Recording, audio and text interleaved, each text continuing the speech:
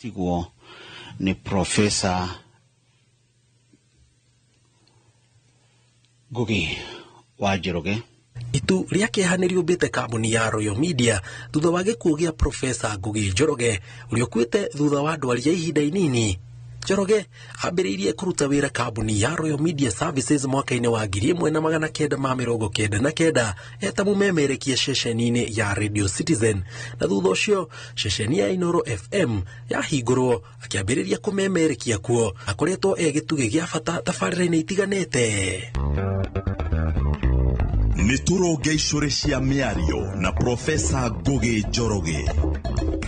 We mwega nĩ kũrĩ mĩario mĩingĩ yaragio ĩmwe ya gwakanenge ya gwakũra bũrũri. Ngĩrũnga icũrĩ cia mĩario njĩtagwo Profesa Ngugi Njoroge. Hoka nĩ mataro kũhĩtũkĩra tabarĩra ya kũrũnga icũrĩ cia mĩario hamwe na tabarĩra ya kera ararĩ namba ya ũkeni hamwe na uge wake hĩndĩ ya tabarĩra ici ndũngĩretigithirie. Ũmwe wa arĩa mambĩrĩirie woni wa mwandĩki kũrĩa nĩwe wandĩkaga na uge wake wa gĩkĩro kĩa igũrũ kĩheo kĩa ũmemerekia na ũtaũku wa marĩa marathiĩ na mbere weyumĩririe ũndũ ũrĩa nginyagia rĩu ũkoretwo wĩ gĩtugĩ gĩa bata. Hoka nĩ kũnora thikĩrĩria Inooro FM makĩria maũndũ-inĩ marĩa marahutia bũrũri.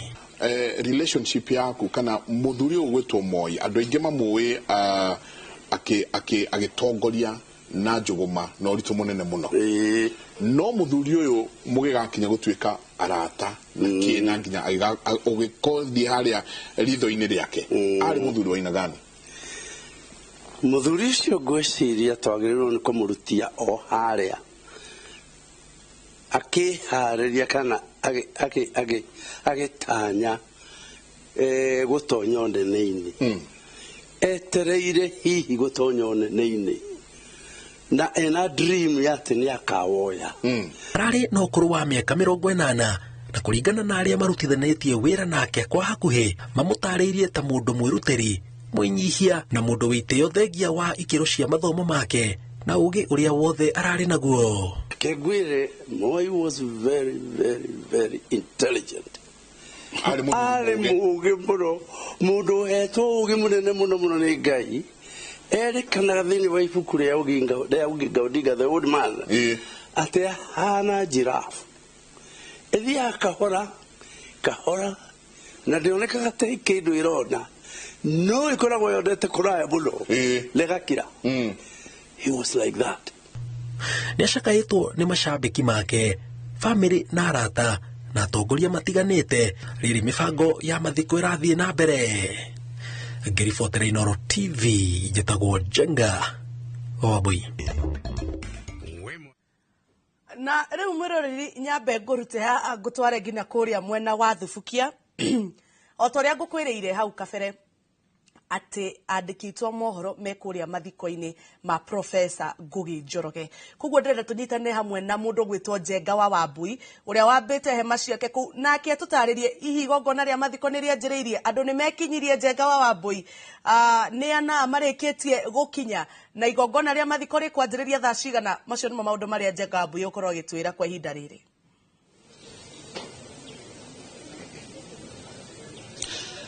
Na nĩ ngatho mũno makĩria mwĩroreri wa Inooro TV noguo mwakorwo mwerwo nĩ ũhoro wa ma twĩ thĩinĩ wa kaunti ya Naikuru thĩinĩ wa gĩcigo kĩa ũmbunge gĩa Thubukia kana Subukia na gũkũ nĩ itũra rĩa Ngamini kũrĩa itu rĩa kĩeha nĩrĩo rĩũmbĩte mwena ũyũ rĩrĩ aikari a gũkũ na macambĩki ma Inooro FM na Inooro TV marathiĩ na mbere na gwĩkinyia gũkũ nĩguo makorwo makiugĩra ũhoro Profesa Ngugi Njoroge. Kwa ihinda rĩrĩ nĩ aikari na ageni arata family nĩo marathiĩ na mbere na gwĩkinyia thĩinĩ wa igongona rĩrĩ rĩrĩa Profesa Ngugi Njoroge egũkorwo akiugĩrwo ũhoro kana thĩinĩ wa mathiko-inĩ make. Na ta mbica icio ũrona nĩ hĩndĩ rĩu aikari maragĩthiĩ na mbere na gwĩkinyia ũmwe kwa ũmwe nĩ ũhoro wĩna kĩeha mũno makĩria kuona nĩ mũndũ ũmwe ũrarĩ na ngumo nene thĩinĩ wa itũra rĩrĩ.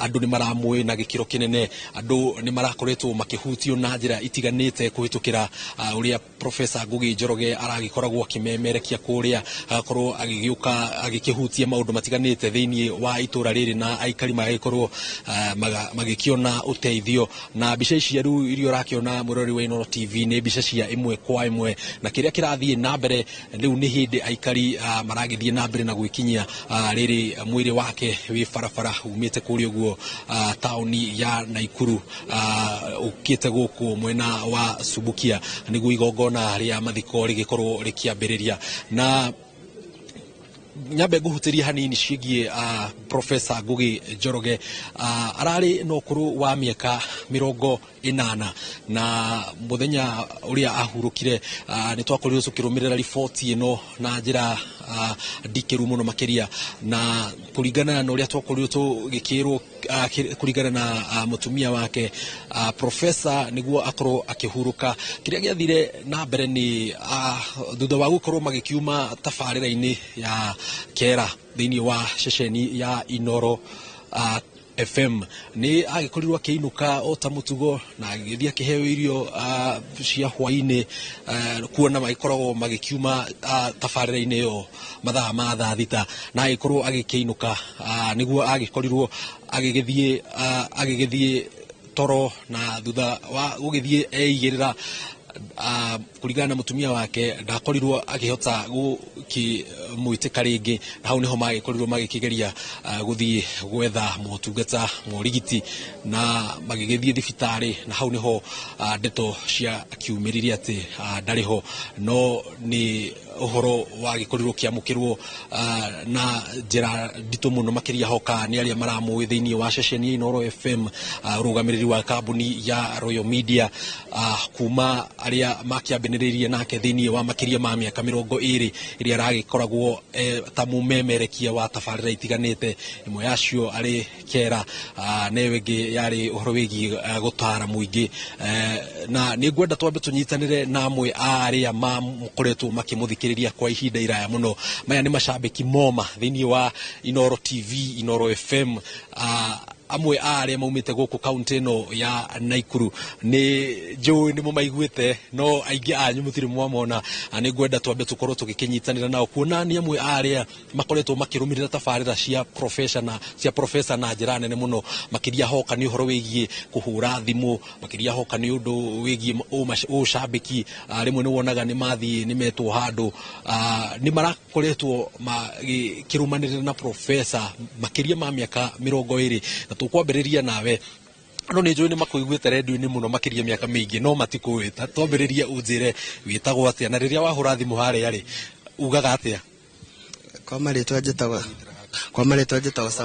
kwa maritwa njitagwo Samuel Mugo hinya na rio cambiki njitagwo ndereba Mugoka Njoro wa Subukia kindu kia mbere ni kihatu na kio ni tutete baba witu kana guka witu turendete muno guku Thubukia kana Naikuru ni ati ni akoretwo muno tafarira-ini ya kera kana runga icuri ni arakora na njira nene atunyitiririe ta mbeũ njithi agaturunga akamenya haria tubati kugera hata tabati kugera uguo kindu kia mbere ithui ni kiheku twina kamwiria tuthiete ri reke twambe tumenye uyu ungi twi nake etagwo atia niguo tuthie ikinya gwa ikinya tukiroraga uria Professor akoretwo ahutitie ruriri makiria rwa Mugikuyu na hoka ni umemerekia wake hoka ni uria akoragwo mugikiarania nake kuri uguo thimu-ini kuri uguo radio-ini kuhitukira thimu no twanjiririe wambe unjire we witagwo atia na riria wahura thimu radio-ini ri ugaga atia ni hamaritwa makonani njitagwo Naftari kana na ria ucambiki njitagwo Naf riria tukuhura thimu tukoragwo tugicangira ndereti kuringana na uria yukite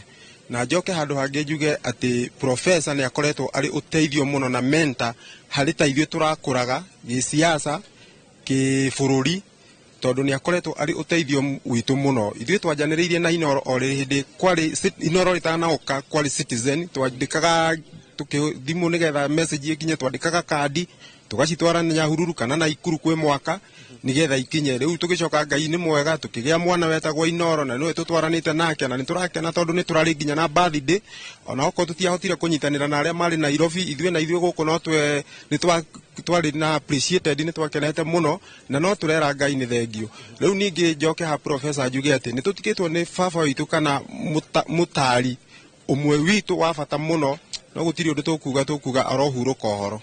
Yes. Hihi nona mwanzanirie na professor riri ambiriria tafarira kwanja makiria hoka ni tafarira ya kera Rungaicuri niki ungiuga wendeire professor hoka ni umemerekia wake no ngimuririkana atia?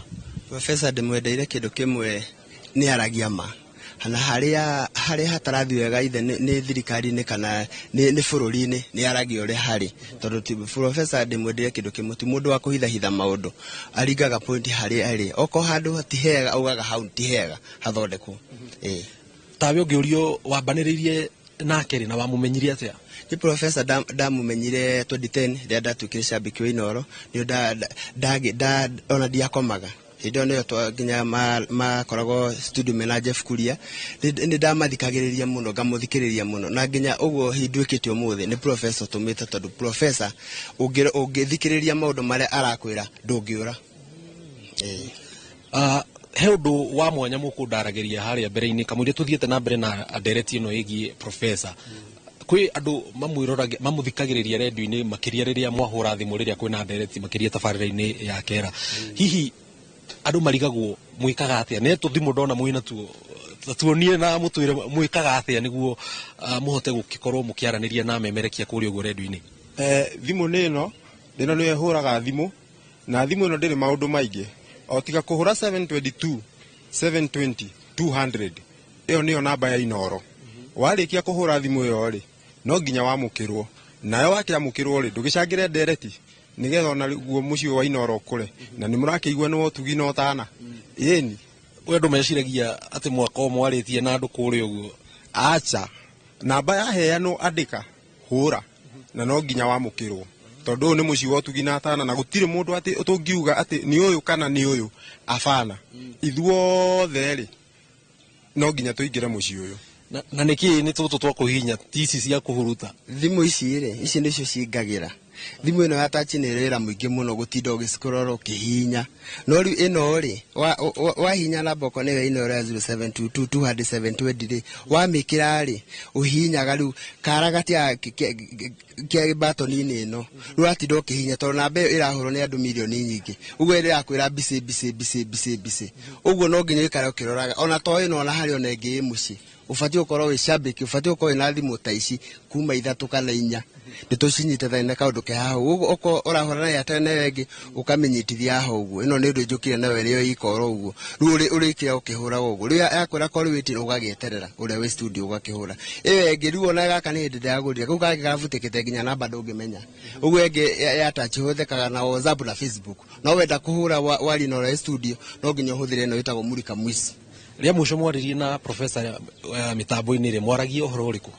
Hinde twaragi na professor ria muco ri ni hindi no kurari na ihuhukanio ici cia Jay-Z na kinaki riu professor ne aturaga atiriri ni wega icon mukumira fa no ni wega kindu kia mundu ucio ungi ugitire tondu ria uthire nawe barabara-ini ri nawe oko ni kawira urutaga takara ni ndutaga ni utigira wahinga nawe no wende ugakore wega uguo kindu kia mbere ri ni umire na warie na thayo utaguthukia kindu kia mundu no ugitire ndu cia mundu ucio ungi. Ni njaritie na mashabiki matiganite na o umwe wao ndagaga ihinda riria maririe na professor rita ria mbere hihi we ndiuka no uririkane ria mbere wahurire thimu ukiambia kwaraniria na professor na riu mukire ndugu yanyu ikurite na njira iriku? Reke njuge ndugu itu na professor ona mundu ndangihota gutariria tondu mundu mari ndugu wacoka wanjiriria kuririkana haria murutanitie ri ona mamwe nduririkanaga tondu ukaga agigukuragia na maria mekuo no ni arendete muno kiugo guthingata thayo na nikio araugaga ni kuri miario ya aragio ingiagwa ka bururi na ingiagwa kura bururi Rungaicuri cia miario njitagwo professor Ngugi Njoroge tondu ni arendete thayo muno ona ninguririkana kwi hindi nginya awaniaga giti kia eneo bunge Subukia na hindi yo naguo ri augaga thayo na ngiririkana hindi yo ri ari na ruri rwa Nyundo na twari o guku na no twanyitanagira nake na ni augaga ona haria hothe mundu aguthi kumujariria kura no thayo ni arendete uhoro wa thayo muno na ngwiciria ona haria ari ndagika ino Ngai amuige handu hega na amuhe kihuruko kiega gitathiraga ona thayu ria arendete na arathingatagira ahuruke ohoro. He ciugo waria cia bata muno ciegie thayu na nä ngå ririkana toguo wakorwo kiuga rä rä a mwaririe nake nä hä ndä ä no kå rarä na mä rurungano ä no ya Gen Z.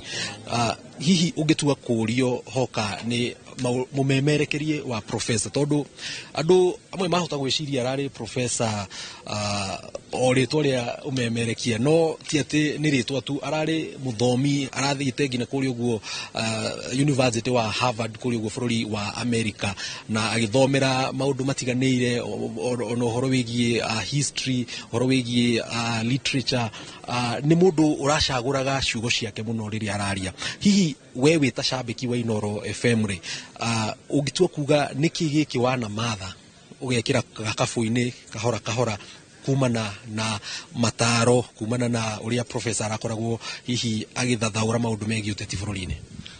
Kĩndũ kĩmwe ingiuga ingĩganĩra he professor gũkorwo mũtangathi arari mutongoria ndari muteti professor arari mutongoria uguo ati handu angironie ni haguthuka ni ageragia muno uria akuhanyitithania uguo nani ngauga atiriri professor uria arikaraga na andu arika riothe professor ungirora no miaka 80 no athi he mwanaka wa miaka 20 athi he mundu wa miaka 30 na kana 60 ni arafit o hari athi gikundi kiria akora kana mundu uria akora ni aramufiti ginya mwana munini professor ni amuthikagiriria na akaigwa uria agwa na akamucokeria ru professor ena kindu kia mwanya tondu gukiri mundu wita professor kana ko ena igwete inene no ndenda gutangatangwo ona wakimwariria ararioro uguo uru no professor ni arathikagiriria mundu na njira nene professor ndangira gutigire wina kiuria ureke uthioro uguo no ginya mungirarire nake aguthikiririe na kwaririe ginya wiganire uguo ni ndete iro nani ngenda no nyende gutuika uguo ta professor ati o mundu o wothe kwambia mundu muri ginya mundu mukuru ukamuthikiriria na mukaranira mukaiguithania.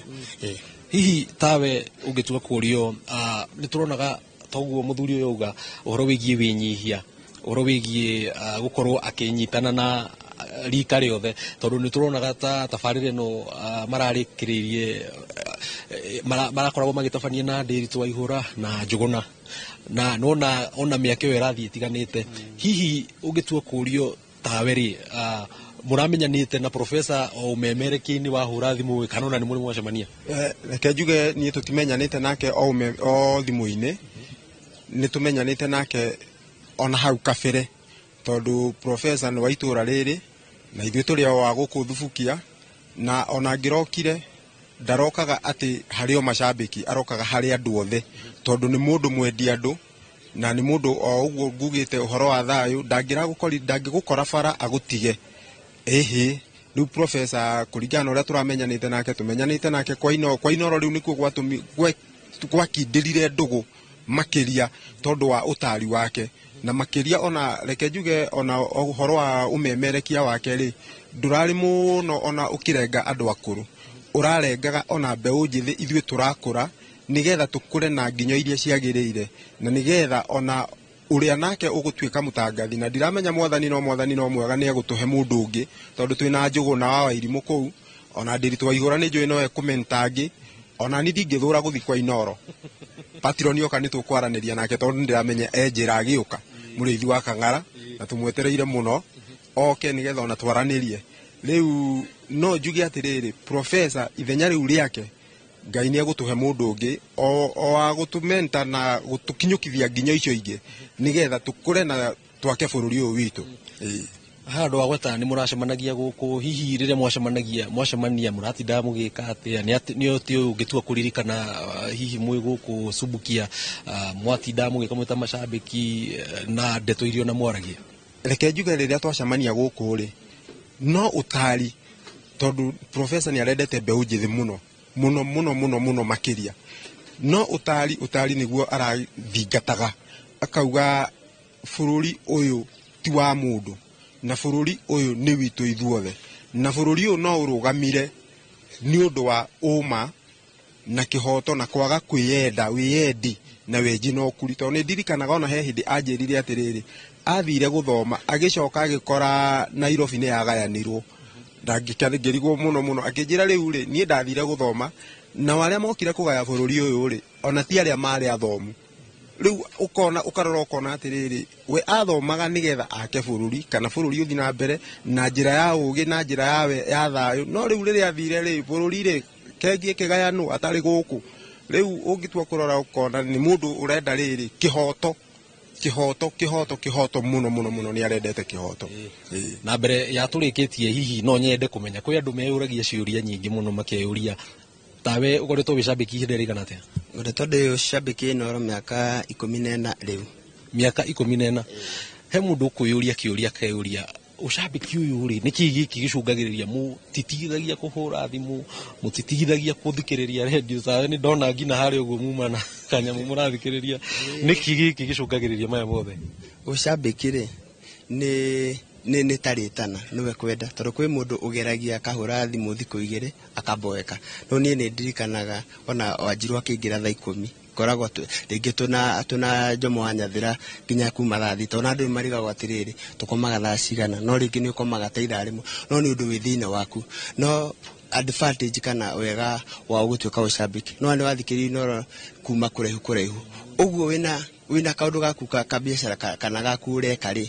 ka biacara kau ũguo nĩ ũrakagathĩrĩria tarĩ tũhu ũguo mũndũ ũrĩa wĩna harĩa akĩgathĩrĩria wĩra wake atwarĩte ngatho-inĩ oro-inĩ rĩ niĩ ndĩ cambĩki gakwa nĩ ta tũhu tondũ ndĩrĩ ũmwe wao rĩu ndakagathĩrĩria tarĩ tũhu ũguo nĩyo advantage ĩmwe advantage ĩyo ĩngĩ rĩ tegu ũguo ndĩ gũkũ Thubukia rĩ ingĩthiĩ Mombatha kwĩ cambĩki witũ wĩ Mombatha macambĩki nĩ twendaine ingiuma hathiĩ Mombatha ndukĩrĩrwo ngũhũrĩra cambĩki ũrĩa wĩ kũu Mombatha ndĩmwĩre niĩ nĩ ning'ania kuuga ũguo nĩ amenya nĩ tũhũranagĩra nake thimũ hihi angĩtwo anacemania twĩtagwo mĩcemanio cia mani nĩ tũwaine ũguo niĩ ndikũrara nja niĩ ndingĩthĩnĩka niĩ ngũthiĩ kũu ndaigua ngũni na wiki ĩmwe ngũthiĩ kũu ndĩe na nyue na njigua ndĩ mũciĩ ndathiĩ Nyĩrĩ taguo ũcambĩki nĩ ũrĩ maciaro nĩ kĩndũ kĩega he mũthuri ũngĩ wa bata mũno ngwenda tũnyitanĩre nake twambe twarie ndeto nini kamũiria rĩũkanĩrĩirie na macambĩki maya nĩ njũĩ mwana mũigua na angĩ mwana muona no nĩ ngwenda akorwo akĩambĩrĩria na rĩtwa rĩake thengio mũno nĩ gũkorwo ũkĩnyitanĩra na Inooro TV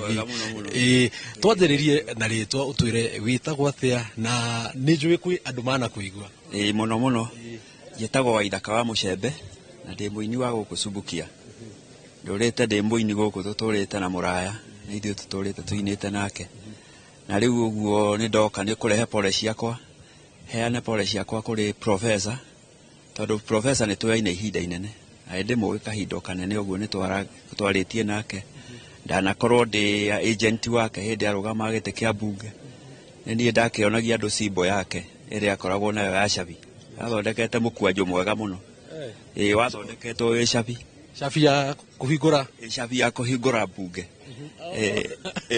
anjĩraga ĩno nĩ cabi ya kũhingũra maendeleo ma Subukia rĩu professor nĩ twakĩiguanĩte kwarĩ 1982 hĩndĩ ĩyo nĩ arũĩire gĩtĩ gũkũ maita merĩ kĩa mbunge na agacoka akarũĩrĩra gĩa senator ũguo agĩũka nĩ aranjaragia tondũ nĩ marĩ ndũgũ na baba witũ tondũ baba arĩ kanjora gũkũ kuma 68 nginya 1975 etagwo Mwangi wa Waithaka na nĩ andũ nĩ makĩmũĩ tiga rĩu nĩ akĩhurũkĩte no professor nĩ tũkĩmenyanĩte ihinda inene na nĩ tũikarĩte nake wega he handũ auga mwanaina hihi no tũhutĩrie gĩbungo kĩmwe kĩa karwĩmbo karĩa hihi endete mũno rĩrĩa mwĩnake mũga no ngũgwetere tondũ he karwĩmbo ndĩrahũrĩte getagwo ti njohi nĩ ũrogi karwĩmbo kau gakonire YouTube nyandĩkĩte Gachagua sad song in Mount Kenya rwĩtagwo ti njohi nĩ ũrogi rwĩ YouTube rwĩmbo rũu nĩ anjĩrire na ngorire kwa Inooro tũhurũkĩte hau mũkawa-inĩ twĩna mũgĩkũnjo agĩkĩnjĩra rĩu mwanake wakwa wĩ gũkũ ngĩmwĩra ndĩ gũkũ akĩnjĩra nĩ aronire rwĩmbo takahutia hanini gathiaga atĩrĩrĩ karwĩmbo kau kanjagĩrĩria niĩ nditũirie wakinĩ maninirwo the nĩ njohi ĩno yao ya kirasi kumĩciĩ iyo irembĩrĩra ĩno ti njohi nĩ ũrogi ũyũ wakwa nĩ ngũiyĩra ona kĩrĩ mũthako nĩ njohi yagĩtũmĩte na manie ndĩ mũingate nĩkĩo ndoka ndĩnyihĩtie Ngai ũka wĩke kaũndũ ũnine njohi na bangi athuri aingĩ marĩ gũthira nĩ gũkomaga mĩtaro mĩciĩ gatuĩka maganjo nĩ ũhoro ni ndumiriri raiguika icungitwo muno na ni ta hihi onawe wathomaga kirira tondu ndaigua ngina mucagurire waku wa ciugo ni to uria professor araragia kuria radio-ini. Ni ndageragia muno kurunga tondu ni twageretie kuina nyimbo njega muno na muraya ni uciguaga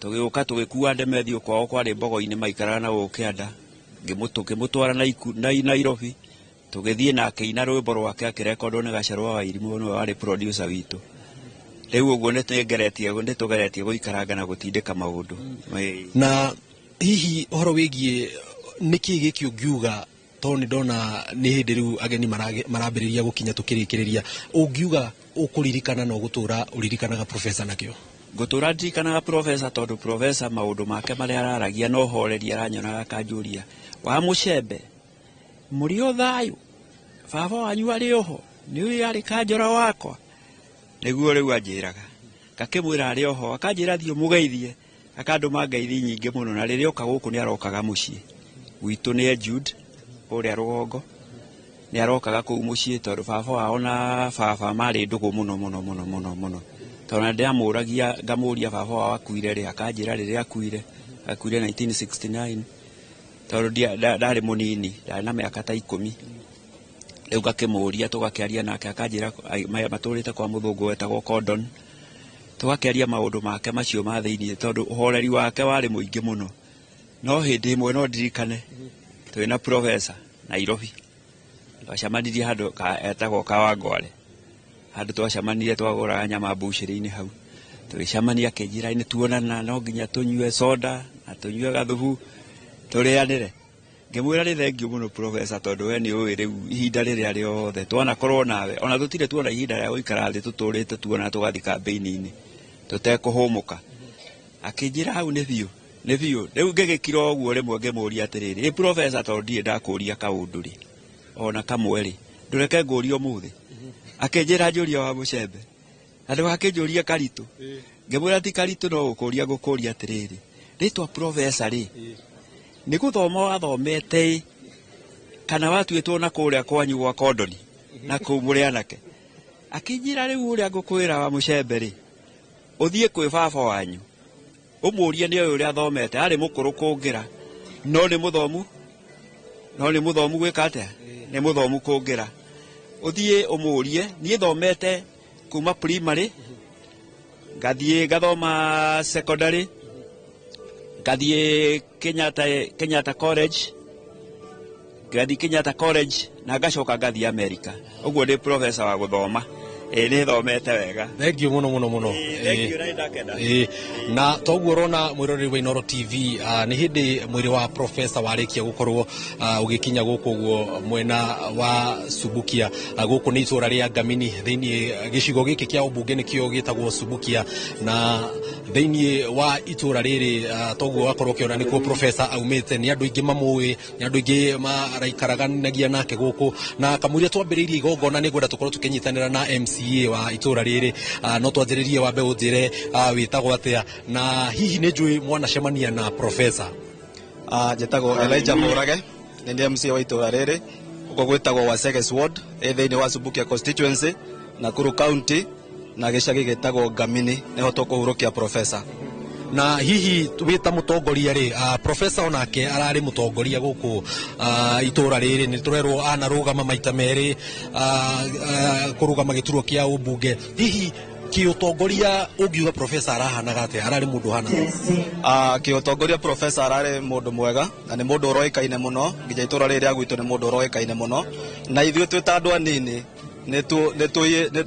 nitukofetie mawiko ma professor na nitugukinya nginya icio ciake nigetha tugerie guthondeka maundu ma itura ritu ni njui hetu maundu twiri kana tutatu wanaigua mitambo-ini akunywa twigi itura na mugakorwo mugiteithire ni tumaundu taru turiku tutu professor ni ararumagirira maundu megie barabara na tariu ari uhoro ucio wa barabara na ni turageria uria barabara ici cia gwitu iguthondekwo o undu umwe ni arendete uhoro wa mai megie mai muno na riu ta itura riri ritu ni turamareheire itangi ni turamareheire miberethi nigetha tuhote guconnect itura riri na mai thengi muno MC mwiroreri ke tukirikia tombe twaranirie na umwe wa aria mana memerekia na Professor Ngugi Njoroge thiini wa ihinda iraya muno makiria riria ambagiririo memerekia-ini wake tabarĩra-inĩ yake era uyu ti ungi ni Jeff Kuria. Jeff ni thengi muno ni gukorwo kijithania na ithui wananjaniriria na thengi muno wananjaniriria na Professor riria mwambagiriria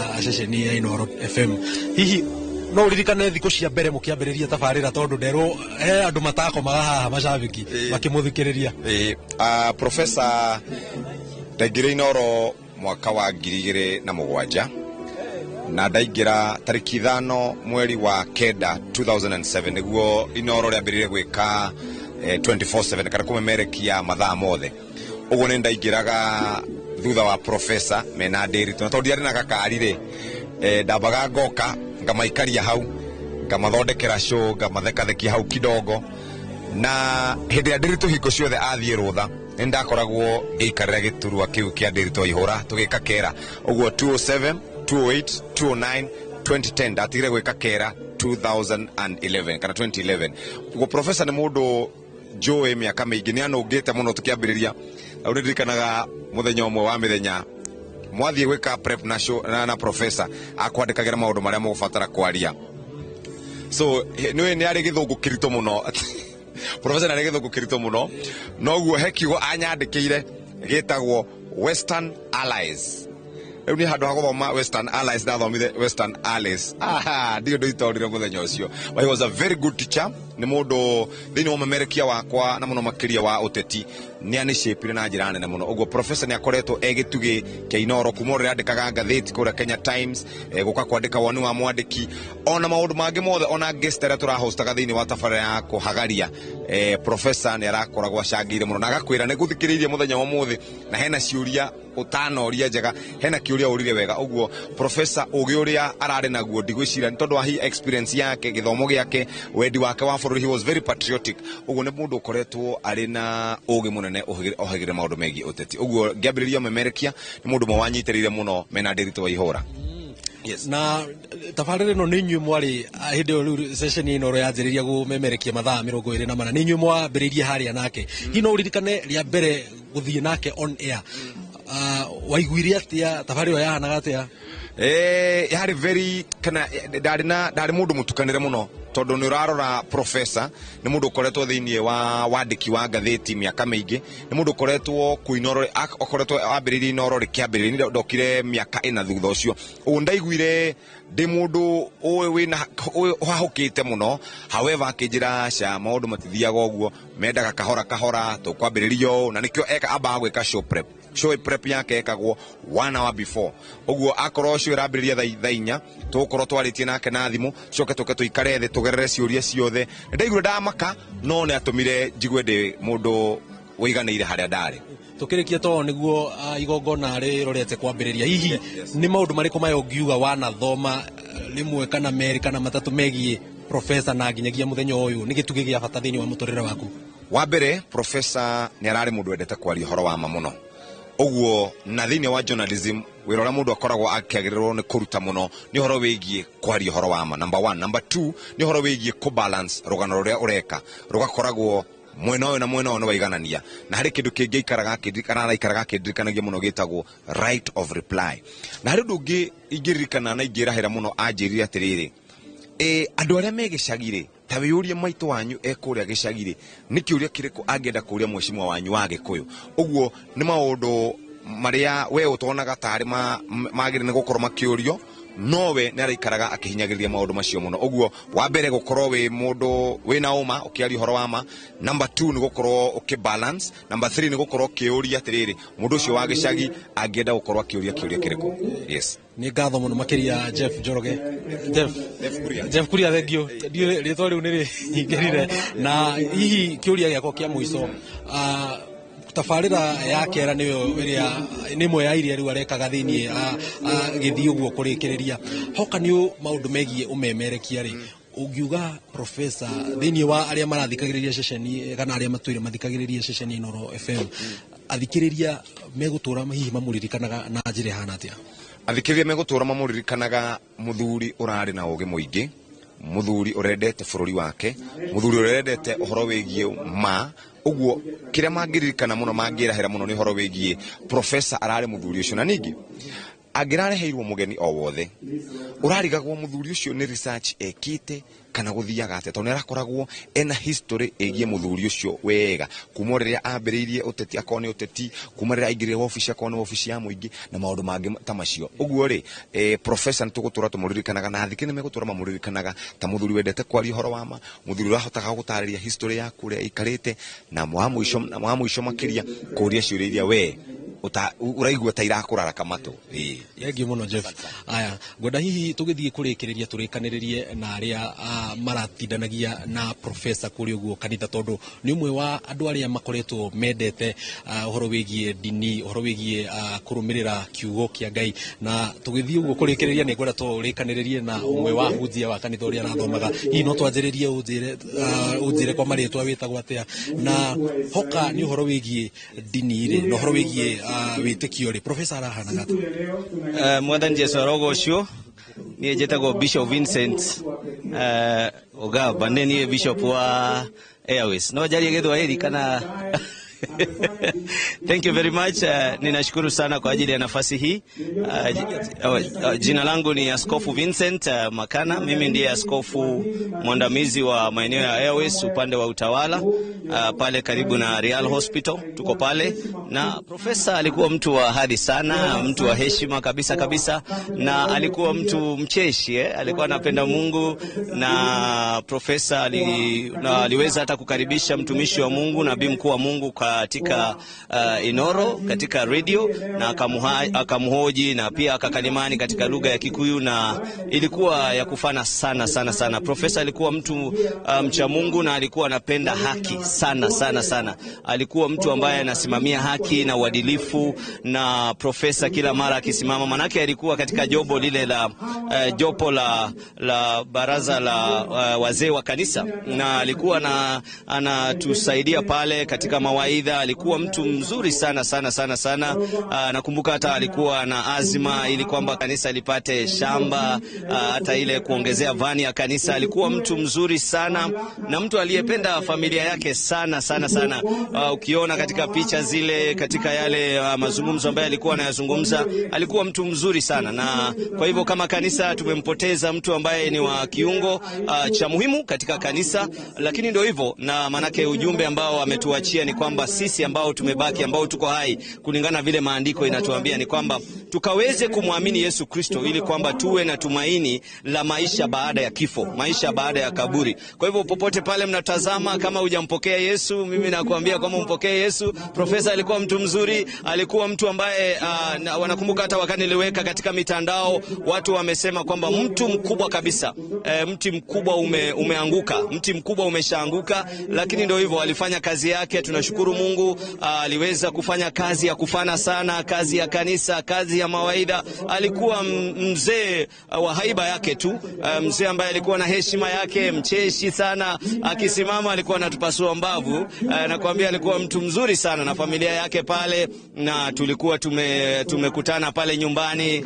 Mambo yalikuwa tu shwari, mambo yalikuwa mzuri, lakini alituacha kigafla. Tunashukuru tu, ni mapenzi ya Mungu na labda tutazidi kuzungumza zaidi kadri na mambo ambavyo yanavyotukia hapa na labda kama nafasi ikipatikana. Nashukuru sana. Asante sana. Asante, tunashukuru. Haya, naam. Ugo niguo maundu marathie na mbere makiyumagiria guku thiini wa igongona aria kugiro horo Professor Ngugi Njoroge na gwenda twambe tunyitanire na wakiri ni umwe wa andu aria mana korwo mena professor ona rimwe hoka ni maundu mengi umemerekia.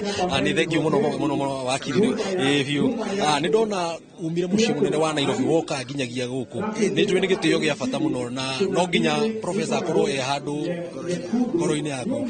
Hihi ugitua kuririkana professor tungiuga ria mbere mwacemanirie nake kwariri na ni maundu mariku hihi mukoretwo mukiaria nake? Thank you very much. Gwenda kwamba kubeana pole ciakwa na zisara cia rambirambi gwi family ya professor we mwene na arata ake na nyumba yothe ya Inoro na andu aria mathikagiriria radio ya Inoro na muno tabarira ciake irari igiri twendete muno, tabarira ya kurunga icuri na tabarira ya gukera ni ndambiririe kuigua professor miaka mingi muno ko ndingibota kuririkana muthenya ndambire kumuigua na no ndakimuona kana ndamuthomaga thiini ria arutaga wira wa Kenya Times koguo ni ndimui ta a revolutionary ndimui ta mundu mokoretwe emubari wa mbere wa kugeria gucenjia maundu uria mekagwa thiini wa bururi witu wa Kenya na koguo professor koretwe nguruni citu akirunga icuri cia bururi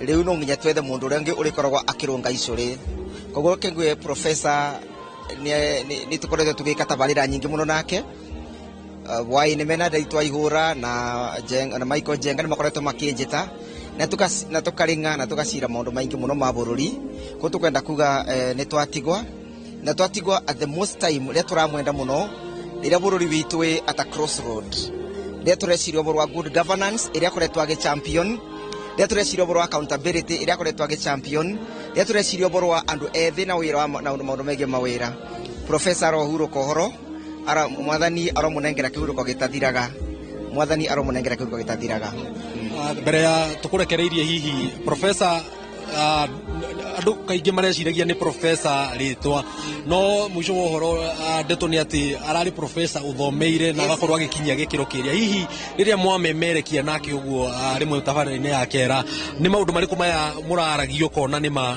professor ena ugi tondu professor is not just a professor na ritwa uyu ni professor wa kuthoma akavituka ngerenwa na akavewa ngerenwa ungira muthikiririe thiini wa mundu make ma political analysis ni kuigwa mundu ucio na kithomo aracirio boro wakio tondu nekubota kunyitanithia philosophy na nyitanithia politics nekubota kuma from one angle of one line of philosophy athie riengi ni kuigwa akiario boro wa naturalists ni kuigwa akiario boro wa positivists ni kuigwa akigweta Karl Marx thiini wa maundu macio thiini wa socialism kana communism ni ukigwa akigweta Lenin koguo arari professor arari na uge mwingi muno ungithori maundu ma social na nginya economics taria twaragio boro wa emancipation of the people twina mundu witwa Nderitu Waihura na mundu witwa professor ni uregwa ni mundu wina uge mwingi muno uge mukindiriku wenda kuga ngai ne gutuba mundu ngi wakurugamira ithenya riu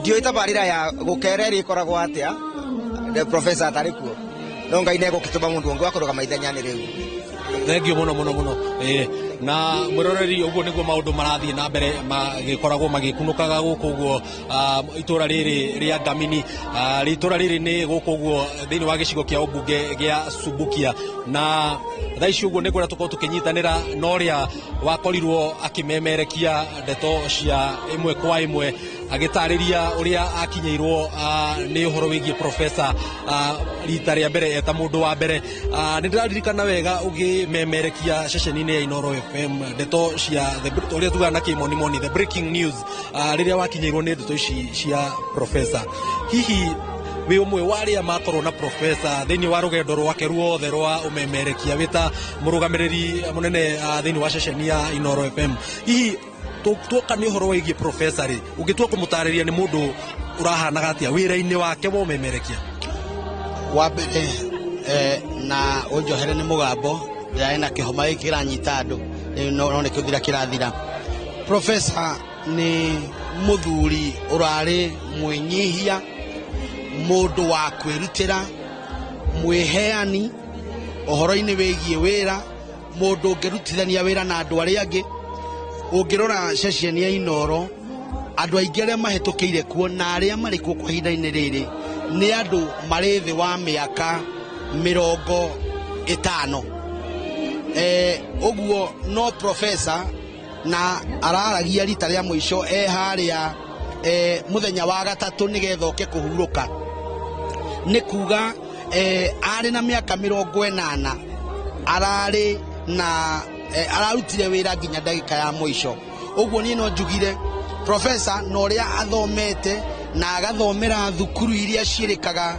ni cia kirathi kia iguru thiini wa thi ndungironirio ndu ucio otiga o riria we ari aria niguo reigua na mundu ni amenya maundu mundu ni athoma ni muthomu uguo ni no njuge professor ni tuorwo ni mundu wa bata murata mundu tawithanagia wira mundu wa kwihokwo na mundu wa gutara thengia ya andu anini aria marutaga nao wira ni arataraga nginya andu anene a bururi ni wanaigua narutithanirie wira na president wa keri wa bururi uyu Daniel Toroitich Arap Moi ni athomithitie Kenyatta University oguo andu aria athomithitie riu ni barutite nao wira ona tucucu no njuge ciana nyingi ni cuku wake uria ararutanagia nao wira no ndungeigua akiyambararia ni mundu rari na ugi wa mwanya na kiheo kia mwanya na hihi tukirikiriria ungitua gutariria kiria we wita mumemerekia wana matha he professor ni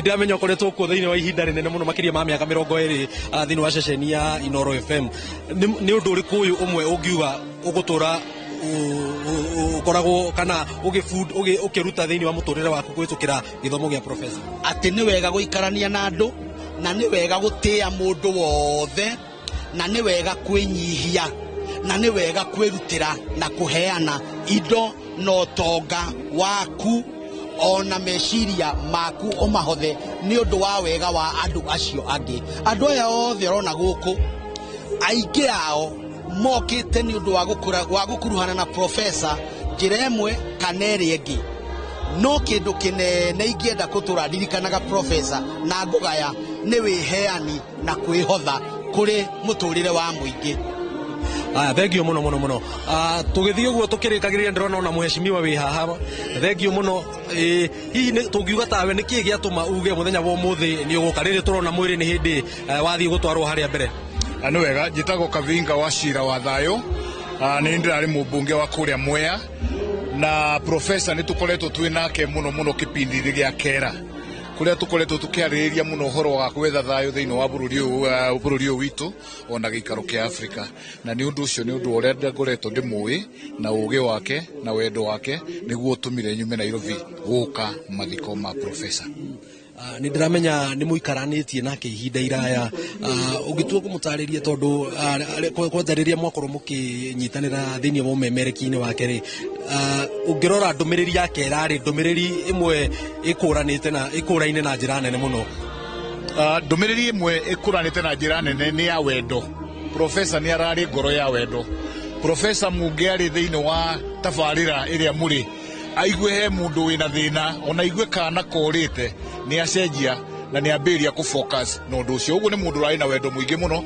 na no kiona andu ole mari na thina hindi ya riria kwena gacagaca bururi-ini professor ni erutire na njira nene muno na ni atumobilizaga muno ona kuigua to kuruta urute nginya vesti yaku heane ni uri agikumobilizire koguo ni mundu rai na wendo munene thengio muno riu ngwenda twambe tunyitanire na umwe wa rugamiriria nene hoka ni maundu megie wendia thiini wa kambuni ya Royal Media thengio muno nice andu angi makuiguaga behind the scenes no matire makura na angi matire maigua hihi wi ceceni-ini imwe kwa imwe hihi tungitua kwambiriria no twanjiririe na ritwa utire wikaga atia na nitwe wina maundu megie professor utakariganirwo tungitua kumagweta ni tamariko mbere njitagwo Ngigi wa Ngugi production manager wa Citizen Television na udumwe igiririkana muno wa professor ni ati he inspired me to join media and just because one he's a very close family friend to family hito guku thufukia ni kuaciaria kwa makurire koguo uhoro wake ni waragio muno mucii na nie ngikura njui ati he mundu ingenda ku emulate na I thank God that eventually nida joinire media KBC na ngicoka ngijoin Royal Media na in fact nida joinire Royal Media ndimwitaga mayanko aje you're welcome and make sure you don't let me down and rising through from being a producer Citizen TV, he was part of my encouragement.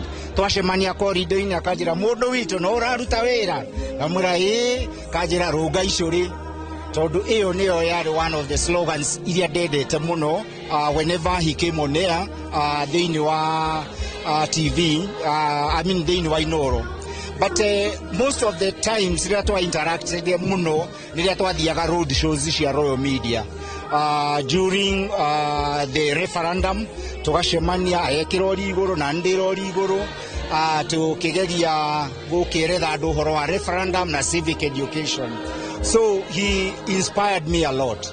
Up to his last moments ni arageraga ofisini yakwa na akajira ni ngwiroragera Citizen na ni uraruta wira mwega na ni ngamwira nawe endelea kurunga icuri. So Professor ni mundu utarahotaga gucagura whom to talk to, whom to interact with. He is a man that has left a legacy. He was an icon while still living. Ari icon mundu wa igweta ona ari omuoyo ugo nigwe igiuga. But most of all ni ku inspire uhoro na wira wa kuigiririka thini wa media. Hoka hau nä ngå ririkana tå kä aria na må rå gamä rä ri må nene wa kambuni ya Royal Media Wachira Waruru akiuga å rä a profesa anateithä rä ria makä ria hoka nä kå hä tå kä ra å taramu wake, hoka nä maå ndå megiä kå rå nga, hoka nä maå ndå megiä tabarä ra. Hihi tawe nä atä å ngiuga ana kå rå nga na nderagwo ona må rå ngä re wake nä må ndå å rabacä rä ra ngina å rä a ciugo iria arakwä ra. He was so good in his words. Ni mundu wi kuhuthira ciugo wega muno tondu ndari kiugo ingiuga condescending, yani gukurora wi kuria thi, akuroraga agakuiganania nake na agikuhe mataro arakuhe ta mwi age mates, which was a very unique characteristic. Tondu arakuhinyiriria arakwira ni tuthiu ona muno muno no njugire professor ri mwendi guthikiriria ona gukira kwaria. Interesting to mukiaria nake aramba gukuhunga mahuri, arakuhoya uhoro wa uria wikarite, challenges iria uragerera. By the time arakuonia guthiaga rira wina challenges, muthiite gathabari kega gakahora na miario yake na ciugo ciake.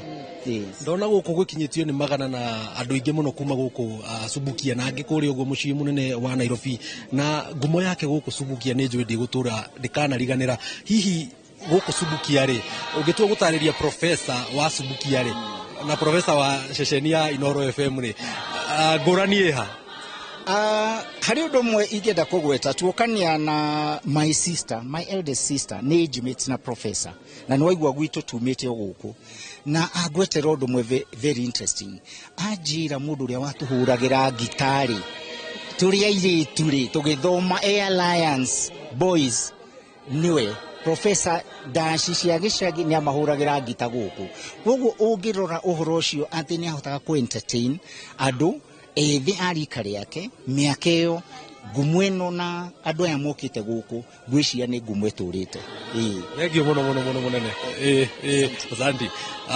Ucio ni umwe wa anene hoka ni maundu megie tabarira guku guo kambuni ya Royal Media, na ni mwakiigua professor ni mundu umwe wendete rwimbo muno nyinyi-ini wake ni akoragwo agikunya gita, na hoka ni rwimbo ngwenda tunyitanire na muini wega to guku guo ruriri-ini rwa Mugikuyu wikaine ta Ngaruya Junior. Ni twerwo ni munene witu haha ati professor endete rwimbo muno. Hihi ndio ka riria mwacemania nake ni waiguaga akienda kuina?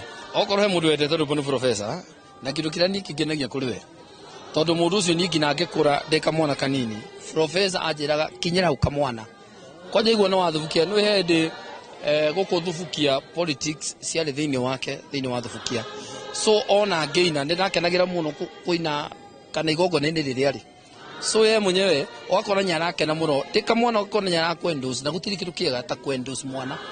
Ona mwana munini ungimwira uguo areka nyareka wega mundu ucio akenaga muno. So rwimbo ruru rukoragwo thiini wakwa okohe mundu number 1 ni professor. Ona muthenya wa mwisho uri ari show uri ari radio-ini hwaini ndatumire murunawe oka SMS ngimwana ithikiririe akiuga iyo ni njamba ya gwitwo thubukia na ni mutongoria wa gwitwo thubukia na niwe nyendete muno muno muno, koguo ngoro yake ni ranyendete makiria.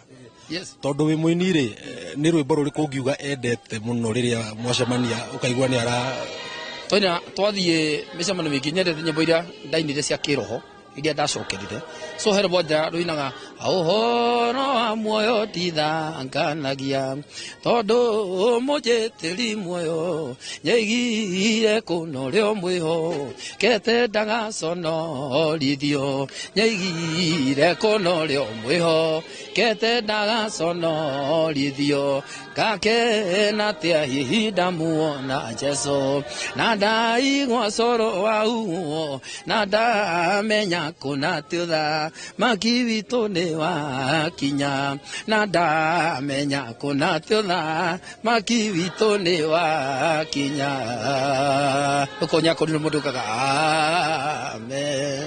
Thengio mũno. Yes. Ukaririkana professor kana gũtũrwo mũririkanaga na njĩra ĩrĩkũ na njĩra nguhĩ? Ngũmũririkana na kiugo kĩmwe anjĩrire ndambia gũcera na atongoria anjĩria atĩrĩrĩ Karuya nona hau atongoria maragwĩtĩkĩra ikara hau no thome na warĩkia gũthoma ũndũ ũcio wĩkagĩra thĩinĩ wa mũndũ no tongoria ũthiĩ ũgũtonyete ũkahora so thiĩ ũgĩthomaga ũkahora na tondũ njata yaku ya ũtongoria nĩ ĩcainaga nĩonekanaga no ĩcaine ikara thoma kahora ũtekwaria ũhoreire we wĩtue karimũ we thoma kahora warĩkia gũthoma we Karuya utakuwa sawa no na ciugo ciake cia mũico cia cuo ya mũico ũguo no gũgire kĩmwana kĩu nĩ gĩakwa na kĩmwana kĩu nĩ njamba na nĩ mũtongoria ndũĩ gũkũ nĩkuo mũciĩ gũkũ nĩkuo gwitũ Thubukia na gũkũ nĩkuo wĩini wa Thubukia ũcainĩire na mũndũ ũcio nyanyitĩte njamba citũ cia wĩini wa Thubukia. Thengio mũno Karuya. Asante. Thengio.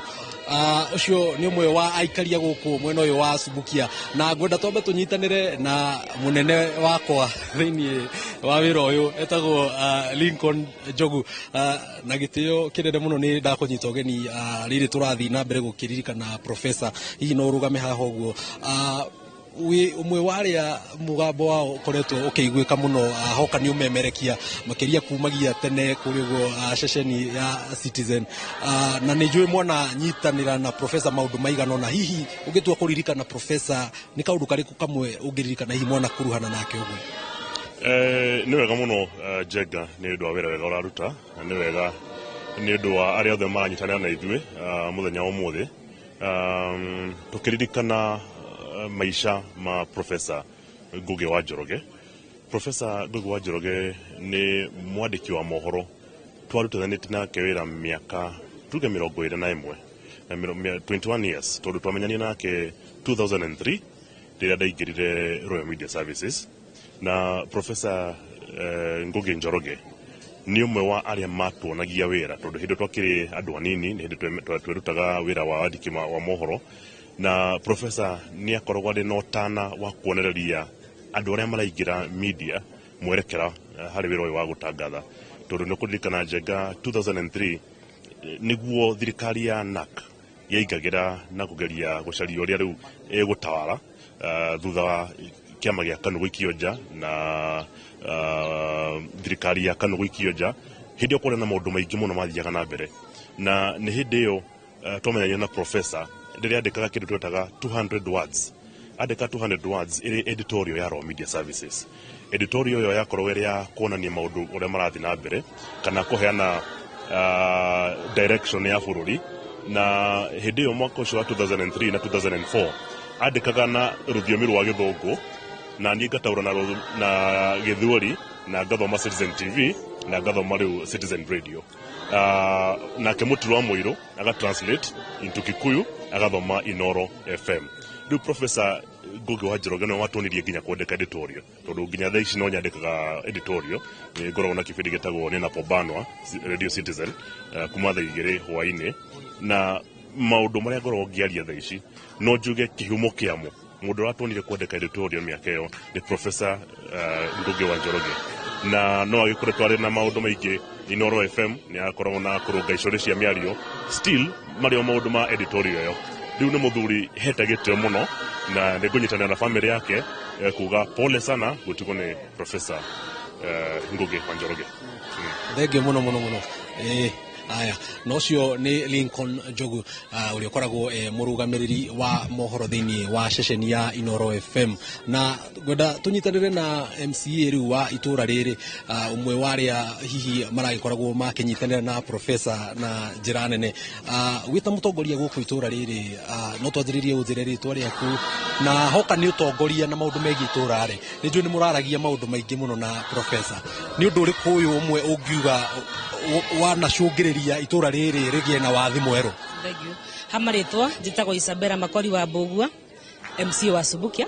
Subukia ward ni tauni ino ya Subukia na haha turi kuretwo Weseges gutongoragio ni MC witagwo Murage no igiuga ta itura riothe ria Subukia sub county ni turuzite mundu wa bata muno Professor Ngugi wa Njoroge ndiramwendete muno especially ni undu wa mataro ndiramuthikagiriria muno agitarana na maundu maria aragia maundu menogima maundu marateithia nginya rurire rwitu ko ni turaigua turuzite mundu wa bata muno na ndirenda kuga pole gwi family na entire Subukia na nation yothe tondu professor arari national figure rero ngumo yake itura riri ni toria tugaga ya ndegwa ndui hihi aikari guku ungitua gutariria maundu maria megutura mamuririkanaga na muri ni maundu ta mariko ne nguga professor ni aragia muno uhoro wa mauthi na mbere uria andu manginyitanira mathie na mbere na ne tureteaga muno tukiona akiaria tondu ari presentaga itura ritu ria Subukia ona ithu tukona Subukia twina andu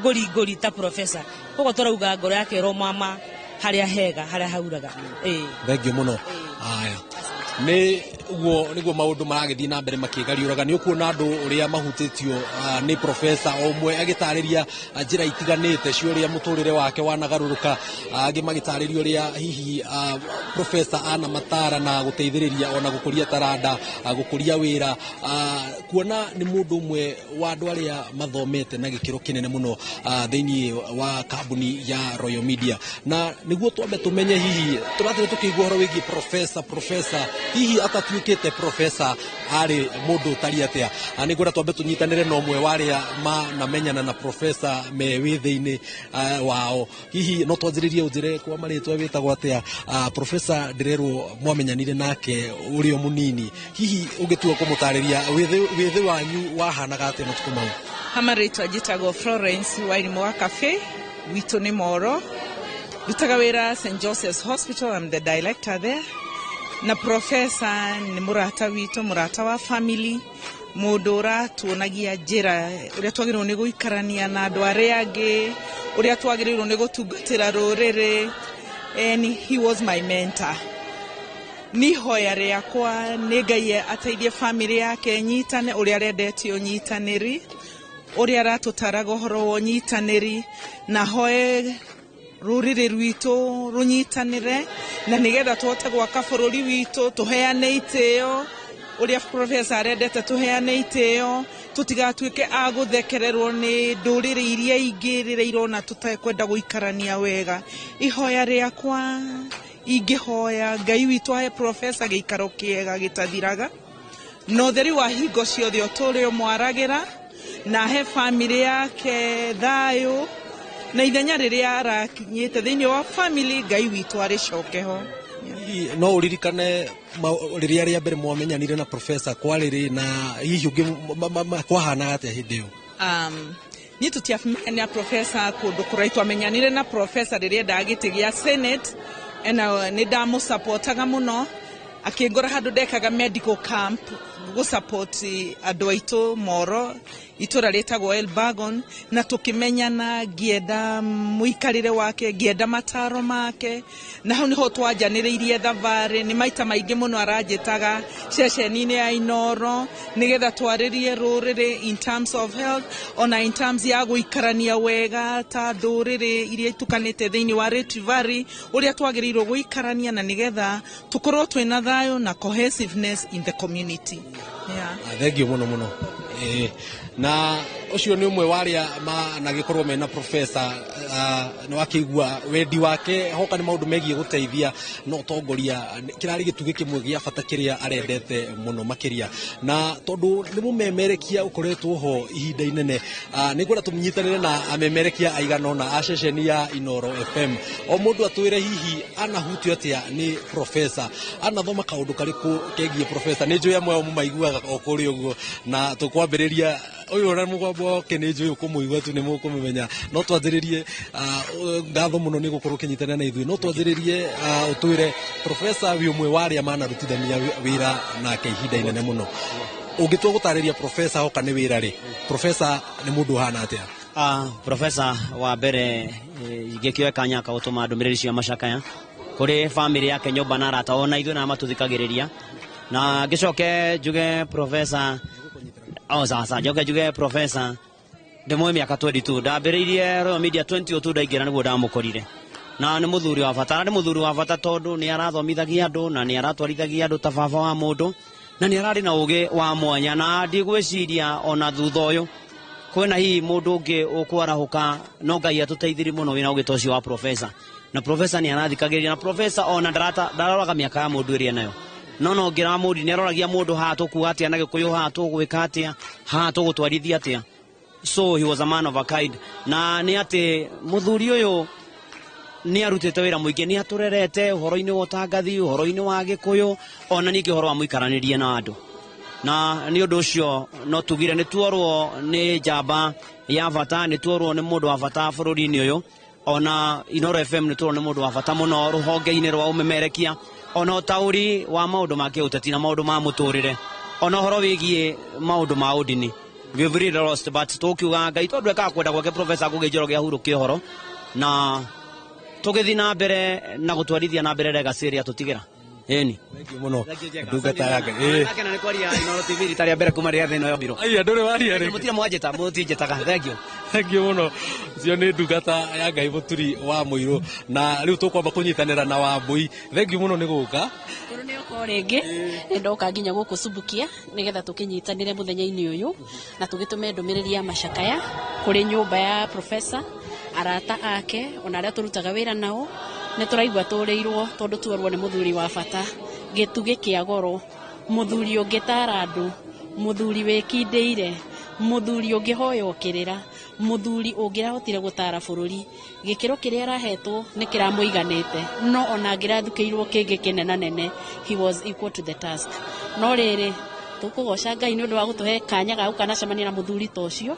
na tuge ahuruke uhoro na Ngai ahe andu ake kumiriria kuingi muno utanathie andu ingi mamutaririe ta mundu urahana gatari kiondo kia ugi ugathie ugatahaita haria kugithiaga utagakihita haria kugithiaga wi umwe waria nyonaga umemerekia wao ni ucaguri waku wa ciugo ni uraigua ta hena ka professor hau thiini hihi tungitua gutariria hena kaundu kamwe kana meri ana guthomithia megie umemerekia professor ndari mundu atari etarira we mwene tondu riria muikarite thi nake oguo tarutani ni nyendete kirira kia ugikuyu muno na he hindi twaikaraga hau na thuri ndokaga nao megwitwa Gatungo na Waweru wa Muhoro na tugaikara thi ukaigua ni marikira muno ago ni history ya kuria bururi umite kuma kuria hindi ya muthungu ukameigua to ta meiguite ringi no kahota kugia no ta ukumwa ndanduku wa kumenya uria bururi uyu we hindi uthukiirwo kanya ta kau ubatie gukorwo kiukua na njira iriku nigetha ukahota gukorwo kimenya kiondo-ini kiria kia ugi weta kiondo kia ugi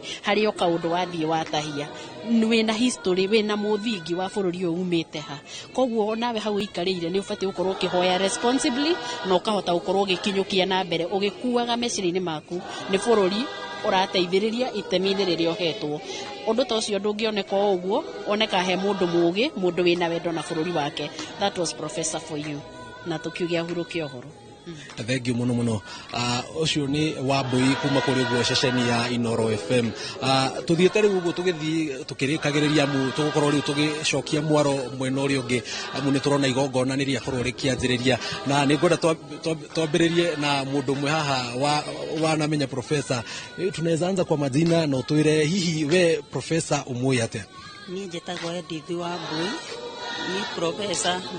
ni professor ndimui ni tondu ni okire na agikorwo akienda giti mwena wa Naikuru kia senator nä twanyitanire nake na tukianjia kuruta wira nake na ona tiga uguo nie o muthenya gutire muthenya ngomaga tukomanagia we agithie gukoma nani niguo thiaga gukoma ni nduraga ndimuthikiriirie ni tondu ciugo ciake ona hindi yo endaga giti ni atuonetie undu uria angika ni undu munene na riu uguo kuringana na meciria maria akoragwo namo ni twarirwo ni kindu kinene muno ni tondu gutarwo kuria tutaragwo ni professor na uria tutaragwo ni Kamaua ni njamba ya wira ithuĩ bũrũri ũyũ ndiũĩ kana nĩ tũkagĩa na mũndũ ũngĩ ta ũcio rĩu tũkũhoya Ngai amũige handũ hega na tũgacoka tũkauga atĩrĩrĩ njamba ya wĩra ũnyitĩrĩre gĩtĩ kĩu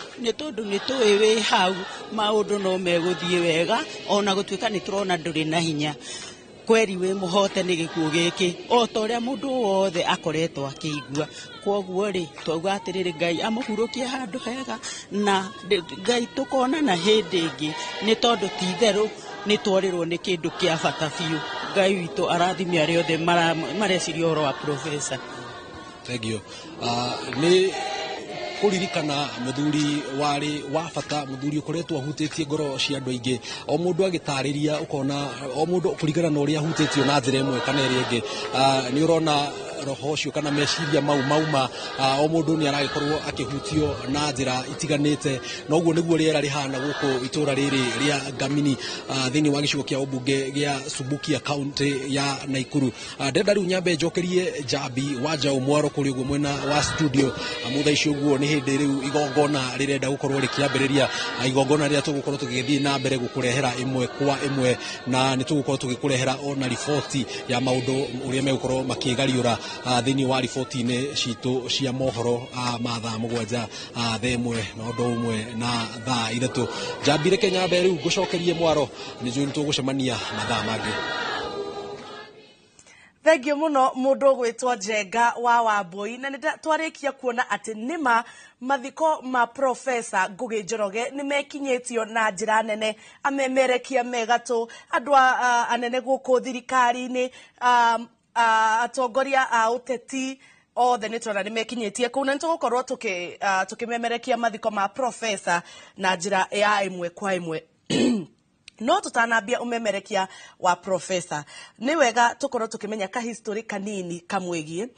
Professor Ngugi aciarirwo kuri tariki 6 mweri wa 5 mwaka wa 1944 na Professor aciarirwo mwena wa Thubukia na no kuo mathiko make mari na Professor aciari a Professor mari Njoroge Githuku na nyina ari Zipora kana Thipora Njeri na Penina Njoki na akurete ari mwana wa andu marutaga o mawira ma migunda-ini ta migunda-ini wa kahua undu umwe na migunda ya irio na ni marutaga wira mugunda-ini wa muthungu koguo akurete ona njira ta ya kawaida ta amwe aitu no hehende akinyire aciari ake magithama kuma Rwaka na Limuru kiambiriria-ini kia mwaka wa 1920 na kuma hau Professor ni maciaranĩirwo na Mũtigaire Kamau ni maciaranĩirwo na Lea Giciko Danieli Ngugi magaciaranĩirwo na Mũtigaire Joshua Kiarie Mũtigaire Mĩrĩ wa Ngũi Milka Karemi Mũtigaire Ishmael Githuku Mũtigaire Mushiri Mũtigaire Wanjiko wa Kamau Mũtigaire Robert Wokabi Mũtigaire Jane Wanja na Monica na Georgega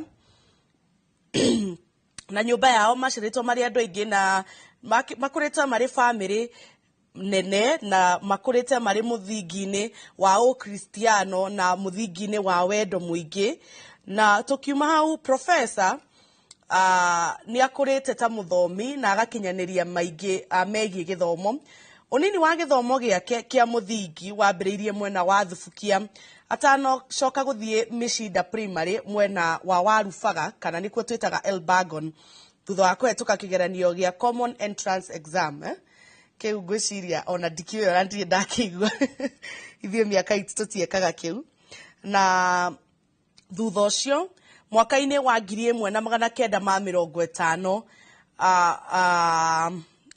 Professor nĩingĩrire Alliance High School na thengia ya mathomo arĩ na kĩheo kĩa mahenya na gũthaka mathako ma ngerekano. Thukuru-inĩ wa Alliance mathomaga na andũ megatũ, ũmwe wao arĩ Professor Julius Meme. Arĩkia mathomo gũkũ Alliance aingĩrire University wa Nairobi kũrĩa athomeire literature, na thutha wa kũrĩkia akĩheo scholarship ya kuongerera mathomo Harvard University. Ona nĩarĩ athiĩ agathome makĩria Leeds University bũrũri-inĩ wa Ngeretha. Koguo ĩyo nĩyo history ya gĩthomo kĩa Professor. Nĩguĩka nĩ mũndũ mũthomu biũ. Hakinya nĩ wĩra rĩ, wĩra kĩambĩrĩria-inĩ wa kĩambĩrĩria wa Professor waiyũrĩtwo nĩ gethagathago na kwaga gĩkindĩrio.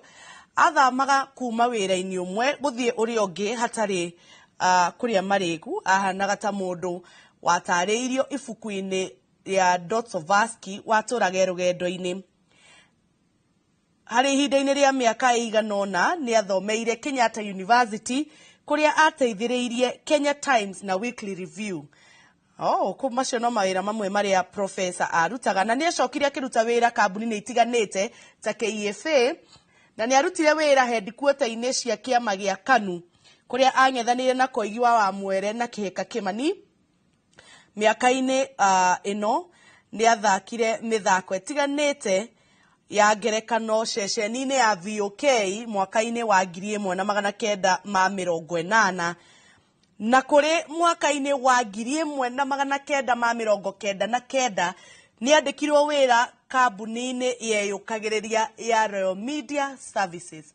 Ũguo nĩ kuga Professor akoretwo arĩ mũruti wĩra wa kambuni ĩno kwa ihinda rĩa mĩaka 25, na ngina amwe arĩa marutaga wĩra kambuni ĩno ũmũthĩ Professor akĩandĩkwo matiarĩ aciare. Koguo maciarĩtwo magakũra magathiĩ thukuru magathoma magakinyanĩria ikĩro cia kwandĩkwo wĩra o Professor arĩ o kambuni-inĩ ĩno. Na nĩgũkorwo ngĩkũmenyithia maũndũ maingĩ matiganĩte megiĩ Professor, twambe ningĩ tũcoke mwena wa Thubukia. Njenga wa Wambui ngamenyithio harĩ ona maũndũ atũharĩrĩirie mwena ũcio, na akĩakorwo agĩtũmenyithia. Njenga wa Wambui angĩkorwo nĩ ũranyamũkĩra kuma kũrĩa mwena wa Thubukia. Na rĩrĩa Professor andĩkirwo kambuni-inĩ ya Royal Media mwaka-inĩ wa 1999, hĩndĩ ĩyo nĩguo ceceni ya Inooro FM yakoretwo ĩgĩthugundwo kana ĩgĩthugundwo ĩgũkorwo ĩkĩhingũrwo kana nĩguo yarorete gũkorwo ĩgĩciarwo. Na rĩrĩa yaciarirwo Professor agĩkorwo arĩ ũmwe wa arĩa marugũririe ceceni ya Inooro FM. Na kuma wĩra ũyũ gũthiĩ ũrĩa ũngĩ gwĩkinya mũthia, na kuma hĩndĩ ĩyo Professor akoretwo akĩruta wĩra kambuni ĩno mĩaka ĩyo yothe, na agakorwo arĩ mũrata wa hakuhĩ mũno ona na ene kambuni ya Royal Media Services nĩyo ndagĩtarĩ SK Macharia, na vice chair wa kambuni ĩno nĩwe Gathoni Macharia. Ndamenyithio Njenga wa Wambui nĩ arĩkĩtie kwĩharĩria, tũthiĩ ĩmwe kwa ĩmwe nginya Thubukia. Njenga wa Wambui angĩkorwo nĩ ũranyamũkĩra, mwaro nĩ waku.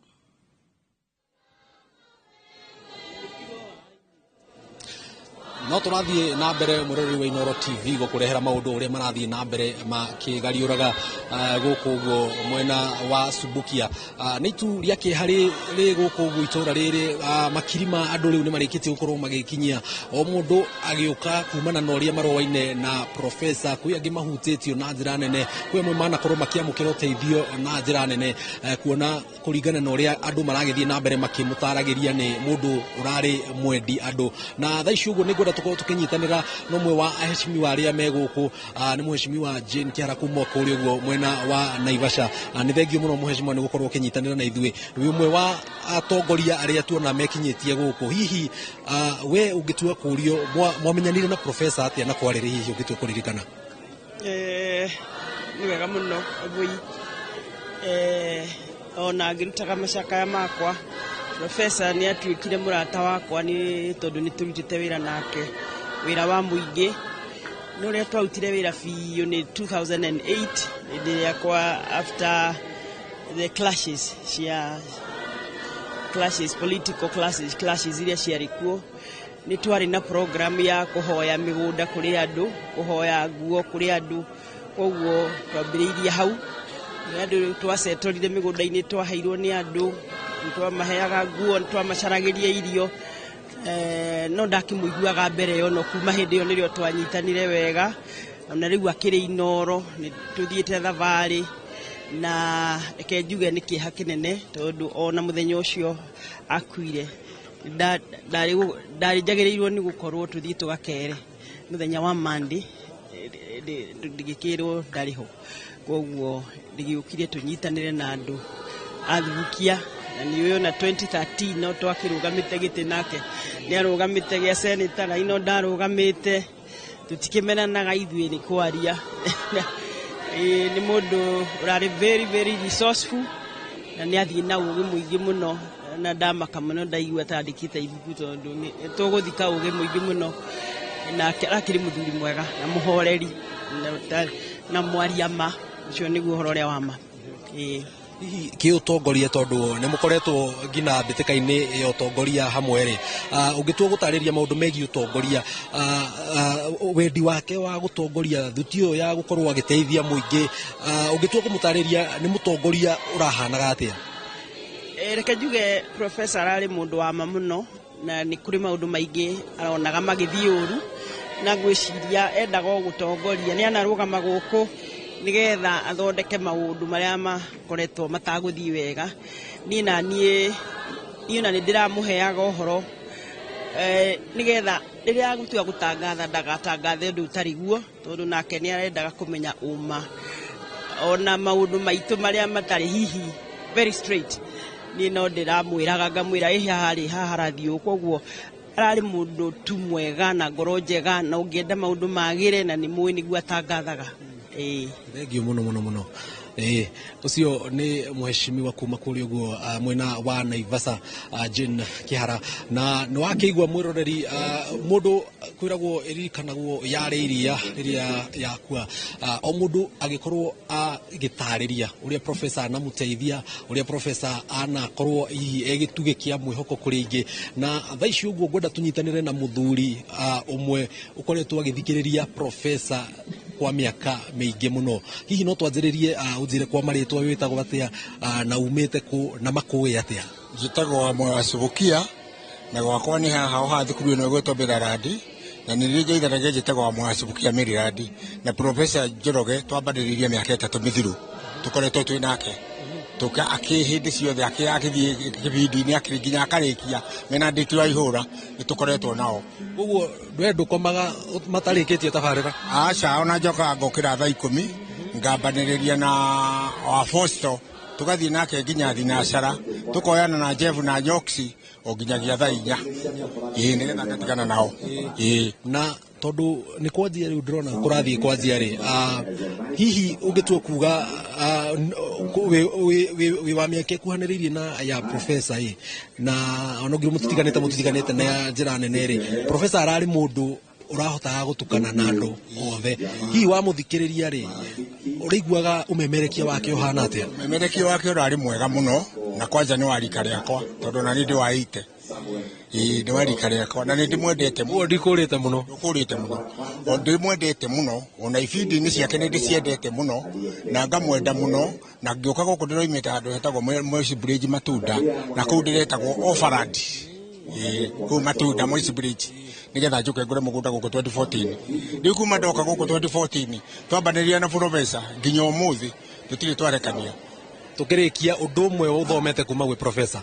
Thomete kũgĩa na kĩhoto na kwaria ma na gũkindĩra ũhoro, na mũthuri ũcio ararĩ na ũgĩ mũingĩ mũno ũtarĩ na andũ aingĩ thĩinĩ wa gũkũ. Tũtingĩiganania na mũndũ ũngĩ, mũndũ ũcio ũgĩ wake nĩ mũnene mũno. Na nĩ mũndũ wa kwendwo nĩ andũ, na ona gũkũ gwitũ tũmwendete mũno, ona rĩrĩa okĩte tũtiendaga kuma harĩ we, tũikaraga harĩ we, tũigua ũrĩa aroiga. Ũrĩa andũ a Subukia ũngĩmera atĩa? Andũ a Subukia no ndĩmerire atĩrĩrĩ, magĩe na mũbango ũcio ta ũcio wa professor, na nĩgetha matĩo nĩ andũ na macoke kwendwo nĩ andũ, tondũ tũrendete professor nĩ tondũ mũndũ ciĩko cia mũndũ nĩcio imumaga thutha. toria professor cia mumathutha umuthi andu ayo othe mokite ni undu wa professor ni undu uria arari mundu mwega uguo andu othe matukio professor kuhanana nake na andu othe ni mekumwenda na ni kugeithia mutumia wako Eldoret kuria thibitari na ndi mwendete muno etagwo Margaret Wanjiku wa Mwea. Thank you muno ti andu aingi mekaga uguo. Thank you. Na uguo niguo maundu mahana na tondu Inoro FM ni mucii wa utugi no tana nikio turahe kanya andu aria mekinyitie guku o mundu akagia na kanya ga gukorwo akitariria hihi uria aroi professor uria hihi anahutio ni professor na nikio thaici uguo tugukorwo tukinyitanira na muthuri wi haha ambe twanjiririe atwire kwa maritwa witagwo atia na niki gitumite uge umuthi ugukorwo wi guku gicakaya no kiugero horo professor. Thank you muno Inoro ni jetagwo mheshimiwa Peter Njoroge mushirikana Mwanjo ni ndari MCA wa mbere guku MCA wa professor na ni twanjiririe siasa na professor Njoroge ni muthuri mwega muno ni muthuri wendetwo ni andu muno kindu kia mbere ingenda kuga uhoro wa professor uhoro wa githomo ni wa mentiri andu gundu guku na hindi ciothe na hindi ahoyaga kura eraga andu mathome tondu githomo nikio kingiteithia andu muturire wake na twarora kiugo kiu ugaga githomo kiu giake nikio gitumite tukinyanie mwanya wa muthi professor ena ikiro nyingi muno professor tene ari kanda wa PCR muthuri wake wa kanitha professor ari ndundu ya thuri ya gikuyu meho na taune gutumitwo ni muthuri ugwitwo Gaithumano national chairman witu ejera giuka ndu agitio kia professor no ngi kanda uri arathi kanda mwega riu tukuga atiriri professor ari wa ikiro na maida mara mothe professor arathi guthomithia nyumba itu kuria Inoro-ini kiria giothe atutigira mbegu iria atutigira tutu atumionaga na nikio muthenya wa umuthi ni mukuona tiga andu maikarite thi andu ameguka guku kuma bari na bari tondu professor ndarari wa Subukia arari wa Kenya ngima koguo ningwenda kuga na hepole sana family yake nondu gutigwo ni muthuri ucio tukuranire nake guku mundu wetagwo Wangamini kuko muci guku ni compound ya baba wao nikuo kwa muci koguo ni tukerete muno ni undu wa professor na wira uteire makiri Inoro.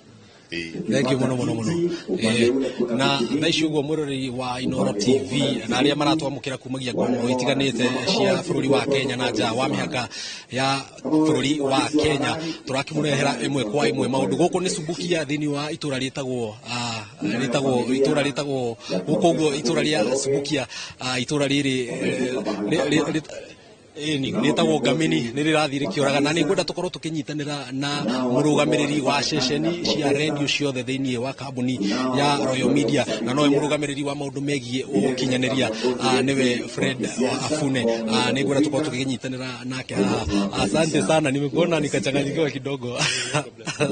Nimeshukuru kwa kuwa nasi hapa Inoro TV tukikumbuka profesa. Wewe ni mmoja kati ya wale ambao walianza na profesa pale Inoro FM ikianzia. Ukitupia historia yake kidogo, mlijuana vipi? Alikuwa mtu wa aina gani? Yeah, when I joined Royal Media, Professor was already there. He was an editor and he was in the newsroom. Then we started working together.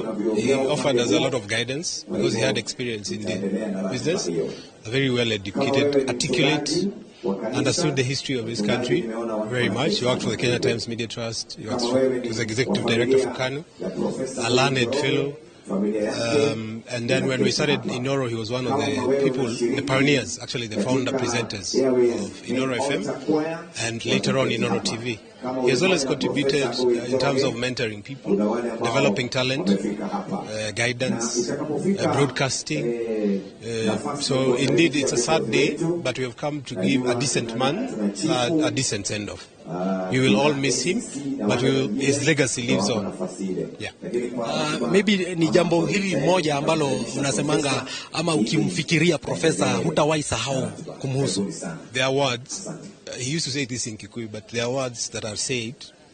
Some will build a country and some will destroy a country. That is a line I'll never forget in my life. Yes. As we send him off, we've seen so many people in this place. Some of them had a direct contact with him, but in Royal Media, what would you say is his legacy that up to date and maybe years to come he will always be missed?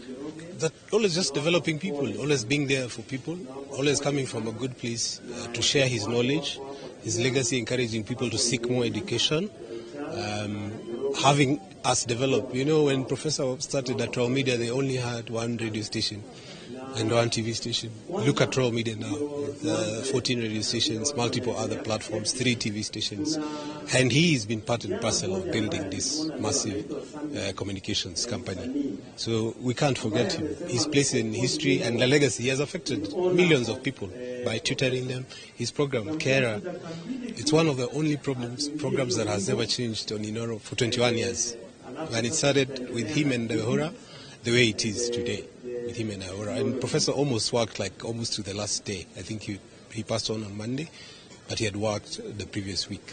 Yeah, that's how much he loved his work. Thank you so much, sir.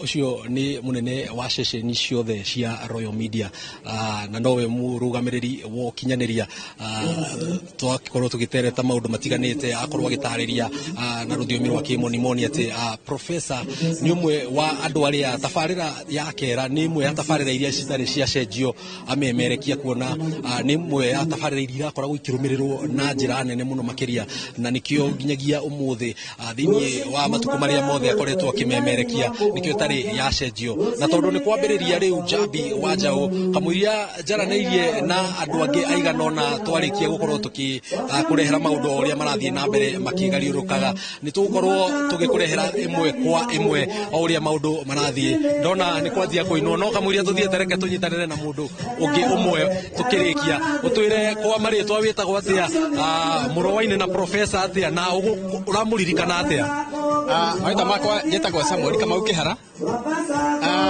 mwenda zake rafiki yangu arajita nginya kwa Inoro tukaria nake hindi ria ndagiteka mbathi ndamurugamirire na nginya mware wa nyina niko tondu munyitiriire tau no ndarehe koguo professor ri ni murata wakwa muno na maundu maingi ajeta kutwari tukaria na kadara muno koguo ni twehererwo ni gituge thiini wa thubukia kana thiini wa Kenya ngima ni twehererwo ni gituge kirari kihande no ninge Ngai nya guthundura kingi Ngai nya guthundura kingi thengio muno muno ugeithia andu asubukia na Ngai aromuhe hinya indaini riri ritu uguo niguo maundu mahana riu reke nyambe gutwarire mwaro kuria uguo mbere tukorwo tukiona uria maundu marathie na mbere makigariuraga nyambe gucokerie mwaro Jabi niguo tukorwo tugiturehera uria riu maundu megukorwo magigithie na mbere thiini wa ihinda riri ya kugira professor uhoro muthenya wa umuthi. Thengio muno mundu gwitwa Njenga wa Wambui mureri ngwirire tugutwarana nawe ikinya gwa ikinya ngina tutigirire ni twarikia kuhurukia Professor Ngugi Njoroge na riu turore uhoro wa professor muikarire wake wa gifamily hihi aikaraga atia. Professor ni acemanirie na mwendwa wake Rebecca Wanjiku mwaka-ini wa 1985 1985 niguo macemanirie na Rebecca Wanjiku na makihikania 1985 ni marathimirwo na ciana ithatu Kent Njoroge Ngugi Janet Nancy Jerry Ngugi na Ndung'u Ngugi. Professor ni atanahuruka ni arari muthuri wendete ciana ciake muno na akenda family yake muno na o miaka-ini iyo agitanahirwo agituika guka wa Shanice na Dennis. No professor ni ari na mwana ungi mukuru wetagwo Njoroge Ngugi no kwa mutino akihuruka. Professor Ngugi Njoroge arari na ngumo yotana akurite mundu mutana muno andu aria maraikaranagia nao kuu mucii andu aria mararutithanagia nao wira andu aria marathiaga kanitha hamwe nake othe ni maratambura professor ta mundu mutana muno. Na professor ni aria rutagira muno guteithia andu a nyumba yake ona arata andu aingi ni magite na mieke ya guthomera kothi itiganite undu mwe na mieke ya mawira kuhetukira uteithio wake ungikorwo ringi ni witetwo gwika kothi handu turari na mbeca cia gwika kothi iyo uthii ukore professor ni arahutagio ni tha na agaguteithia agaguthomithia. Professor angorwe na hinya wa gwethera wira professor ni arethagira andu ngina mawira. Professor ni arataraga aria maramwitaga mama kwirutaniria muno muturire-ini ciana cia sister ciake ciana cia brother ciake iria iramwitaga baba ni araturaga mataraga muno na akamanyita guoko. Uria kuri ni ati eri ao na miaka maingi thutha-ini ni marumireire makinya make na magithomera Alliance. Ciana imwe iria cietaga Professor Mama kurumirira motaro ma professor na kwiro mekirire kio githomo-ini kiao na maundu-ini ma muturire eri mekorire magithomagira Alliance o kuria professor athomeire ni undu wa gwikirira kio mathomo-ini na no turetanirie kunari ati aingi ao ni meriragiria gugakinya Harvard University o toria ngumurite hau kabere professor athomeire Harvard ni atangikagira na akaiguira tha andu aria aingi kumana na ngui cia thutha wa ithurano cia mwaka wa 2007 na 2008 ni ahuthirire uhoti wake ta mumemerekia gutamburukia mathina ma ethari ngui nio metagwo IDPs aria mĩciĩ yao yacinirwo kana makiura mĩciĩ-inĩ yao hĩndĩ ya mbara cia thutha wa gĩthurano cia 2007 na 2008 IDP acio professor rĩrĩa amemerekia kũrĩa Inoro FM nĩ ahũthĩrire ũmemerekia wake akĩhũthĩra mũgambo wake gũtigĩrĩra IDP arĩa mahinyĩrĩrĩkaga nĩ magĩire na ũteithio na hamwe na ũguo ari hamwe na Archbishop Chiri ni erutanĩirie kwa ihinda rĩa mĩaka mĩingĩ gutetera IDP maheo gwa gũikara na thutha ũcio nĩ makiheirwo ni ateithagia ũtabania wa ikundi itiganĩte iria ciarutithanagia wĩra na gũcaria kĩhoto kĩa IDP. Ikundi ici ni hamwe na Enosupukia Welfare Association, Kenya Internally Displaced Persons, Divine Community Squatters Self-Help Group na Kenya Unity Cultural Organization. Kumanagia na hau tumenye ciĩgie wĩtĩkio wa professor kana kanitha. Professor Ngugi akũrĩire kanitha-inĩ wa PCA Presbyterian Church noguo kanitha wakwa. Ucio niguo kanitha ũrĩa professor akũrĩire.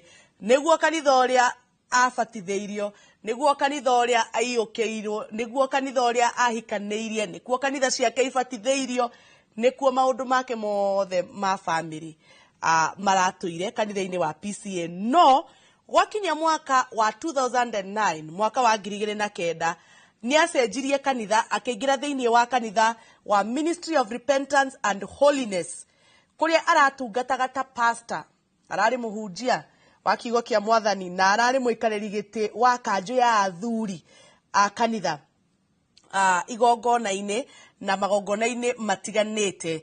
Akĩhurũka aratungataga ta mũikarĩri gĩtĩ wa athuri a kanitha thĩinĩ wa Airways main altar. Koguo tuthie ĩmwe kwa ĩmwe thaa ici ndĩramenyire tuthie ĩmwe kwa ĩmwe nginya thubukia tuthikĩrĩrie igongona rĩa mathiko. Matukanĩte na andũ ega ehokeku na angĩ marĩ na tũmawaganu tũnini na tũmaheni tũragemererio. Tũraria ũhoro wa andũ me kĩriga arĩa matoĩkaine ũhoro wao wana hau kabere na amwe ao ciao ciaragio na mĩhehu. Andũ a ngũĩ na inegene etindia na a kwĩheta kuma ndũrĩrĩ-inĩ cia Agĩkũyũ, Ikamba, Jaluo, Baluya, Tugeni, a kuma gũkũ marigainie Baringo. Ĩndĩ nayo family ya mũthũngũ yaikaraga nyũmba thaka ya riri kũndũ kũrengereirwo nyeki wega na aikari a kũu gũkũ mamĩonaga magĩcũthĩrĩria rũgiri-inĩ rwa Kaiafa. Haha nĩho wendi wake wa mathomo na makĩria mabuku ma ng'ano nĩcio novels wambĩrĩirie. Andũ aya ngũrani a Subukia kwahoteka maumĩte buku-inĩ cia Ngugi wa Thiong'o, Steinbeck na Dickens kana mũndũ mwandĩki wetagwo Dostoevsky. Ndwakĩrĩ ũhoro wa kũmakania kuona mũtũrĩre wake wa thutha-inĩ nĩathomithirie mabuku maya kũrĩa University ya Kenyatta University. Nĩoĩkaine na kwegekia ũrĩa andũ maragia ta andũ a itũũra-inĩ rĩrĩa maranagia na muthungu, mukami wa ng'ombe, muikamba, akigeka mundu na geikamba, agathekia andu, akiegekagia ahunjia, athuri a kanitha undu umwe na mundu na muka. Githomo. Profesa niekũranĩte ta mũthomi na agakinyaniria maingĩ megie gĩthomo. Ũnini wa gĩthomo gĩake kĩa mũthingi wambĩrĩire mwena wa Subukia atanacoka gũthiĩ Mĩcinda Primary mwena wa Warubaga nĩkuo Elbagon, thutha wa kũhĩtũka kĩgeranio gĩa Common Entrance Exam. Ũhotani ũyũ kũrĩ kamwana kanini kaumĩte gĩcagi mĩaka-inĩ ya 1950s warĩ ũtoria mũnene. Ũndũ ũyũ ũngĩarĩ o ũhotani mũnene, ona korwo gĩthomo gĩake kĩngĩakinyire o hau thukuru wa Mĩcinda. No rĩrĩ, kwarĩ na maũndũ maingĩ marĩ mbere metereire mũriũ wa Njoroge wa Gĩthũkũ. Arĩ na mangĩ manene marĩ njĩra thengia ya tũmawara we na gũthekania. Auma Mĩcinda, Profesa nĩetirwo thukuru wa ngumo wa Alliance High School, na thengia ya mathomo arĩ na kĩheo kĩa mahenya na gũthaka mathako ma ngerekano. Thukuru-inĩ wa Alliance mathomaga na andũ megatũ, ũmwe wao arĩ mũtigairĩ Profesa Julius Meme. Arĩkia mathomo gũkũ Alliance, aingĩrire Nairobi University kũrĩa athomeire literature. Na thutha wa kũrĩkia akĩheo scholarship ya kuongerera mathomo Harvard University. Ona nĩarĩ athiĩ agathome makĩria, nĩathire na gũthoma makĩria thĩinĩ wa Leeds University bũrũri-inĩ wa Ngeretha. Wĩra wa kĩambĩrĩria-inĩ wa Profesa waiyũrĩtwo nĩ gĩthagathago na kwaga gĩkindĩrio. Athamaga kuma wĩra ũmwe gũthiĩ wĩra ũngĩ hatarĩ kũrĩa marĩgu. Ahanaga ta mũndũ watarĩirio ibuku-inĩ rĩa Dostoevsky watũraga rũgendo-inĩ. Harĩ ihinda rĩa mĩaka igana ũna nĩathomithirie Kenyatta University kũrĩa ateithĩrĩirie kwambĩrĩria rũhonge rwa literature.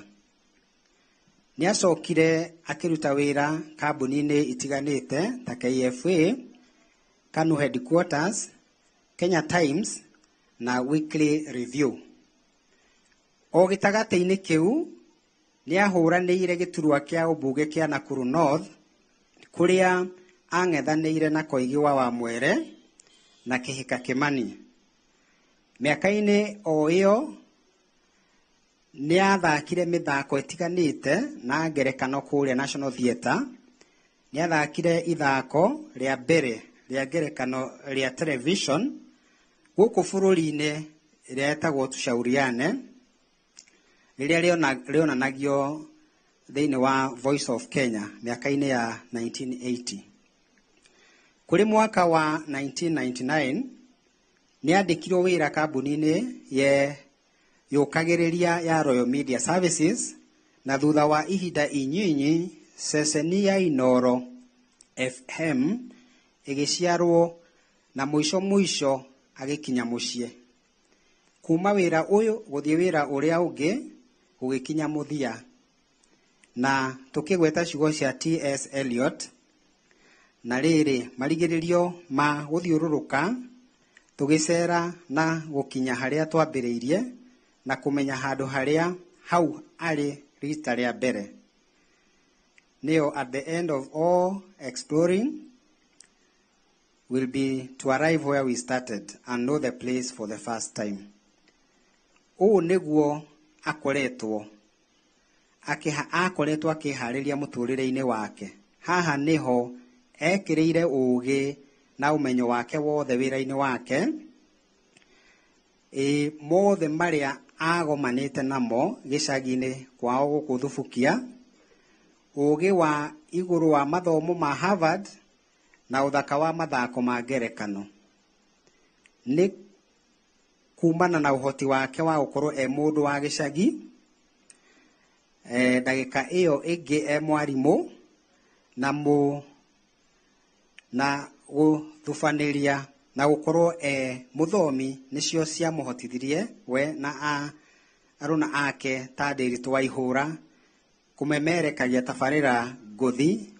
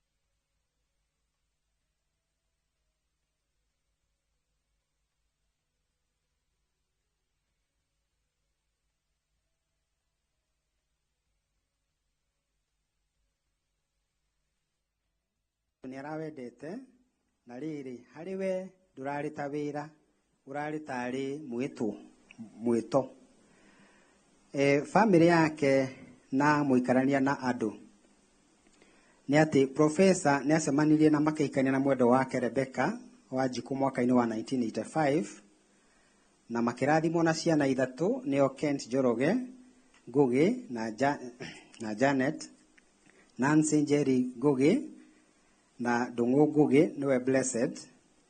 Ni arendete nyumba yake muno ari muthuri ithe na gukawe wa Shanice na Dennis. Ningi ni ari na mwana wari mukuru wetagwo Njoroge Ngugi no kwa mutino akihuruka o undu aratuika mundu mugima.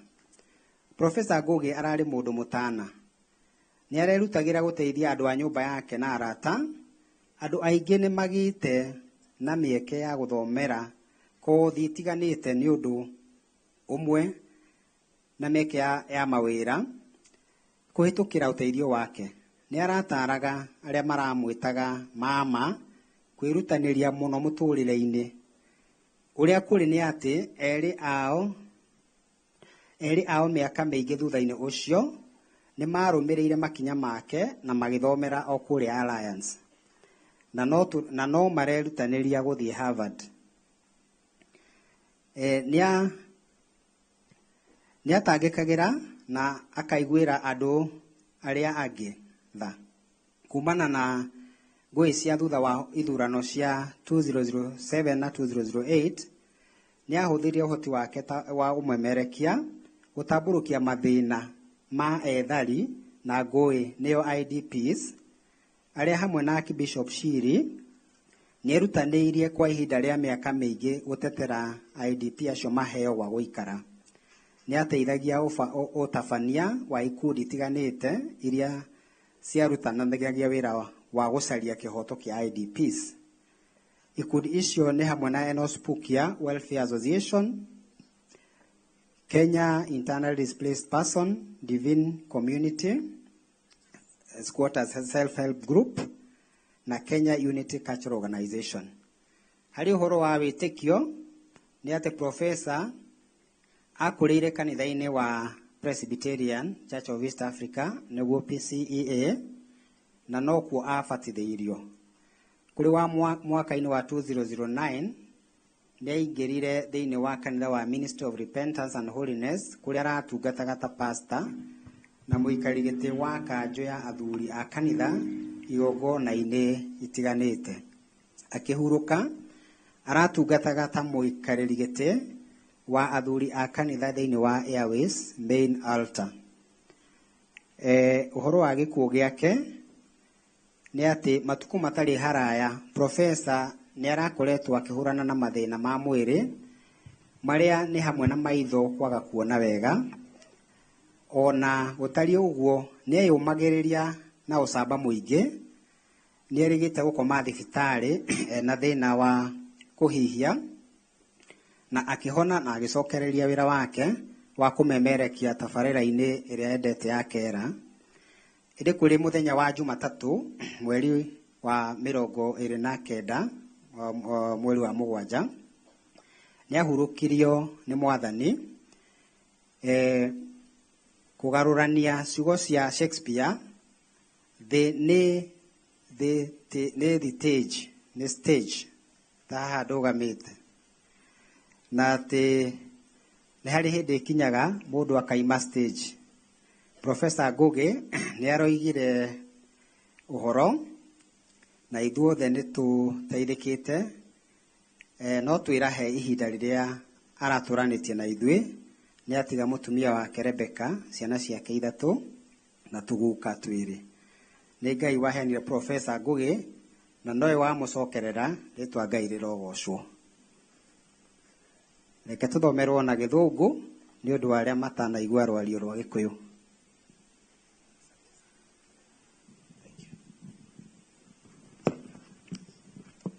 Bwana asifiwe. All the time. And God is good. Yes, standing in front of you is Norman Jogu, and the late Professor Ngugi Njoroge is my uncle by virtue of him being the youngest brother to my late dad, Joshua Kiarie. He's a man that we shall miss. He's a man that we all looked up to as children, and his academic excellence speaks for itself, and as children, grandchildren, we keep looking up to him. Our national leaders, county government leaders present, members of the clergy from Repentance Ministry, Presbyterian Church, Anglican, AIC, and other denominations present, members of the Royal Media family, friends following us here physically, and those following us online, welcome. I'll read the eulogy of the late in English, and at this point I would like to pay tribute to our elder brother William Njoroge, who is not with us today. William was a few years, rather many years younger than Professor, and they walked the early life together and even later life, and he has been instrumental in compiling this eulogy. So for that, we pay tribute to him. He's not with us today. He's in the UK together with his wife, Rose. So thank you so much, Dr. Kiarie. Ngugi was born on 6th of May, 1944 in Subukia. His parents, Njoroge Githoko, Mom Zipporah Njeri, fondly referred to as Zifora, and stepmom Penina Njoki, also fondly referred to as Penina, all worked in a coffee and mixed farm owned by a British colonial farmer. His parents had migrated from the Ruaka and Limuru area in the early 1920s due to the confiscation of their land by the colonial government. His siblings were the late Kamau, Lea Geshiko, Daniel Ngugi, the late Joshua Kiarie, the late Mary Wangoi,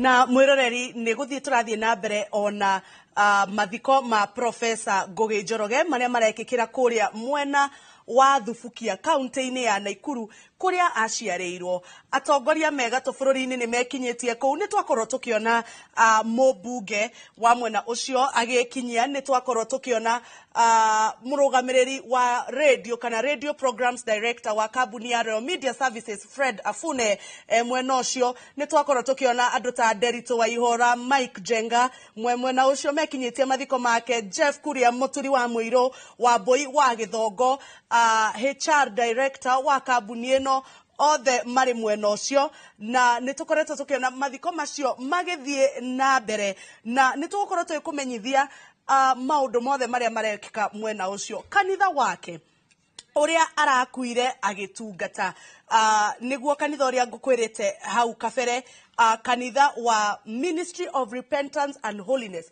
uria professor arari pastor kana muhunjia wa kiugo kia Ngai kanitha-inĩ ũcio, na oho to gũtuĩka pastor, professor arari mutongoria wa athuri kanitha-inĩ ũcio, atanaginya nĩ kũhurũka. Kanitha ũcio nĩ wĩkinyĩtie na njĩra nene mathiko-inĩ ma professor, kũmũhe gĩtĩo gĩake kĩa mũthia. Kagũcokeria ngatho mwĩroreri nĩ ũndũ wa gũthiĩ na mbere na kwĩrorera stesheni ya Inooro TV, na ngwĩciria kwa ihinda rĩrĩ mwĩroreri onawe nĩ ũreyũria nĩ atĩa gwathire kana professor agikinya gukua niki kirathire na mbere.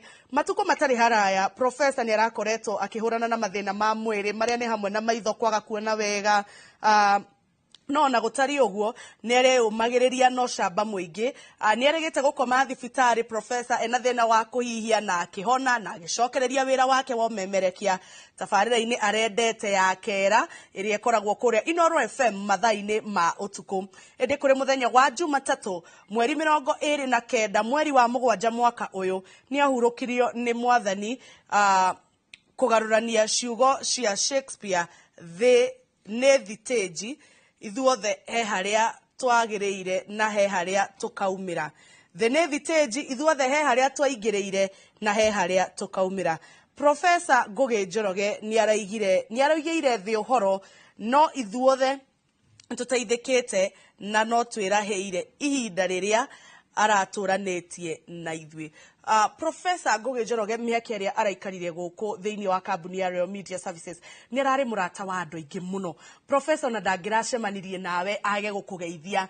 Professor ũngĩrarĩ na kĩũria ũkũmũria kĩgiĩ ũmemerekia, ta ithuĩ twandĩkirwo wĩra tũkĩmũkora gũkũ, Professor egũgũcokeria na njĩra ya ũgĩ mũingĩ mũno. Professor nĩ ararĩ na ngoro ya gũteithia mũndũ, na Professor meciria make mararĩ kĩondo kĩiyũire ũgĩ. O mũndũ wothe agetahĩra gake kanini, o ũrĩa ũngĩ agetahĩra gake kanini, o ũrĩa ũngĩ agetahĩra gake kanini, na Professor ndangĩragire gũcĩa kana kũgayana ũgĩ wake na andũ. Ũguo nĩ mũndũ wa bata mũno thĩinĩ wa kambuni ĩno, na nĩonete andũ aingĩ mũno magĩkũra ũmemerekia-inĩ. Tugaga ena ciana nyingĩ mũno thĩinĩ wa kothi ya ũmemerekia, tondũ andũ arĩa arerete ũmemerekia-inĩ nĩ andũ aingĩ mũno. Na mũheani wa mwerekera wakwa kanjĩra kũrĩa mwena wa Subukia, maũndũ megiĩ mĩtambo no marathiĩ na mbere na gũkorwo makĩrorwo nĩgetha tũthiĩ na mbere na kũmenya megiĩ mathiko ma professor, kana tũkorwo tũkĩrorera mathiko ma professor ũrĩa marathiĩ na mbere. Na ceceni ya Inooro FM nĩ rakoretwo ikiandika ndũmĩrĩri itiganĩte. Kwa mũheani wa mwerekera wakwa no ekĩre mbica itiganĩte cia professor ukorwo ũgĩciona, na makauga atĩ kũrĩ na mĩario mĩingĩ yaragio, ĩmwe ya gwaka na ĩngĩ ya gwakũra bũrũri. Ngĩrũnga icũrĩ na mĩario njĩtagwo Professor Ngugi Njoroge, ũguo nĩguo aretambũrithagia, na arĩkorwo no hote gwĩkĩra mũgambo wake ũrĩa araugaga kũrĩ na mĩario mĩingĩ yaragio, ĩmwe ya gwaka na ĩngĩ ya gwakũra bũrũri kana kũmomora. Ngĩrũnga icũrĩ na mĩario njĩtagwo Professor Ngugi Njoroge, na ĩno nĩyo ĩrarĩ signature statement ya kũmenya atĩ professor nĩ arĩkia kũingĩra thĩinĩ wa studio na ngina thĩinĩ wa mĩcemanio ĩrĩa twĩkaga gũkũ thĩinĩ wa kambuni. Ĩyo nĩyo ĩrarĩ njĩra ya kũmenya atĩ professor nĩ arĩkia gũkinya, tondũ ona ingĩra mũcemanio-inĩ ciugo cia mbere aragwetaga nĩ icio. Nĩ kũrĩ mĩario yaragio mĩingĩ ĩtiganĩte, ĩmwe nĩ ya gwaka na ĩmwe nĩ ya gwakũra, kana nĩ mũcemanio rĩ, kana nĩ studio rĩ. Ĩyo nĩyo ĩrarĩ mĩario yake ya mbere, na makauga atĩ kũrĩ ithuĩ rĩu tũrĩ Inooro FM, ũrarĩ to mũruti wa wĩra hamwe na ithuĩ, no urare murata wa hakuhi, urare mutarani mwega, urare mundu wa gwikira andu muoyo wa kuruta wira, urare ta utheri wa kurunga andu thiini wa wira. Na turi ta timu ya Inoro FM ni tukoretwo turare andu mena mweke wa mwanya gukorwo tukirutithania wira hamwe na muthuri wena uge ucio munene. Na Masejero akanjira ati kuria mwena wa Thubukia andu metayari, koguo tuthie mwena wa Thubukia. Concern and empathy for the wider society.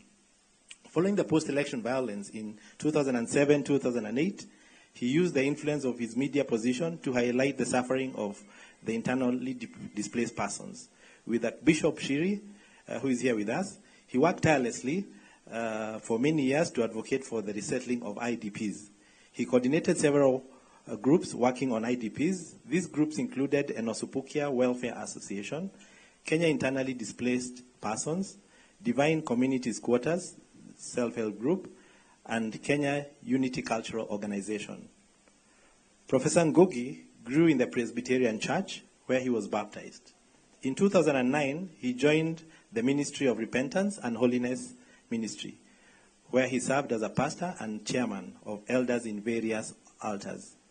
At the time of his passing, he was serving as the chairman of elders at the Airways main altar. In the recent past, Professor battled some health problems, including failing eyesight, but he took it all in his stride. He was recently briefly hospitalized with respiratory issues, but got well enough to go back to his beloved carer show. But on the morning of 29th July 2024, he peacefully went to be with the Lord. To paraphrase Shakespeare, the world is a stage. We all have our entrances and our exits. Professor Ngugi has made his final bow, but we are all the better for the time he lived in our midst. He leaves behind a widow Rebecca, 3 children, and 2 grandchildren. We give all glory to God. Fare thee well, Prof. Yeah, thank you very much, Daktari and Daniel, for reading for us the eulogies so well. And Professor was somebody who interacted easily with the high and the low. He was somebody who could live together with very senior leaders and even the most junior of us in society. So as we call you, all protocols have been observed. You don't have to observe them again. They have all been observed by Professor. He knows there are leaders, there's everybody has titles, and so that we can also reduce the time. So let us not sit on protocol in honor of a professor who interacted with everyone equally.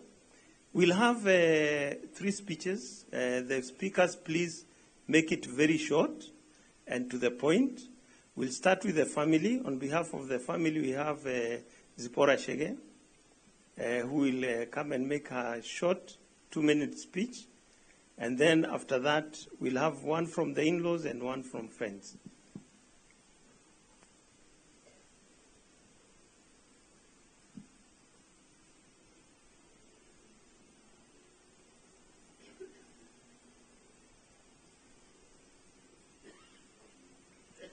And the ones who are speaking, please just come nearer so that as soon as she finishes, you can take over.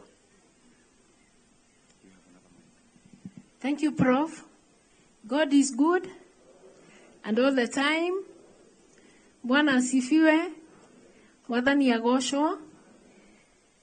Nĩ ndetwo Zipporah Njeri, na niĩ Gĩgĩkũyũ nduĩtwo nyina wa Professor, nĩ tondũ baba na Professor nĩ a nyina ũmwe. Ngwaria ha niaba ya family.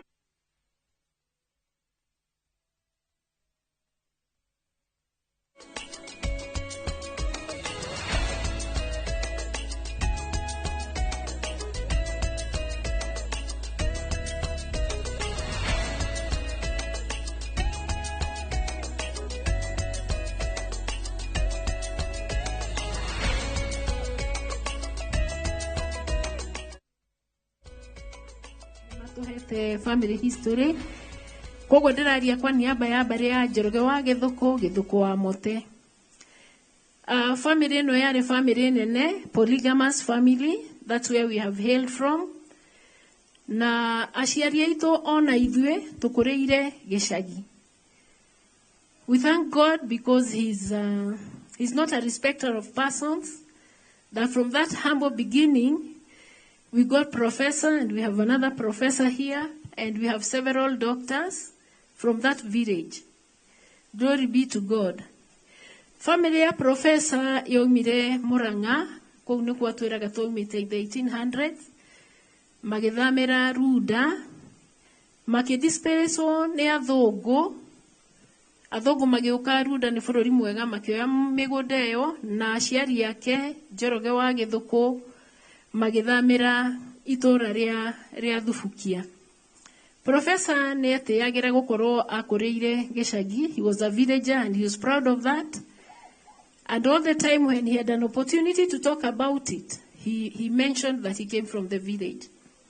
When the family came to Subukia, our grandparents embraced Christianity. We thank God because of what they did. Na nĩ ũndũ nĩ matuĩkire a Kristiano maki-embrace gĩthomo. Bwana asifiwe. And that is how they got educated. Because they embraced Christianity and therefore they also embraced education. Now, as we have heard that in this family we were polygamous, it's a large family, but we grew up united. We don't even know. Even from the history there, you can't know who belonged to Penina and who belonged to Zipporah. We thank God for that unity that they granted to us, and that this is our heritage from Professor. Despite his academic excellence, which I don't want to repeat, it has been well read, he did not despise the uneducated. Endete andũ othe, mathomete na matathomete, andũ marĩ na indo na andũ matarĩ. I don't know, he was so unique. Nĩ arĩ na njĩra ya kũgatha, I think because of his literature background, nĩ ahotaga describe ona ũrĩmi wa mũndũ. Ta rĩu akauga Tata Mirika nĩ mũrĩmi mũnene mũno. Nĩ describeaga nginya andũ a biashara, nĩ describeaga andũ a saloon in such a way that you'd even want to be one of them. Whatever you did, whether it was in academic, he always talked good and he knew the words to use. And therefore, we really have a lot to learn from him. As a young uncle, I remember him as a great musician. Nĩ atũinagĩra nyĩmbo cia Jimmy Leaves, country music. Ona nĩ twainaga nyĩmbo cia Wanganango. Can you remember, Prof? Na nĩ tweragwo Wanganango nĩ witũ, kuma Mũchatha, na tũgakĩrwo Mũchatha nĩ kũrĩ mawĩra maingĩ.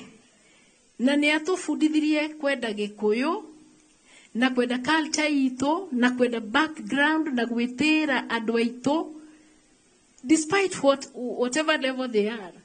Na ndĩrona nĩ ndĩrokaga kũrũgamio. Nĩ ahũraga gita, nĩ endete mũtumia wake.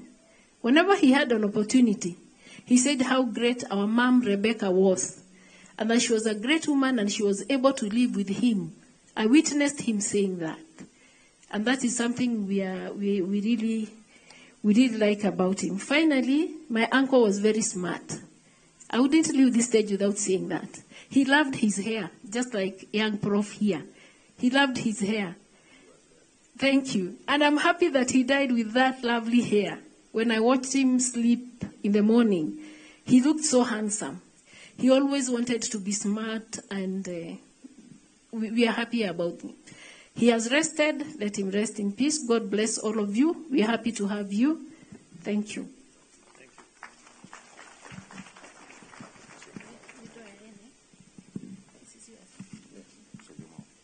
So the next speaker, the speaker for the in-laws, Edward Muhindi, and also for the Friends, Bishop Shiri, please come in front so that we can save time. And let's keep the speeches, as I've said, very short.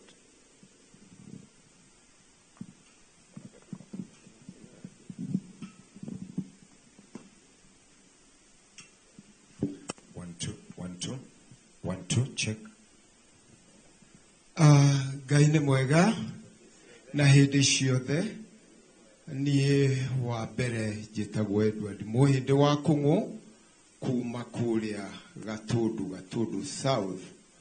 Twamenyanie na Professor 1985 rĩrĩa arĩkirie gũka mũciĩ kwa baba akiuga neonera mũndũ kuo na akiuga kũru nĩ akindĩria. Kwa mahinda marĩa tũtũrĩte na Professor ndire ndona mũndũ ndire ndona kahinda ona kamwe okĩte atukĩtie gĩthithi. Tũtũrĩte tũmuonete mũndũ gũsmile hĩndĩ ciothe kanena handũ haramũtura mũgĩtũngana nake nĩ akenete. Mahinda marĩa tũkoretwo nake ona tũgĩka magongona gwitũ thĩinĩ wa mũciĩ kwa baba Ndung'u oka twatindaga nake na tũkarĩkĩrĩria ta thaa 7 cia ũtukũ o tũgĩtereta na tũkĩaria Gĩkũyũ na akĩtwĩra ũrĩa twagĩrĩirwo nĩ gũtũũra ũtũũro. Na he hĩndĩ mwanjĩrire Mũhĩndĩ kĩũma gĩtihatagĩrĩrio rũga nĩ ũndũ kĩahatĩrĩrio nĩ gwatũka gĩatũkaga. Ũngĩkona nĩ ũrahinyĩrĩrio nĩ mũndũ mweherere tiga gwĩthinĩkĩrĩria nĩ ũkũgwa nĩ pressure kana maũndũ mangĩ. Professor rwendo rwake rwari tukorwo tuikare twendaine na nĩ tũratigirwo nĩ ũhoro mũnene ona tũtangĩhota kuga ati kana ithenya rĩu nĩ rĩgakabĩka rĩ kana rĩ. Professor was a ticket reader. Professor arari mũndũ ũtangĩhota kũheka na ũhoro wake. His record with us in our family was unblemished. Thank you. Tumuhore makofi mega nĩ tondũ wa kũiga mathaa ndagĩka 2 nĩ njega. Karibu sana Bishop. Hallelujah. Bwana Yesu asifiwe. Majina yangu naitwa Archbishop Wallace Gitaushiri. Yesu Kristo ni Bwana. Leo niko mahala hapa, ningependa tu kuongea mambo machache kuhusu ndugu yetu huyu na baba yangu na mwalimu wangu. Tulianzana naye mwaka wa 1992 wakati Kenya kulitokea vita vya kikabila. Sisi wazazi wangu walikuwa wamenunua shamba pale sehemu inaitwa Nasubukia. Na siku moja tukavamiwa na shamba zile zikapotea. Kwa ufupi, serikali wakati huo ili gazeti hiyo mashamba yote ikawa water catchment area. Profesa alikuwa anatusaidia sana. Kwa sababu baada ya kuona ile dhiki, na nishukuru sana viongozi wote wako hapa. Mheshimiwa Naivasha, Jane Kihara, Mungu akubariki sana. Hujaituacha. Okay, nilikuwa nasema akawa anatufuatilia kuanzia mwaka wa 1992 wakati mali ya wazazi wetu yote ilichomwa na mashamba ya wazazi wetu ikaenda, tukawa IDP. Hata dakika hii naongea hapa mimi ni IDP. Yeye hakuniacha. Hata leo juzi nimemwambia nitaacha kutetea hawa. Akaniambia kijana yangu usiache. Maana Mungu alituita na wewe tuweze kuendelea. Kenya mzima tuliachwa na watu wote. Hata serikali ikatuacha. Na kile ningeomba ndio nimalizie. Kuheshimu huyu profesa na mawazo yake ili roho yake itulie kaburini. Serikali tulio nayo sasa ya mheshimiwa wetu, tunampenda rais wetu Mheshimiwa William Samoei Ruto na entire Kenya Kwanza government, kile wanaweza kufanya ili roho ya huyu baba yetu itulie ni kusaidia IDP waweze kupata mahali wanaweza ita kwao, roho ya huyu mzee itatulia. Lakini bila hiyo hawezi tulia, maana atatusaidia. Nikimalizia, mimi ni kiongozi wa dini na huyu amekuwa mwalimu wangu wa dini. Tulianzana naye nikiwa mshirika, ameniacha nikiwa kibishop. Kuna mjadala unaendelea katika nchi yetu kuhusu dini. Jambo la dini liangaliwe sana, kwa sababu kuna mapendekezo ambayo ni hatari, na ningeomba tusikizane wote, taifa nzima. Hii lazima niseme. Amana Bishop, Kenya, Uganda and Rwanda, wakati tunaongea mambo ya dini, be very conscious. Very conscious. Nimeona nikiombea mtu akose muujiza nitafungwa miaka 10 ama milioni 10. Na nikiombea afaulu nipewe milioni 20 katika jina la Yesu. Barikiweni sana. Thank you. Thank you very much. For those points. The reason we come here mostly, and the reason we have this function, is to condole with the family, particularly the immediate family who have been left behind by Professor. And now we'll move to tributes, and we'll start with the most important tribute, which is the tribute from the wife of Professor. And I will ask her to come with the person who is going to help her to read the tribute, with Esther Muthoni Kungu. Please come up.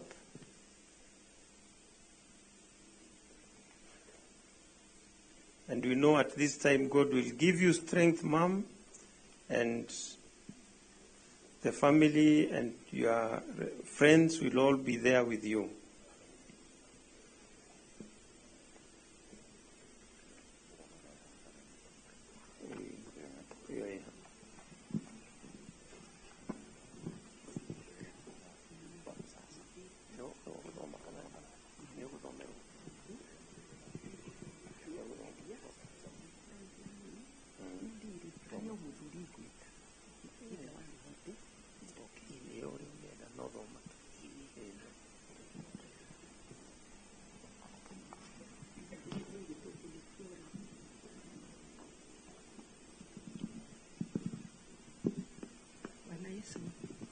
Bwana Yesu asifiwe. Kwa majina, haleluya, kwa majina ni Rebeka Wanjiko Ngugi, na ninampenda Yesu sana sana sana na watoto wangu. Bwana Yesu asifiwe. Amen. I bless the Lord so much because of the years we stayed together, over 39 years. Bwana Yesu asifiwe sana.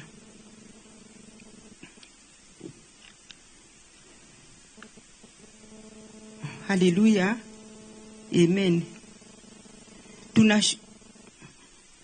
Bwana Yesu asifiwe kanisa.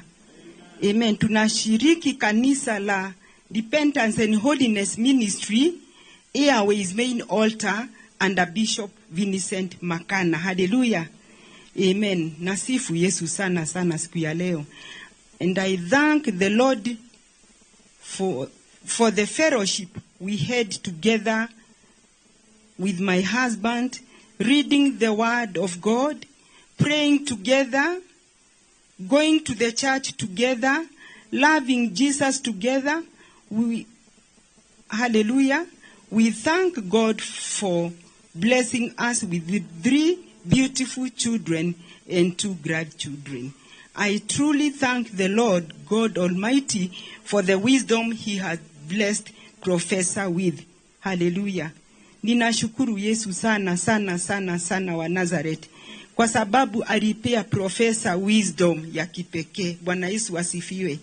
Hata wakati mwingine alikuwa kwa Inoro akiongea kitu, akija nyumbani ninamwambia, Dad, hiyo wisdom si yako.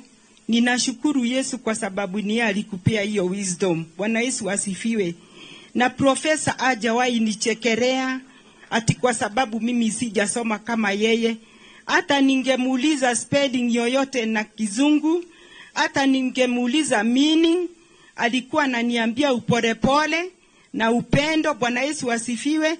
Na ninashukuru Yesu sana sana sana. Nimepoteza mpendwa wangu, lakini nashukuru Yesu ameenda kupumzika na Yesu mbinguni. Bwana Yesu asifiwe. Sifa na utukufu irudie Yesu sana. Mbarikiwe ni Yesu sana. Haleluya. Amen. Kuko na mzee mmoja walikuwa kijiji moja na Profesa. Muniruhusu tu akuje asalimie watu, baba wa ng'ombe. Na pia kuko na mzee Moita. Bwana Yesu asifiwe sana. Ni wazee wa zamani sana, walikuwa kijiji kimoja. Hata wangekuwa wakati Profesa alikuwa nyumbani, alikuwa anapiga simu, wanaongea nao sana. Na sifa na utukufu irudie Yesu sana.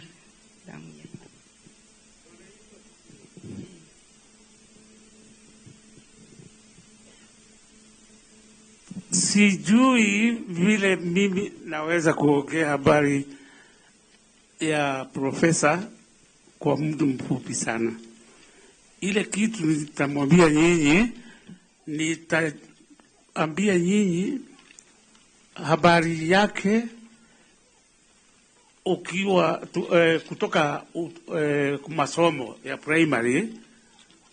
Tulianza shule siku moja, darasa moja, na tulipofanya hiyo tumekaa miaka hiyo yote, pahali yote mnasikia ya kwamba alifanya kazi, na hata kwa Inoro amekuwa akiongea habari ya Chege wa Muita. Hata kabla wiki moja kabla haja anasema Chege wa Muita na mke wake mama Muita. Na sasa ya mwisho ninasema hivi, kuna mtu amesema profesa, sioni mtu, sifikirii mtu ambaye anafikira kama zake. He was a unique person. Ndugu yake Joshua alifundisha mimi standard 3 na akanifundisha form 2 Kijabi. He was the only African teacher, Joshua Keria.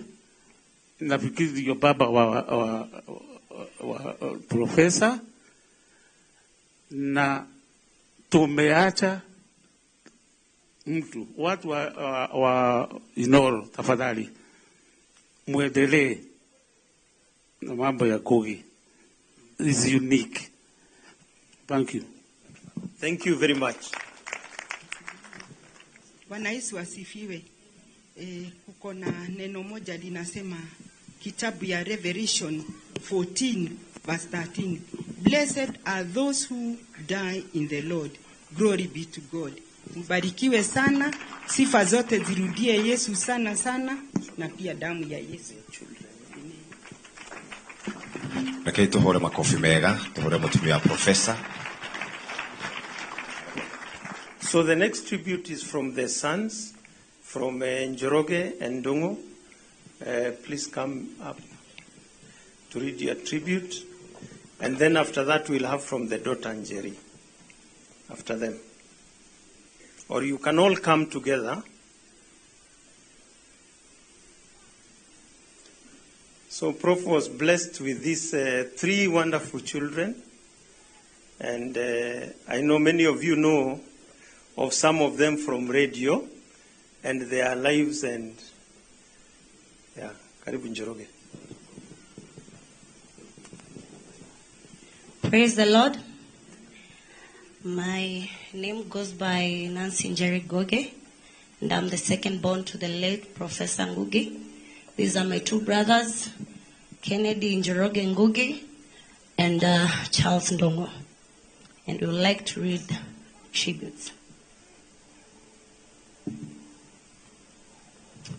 First of all, I want to thank the Almighty God for the privilege of having such an honorable man as our father. Our dad was a God-fearing man, loving, dedicated to both his work and family. Daddy was a free-spirited man, open-minded and accommodative of everyone. We will miss your warm presence, Daddy, your sense of humor, your immense love and commitment to us as your children. You are always fair to us and loved us unconditionally. I will miss your daddy-daughter moments that definitely will stick around for my lifetime. You indeed left a mark, a life well lived, a race well run. Sleep well, Daddy, till we meet again. Job chapter 1 verse 21. God gives and God takes away. To God be the glory. Thank you. Amen. And thank you so much. I think we'll have also a tribute from the grandchildren by Shamis. you're the one going to read.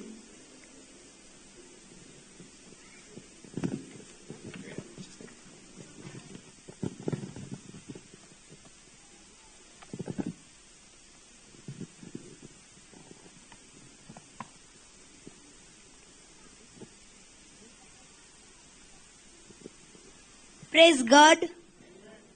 Praise God once more. Grandpa, saying goodbye really hurts. Memories can't replace your presence. Thank you for teaching us how to pray. Thank you for teaching us to love and obey. Till we meet again, Grandpa. And let's appreciate the children and the grandchildren. And thank you so much for those tributes. Now we'll go to the tributes of the brothers and sisters. As you heard, Professor had very many brothers and sisters. And the tribute will be read by one of his grandsons, by Eric Njoroge, on behalf of all the brothers and sisters. And after that, the person reading the tribute for the nephews and nieces, please come nearer here so that we don't have to wait so long. Yeah.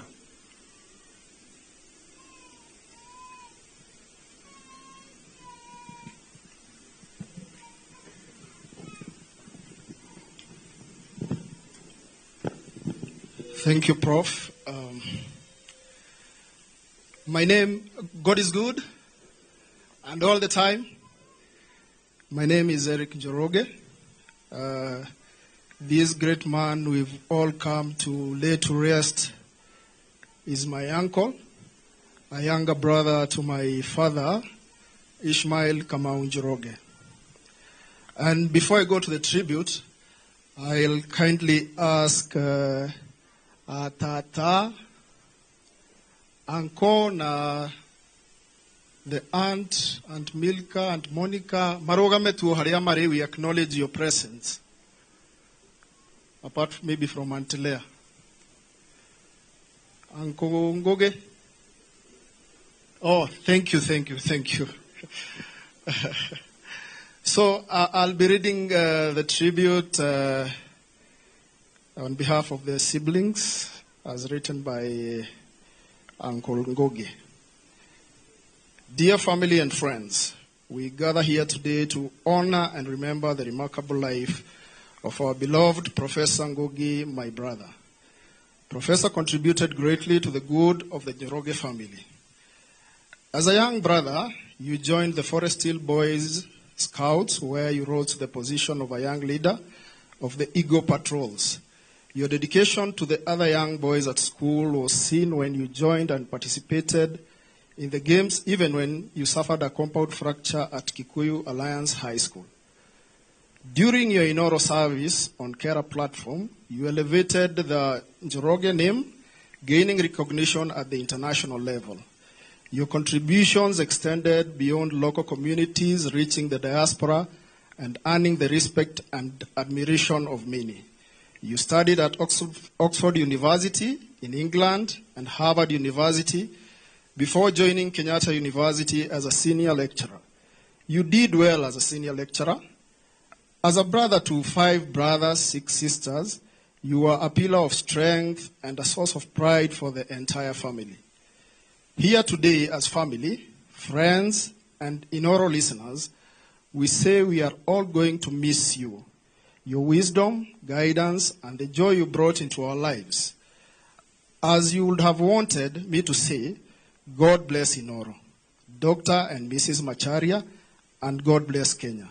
May God rest your soul in eternal peace till we meet again. Your brother, Ngoge Njoroge. Thank you so much.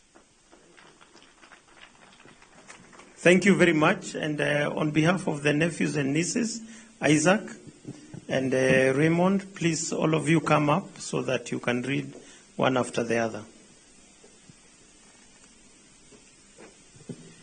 Good morning, everyone. My name's Isaac Kamau. I'm a nephew to Professor. My mom was his stepsister. So I'm going to just read this tribute for the nephews and the nieces. It's a tribute to a beloved uncle. So we affectionately knew you simply as Professor. As we grew up, you served as a guiding light, illuminating what is possible in the realm of educational attainment. Your impressive degrees, mastery of both Kikuyu and English, and your travels to distant lands instilled in us the unwavering belief that with education all is possible. We keep that vision that you had for us and will be sure to pass it to our children. Professor, you are the one that always reminded us to care for those in the family that needed help. Whenever we have a family meeting, you reminded us of the importance to love in the family and the amazing river of love of the Njoroge Githuku family. Many of us owe our careers to your guidance and support, whether during our fledgling beginnings, moments of waywardness, or when we just needed wise counsel. One thing we can say for certain about our uncle is that he loved his siblings, the entire Njoroge Githuku family. How we enjoyed the stories you told us of growing up in a large polygamous family. Whenever you talked about our parents, you referred to them as Wito, meaning ours. We will surely miss your stories of life with Leah Wito, Guge Wito, Milka Wito, or Janet Wito, just to name a few. 5 years ago, on 22nd December 2018, as nephews and nieces, we came together for a function at Tumaini Gardens, Isinya. The purpose was to thank you for all that you had done for us. We end this tribute by recalling the words of wisdom you shared that day, that as the Njoroge family, we should always look out for each other, to always remember our blessings, and resist the world's misleading influences. I quote, God has placed meat in your mouth. Don't foolishly let the devil snatch it away with a spoon. This is the advice you passed to us from your father, and we promise to live by it and to pass it on to our children. Go well, Uncle. We will miss you, but your knowledge and deeds will live on through us and generations to come. Amen. Demon. Thank you. Bwana Yesu asifiwe. Kila mtu atupungie mkono, tuwasalimie. Bwana Yesu asifiwe. Asifiwe tena. Mimi and this handsome man and beautiful lady ambao tumesimama hapa, we are nephews of Professor Ngugi Njoroge. We had the opportunity to share a lot of memories together. And we thank God because alitupatia hiyo opportunity ya kuwa na mtu kama yeye ambaye ametufunza na kweli kweli tumefunzika. Right? So this is Jean Kimani. Ama atasema jina yake. My name's Jean Kimani. Yeah. Ameshtuka bro, tulia.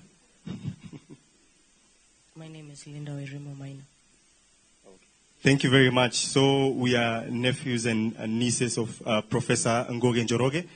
Thank you very much. So without much ado, we would like to read this a tribute.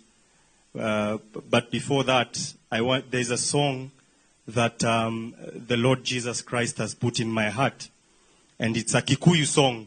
So naomba tuimbe pamoja.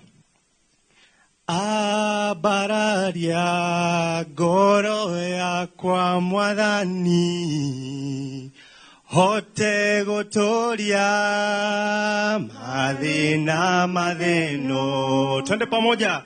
Rurumokia ngoro yakwa Mwathani, hote gotoria maruo matheno. Thank you very much. That song encourages us that there's a better tomorrow and Jesus Christ will be with us. So, tribute from nephews and nieces. Today is a sad day indeed because we have lost a man that we never knew as uncle, but as daddy. And we have a clear and vivid nostalgia of you and mom telling us that you are all our children when in Professor's house. This resting sibling rivalry and children rivalry and providing a platform for us all to be heard and feel loved. You used to tell us that until a man knows that education is the factor that levels all people of different social, ethnic, and cultural divides, get this right, he is a verified fool.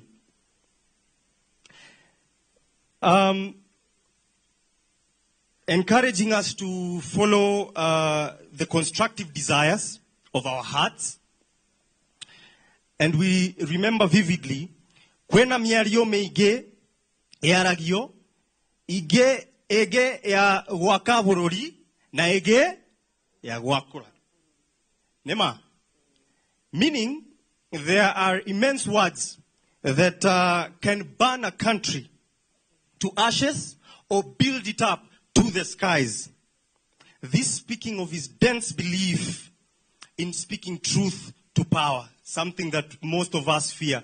Let's speak truth to power as Daddy used to, right? And intervening issues that affect the less fortunate and build a just world. We remember when he was in his last days, he was following up on the Gen Z African winter movement with amazement that the youths of this country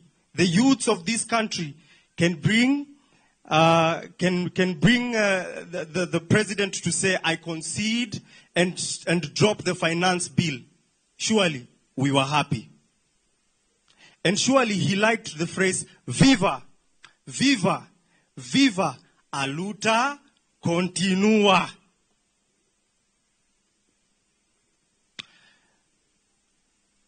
And the song, Bado Mapambano. Bado Mapambano. His phrase of, kwena miario meige, yaragio, ege awaka furori, na ege.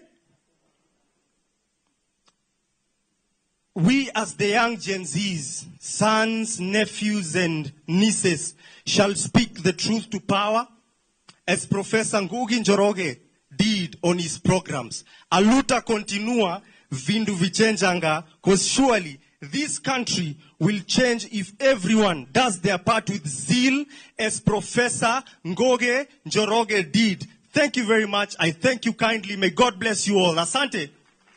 Thank you. And thank you so much, Raymond. And indeed, Professor Spirit will live through you. And we see that spirit of talking the truth and talking the truth to power. Yes. Thank you. As you go, Viva. So the last tribute is by the church, which will be given by Gabriel. As we've had Professor was a very senior member of the Church of Repentance and Holiness Ministry, and Gabriel will give that, which will be our last tribute.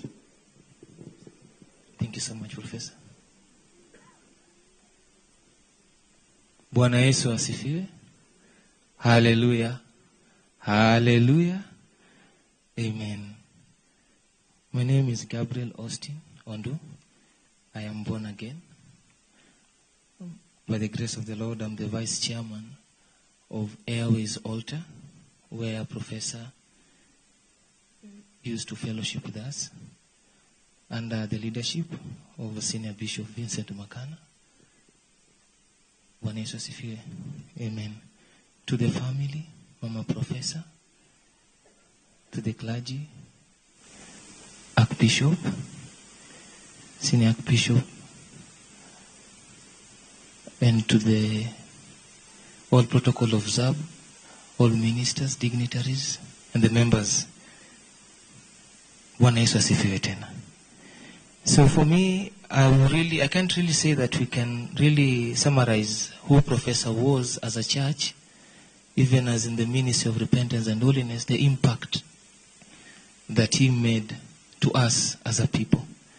But I'll try as much as I can with the time that we have been allocated to give the best of the version of the man that we knew for all those years that we were together with him. As we bid farewell to Professor Ngugi, let us carry forward the love and the laughter he brought to us. Professor Ngugi joined the Ministry of Repentance and Holiness in 2009, receiving Jesus Christ as his personal Savior. He loved worshiping the Lord. Sometimes Professor will come to church, and sometimes he was a bit tired. Sometimes he had a long day or something. But the moment he came and the worship was continuing, everything in him came to life. Everything. And he really loved to worship. Sometimes he'll come and sit down. And the moment the worship will come, and you'll just see him nodding his head. Na alikuwa amekuja kama amechoka. But ikielekea anasimama. And you just sing, and you're wondering, but he came here tired. He loved worship. And to him, worship was as the center of everything. He served at Utawala main altar in the council of elders. Then Yaya main altar, he served as a pastor in the council of elders. And before joining Airways main altar. At Airways main altar, he was part and parcel of the council of elders. And he really did a really great job, even mentorship. Bwana Yesu asifiwe. For us, we saw a lot in him. Professor really loved family. Anytime he'll stand to speak, lazima ange-mention jina ya Mama Professor. It was a must. And he'll really talk about the beauty and the importance of having a stable marriage. A marriage that you serve the Lord with all your heart. Bwana Yesu asifiwe. It was something so precious to him. And we learned that so much through him. Hallelujah. As a member of Airways main altar, let Professor convey the importance of proper worship to God. Always cherished and thanked worshippers. The evident blessing bestowed upon the Airways Church stand as a testament to his teachings on prioritizing worship as critical pillar in our service to God. Professor, you were a precious gift from God. So much beauty, grace, love, and patience personified you. You touched our hearts in so many ways. Your smile, even on dark days, made us realize we had a great man by our side. He played a bigger role through the media as a vessel, even spreading the message of repentance and preparing for the coming of the Messiah. Bwana Yesu asifiwe. Professor Samuel Ngugi Njoroge was a cornerstone of Ministry of Repentance and Holiness, especially renowned for his instrumental role in translating the Word of God for Kikuyu listeners. His dedication assured that that message was translated through Inoro radio station, bringing message of repentance to wider audience at forefront of the media outreach. He effectively conveyed the message to the mass listeners of the radio station. His unwavering commitment to spreading the gospel and his impactful presence in our ministry will profoundly be missed. He was instrumental in church planning. Professor was also actually key even in evangelism at his age. He really loved to hear watu walipata ujumbe. I think that is the passion. Even in Royal Media, I think that was something key. He wanted people to know the truth. people to understand things clearly, more impactfully. So even as a church, he pushed us as men to be on the forefront, to show leadership from top with integrity, and his personality of accountability was very key. Bwana Yesu asifiwe. Professor Ngugi Njoroge's legacy of faith, leadership, and dedication will forever inspire us. His contribution to the Airways family and the broader ministry of repentance and holiness will be deeply missed. He was a man full of wisdom to all, both young and old. We thank God for his life, well lived, serving the Lord in the ministry, and pray that the Lord Almighty strengthen the family during these dire moments of grief. Bwana Yesu asifiwe. Just as I finish, Professor, I know I've taken so much time. There is something that he used to tell us.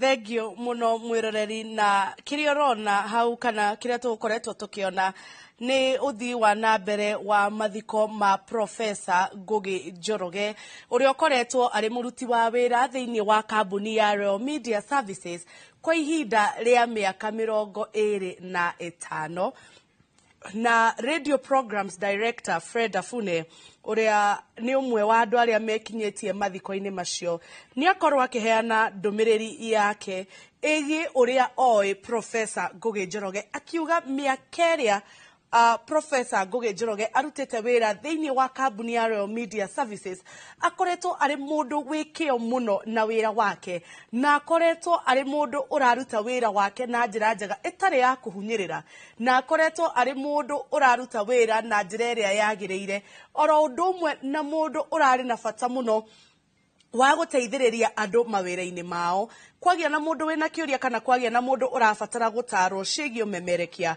Professor Ngugi Njoroge ni arakoragwo ari tayari kwirutira guteithiriria oroho mutumia wake ni akorwo akiheana ndumiriri ya kuga ni oreirwo ni mwendwa wake na murata wake wa miaka mingi muiretu wake akiuga ati ndangihota kuheana uhoro wegie ithe kana uhoro wegie baba wao ona ndagika nyinyi kana na ndagika igiri ni kuona ati arari muthuri wa bata muno tucoke mwena wa thubukia tororona screen-ini yaku eyo riu ni igongona ria mathiko ma Professor Ngugi Njoroge acio ni amwe andu aria mekinyetie thiini wa mathiko macio uria ni Benjamin Wangari uria ni mutangathi wa ceceni ya Inoro FM hamwe na mundu gwitwo Bernard kuma kuria kwa HR tucoke tuthikiririe mwena wa thubukia. Wameweza kufika pahala hapa ili waweze kutuma risala zao za rambirambi kwa familia ya Professor Ngugi Njoroge. Na ni ombi ambalo nimeombwa nifikishe kwenu viongozi wetu ya kwamba ujumbe ambao mtaleta hapa ni ujumbe wa rambirambi kwa familia. Kwa hivyo hilo ni ombi ambalo nimeombwa. Nitawakumbusha nitaendelea kuwakumbusha kwamba mlete rambirambi zenu na vile ambavyo mlifanya kazi na profesa na itasimamia hapo. Kwa haraka ningetaka kumwalika chief wa hapa akaribie ili aweze kusema jambo moja.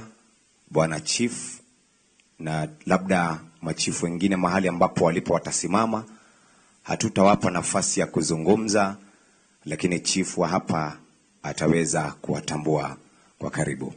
Kwa hivyo bwana chief, karibu very briefly, utukaribishe na utujulishe machifu wengine ambao wako hapa. Karibu. Good. Another time. Nami kwa majina naitwa Peter Kinuthia Muigai. Ni chief wa Subukia Central Location pahali tuko.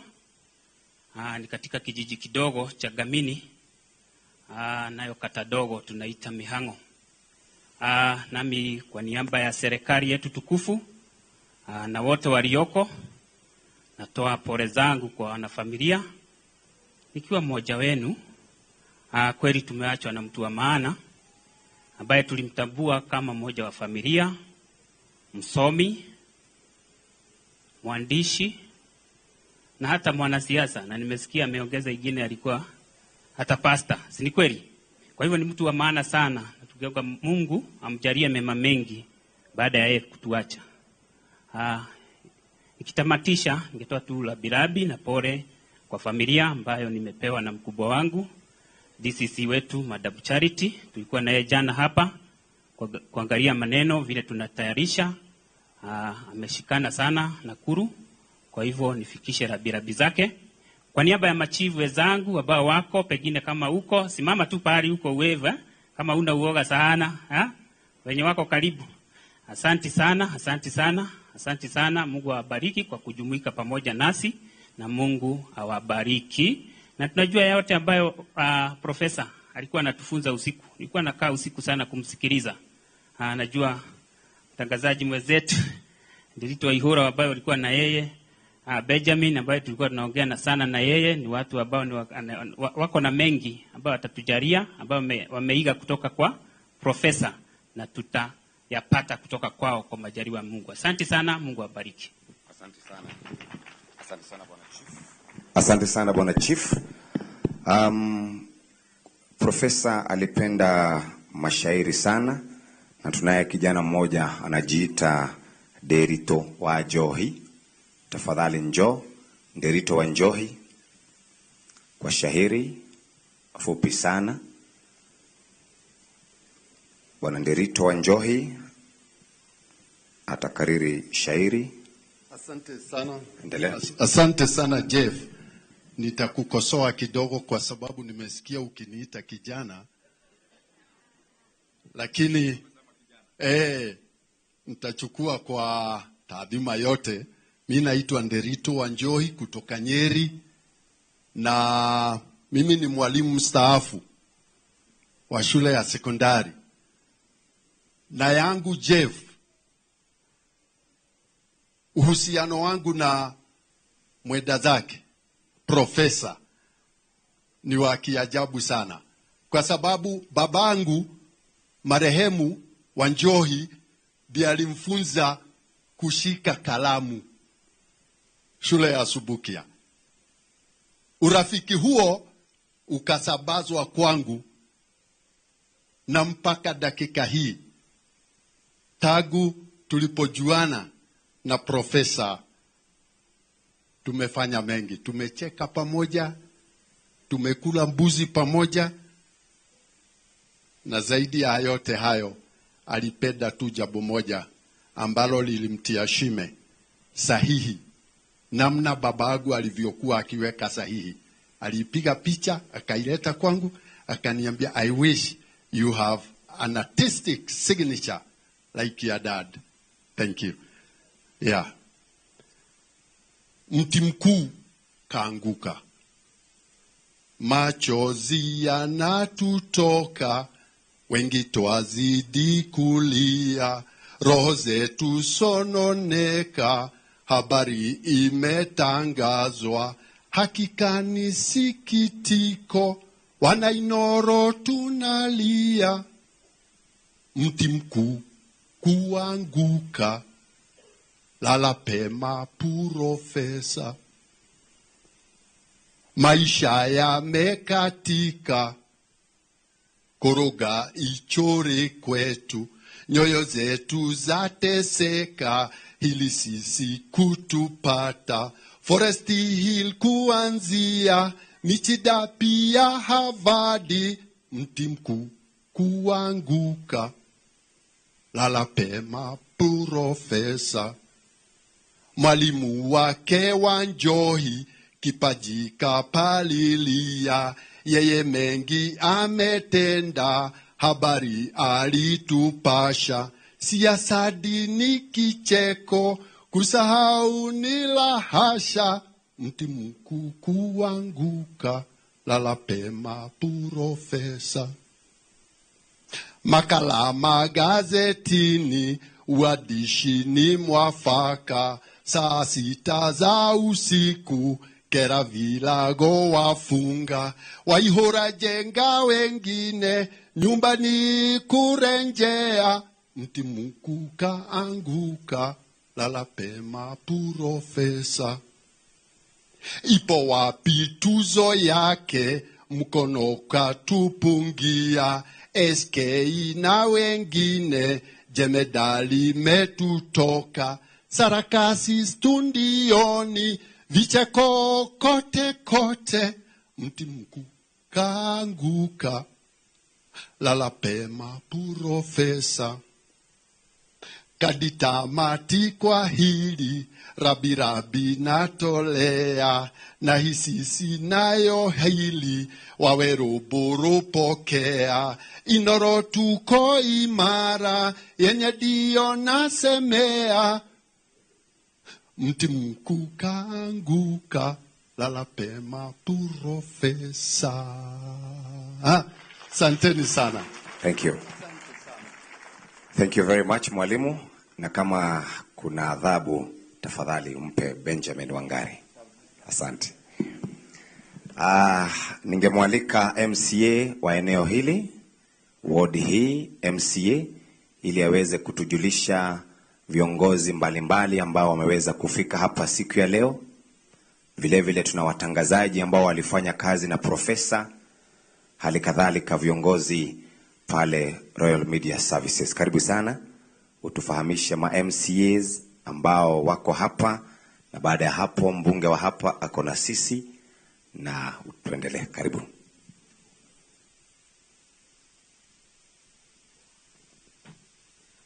Bwana Yesu asifiwe. Tusalimiane hewani.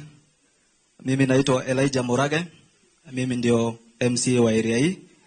Hapa kuna ward hii inaitwa Waseges, iko ndani ya Subukia constituency, Nakuru County. Karibuni nyote. Kwa familia, poleni sana kwa kumpoteza baba yetu. So niko na mheshimiwa jirani yangu Isabella Makori, kuja usalimiane. Pia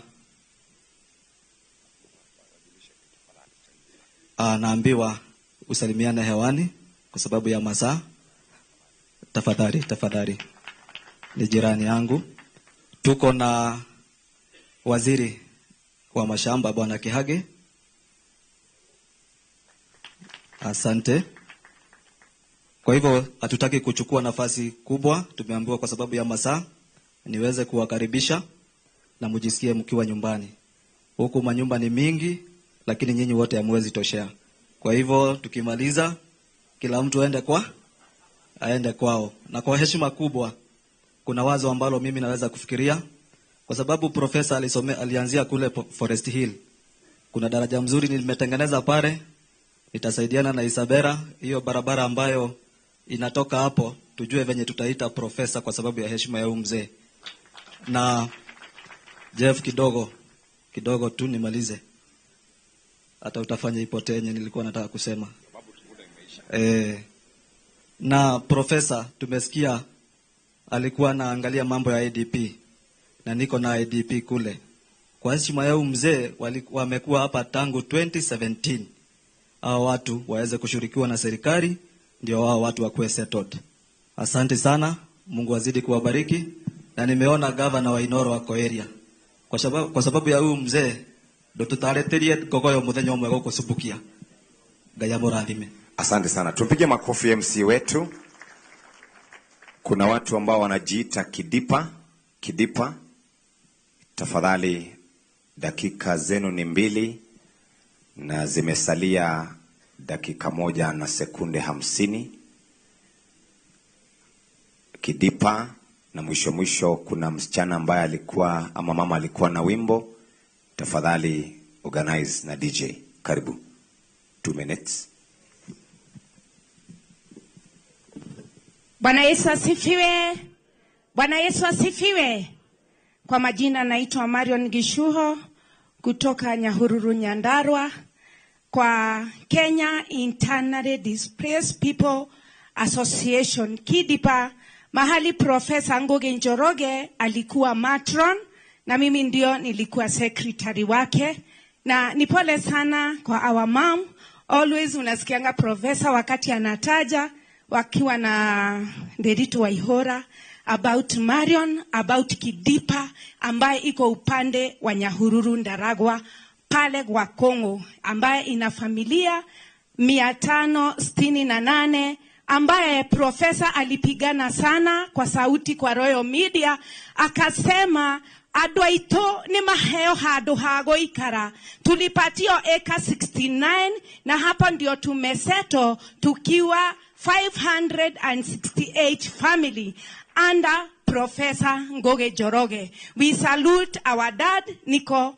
Now we are 500,000 countrywide. The tribute is for international, all Kenyans, for internally displaced people. It is not only for Nyahururu, but countrywide. Ndio wamenituma ili tukaweza kupatia professor hii tribute. My dear father, friend, and a mentor, and a hope. Tribute Professor Samuel Njoroge. We write this great sadness over the unimaginable loss of a close friend. He fought a brief and strong battle for many years. He took easy day in strength, never really complaining. This was my hope too. This brave man, inside and out, was a wonderful friend to us, supporting us for many years with his gentle and caring nature. One of his beliefs in life was the importance of being authentic of people, saying what needed to be said, because it is good for relationship and the soul. Also, we also admire how he never judged or forced his opinion on anyone, but offered variable and truth advice that I will surely miss. He always kept his sense of honor, and even when he was in work station, he said to him that I wish I could like him for his fascinating life, but laughed and said to me that I believe in God. Everything is possible, and what I am today with my fellow friend. May our mighty Father rest him in eternal peace. Our CEO is Charles Karaoke Kemani. Thank you very much. Thank you Kidipa. Na nafasi hii nitamkaribisha mbunge wa hapa Bwana Gashofe, na vile vile najua kuna viongozi, na nitawakumbusha tena kuleta rambirambi zenu. Tumpigie makofi na kisha utujulishe wabunge ambao wako hapa.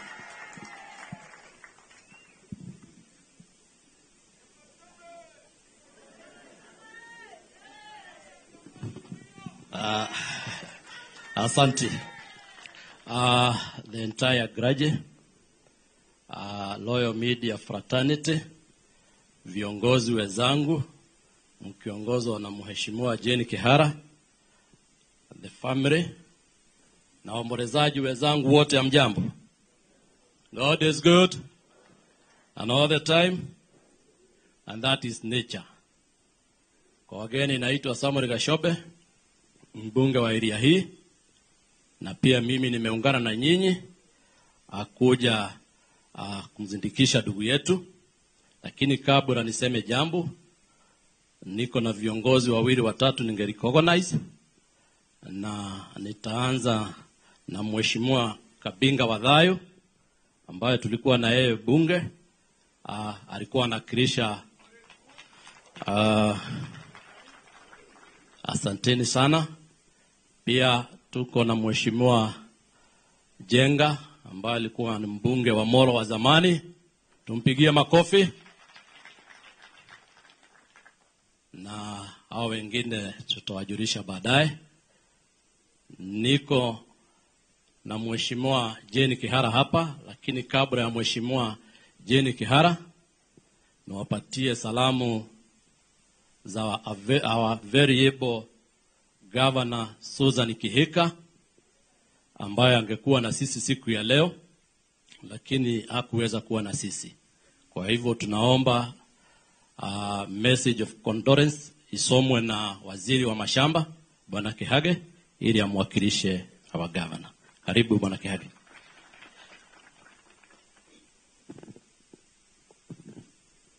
Asante Mheshimiwa Gashobe.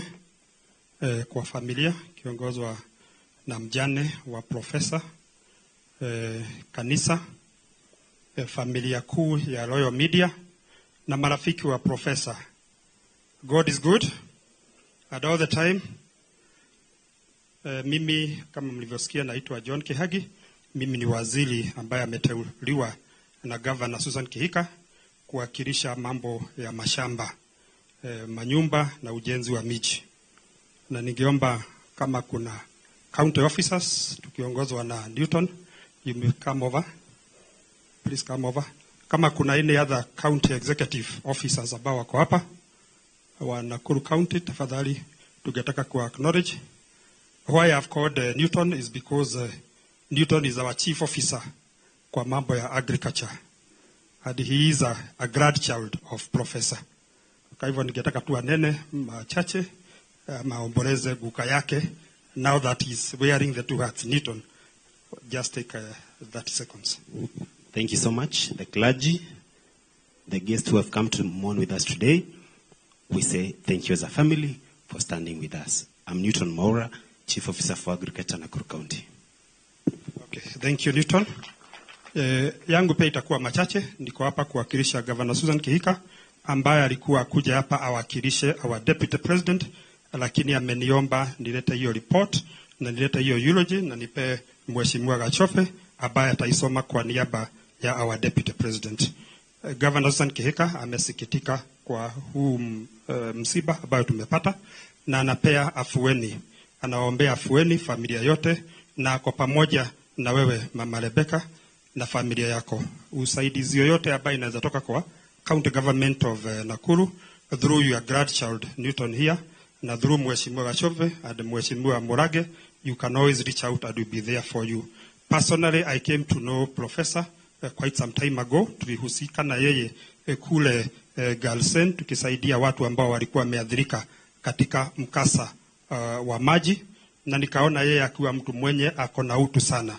Tulifanya kazi na yeye na kutoka hapo hatujaweza kupatana naye since we did that project, but I can assure you Professor ni Archbishop Shira, sijui uko wapi Shira, aliongea na akaenda. Kwa hiyo maneno ambayo umesema ya ADPs na mheshimiwa yetu Jane Kihara ako pale ambaye pia amekuwa katika kamati ya bunge ya mashamba huko national government, tutashirikiana tuhakikishe kwamba hiyo mambo ambayo alikuwa katika roho yake ya kuweza kusaidia waathiriwa tunaweza kusaidia. Kwa hivyo mimi nikiwa kama waziri naomba tu niruhusu. Unajua sasa saa nyingine tunasemanga hawa MCs tena wajui serikali ikisimama, si ndio?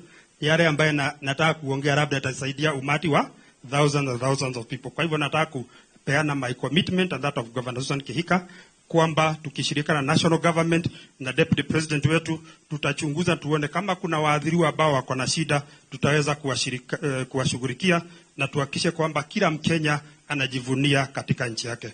Kwa hivyo asanteni sana, Mungu awabariki, na kwa familia poreni sana, Mungu atawapea nguvu. Asanteni. Asante Dr. Bai. Wave.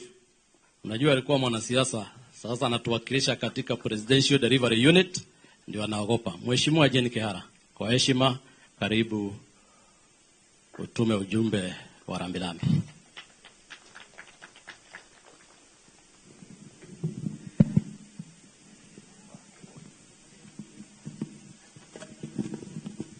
Asante sana mheshimiwa. Mama Rebecca na familia yako and the church and Royal Media family na sisi zote, God is good and all the time. Nisalimie mtu hivi.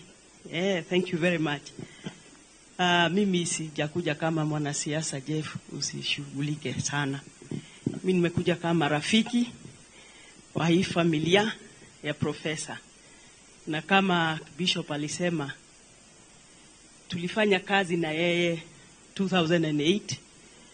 Sikuwa mbunge siku hiyo, kwa nimepoteza kiti, lakini nilikuwa na hiyo roho ya kusaidia na tukashikana na profesa na Archbishop, ndio tulijuana sana. Tukatafuta manguo, tukafuta mashamba, tulisaidia watu sana chakula. Tulikuwa tunaamuka tunazunguka kila asubuhi. So I got to know him that time. Nilimjua kwa jina, lakini that is the time I met him. Until now he got to Royal Media and mostly in Noro, where ni de shabiki wa Inoro na duothe ni moi onao ni moi aya. And I can say it's unfortunate that Professor didn't write a book, because he's gone with so much knowledge, wealth of knowledge and truthfulness. He's a truthful man, like the other one you people know. He's a truthful man. He wanted to do good. He did a lot of work. I have met Blessed and your mom. We are the only children of Professor that, or rather, you are the only child, and we have met because we interacted and we became friends. And I was told of his death when I was preparing to meet him. Ihuraniyo ene doka gagukera mandi. Na mandi yo doka gatokere. Ni wajirire kiroko ati Professor Nietiro. It was sad. I didn't know what to say. No kejera ke tugakera rushu. But I still came because I needed to eulogize my friend. Mama Blessed, you believe in God and you have told us it's not going to be easy, but God will be there for you. The children, please, and the bigger family, support Mom. Be strong for Mom. Mom has lost her friend, her confidant, her fiancé, her everything. So also, Mama Blessed, be strong for the children. It's never easy. But with time and prayer, God is going to see you through and is going to see us through. Sina mengi, ni kusema tu, hiyo Kihagi amesema, wacha ikae namna hiyo, kwa sababu tunaielewa. Archbishop, you know your issue is with the government. And I'm the one who took it. Thank you. Thank you very much, Mheshimiwa Jane Kihara. Tumkaribishe waziri wetu Moses Kuria, ameingia kwa makofi. Mimi nitakuwa na machache tu. Na kwanza ni pole kwa familia. Mungu akupe nguvu na wale ambao wamewachwa, kwa sababu wakati ikifika imefika, and it is very good to accept. May God give you the strength to endure the loss, na Mungu ataweza kukusaidia. Ya pili pia niseme ya kwamba nilimjua Professor nikiwa mtoto kupitia my late dad, and nafikiria Professor, he made us proud because yeye ndiye alikuwa professor wa kwanza this region. Kwa hivyo those days, early 80s, Professor was very popular because there was no any other professor in this region apart from Professor, and I can describe him as a man with a lot of wisdom, na wengi walisikia kupitia Kera kwa Inolo, ambayo pia mimi nilikuwa ni shabiki wake kabisa.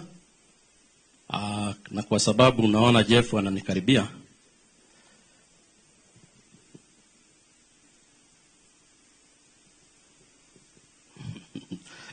asanti. Nakosolewa kidogo, lakini nitaipanga vizuri. Niseme ya kwamba kwa watu ya hapa, tunaweka maji pale shule yetu ya Kamumo, tutaweka Simboyon, Subuki ya primary, na in the whole constituency tuko na miradi 48 ya stima, na area hii tuko na miradi 6 na kwa hivyo itakuwa ikiendelea. Nimalizie kusema ya kwamba Mungu anapenda nchi yetu.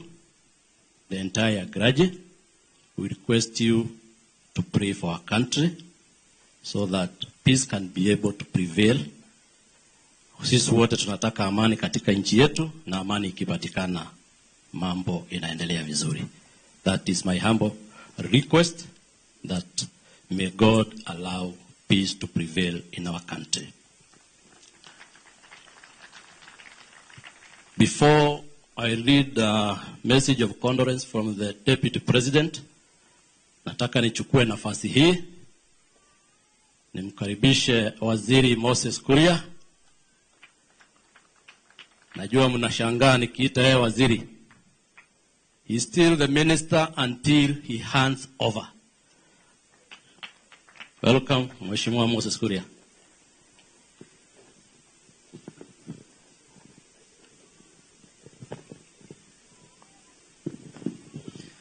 God is good, and all the time. Bwana asifiwe. Familia ya rafiki yangu Professor Ngugi, the clergy, familia yote ya Royal Media Service, na watu wote wa Subukia, nimekuja hapa leo kuleta rambirambi zangu kwa kuachwa na huyu profesa. Profesa alikuwa rafiki yangu. Kwa kawaida, uhusiano kati ya wanasiasa na wanahabari unakuaga very funny. As breakfast tunakuanga marafiki. Lunchtime tumekosana. Jioni ni story nyingine. Kwa hivyo tunasubuananga hivyo namna hiyo. But this man was a very respectable man. Tulikuwa tunamheshimu. Kwa naambia Derito Waihura, leo tarehe 7 mwezi wa 8, miaka 10 iliyopita, tarehe 7 mwezi wa 8 2014, exactly 10 years today, hapo ndio nilitangazwa mshindi bila kupingwa nikiwa mbunge pale Gatundu. Na hiyo jioni nilifanyiwa interview na huyu mzee na Derito, and he had a lot of doubts about me. Now, when I was an MP, nikikumbuka zile doubt huyu mzee alikuwa nazo juu yangu, nikitaka kulala nilikuwa naamka. I told him I will disappoint you by working hard and achieving. Hakuwa naamini kwamba hiyo kazi nitaweza. So huko hiyo challenge alinipea, nikaenda huko Gatundu. Leo hii huko Gatundu nikaweka kilomita 400 ya barabara ya lami. Nikafanya kila shule huko ikakuwa iko na dormitory. Hakuna shule hata moja haina dormitory ya secondary. Sababu ya challenge huyu mzee alinipea. Nikatayarisha kila mtu. Saa hii huko kwetu Gatundu, ukishikwa hauna stima, sababu ni reda ya bure kwa kila mtu, tunakushika unapelekwa kwa chifu, sababu unaharibu jina yetu, sababu ya ile challenge huyu mzee alinipea. And I want to say that as leaders, please subject yourself to people who give you a challenge, because it will make you a better leader. Na hapa kwetu si kawaida kupata mtu anaitwa profesa. Si mnajua ni ngumu. Sio rahisi. Ndio tu wewe wa matairi, wa madafuria, wa do.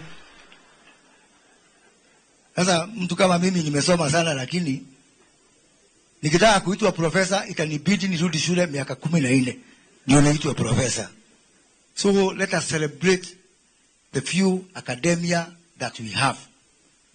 And as I finish, sababu naona heshima wengine hapa, na huyu naona Jeff ananiambia ati anataka kuniibia dakika. My friend, hatuko studio. Huyu mtu tulikuwa tunaongea na yeye siasa, si ndio? Si kama ni mtu ya matatu tutaongea mambo ya matatu. Si kama ni pasta tutaongea mambo ya kanisa.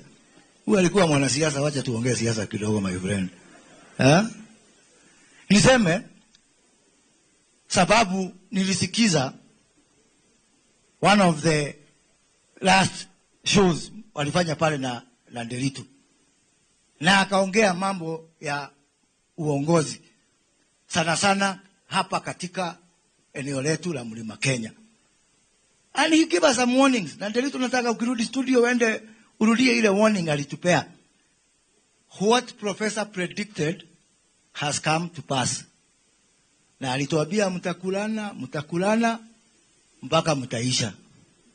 Sasa mimi niko hapa kama jobless person.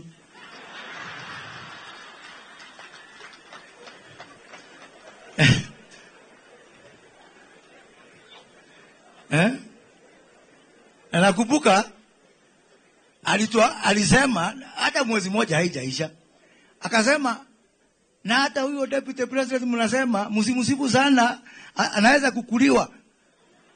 Kwa sababu ya kumusifu sana, mumusifu pole pole. Huyu mtu alikuwa mnabii na ile alikuwa ametabiri, it has come to pass. So as we are here, let us remember the words of that man. Mheshimiwa Jane Kihara, Mheshimiwa Gashofe, nataka kuwatuma hata kwa deputy president. It would have been good, najua ako na rais huko Embu, kama angekuja hapa na akumbuke those words. Sisi zote tufuate maandishi ya Romans 3 verse 23. Sisi zote tumekona dhambi. We are fallen short of the glory of God. Hata wewe Jane uko na dhambi, Gashofe uko na dhambi, kila mtu, hata nyinyi wote mko na dhambi. Hata mimi niko na dhambi. Kwa sababu tusiposikiza wazee kama hawa, tukaigo ile shiga tulia. Mimi nataka kuambia nikitubu dhambi zetu hapa. Hiyo miaka 2 ile kitu tunaweza kupewa award kubwa sana ni kulimana. Tumelimana mpaka tumemalizana. Mimi nilikuja hapa nikawaambia tukitafuta kura. Hata kama nilikuwa Kenya Kwanza, nikawaambia moro daria gaothoni na maside cia muhikania. Turata guthina hau mbere utunyo safi. Uinuke maguru. Ni murakiona kama mutirona. Nilikuwa na mukaje tekia daku ata professor. Gona moje tekio mothe de moyo haho. Sasa hao akina Jane hawa na deputy president ambao walikataa injili yangu tukue na chama yangu, saa hii ndio natuambia tukue na chama yetu. Tumutie igwire na hali oguo. Jane ndikwenda mukajigwa giharuki irima. Tuthomithie na githomo kiu twathoma. Tulipigia huko hata huo deputy president mwenyewe kabla alime mawaziri wa kutoka kwingine alikuwa anatulima sisi watu wa mlima. Vile tu profesa amesema. Yeye analimwa na wabunge. Na yeye analima wabunge. Vile profesa ametuambia. Wakati wa hii rishafo ilikuwa hapa juzi. Wengine mumeona wameleta masuperstars wao. Si mumeona Joho? Si mumeona Oparanya? Si mumeona John Badi? Sisi wale wetu wamerudishwa, wamechaguliwa, onogethie encyclopedia ndukimya mundu aimete na ku na rorete na ku.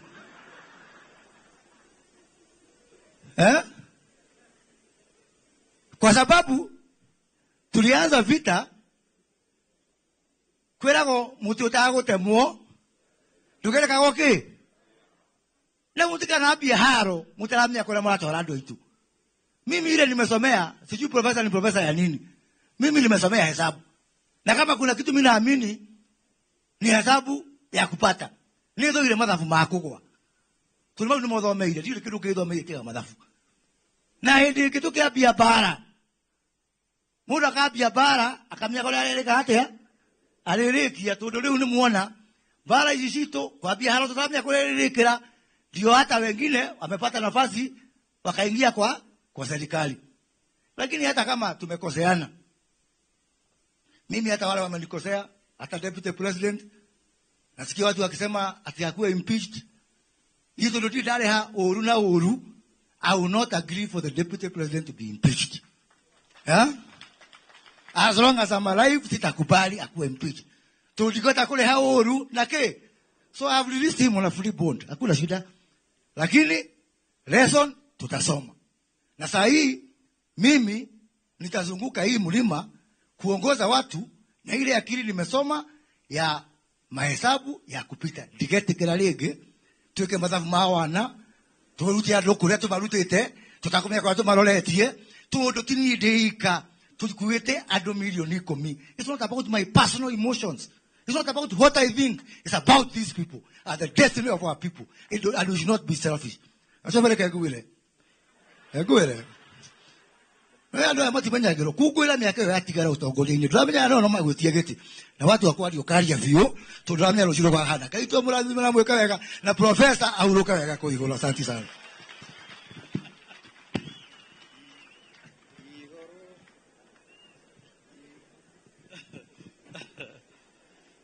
Anaitwa Moses Kuria, si ndio? Once a soldier, always a soldier. Lakini hiyo ndio makosa ya kuja kama umechelewa. Kwa sababu tulikuwa tumeweka sheria, amevunja. Lakini amesema yale yote angesemwa na mwanasiasa, si ndio? Tumpigie makofi. So mimi nitasoma taarifa ya naibu wa rais ambaye angekuwa na sisi siku ya leo, lakini kwa sababu kulikuwa na ziara ya rais kule Embu akaandamana na rais, na nitasoma. Message of condolence to the family, friends and relatives of Professor Ngugi Njoroge on his passing on. On behalf of my wife, Pastor Dorcas Regadi, and our children, I send a word of comfort and prayers to you, Mama Rebecca Wanjiko and your family, as you bid farewell to your loved one, Professor Ngugi Njoroge. We celebrate an affair and highly resourceful friend and professional who I have known for many years. Professor Njoroge was a man of integrity and impeccable character. He instilled societal values in his family and all those who looked up to him as a father and a father in figure. He stood out as a studious and extensively knowledgeable individual in his remarkable career as a professor at university. His workplace has loyal media services in Noro FM and other platforms. The selfless professor passed down nuggets of wisdom to his mentees, colleagues, and thousands of his avid listeners of the Kera Show on Inoro FM. In my interaction with Professor Njoroge on the Kera Show, his deep understanding of resilient issues in development was evident. This propelled him to an instrumental and indispensable radio commentator to his audience, which was always looked forward to his enriching contribution. That is how, for over 2 decades, he was able to educate his audience and contribute to shaping journalism as a powerful pillar of empowerment to the community and the nation at large. Indeed, it is painful bidding goodbye to a loved one. At this long moment, may you, Mama Wanjiko, your children, the entire extended family, friends and colleagues at the loyal media services and the media fraternity find comfort in the Lord. Rest in peace, Professor Njoroge. His Excellency Rigathi Gachagua, EGH, Deputy President of the Republic of Kenya, August 6, 2024. Thank you very much. Moses, tumekusikia about the unity of Mount Kenya, and we support that unity. God bless you. Asante. Thank you very much, Mheshimiwa Gashofe.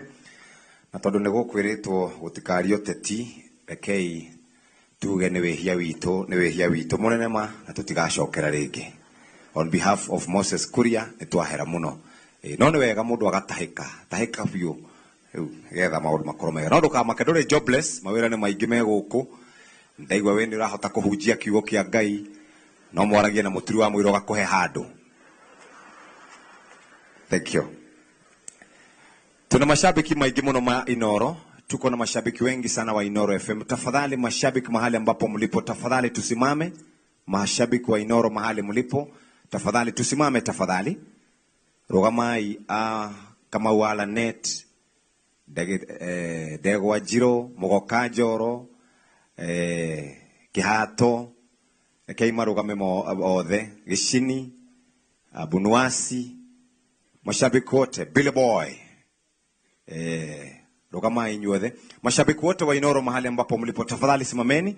Wale ambao walipenda kusikiliza Profesa Ngugi Njoroge na tuwapigie makofi mazuri mashabiki hao. Asante, mketi chini. Tunao watu ambao huwa wanatusaidia sana. Wakili simama uwapungia watu mkono. Wakili Degwa Jiro muhore makofi mega. Thank you. Dagitari Kinothia Jega rugama ni tondu wa ũgima mwega wa mwiri muhore makofi mega. Tuna andu aingi muno guku andu othe marutaga wira wa media cikurugama Pegi rugama Wabuku rugama simameni wa watu ambao nataja tafadhali. Philip simama, hao ni HR department wote. Tuwapige makofi mazuri.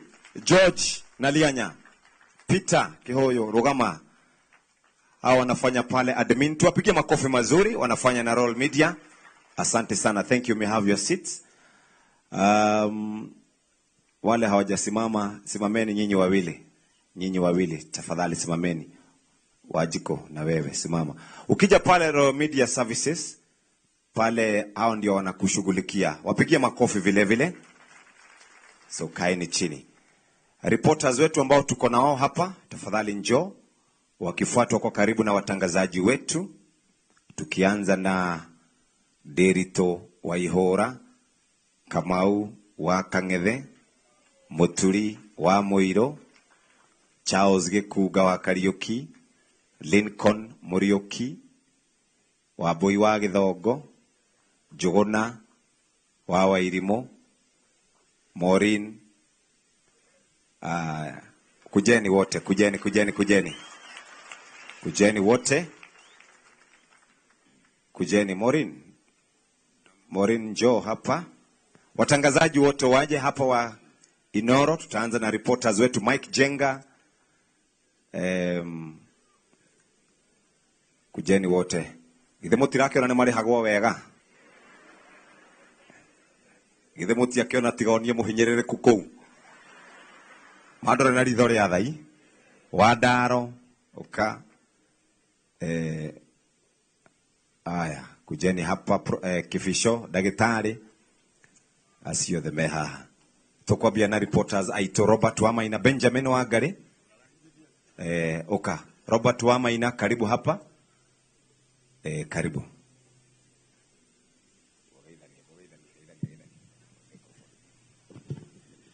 Murega inyothe andu a Subukia ni muigua mohoro ma Thubukia marehaga ono ateo niwe ocio no ithe mutiake ona nianga twina Jeff ni tukihacikite kidogo.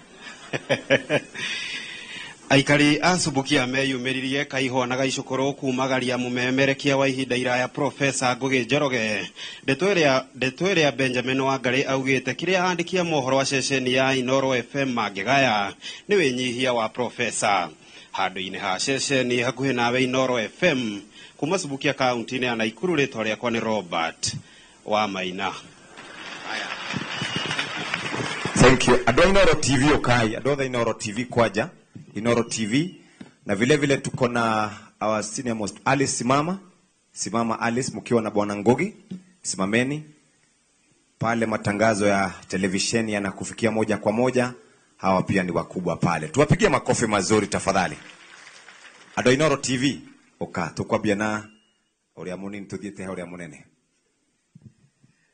Muriega inyuothe andu a Subukia ni mwangenia muno muri arathime taugai muri arathime tondu ndona taranda iria nyingi nene iria tukoragwo tugithikiriria ceceni-ini ya Inoro FM na TV aingi maumite guku ona professor munini nderwo ahuraga ngita muno koguo muikue twi hamwe na inyuĩ muno makiria mugicakaya gikua kia umwe wanyu mundu wi na ngumo muno mundu wakorwo agitaririo ni mundu wendete andu na mundu wikinyeire hoka ni githomo hoka ni gutara andu na makiria hoka ni kuonereria andu anini gacira nie tukoragwo kuri uguo ceceni ya Inoro TV o muthenya kuma thaa imwe nginyagia thaa igiri hau uguo na kuma thaa ithatu nginyagia thaa inya thiini wa mohoro ma Inoro TV na manjui kana ndiĩtaga ta Jenga wa Wambui. Adimuni. Tumukumie Yesu Kristo. Tumukumie hĩndĩ ciothe. Harĩ ithuĩ profesa nĩ baba witũ, harĩ ithuĩ profesa nĩ mwarimũ, na harĩ ithuothe nĩ profesa. Muthenya wa kiumia ngũrehagĩra tabarĩra ya kanitha kana mitha tabarĩra-inĩ ya Rurumuka. No thĩinĩ wa mohoro ma Inoro FM, Inoro TV, makiri ma aikari a kaunti ya Naikuru nĩ meyumĩrĩtie kwa ũingĩ kumagaria profesa makĩmũcakaya nĩ ũndũ wa maũndũ marĩa maingĩ arekĩte matũũra-inĩ mao oro ũndũ ũmwe na tabarĩra ya ũrutani ĩrĩa aratwarithagia na mbere thĩinĩ wa ceceni ya Inoro FM handũ-inĩ ha Inoro TV. Kuma kaunti-inĩ ya Kiambu njĩtagwo Charles Gĩkunga wa Kariuki. Aya, sawa. Twina arutani erĩ haha. Karibuni sana. Nego mugeithie inyuothe mwathani arogocwo. Njĩtagwo Zakari wa Ndaro. Ngũrehagĩra tabarĩra ya mataro Saturday rũcinĩ twĩna mwarimũ Mũcwe. Na kũu nĩkuo njugaga mwarimũ Mũcwe nĩ wega kũmenya ũtiganu wa ũndini na ũngai. Tondu ndini ũgũteithagia gũikarania wega na andũ arĩa mwĩ ngwatanĩro, no ũngai nĩ ngwatanĩro yaku na Ngai we ta mũndũ kĩũmbe. Ngai agocwo na mũrathime. God is good and all the time. Thomithagia ũhoro wa atimia kwaga kũgũra ikombe 200 thĩinĩ wa mũciĩ tondũ mĩciĩ yao ti mũkawa. Njĩtagwo ndagĩtarĩ Mwangi wa Kĩbico, ndacio yakwa nĩ kũrĩ ũndũ na hĩ tũrĩ na mũgĩkũnjo. Ngai amũrathime.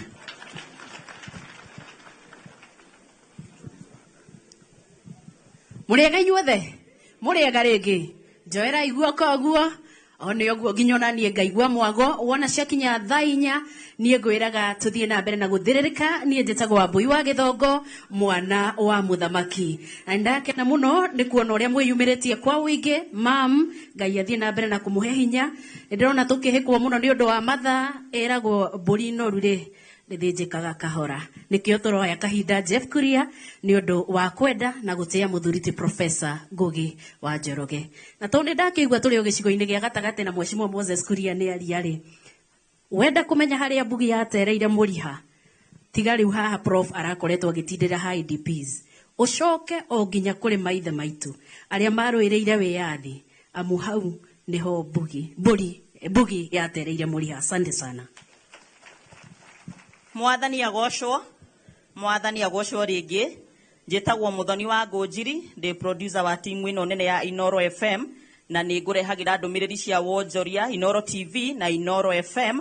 Nĩ niĩ nyendete mũno gũkũrehera ndũmĩrĩri ya Inoro FM Kesha. Ndereba wa Kesha ĩno nĩ ngatha ya Gatanga wa Njiko wa Gĩtonga. Ndũkanacererwo. Thengiũ mũno.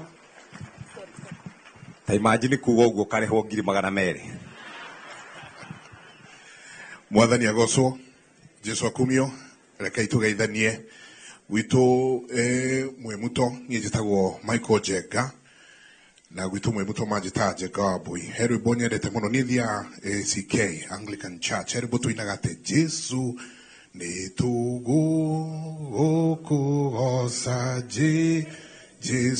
Jesu ga turumekaga Jesu kame akuwethera ya mwihia ndakugo osha mwathani nĩ ngatho nyingĩ mũno nĩ nyendete ingĩoya microphone rĩngĩ njigua o kwanjia kũhunjia ndiũĩ nĩkĩ mũthuri ũkomete haha anyitire guoko rĩrĩa ndaingĩrire Royal Media Services akĩnyita guoko mena mũthuri wetagwo Hamani Gambi hĩndĩ ĩyo mandĩkaga kĩndũ gĩtagwo 1,000 words and they really held my hand and walked with me to a point where I've been today.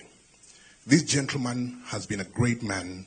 He has come to my family. He has sat down with my mother, my brothers.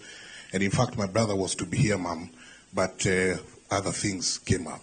So condolences from all my family.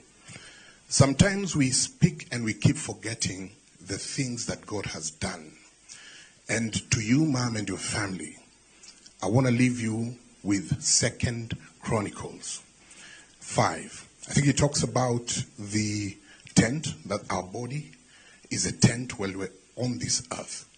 While he was on this earth as that tent, by the grace of God, God put so many things in him, and he has done so much for this nation. Sometimes when Prof would speak, he would talk to us about how he grew up. He would talk to us about the village that was talked about. He would talk to us about the days when he went to vie for a seat.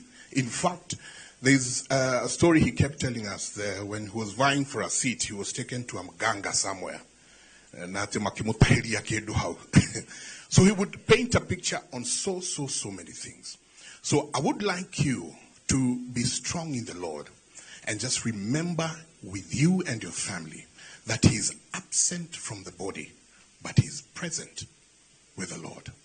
He has done his job. He has finished it.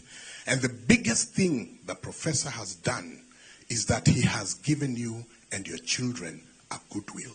He has left such a great goodwill for all of you.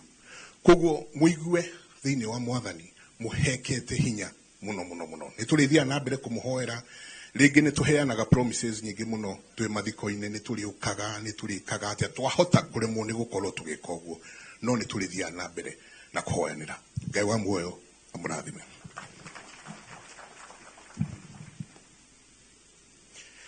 God is good and all the time. Haretwa jitagwo Lincoln Jogu. Nini ni nogamerire Inoro TV family, the church, na viongozi wote tulio nao, waombolezaji wote tulio hapa, wenzangu katika Royal Media Services. Ni ruhusu niseme kwamba aliyelala hapa nitamtaja kama mwalimu wangu. Mwalimu kwa sababu wakati nikijiunga na Royal Media Services yapata miaka 21 iliyopita, alikuwa mmoja wa wale ambao walinielekeza katika uandishi wa habari.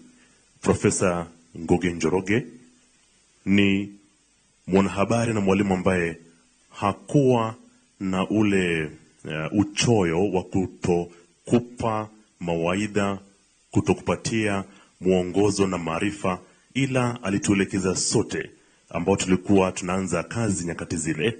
Kama alivyosema mwenzangu Njenga, ni kwamba alikuwa anaandika tahariri.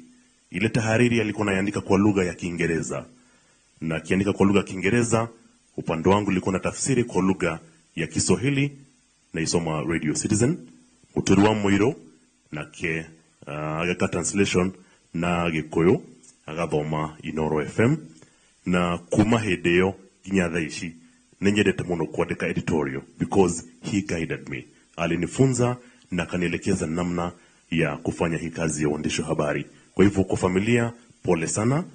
Kwa niaba ya wenzangu tunaofanya kazi nao pale Inoro TV, tunasema poleni sana, na kama alivyosema bwana shairi pale kwamba mti mkuu kaanguka.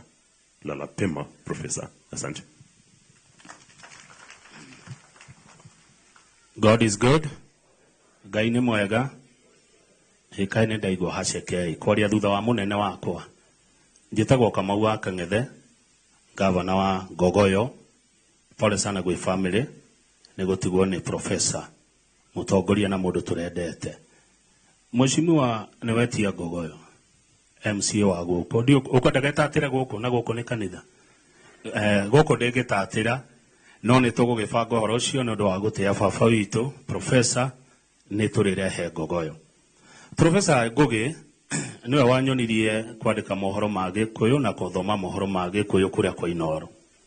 In fact niwe twambiririe nake na bozi to Fred Fune kwaragia Gikuyu kwa Royal Media kuri mwaka wa 2002 jikarete kuri miaka 22 na dihano gugithiti guo na no guikaraga kuo. Professor ari mwarimu witu ni mundu turendete ni aratuonagia gacira. In fact ni arathomithitie kuria ciuria ni muroragira Inoro rucine ni professor ni uthomithitie kuria atongoria riake taru ndirakigwa kuria Moses kuria kiuria tiga ni uria atangicoka haha ndirakigwa kuria Mheshimiwa Jane Kihara kiuria tiga ni uria atangicoka Mheshimiwa Dagitari Bai tiga ni uria atangicoka ha na tondu nguritwo njario hanini ri poleni sana mutikorie Ngai kiuria he mundu ngenda kuria Ngai kiuria haha oya guoko iguru Ogioria Ngai kiuria egukwira uka uririe hakuhi he mundu ukwenda kuriria hakuhi. Rest in peace professor. Ngai nĩ mwega na hĩndĩ ciothe tũmũkumie Yesu Kristo mwathani agocwo Bwana asifiwe mũrĩega. Niĩ na niĩ njuge nĩ honokete Jesu nĩ mwathani na ndehe ndũmĩrĩri ciakwa cia macakaya kuri mam na family ya professor todo professor ndĩmũĩ uyu ni mwaka wakwa wa 22 tondu tau kama wakang'ethe atariria nio ndakorire na niĩ ngĩingĩra Inoro rĩgĩcoka rĩgĩũka. Ararĩ mũthuri mwĩnyihia mũthuri one professor ariguo nĩ ũndũ kana kiugo gĩa Gĩkũyũ nĩ aroragia na roigaga nĩoĩ mũno ũratũtaraga na ũrarĩ mwĩheani muno muno makiria no rarutaga wira na kĩo. Koherethu kenda mũhari wa 10 na professor nĩ ararumirĩire yugaga ruta wira na kĩo rĩrĩa wĩ muoyo-inĩ ũyũ tondu kũrĩa gũthiagwo nĩ arĩa akuũ kũrĩa gũthiagwo kiri-inĩ to professor athiĩte gũtirĩ wĩra gũtirĩ ũmemerekia gũtirĩ rĩcirio ona gũtirĩ wĩra ona kana ũgĩ wothe. So let us serve God. Let us also have faith in God. Let us continue trusting in God. And also admiring that one day, one time, in that morning of resurrection, where will you rise from? Maũndũ nĩ merĩ njĩra nĩ igĩrĩ mwaki kana muoyo ũikarĩte hau wĩcũranie na nĩ atĩ mũndũ emenya wega mũno. Hebrews chapter 9 verse 27. It is written for a man to die once and then judgment. Na ndũngĩkua kuma rũcinĩ nginya hwaĩ-inĩ. Kusonga ni kusonga. Kaende. Kufinish kumaru.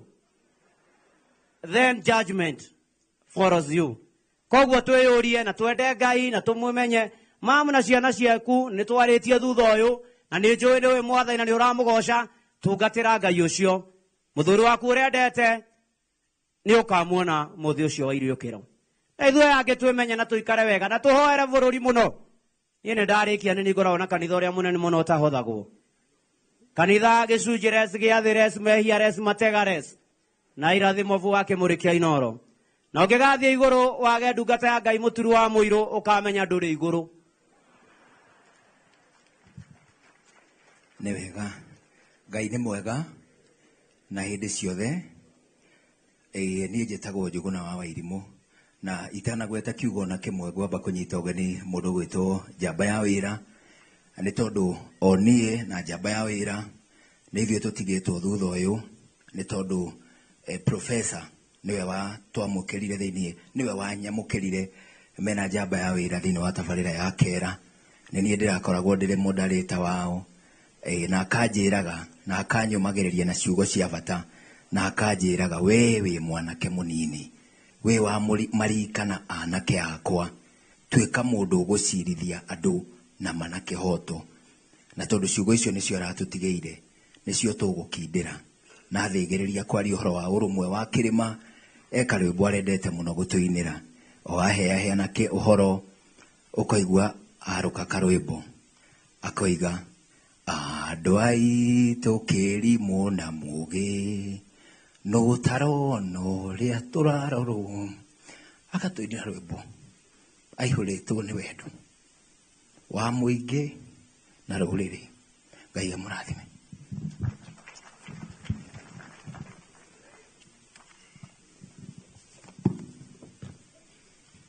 Mike rogama ucitagwo Mike Njenga turakoragwo nake miaka 2 na Professor Ngugi Njoroge aicoka agitorio ni undu wa wira uria twarutithitio wa kururia kura akirwara mugongo aicoka TV no ti horo mundu witu ni arathire na arahe ministers yana rukamake mundu witu Karathi Njenga ni twari na comedian uyu ka gwathe tondu atindo kinjukiria guku uyu ni ithue twamo introduce tahura comment imwe ndiririkana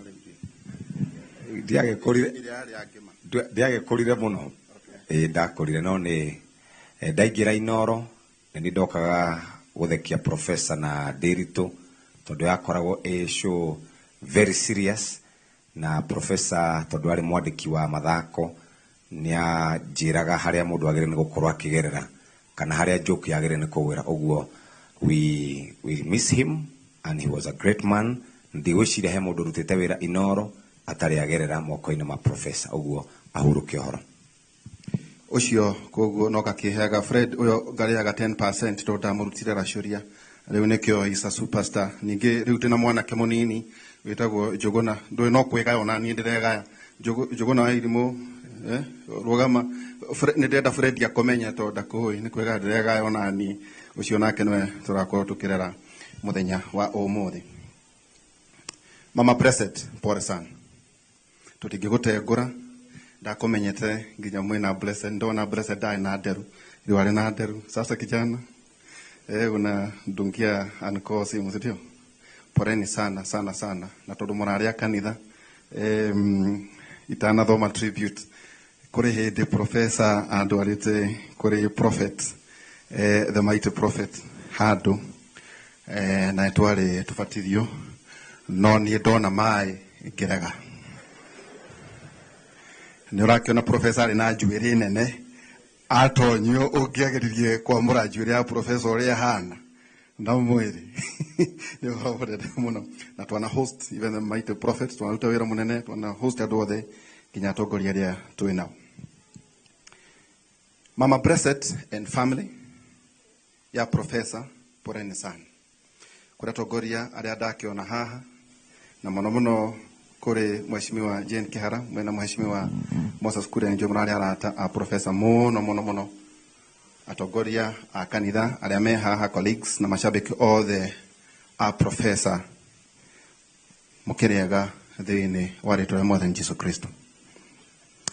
Ndina ngoro ndito na gitio kinene ndugamite haha mbere yanyu gutia muturire na ngumo ya muruna wakwa ti Professor Ngugi wa Njoroge. Wira witu hamwe ni hutitie mamilioni ma andu a ruthiomi ruru rwa Gikuyu. Tabarĩra itu ya kera ikoretwo ikihingura andu meciria gwa kahinda ka miaka 21 Professor iganagwo yariria yakua no mani ati umuthi ndi haha gukungwira murutananirie wira na muruna wakwa murata wakwa ti Professor Ngugi wa Njoroge. Miaka ya mbere 7 2003 nginya 2010 hindi ya wathani wa Muthuriti Mwai wa Kibaki ndoka Royal Media Service ndakorire Professor akiruta wira department ya research na documentary. Rimwe ndamuthikiriria kiaria ngeigua ni mundu wina uge muingi muno na kirira gitari andu aingi koguo ngiona ndimwitage tukoragwo nake tabarĩra-inĩ ya kera muthenya wa Thursday ngicoka ngiona no wega twetikirio ni Fred tukiambia ningi kumwita muthenya wa Monday ngeciria ni wega ndireka nake chairman Dr. SK Macharia akiuga twikage kera kuma Monday nginya Friday na Professor twi hamwe twamemerekire maundu maingi muno no ti maingi hihi ngugweta oro manini. Wa mbere, profesa ni ahotaga guthathaura maundu maritu o ati ona mundu utathomete nyakunyita uria aroiga. Ni twari na tabarira yetagwo matha uge haria twathomaga mabuku maingi ta the government inspector iyo yetagwo Nyahoro Mutuiria wa thirikari.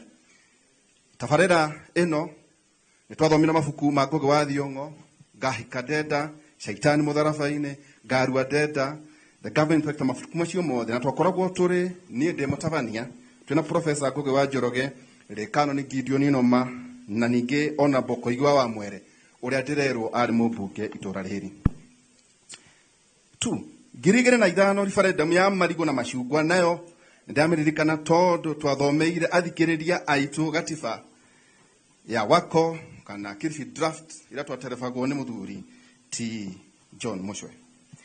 Kuma hau tugithie girigire na mugwanja matuko magwe na bara cia ukabira no ririkane the post election violence ngwe cia ukabira. Prof ari na uge wa kuheana woni wake na waragania na ufaciriri munene muno tondu mwaririkana wega hindi yo twacemaga na mithia ciara tutiga twikene turathoga haro kana kurehe ngwe na ngaheha twekore igotini ya ICC tomwe witu kuria atwarirwo. Miaka mugwanja ya keri 2010 na 2017 hindi yo nio thirikari ya Uhuruto iraharirio. Ino nio miaka yari ya 2010 hindi ya referendum ya red iyo yarugamirire no na green yarugamirire yes. Mwena wa green ugekihota na katiba ya 2010 igiciarwo na promulgation under the stewardship ya muthuriti Mwai wa Kibaki Mena Odinga urugurwa gwataniro ya thirikari ya kihiko terierekirwo. Professor nyakongoire uhotani wa constitution ino tondu wa devolution muno ari natha kuri acio ndaigwa maretwo IDPs ona korwa rugama gite gya senator kamatia muheire kura. Jokere ajiraga kurugama senator tondu wa gatiba njeru tondu ajiraga IDP maihoire Kenya huho ciothe 500,000 koguo na gathuro gite gya senate haha gwiciria nimukugia na gacira kau nake. Professor ni ahotaga kuona ngoro ya mundu kiumbe beyond meikarire political affiliations ona kana miaka. Uguo donire muno ndamuthikiriria maundu maritu akamarora kwa muhiano daimono ya ICC yoka yatonya thiini wa Kenya na andu atandatu makirorio igotini ya ICC na mundu uganagwo itagwo Moreno Ocampo. Professor ari na kimakogoro-ini yake. In particular, Professor nekenirio muno ni His Excellency the President then atigira Deputy President wake muthuriti William Ruto akimutigira othamaki na acoka Dr. Ruto agicokia othamaki. Professor agikongwira uhoro ucio. Gukanjwo gwa githurano kia 2017 nikagegirie Professor muno na hau no ho theory yoimire ati gucokerwo gwa githurano na mung'ethaniro kurega gucokera yari basis ya gwetha handshake teria muronire eko. Turning point miaka ya 2017 ginya 2024. 20th February 2017 niguo ni ndakiambiriria kuruta wira ngiheo rutha ni Fred Afune thie thiini wa Inoro TV riu ni miaka mugwanja ndaumaga kera thaa thita utuku ngakoma mathaa matatu niguo ngokira thaa 11 cia rucini ngaroka kimuri rucini rwa thaa 2. Hatiari hauthu no Professor ni andeithiririe muno kunyitirira kera miaka ya mbere iria itahotete kwibanga ginya ndibange na mathaa macio. Tugithie na mbere kuruta wira wa mawecime jogona wira wa kuruta wira utuko kuragwo wira wa mawecimani uguo tukoretwo twi mawecimani miaka 20 so smoothly that I doubt many people noticed the disruption I was going through. Na ni undu ucio nigucokeria Professor uyu ngatho cia mwanya agitumi nowe owe ruo rwa kuruta wira utuko na kuroka rucini. Miaka ino noyo yari ya COVID-19 korea niĩ mwene ndahotire kwaria na kambuni iria nene cia thimũ ndigũcigweta nĩguo mahotithie niĩ na profesa twaragie na thimũ gwake mũciĩ tondũ kũrĩa aikaraga gwĩciria marĩ na gathĩna ga thimũ. Profesa nĩngũririkana tukĩrĩ very devastated. Raila Odinga ahotwo nĩ ajeni na Moses Kuria 2022. Nĩkĩ? Nĩ tondũ nĩ twarĩ thĩinĩ wa Azimio. Niĩ mũrona haha, Michael Jego ũcio ũrona, Jeff Kuria ũyũ ũrona haha na Benjamin Wangari twatũraga kĩrori igũrũ. Na profesa nĩakuire ngoro mũno nĩ ũhoro ũcio. Aingĩ aitũ arĩa twarĩ a mwena ũcio ona twacoka wĩra tũgagĩthekererwo nao nĩ arĩa makĩrĩ mwena ũrĩa ũngĩ. No twakira tukiririkana Azimio Center was not united. Koguo tukirakaruka narua na tukimove on tugithie. Na rĩu twaria na professor tukiuga this is the legitimate government. Marakara maitu tukumahithia 2027 mweri 18. The challenges we faced. Kwaria ma kuruta wĩra utuko ndũrĩ wakorwo wĩ mũhũthũ. Ona ndũrĩ mwago jokere kuruta wĩra utuko taru mama blessed arakomaga thaa mũgwanja tondũ no nginya eterere professor rika ritũ no rĩrege gweterera. Koguo ũyũ tũrutaga nĩ wendo wa wĩra kana ararutaga nĩ ũndũ wa wendo wa wĩra na gĩtĩo kĩrĩa tũhete mamirioni ma athikĩrĩria akera. Na ndĩmũririkania atĩ professor aingĩra kera ena mĩaka 60. Essentially ndaruta wĩra mĩaka yothe mĩaka 20 tondũ ahurũka ena mĩaka 80 na mũndũ ũthiĩte retire. Thirikari ĩritaithagia mũndũ na mĩaka 60 twambĩrĩria kera na professor ena mĩaka 60 ahurũka ena mĩaka 80. No rĩrĩ mũndũ ndakĩkaga ta mũtĩ.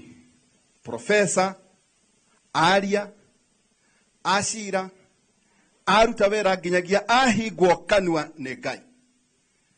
Athire toro agikira ndanaria rĩngĩ huruka horo professor. Atĩ nĩ wega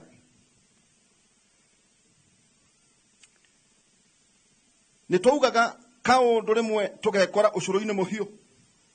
Twĩna professor kũrĩ andũ arĩa mena gatũ bũrũri-inĩ na itĩ nene na kĩrauni rĩmwe mũhecimwa Moses Kuria nĩwakiona rĩmwe kĩrauni nĩ gĩkoragwo gĩkĩrĩ ibati nĩwakiona rute ta icio rĩmwe twakoraga andũ arĩa marĩ thirikari-inĩ nĩ matũhũraga mũno mũhecimwa koguo tũkamake no ndonio Ngai nĩ agũteithia nĩ ũkũheo wĩra ũrĩa warĩ wa professor tũgakeraga nawe.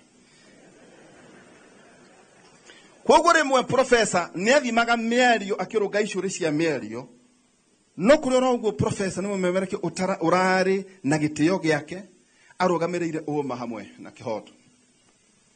Mendekithia ma professor mararĩ marĩkũ? Ndĩraria ũguo Jeff nĩguo onawe wambĩrĩrie kwandĩka rũgano rwaku nĩguo ũngĩgakorwo nĩ ũkandĩka no rũrũ ũkoya ũthome rwakwa. Kumana na gĩtĩo gĩa professor no nyende kũgweta tũmaũndũ anjĩraga angĩenda kuona tũgĩkwo. Tondũ anjĩraga ũtakua nĩathiaga ũgeni. Reke ndĩtũgwete. Atĩ nĩ wega mũndũ aheagwo wĩra kũringana na ũhoti wake onakorwo gũkũra ti kuo njarĩ.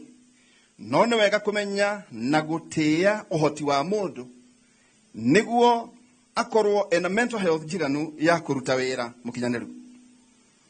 Ũgima mwega, ũgima wa mwĩrĩ wa mũmemerekia wĩ bata mũno tondũ arwara ta professor rĩmwe nĩ arwaraga no aka insist tumwĩte ona arĩ mũciĩ. Rũrũ nĩ rũkũiguĩka mũgambo-inĩ ũcio wake. Kanua na mũgambo nĩcio stoko ya kĩheo kĩrĩa mũmemerekia ahetwo nĩ Ngai. Kweragwo mũgumo wanagwa hameraga ithare. Rĩu mũgumo na wagwa. Inyuĩ mũndandora mũrathikĩrĩria. Ithare rĩu rĩkuma kũ? Niĩ ndiũĩ. Ndena merirwa regrets professor Ngugi wa Njoroge na haha tũtimũthikĩrĩria tondũ nĩngwenda kũmũhe wĩra. Professor Ngugi wa Njoroge aruta wĩra itĩna rĩa mapresidenti erĩ a Gĩkũyũ makĩganwo. Uhuru na Kibaki. Kana wambĩrĩrie Kibaki na Uhuru. Arĩ ũmwe wa memerekia senior me igweta na ũigĩrĩrĩki bũrũri-inĩ. Nĩ kĩeha mũno ati gutire president wonire wega amuhe ngerenwa ya head of state commendation kana ona ngerenwa ingita icio ni ndia ciiriragiria niki hihi hakwa ni ndomagiriria professor ngamwira aikare ari indifferent niki tondu cionekaga ta citari na bata wa bururi ta cire ciarata na ateti na arunao ona korwo no uguo no nyendekithie Mheshimiwa Jane Kihara tondu we haha mungiona hagireire nie ndikwitiria yakwa no korwo professor no heo mundu arikitie kuhuruka no itagwo post humously no gikeno giake no kigacire professor ni umwe wa aria manjirire department ya githungu kuria Kenyatta University 1974-1975 itekumenya nani ni gacoka guthie kuo 1998 na guthomera rungu rwa department iria ambiriria ya githungu na literature nikio gekira kiri common denominator ya tuhota kurutithania wira hamwe na uiguano na meciria miaka 20 tondu ni twanyitithanitio nikirira na nikio getagwo literature na o mundu wa muthikiriria ni oe ugi na history iria yothe arakuita meciria-ini make ni ngwirira ati ndanakorwo andika ibuku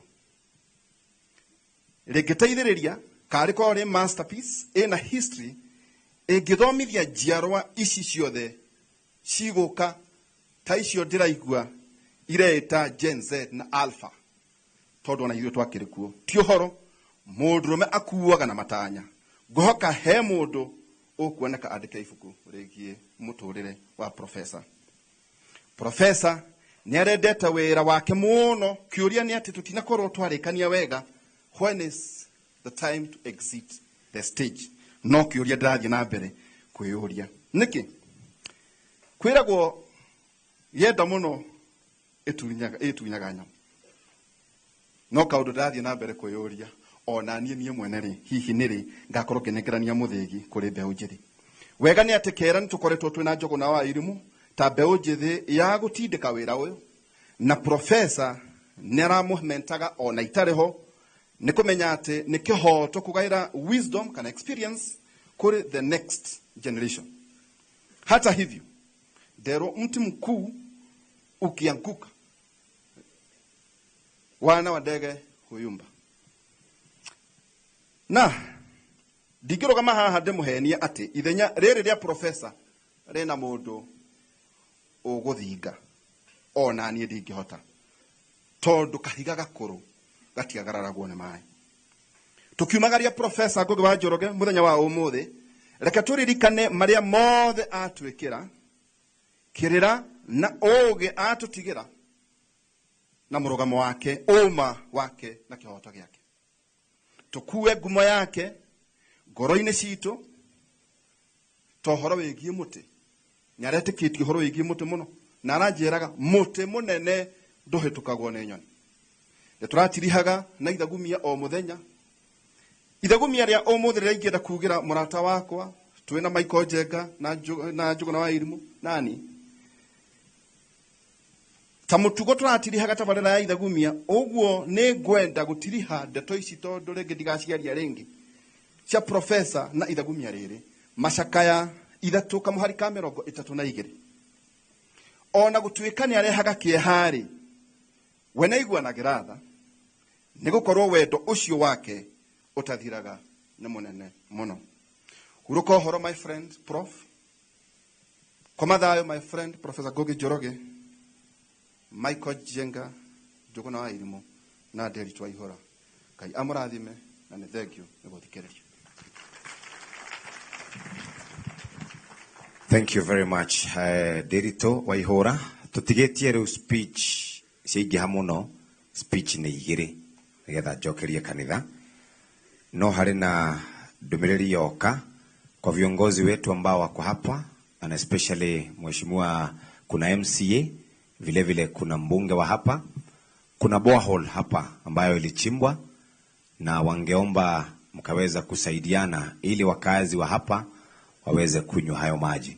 Kwa hivyo bwana MCA pamoja na MP ni ombi ambalo limekuja hapa na ni vyema kuulizia hivyo. Kuna ujumbe ambao umefika hapa kutoka kwa marafiki wa profesa wanajiita Estates of Senator Gigi Kariuki. To the family of the late Professor Ngugi Njoroge, we are deeply saddened by the news of Professor Ngugi Njoroge's passing. He was a remarkable individual who touched many lives with his wisdom and kindness.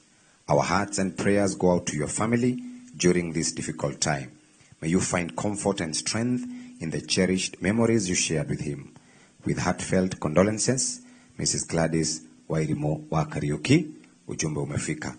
Kwa sasa nitamkaribisha Benjamin ambaye atasoma ujumbe wa Head of Radio ambaye anaitwa Wajiko wa Gitoga, na kisha baadaye atamkaribisha Bwana Fred Afune ambaye atasoma ujumbe wa mwisho, na tutakuwa tukimkaribisha githiko tigire mundu wa kugo kwanyu etagwo Garu ya Junior. Githimo timoe Garu ya Junior. Mutikimuhore makofi Garu ya Junior ni guka baadaye ona twarikia speeches. Karibu Benjamin. Asante Jeff. Ngai nĩ mwega na hĩndĩ ciothe. Naomba radhi kwa sauti, lakini nitasoma ujumbe wa mkubwa wangu Wanjiko Gitonga, kisha nitamwalika mkubwa wangu Fred Afune kutamatisha hafla hii fupi ya kuzungumza na kuomboleza mwenda zake. Hatuna budi kukubali huu mwito. Najua wakati mwingine huenda sababu ya sehemu mnayokaa huenda mkaona kana kwamba Nderitu Waihura amechukua muda. Huo muda tulimpa yeye baada ya kuishi tafarira ine ya kera miake yoyothe. Na darakawiga rigi. Thitigwa. Ngai nĩ mwega. Reke thome ndumiriri ya Wanjiko wa Gitoga. Kũrĩ mĩario mĩingĩ yaragio, ĩmwe ya gwaka na ĩngĩ ya gwakũra bũrũri. Ngĩrũnga icũrĩ cia mĩario njĩtagwo Professor Ngugi Njoroge. These are statements that are made. There are statements that are made, some that can build, while others can destroy the country. This used to be your signature statement on air, and even during our meetings, and for sure, Prof, you lived true to this statement. To us, you are not just a colleague, but a friend, a mentor, an inspiring force, and our guiding light. As a team, we have been so privileged to have a man with a wealth of experience and who was ever present and willing to support us whenever we found ourselves at crossroads. Your commitment and dedication to your job and the growth of Inoro FM has been unmatched. You shared the station's affairs, opinions, unreservedly and without fear or favor. You have been a unique colleague who would call every day after your show just to know how you performed and areas of improvement. As young as majority of us are, you respected everyone's opinion and role. With you, there was no confusion. Whatever the management decided, we would count on you to support fully. As a team leader, I have trusted your guidance and mentorship. This is because for the 6 years I have been in leadership, you have proven to be objective. You meant well for the brand, and you have been such a great cheerleader. A win for one of us was your win, and you celebrated it as so, both on air and off air.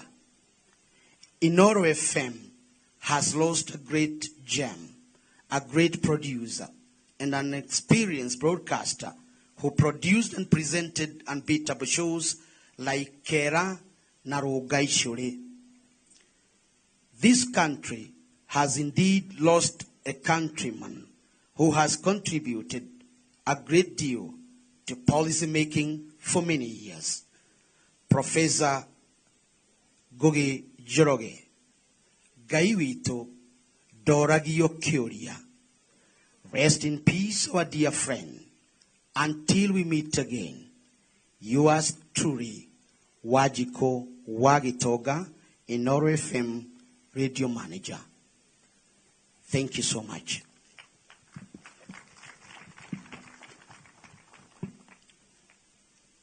Hakwa ni mwene ndumiriri yakwa ni ati Ngai ekaga uria ona nigwika atia na gitio kiingi ni ngwenda kuoya mweke uyu munjitikiritie nyihite nigetha turikiririe njurie munene wakwa Fred Afune oke haha nake atuhe ndumiriri yake na ya munene wa kambuni. Thengi muno, karibu sana Fred Afune.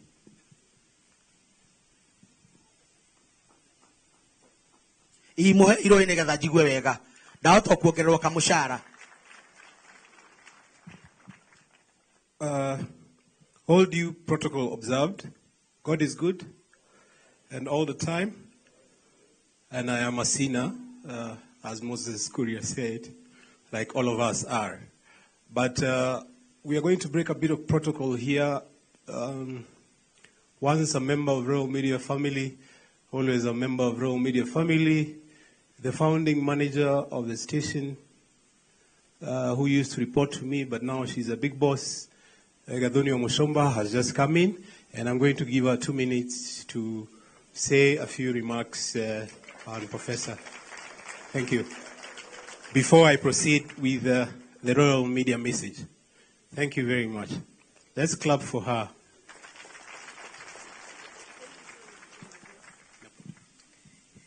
Thank you so much, my boss, Mr. Fred Afune, the family of the late Professor Ngugi Njoroge, the clergy, my fellow leaders from various areas, ageni arĩa moimĩte kũndũ guothe thĩinĩ wa bũrũri wa Kenya, na andũ athubukia Bwana asifiwe. Ngeithia rĩngĩ Mwathani agocwo. I am so sorry I am late. No ndacererwo mĩhang'o-inĩ ya ũtongoria na nĩ ndanyiha mũno nĩ gũkinya gũkũ. It is true indeed that the late professor was my colleague and I was his boss. And I have come to celebrate the life of a very humble professor. I was barely 30 years old when I was his boss. Na gũtirĩ mũthenya ona ũmwe arĩaga kũnjathĩkĩra. Ndamũrũnga icũrĩ cia mĩario, ndarĩ angararia, na ndarĩ anjagĩra gĩtĩo. Ona rĩrĩa ndatigire wĩra wa kũmemerekia ngĩthiĩ siasa, rĩrĩa ndanokererwo mĩtambo-inĩ tondũ nĩ thiaga ngahang'ũka ngaria maũndũ makwa, ndarĩ anjũkĩrĩra. So I'm here indeed to celebrate a life of a humble professor, a man who mentored me into media, and a man who was dedicated to his job. I thank God that Professor worked till his last day. God gave him good health all along. Na Ngai akĩmũteithia bũrũri ũyũ. That is why we are all here. I am so humbled to be associated with the family of Royal Media Services for having given me an opportunity go serve bũrũri ũyũ rĩrĩa ndatũraga kwa radio, kwa Inoro, na thubuki atiria mbere gũka, kana tiguo mũndũ wakwa, mũkũrinũ.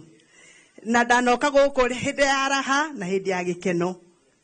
Na rĩu tondũ nĩ ndaingĩrire thĩinĩ wa siasa, ndĩ ũmwe nyihĩte mũno, ngũhoya na gĩtĩo mũno. Mũgĩkũyũ oigaga, mbogo cikaraga hamwe ti tondũ wa kwendana. Mbogo cikaraga hamwe na iroraga o mũndũ na njĩra yake, no ciĩ gĩtutu kĩmwe, nĩgetha ciĩgite thũ, thũ ĩngĩũka cimenye ũrĩa igũtharĩkĩra thũ.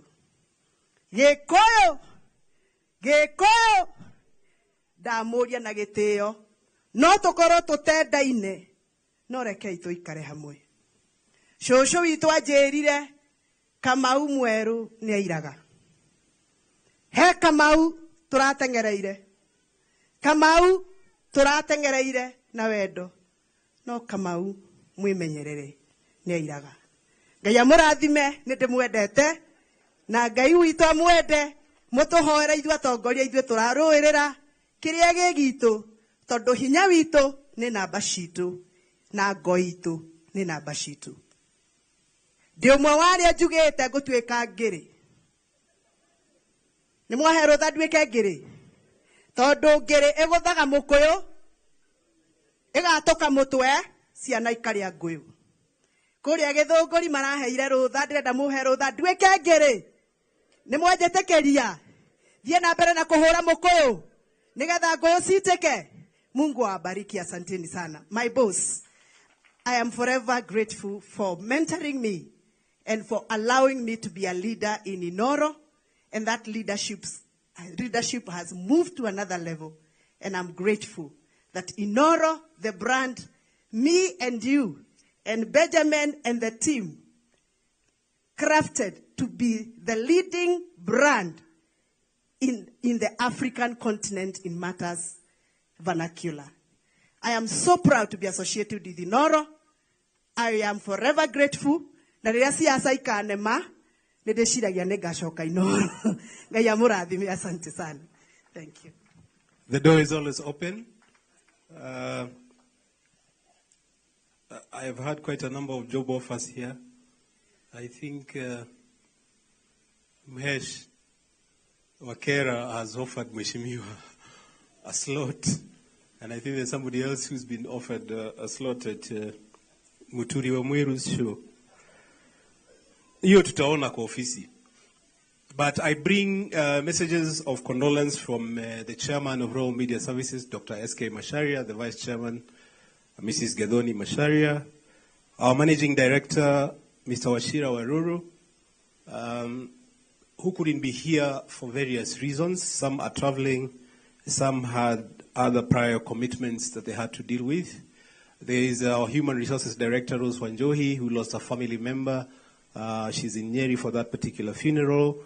Bashir Mboro, our finance director, was here earlier, but he's proceeded to Nyahururu, where he's also attending another funeral. There's Latifa Ngunjiri, our TV production director, and Michael Ngugi, who had another meeting that they had to attend, and all the staff at Royal Media Services who couldn't make it here today. Professor was very popular. He has been there from the very beginning, and I know that there are a lot of people who would have liked to be here today, but because of work or other reasons, they couldn't make it. Once more, I just would like everybody from Royal Media to stand up, because I think we may have missed a few people. I think like Bernard, just the entire Royal Media team that's here. Gadoni, please stand up. Yes. Thank you. Yes, thank you. Please be seated. I will read this message on behalf of Royal Media Services, on behalf of Mr. Wachira Waruru, our Managing Director.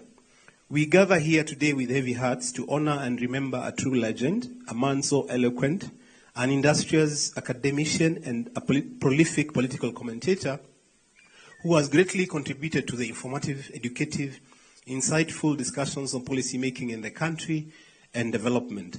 Professor Ngugi Njoroge was a foundational figure in Royal Media Services and a beacon of excellence in many spheres, be it as a pioneering broadcaster, esteemed academic, a mentor, and a leader who touched the lives of many. Professor, who was more than just a valued team member, was a cornerstone of our organization from the very beginning, especially when Inoro FM was founded, where he demonstrated an unmatched commitment to excellence and unwavering dedication to our mission. His innovative ideas, tireless work ethic, like Wahura was talking about here earlier, and infectious passion were nothing short of inspiring. Truly, he has left a profound void in both our professional and personal lives, and I don't think that we'll be able to feel that for real. Throughout his tenure with us, Professor had a remarkable ability to bring out the best in those around him. As we reflect, we can see the talent that he created who are here. These are mostly from the Kikuyu station, but Royal Media has 14 radio stations, 3 TV stations, and various digital platforms. All of those people have gone through Professor's mentorship. While we grieve the loss of a remarkable individual, let us also celebrate the many contributions he made and the positive impact he had on us all. Our frequent engagements and chats left me yearning for more information from a person who has such deep knowledge of a Kenyan and international history. No wonder my desire for him to have documented all his knowledge in a book or books. In honor of Professor's memory, let us carry forward the lessons he imparted, continue to strive for excellence, to support one another with the same generosity and spirit he generously shared with us.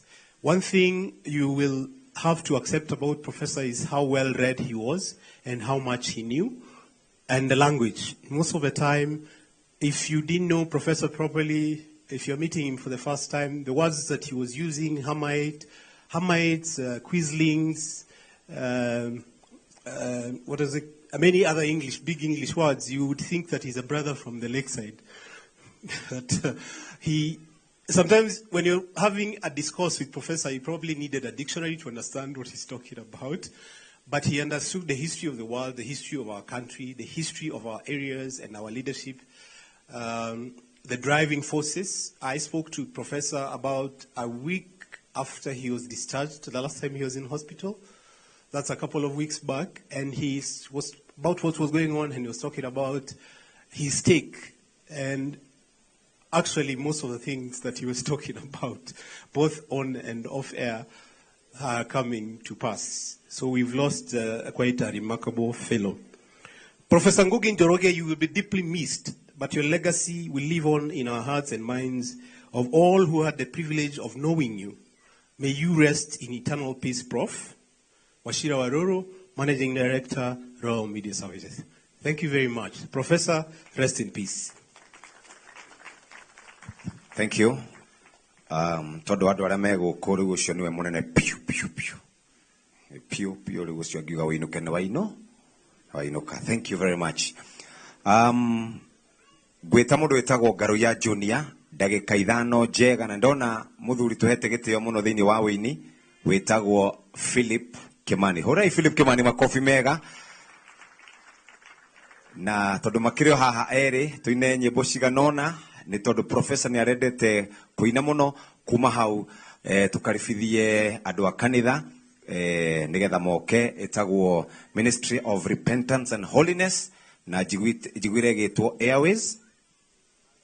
Very good. Oguo Garuya Junior okai no tukirikia igoro ria maundu mothe we wingai wikaga magegania uyurite hinya na nikio ngoro yakwa ikeno nikumenya we mundu lolo se muliganetie nake mugeithie high five mwire hae mugeithie wega tweherie ke ari mugeithie high five mwire hae tukimugeithie mugeithie wega mwire keithia we mwire ucoka we moko na iguru kethi guciarera-ini ciaine andu athubukia guoko iguru mwathani agocwo kia muico ucio muliganetie okorwo ni ahana mbeca mugeithie high 10 ni ona mwagitheka mugeithie ringi high 10 bas. Thank you. Nekuri kwa zina gitio kenene muno nie njitagwo Garuya auga wega njitagwo Garuya utikiuga ndahota kwandikwo inoro njitagwo Garuya Junior na nie nikuina nyinaga na toguo ndi mutongoria thiini wa itura riri ria Thubukia. Nikuri kwa atakathi othe a Inoro FM Inoro TV moke hatoine twi hamwe ithuothe ukainyuothe hamwe na ngina mweshimwa gathano wa Mucomba tuine twi hamwe ukai na ihenya kujeni hapa nigetha tuine twi hamwe. Thank you. Nigetha tuine twi hamwe ithu tigwega. So for the ones who won't understand what he was saying, if you're seated next to someone who looks like money, give them high 10. So give them high 10. All right. Thank you. Twende kazi. Aya nikuri kwesi ithuothe turugame njamba ya ruriri ni wendete rwimbo ukahaha mweshimwa Jane Kihara rwimbo nyuru wendete ukaiha toina twemwe hura karuhi gaku hura karuhi uguo oya moko maku iguru hura karuhi oguo tu Korea thutha hura karuhe. Hura karuhe. Paulo adekeire kanitha Filipi endelea tonjutualo ama ecokagia ngatho nĩ ngwatanĩro yao ũndũ wa kũmwenda nao makamwenda. Paulo akĩmera nĩ njokagia ngatho akamwĩra ngwatanĩro yao ena wendo ũingĩhe wa kũgwatanĩra anyuhoro magũnjioroma. Uko nyuma wapi nduru wapi makofi? Ugaibu kũrĩa thutha. Hũra karuhe ũguo. One ũguo. One ũguo. Tidelo twĩna mũrata ũtana tarĩ angĩ. Ĩniĩ Jesũ nĩrĩo rĩĩtwa rĩa. Ĩni nawe mũndũ. Geithia mũndũ. Geithia mũndũ. Mwĩra nĩ ũmwendete mwegwoko na igũrũ goce Jesũ. Ĩniĩ geithia ũcio ũngĩ. Mwĩra nĩ ũmwendete mwegwoko na igũrũ goce Jesũ. Weka makofi juu kila mmoja huko nyuma. Watu wasumbukia wapi nduru? Watu wasumbukia wapi kelele? Ora moko guo. One oguo. Eniere utoteraneke omware eria kaigema. Eniene tore kanirena. Enie tondo neguo. Eni gaidia modo. Gaidia modo. Mwendete ewe mwako na igũrũ setoine geithia ũcio ũngĩ. Mwĩra nĩ ũmwendete ewe mwako na igũrũ goce Jesũ. Ĩni matigire matũthika nĩguo tũũke makĩriganĩrwo rĩĩtwa rĩrĩ. Ĩtĩri watũndukerera tũrĩ ĩna gũtirĩ metĩkia atĩ twĩ mbeũ. Tũine mbeũ ya Ngai ndĩomaga. Eni beo ya Ngai ndĩoaga. Beo ya Ngai ndĩcinagonea. Beo ya Ngai ĩtũũragio no Ngai. Wapi kelele wapi nduru? Ceceni ya Inooro. Hũra moko guo. Inooro FM, Inooro TV. Wapi makofi? Nĩguo ndĩinaga ngĩinĩra mũthamaki. Ĩniĩ ũrĩa ũnyenda mũno. Ĩniĩ nowe tu ndĩgocaga. Athoni tũine nĩguo ndĩinaga. Kuria witũ tũine ngĩinĩra mũthamaki. Mũthamaki ũrĩa ũnyendaga mũno. Mũthamaki nowe tu ndĩgocaga. Luka luka luka luka luka. Ugaibu ya mwisho. Ugaibu ya mwisho.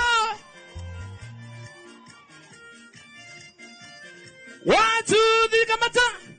Mũrũgamĩte o hau. Ndari kwanza nĩ mũnene wa Inooro rũgama yo ũguo. Atone ni chairman wa aini thĩinĩ wa bũrũri ũyũ. Na twĩna mũini ũgwĩtwo Philip Kimani nderwo ndĩkie nake. Ĩrĩ tiguo wega. Wapi makofi ya our Philip Kimani Papa Vito. Hallelujah. Bwana asifiwe. Before I sing the song, ningependa kusema jambo moja kuhusu Professor as far as music is concerned. Professor alikuwa mtu anasikiliza wimbo. Na mimi wakati wowote ambapo wakiwa na Nderito wangecheza wimbo, nilikuwa na ngonjea pale mwisho analysis ya huo wimbo. Na kuna mambo alikuwa anasema kuhusu wimbo wako, hata kama ni wewe umeandika, unakuta kwamba amekuambia kuhusu wimbo wako jambo ambalo wewe mwenyewe hukuwa umejua. Kwa hivyo alikuwa mtu ambaye ako na ujuzi mwingi wa kuchambua mambo, na alifanya hayo mambo yote in total humility. Wacha tuimbe wimbo usemao nejo yati niwe Ngai no gũtũũra ũrĩ Ngai. Ngai mũnene na mũtugi wa Isiraeli, we ũrĩ Ngai ũrĩ hinya na ndũhotagwo. Yodo akunie nimenyete. Patia kia juu kidogo. Haya, weka makofi. Kia. Ongeza kiju. Ngai monene na mutugi wa Isiraeli. Ori Ngai ule hinya na ndohotago. Nyondo wa guoko gwaku niende nyonete wega. Nikio ndaitika gugukumia na gukugoca. Ngai monene na mutugi wa Isiraeli. Ori Ngai ule hinya na ndohotago. Nyondo wa guoko gwaku niende nyonete wega. Nikio ndaitika gugukumia na gukugoca. Soine Nijoe ati niwe Ngai na gutura urio Ngai. Tuinainagio ni maundu kana kaguo yoyo nimo. Tukanageria ndumaine yukakudehelo theri. Nijoe ati niwe Ngai na gutura urio Ngai. Tuinainagio ni maundu kana kaguo yoyo nimo. Tukanageria ndumaine yukakudehelo theri. Waeire Isiraeli mwehoko mewerũ-inĩ rĩrĩa wamoiririe mĩgate tambura. Okĩre rũhuho rũmakuĩire nyama, we nĩwe Ngai ũrĩa ũninagĩra ndũng'aragu. Waeire Isiraeli mwehoko mewerũ-inĩ rĩrĩa wamoiririe mĩgate tambura. Okĩre rũhuho rũmakuĩire nyama, we nĩwe Ngai ũrĩa ũninagĩra ndũng'aragu. Inamba nijoe ati niwe Ngai na gutura urio Ngai. Tuinainagio nema anakaguo yoyo nemo. Tukanageria ndumaine yukakudehelo. Hallelujah, asante sana kwa Yesu. Thank you. Thank you. God bless you. Kaya murathimia andu athukia tunawapenda. Thank you very much. Asante sana for that wonderful presentation. I now want to introduce our MC from the church, Ministry of Repentance and Holiness, and especially the Airways main altar. And I will introduce the MC of the day, who is Dr. Joseph Masinde. He's a senior deputy archbishop in charge of Nakuru County, and he's also a teacher, the lecturer at Chuka University. Ladies and gentlemen, tupigie mtumishi wa Mungu wa makofi mazuri. You can do better. Tumpigie makofi mazuri tafadhali. Karibu sana. Thank you. Asante. Praise the Lord. Hallelujah.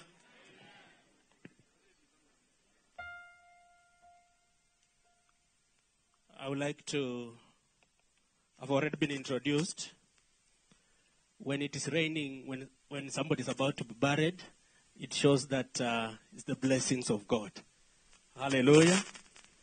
So we want to thank the Lord for this day, for the hour that He has given us to celebrate the life of Professor. We are celebrating the rich legacy he has left behind, the legacy of the fear of the Lord, the legacy of helping his children and the community. We have heard testimony here about what God has used him to do over the years. And I would want us to, before we invite the worship team to come and sing so that we can just worship the Lord shortly, I would like to recognize the presence of the leaders here. We like to recognize the presence of the clergy led by the blessed Senior Archbishop Mike Onizwand. Senior Archbishop Mike Onizwand.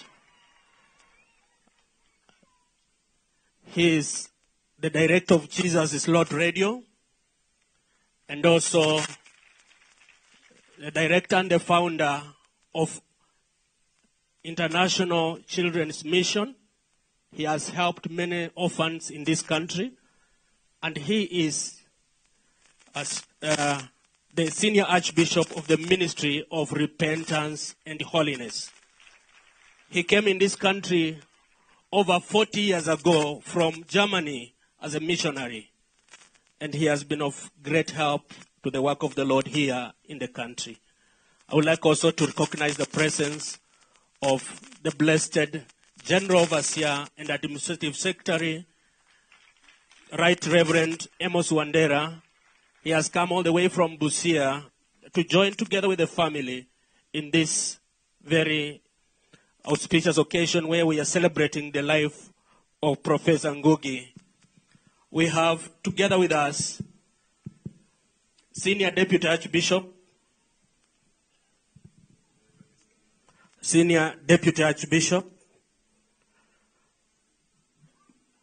Mheshimiwa Kabingo. Many of you know him. He was a deputy speaker in the National Assembly here and also a minister of government many years back. Along the way, he found the Lord Jesus and he accepted him as his personal savior. He's now serving in Nyandarua as the senior deputy archbishop in the Ministry of Repentance and Holiness. And he was also an MP in the same place. Hallelujah. We'd like to recognize the presence and appreciate the presence of our political leaders who are present. Thank you so much for gracing this occasion. The Royal Media family, thank you for the tremendous work that you have done. We really appreciate the Lord for you. We have the clergy from the Ministry of Repentance and Holiness. Where are you? Just stand. The bishops who have come. All the way from Nairobi, Nakuru, they have come to join together with the family, just to condole with the family. Thank you so much for gracing this important occasion. I would like to recognize the presence of the clergy from other churches who are not from the Ministry of the Repentance and Holiness. Where are you? Just stand wherever you are, you wave. We appreciate the Lord for you. Thank you so much. To the family of the late Professor Ngugi, let's receive our heartfelt condolences as the Minister of Repentance and Holiness, Nakuru County. We know that Professor was born again. He believed in the resurrection. And there is hope beyond the grave for them that sleep in the Lord. That is our trust. That's our hope, that he has gone to be in a good place. Receive our condolences, please. I would like to welcome the worship team led by Overseer Sarah. We want to just worship the Lord before we go to the next segment of this program. Karibu.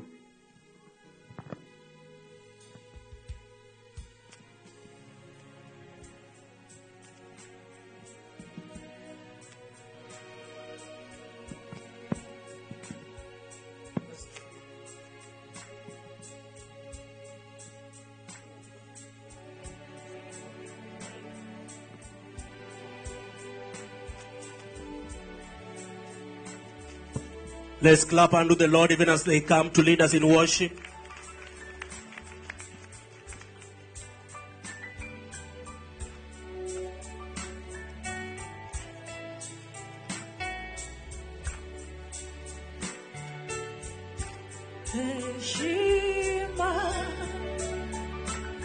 Tusimame sisi sote tuabudu Mungu pamoja.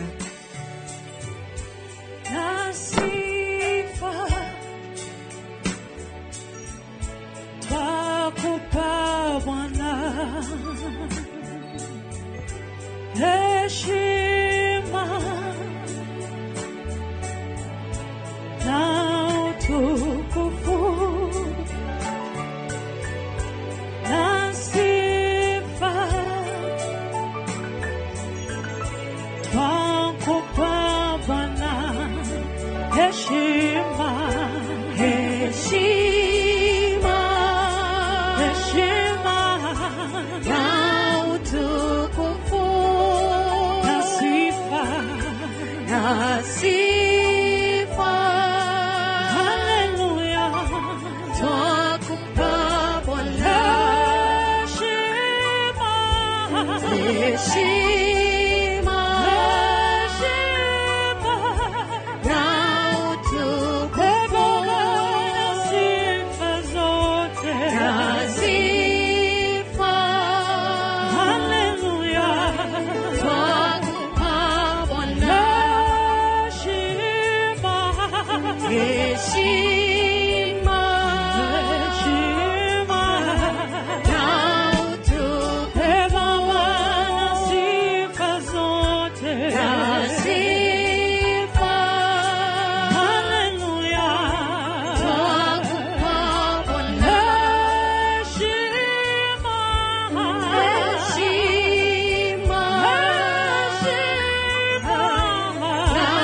utukufu na sifa zote na sifa. Twakupa Bwana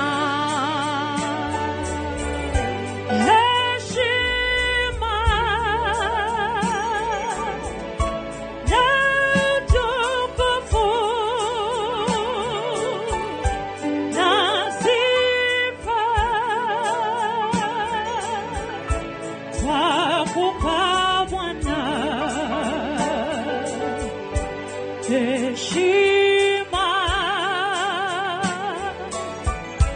na utukufu na sifa.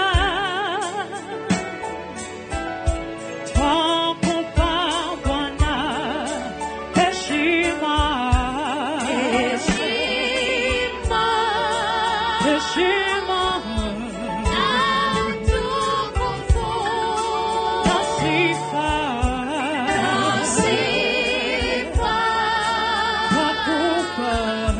Twakupa Bwana heshima,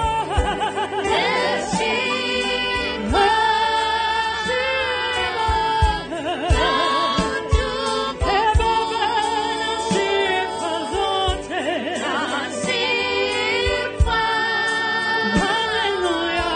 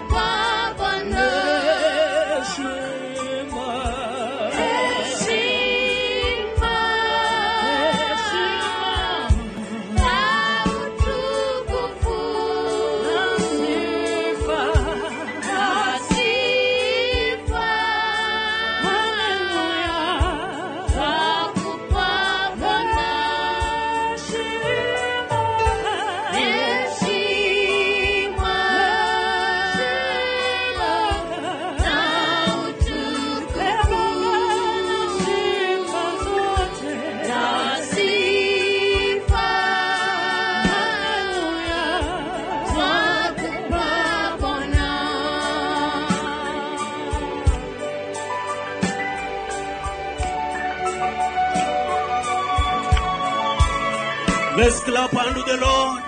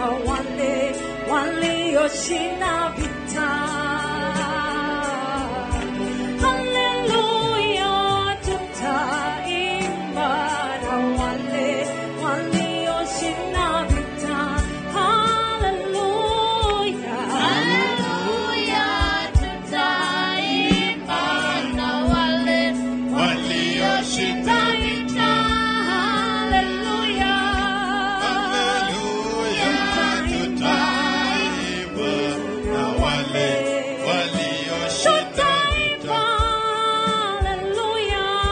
Haleluya, tutaimba na wale walioshinda vita.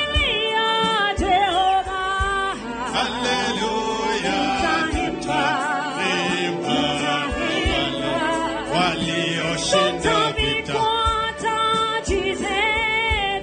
Haleluya, tutaimba na wale walioshinda vita.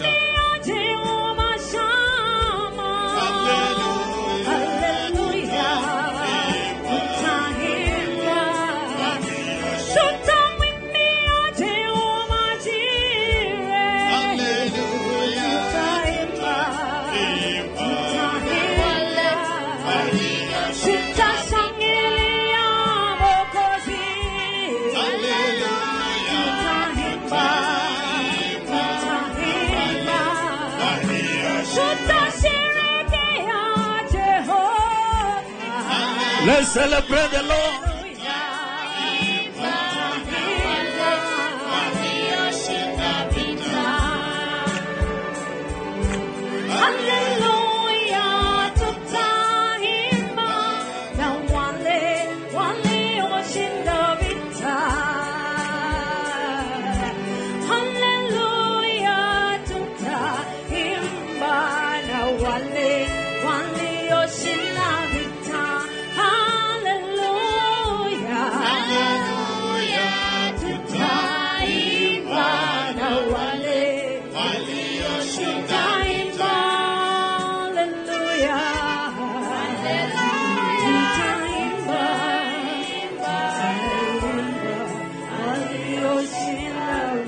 Let's just clap unto the Lord our King.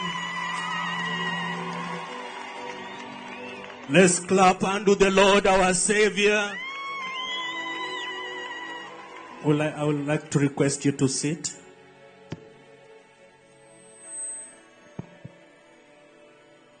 This is the ministry of repentance and holiness. In this ministry, we prepare people for the coming of the Messiah, because the Lord Jesus is coming. Even as we pursue careers in this life, we pursue businesses, we also make our lives right with the Lord. Hallelujah. I would like to request Overseer Sarah, together with the team, just to sing 2 special songs before we go to the next segment.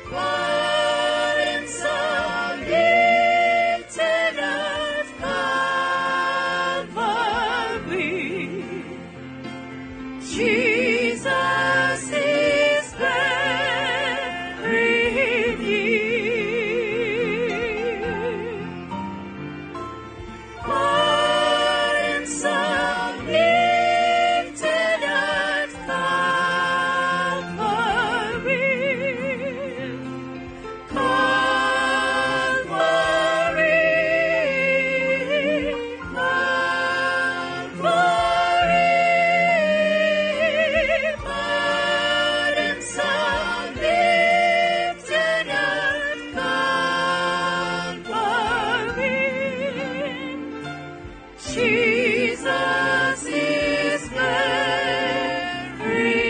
near. Jesus is very near.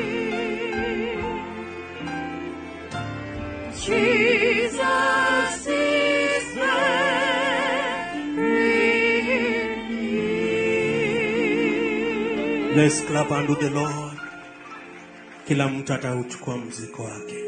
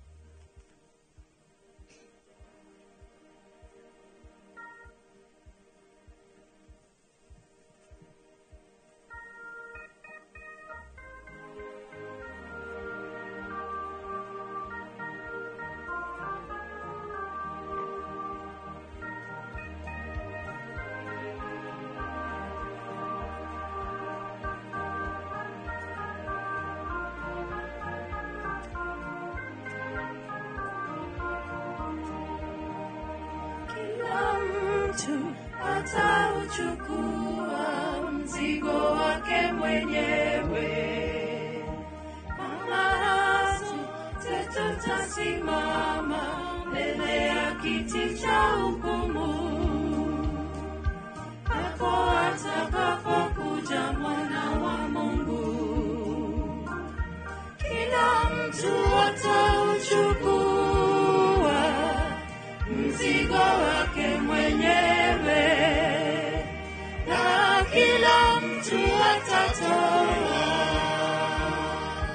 habari zake mwenyewe mbele za Mungu. Siku hiyo inakuja.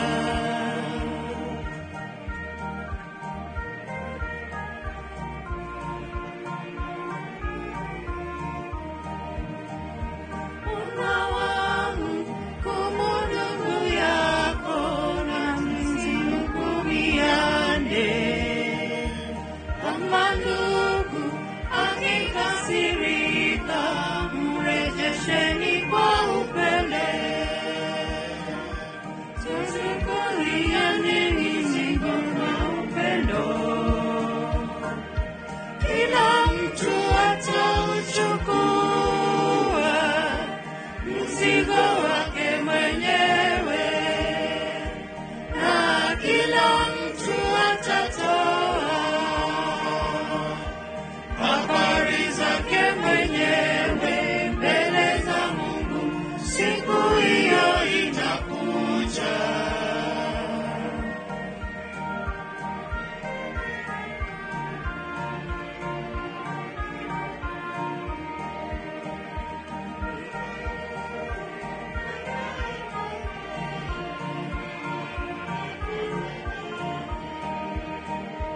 Kila mtu ataipokea thawabu yake mwenyewe.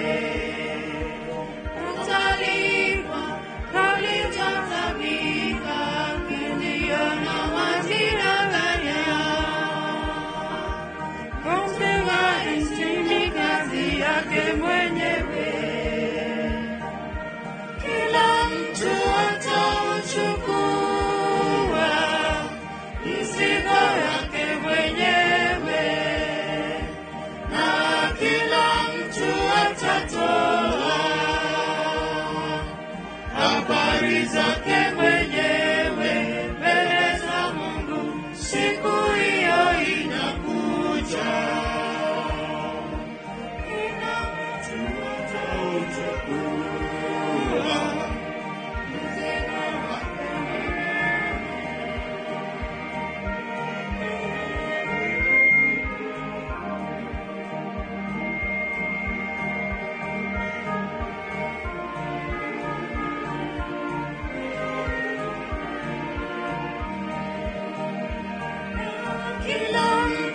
atauchukua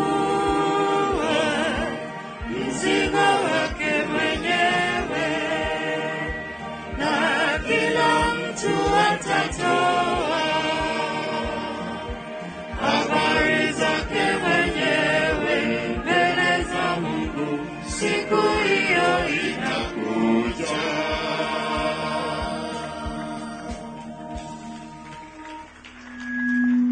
Thank you, thank you. Let's clap unto the Lord for that beautiful singing. Thank you.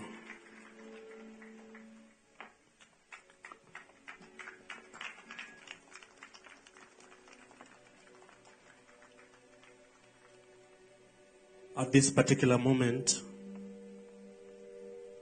I would like to recognize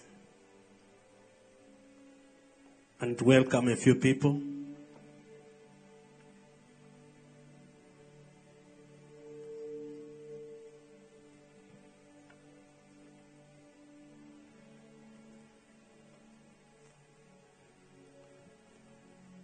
We have the bishop where Professor was fellowshipping, Bishop Vincent.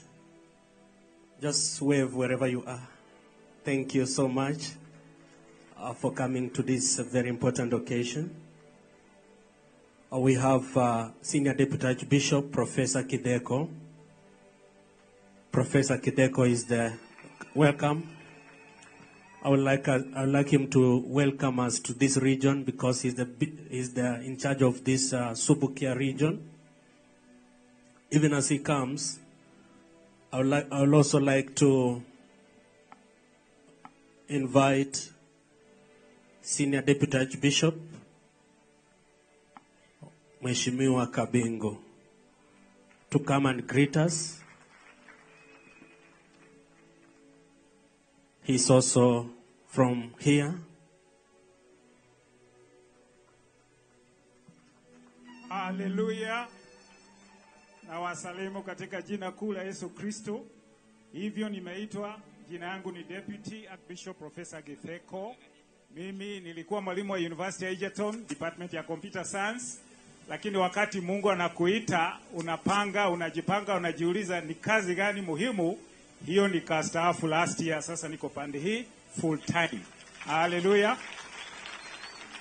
Nimesimamia huduma ya toba na utakatifu katika eneo ya Subukia. Tuko na makanisa 17 kutoka pande ya Marigo kuja hivi Mwireri, Kabazi, Munanda, Teto hivi mpaka tunafika Kanyotu pandio na Mbogoini. So we serve the Lord on this side. I welcome you all to this place. I heard somebody say it is a blessed place. Subukia is very blessed. I don't want to tell you why, but I'll tell you in 2022 when the rest of the country was suffering, malori zilipanga mistari hapa kubeba mahindi. Hapa ndio mahindi ilikuwa inatoka Kenya. So hata sasa unaona Mungu anatuuliza tutamaliza lini alete mvua na mahindi ijaze. So I welcome you to Subukia and I welcome you to this ministry. Let me say one word about it because mtatuuliza nini? Tulienda Kisumu juzi, kuna profesa huko pia akatuuliza maswali na alituuliza hivi, nyinyi ni nani? Number 1. Ya pili, ni nini mnahubiri? So wacha tu nijibu hizo maswali. No gigago go demo koyo kumakarati nako umutegechire de mundu umete ona ko ejo maundu manyu gachago ne onari MP wito na washiro wa Ruto athomaga nake. Unaona? So hiyo yote wacha tuache hapo na hiyo mambo tunasikiliza sana. Hiyo mnasema ground, sisi tuko ground. So tunajua sana nini inaendelea. So ninasema hivi, sisi ndio nani? Tofauti ya toba na utakatifu na wale wengine ni nini? Biblia ni moja, Yesu ni moja, neno ni moja. Lakini kuna kitu tulisahau. Ukisoma Mathayo 4:17, ile maneno Yesu alihubiri ya kwanza. Neno la kwanza kutambua hivi, alisema tubuni kwa sababu ufalme wa mbinguni umekaribia. Kuna siku itafika arudi.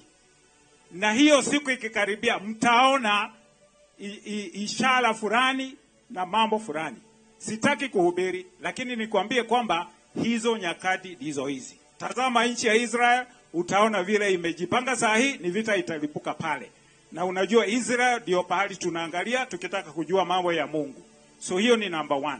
Number 2, mimi ni nani, hiyo nimesema. Nafikiri nimemaliza, lakini number 2 ya muhimu zaidi, mwisho wa huyu mwaka pahali tunaita Menengai, lakini kwa lugha yetu hiyo pande hiyo ngomwira gwita go kiharo kia Mikuyu. Uniulize ni wapi huko? Hapa tu Nakuru, Rift Valley Technology Farm. Kuna kuwa na mkutano hapa ambaye ni mkutano ile kubwa zaidi ya yote dunia, actually in the universe. Hallelujah. Na ninaongeresha hawa kubwa wetu. Gathoni tumuiguaga, tunamsikiliza sana. Asifikiri tumefunga masikio. Moses Kuria pia, Jane Kehara pia, hata wote. Ninawalika, if you want to see the face of God directly with your eyes hivi, come to that meeting. I'm challenging you people. I'm challenging you.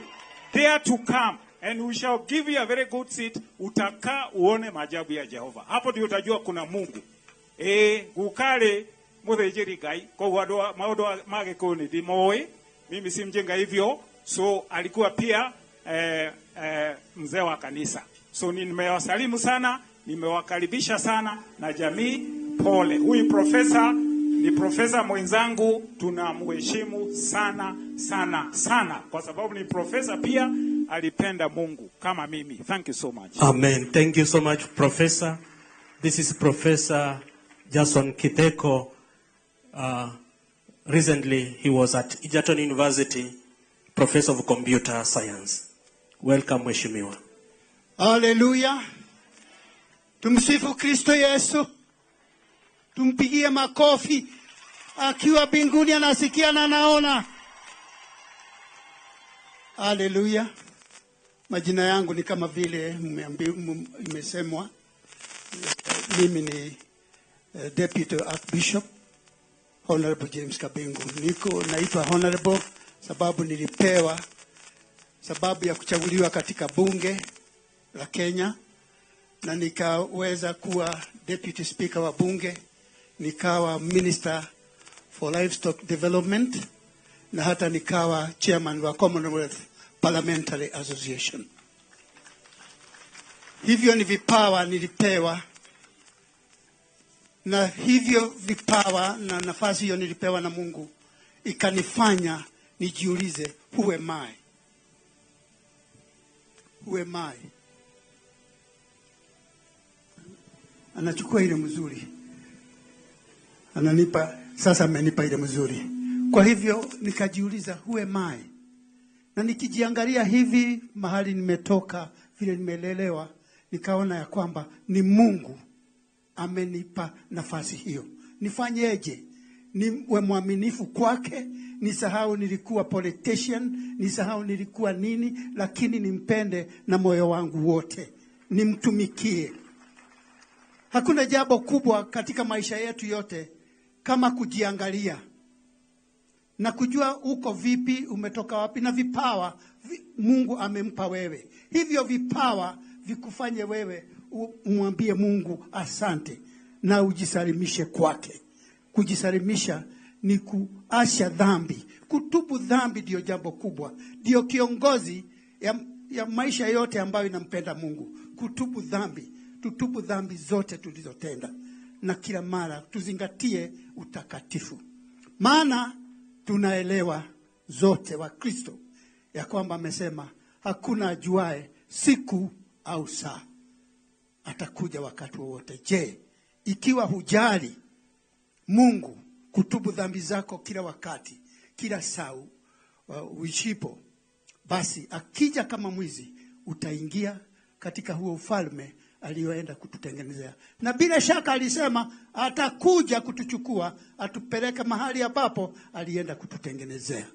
Mbarikiwe katika jina la Yesu. Thank you. God bless you all. Thank you, thank you, thank you.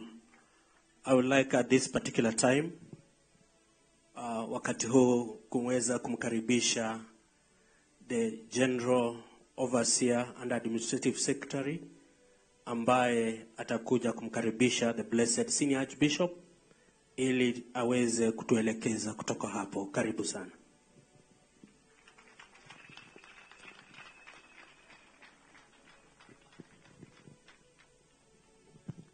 Tutaimba na wale walioshinda vita,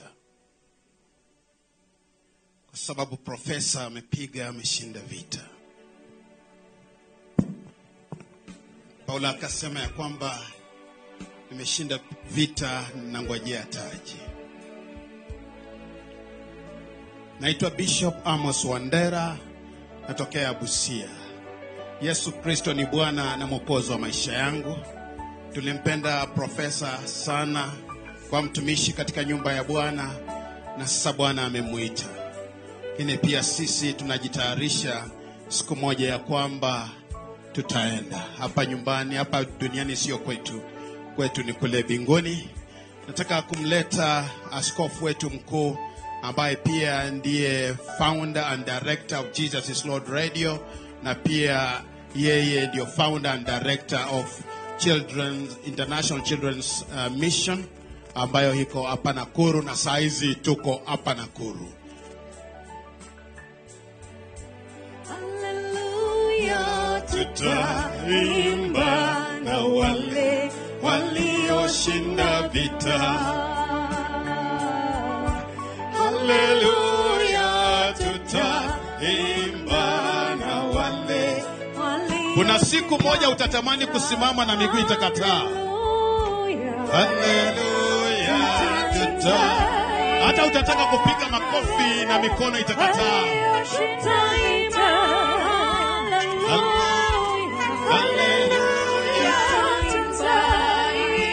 Poleni sana jamii, tuko pamoja, lakini hapa duniani sio kwetu. Tunasherehekea maisha ya ndugu yetu Profesa Njoroge Ngugi. Hallelujah, tutaimba na wale walioshinda vita.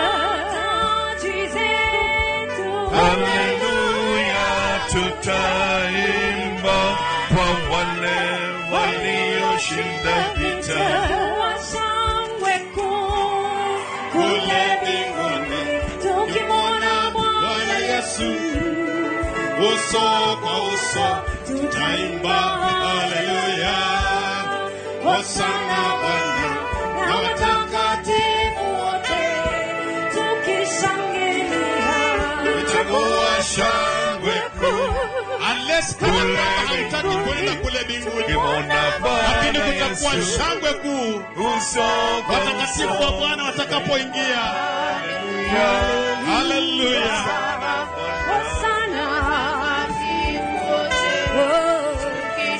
Itakuwa shangwe kule mbinguni tukimwona Bwana Yesu uso kwa uso, tutaimba haleluya. Hosana Bwana na watakatifu wote tukishangilia. Karibu Senior Archbishop. Thank you very much. Praise the Lord. Bwana Yesu asifiwe. Let us clap for the Lord Jesus. He is the King of Kings, the Lord of Lords, the Creator of the universe. Let us honor the Lord with a very mighty hand clap today. Thank you very much. You may be seated, blessed people. I've come here as a senior archbishop of the Ministry of Repentance and Holiness, first of all, to bring my condolences on my own behalf, on behalf of the entire Ministry of Repentance and Holiness globally. We have very many churches all over. We have churches in the USA, in Canada, in Europe, in Germany, in Belgium, even in South Korea, in China, all over in many, many nations, Venezuela, Brazil. I bring the condolences on behalf of all our churches and all our members of the Ministry of Repentance and Holiness to the family of our dear late brother, Professor Ngugi. Hallelujah. I've met him myself several times, and today we are here to celebrate his life. We are not here to mourn, because we are sure we shall meet him one day. Hallelujah.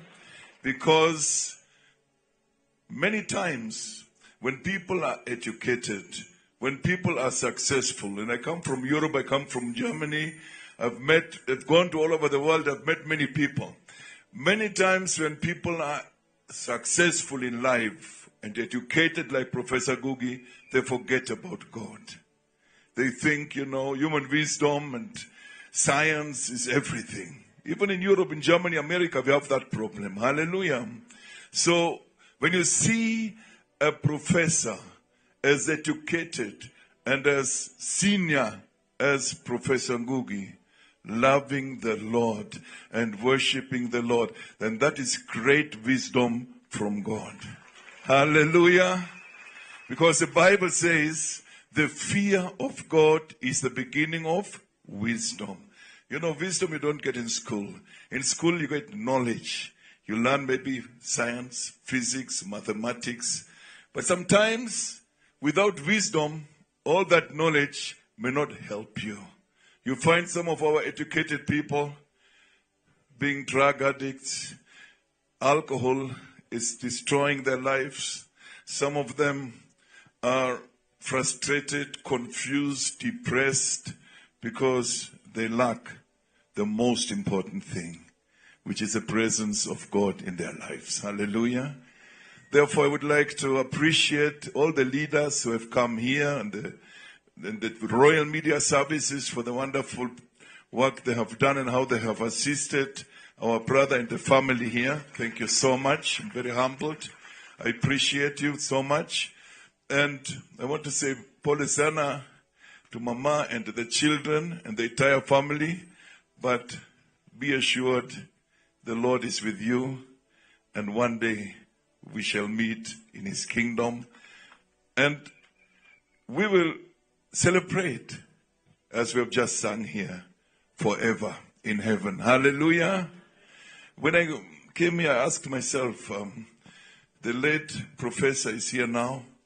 He's already gone. His body is still here. If one day the Lord blesses me and I meet him in heaven, what will he ask me? You went to preach in my funeral. What did you tell my people? Uliambia nini watu yangu? Uliwaona ya kwamba wasiende jehanamu ama ulicheza tu? Hey, I don't want to, I have to be careful, because I want to be a good steward of the legacy the late professor has left here. And he has left a legacy, an educated man, a famous person, a very successful person, but above all, he loves the Lord. And he wants people to enter heaven.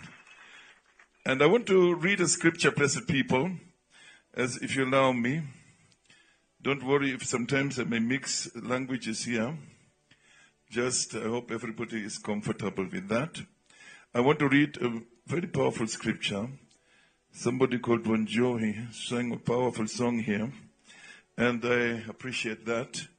And that song, actually, you can see part of it reflected in the Bible here. Let us open the book of Ecclesiastes. The book of Ecclesiastes, chapter 12. Ecclesiastes, chapter 11, chapter 11, verse 3. The Bible says, if clouds are full of water, they pour rain upon the earth. Whether a tree falls to the south or to the north, in the place where it falls, there it will lie. Hallelujah. When you cut a tree, whichever direction it falls, it will remain there. The direction, the destination can never change afterwards. Let me also, wacha nisoma kwa Kiswahili pia. Kama mawingu yamejaa maji, hunyesha mvua juu ya nchi. Kama mti ukianguka kuelekea kuzini au kuelekea kaskazini, mahali ulipoangukia, hapo ndipo utakapolala. Haleluya. Tunajua kila moja siku moja ataenda chini kama ndugu yetu mpendwa ambao tumekuja kumwambia kwa heri leo. Kila moja siku moja ataenda chini. But the question is, in which direction will you fall on that day? Because once you are down, you cannot change your direction and you cannot change your destination. It has ended there. Everybody has an appointment with death. Right from when you are born, you know that one day you must die. That is the way it is for every human being. Everybody must die one day. But we know the body dies, that the soul, the spirit does not die. That means all people we are seeing here today, you live forever. Sisi sote tutaishi milele. Mwili hufa, lakini nafsi zetu, roho zetu inaishi milele. Amen?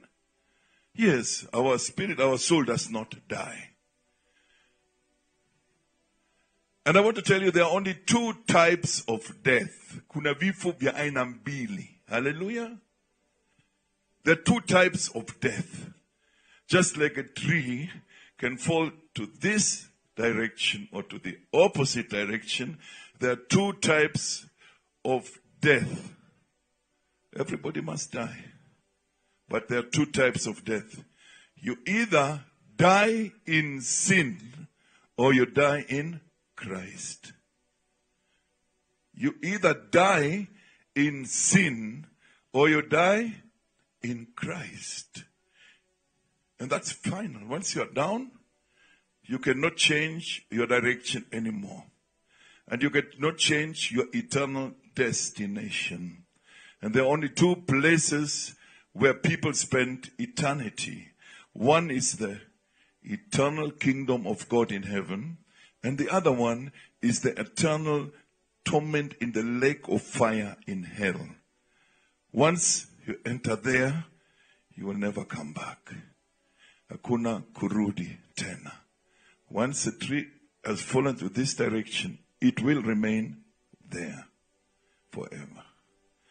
That is why, blessed people, we should understand that we are all very temporarily here on this earth. We have a very short time. Our blessed, beloved brother, our professor, he made it for many years. Some people die much earlier than him. You don't know when the Lord will take you. Or we don't know when the Messiah will come back to take his people. Nobody knows the day. Nobody knows the hour. So it would be kind of very foolish if we fail to prepare for our eternity as long as we're still here. Hallelujah. Because on this earth you spend a few years. You may live 50 years, 60, 70, 80. Not many people reach 100 years. And even if you were to reach 100 years, you wouldn't enjoy that life because the body may be quite having a lot of ailments and you wouldn't really feel that you are happy at that age. But those are few years that we have on earth. After this life, we enter into a new realm of life. Death is not the end of life, blessed people. Death is a door to another realm of life called eternity. Amen. After the few years or many years you have here, you enter eternity. And when 1 million years have passed, eternity has not yet begun. Even after 1 trillion years, 1 second of eternity has not passed. Because eternity has no end.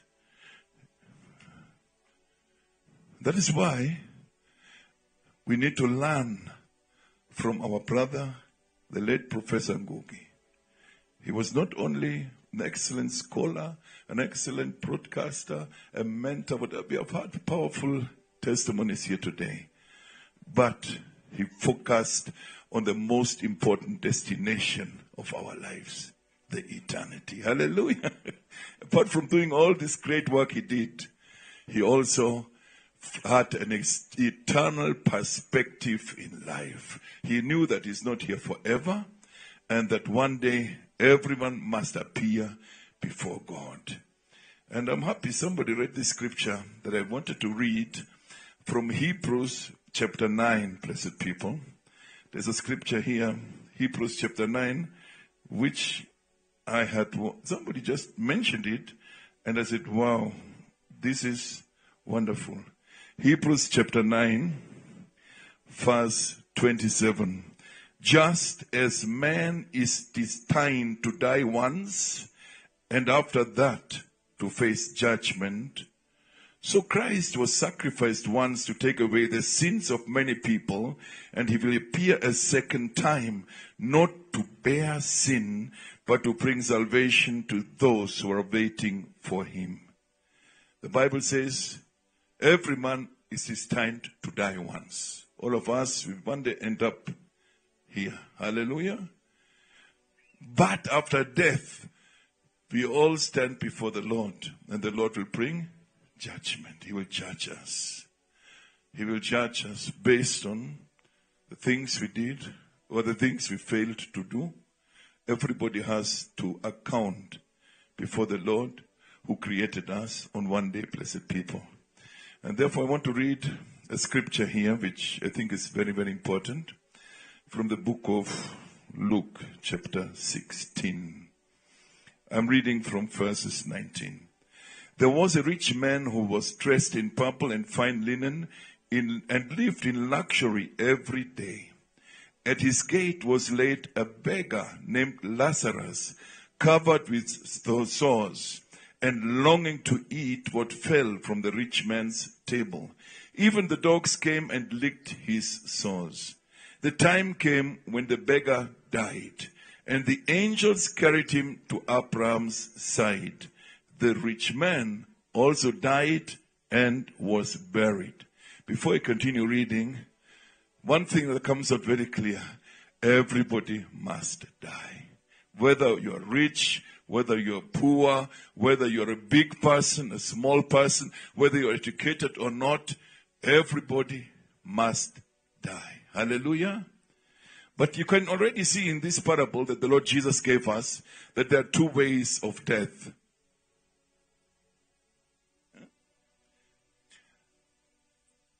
There are two ways of death. You can see it right here.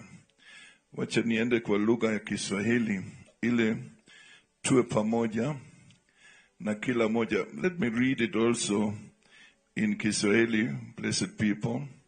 And ile tuwe pamoja. Let me read it in Kiswahili also.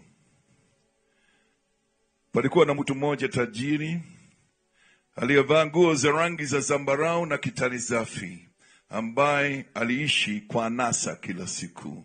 Hapo penye mlango wake aliishi maskini moja, jina lake Lazaro, mwenye vinonda mwili mzima.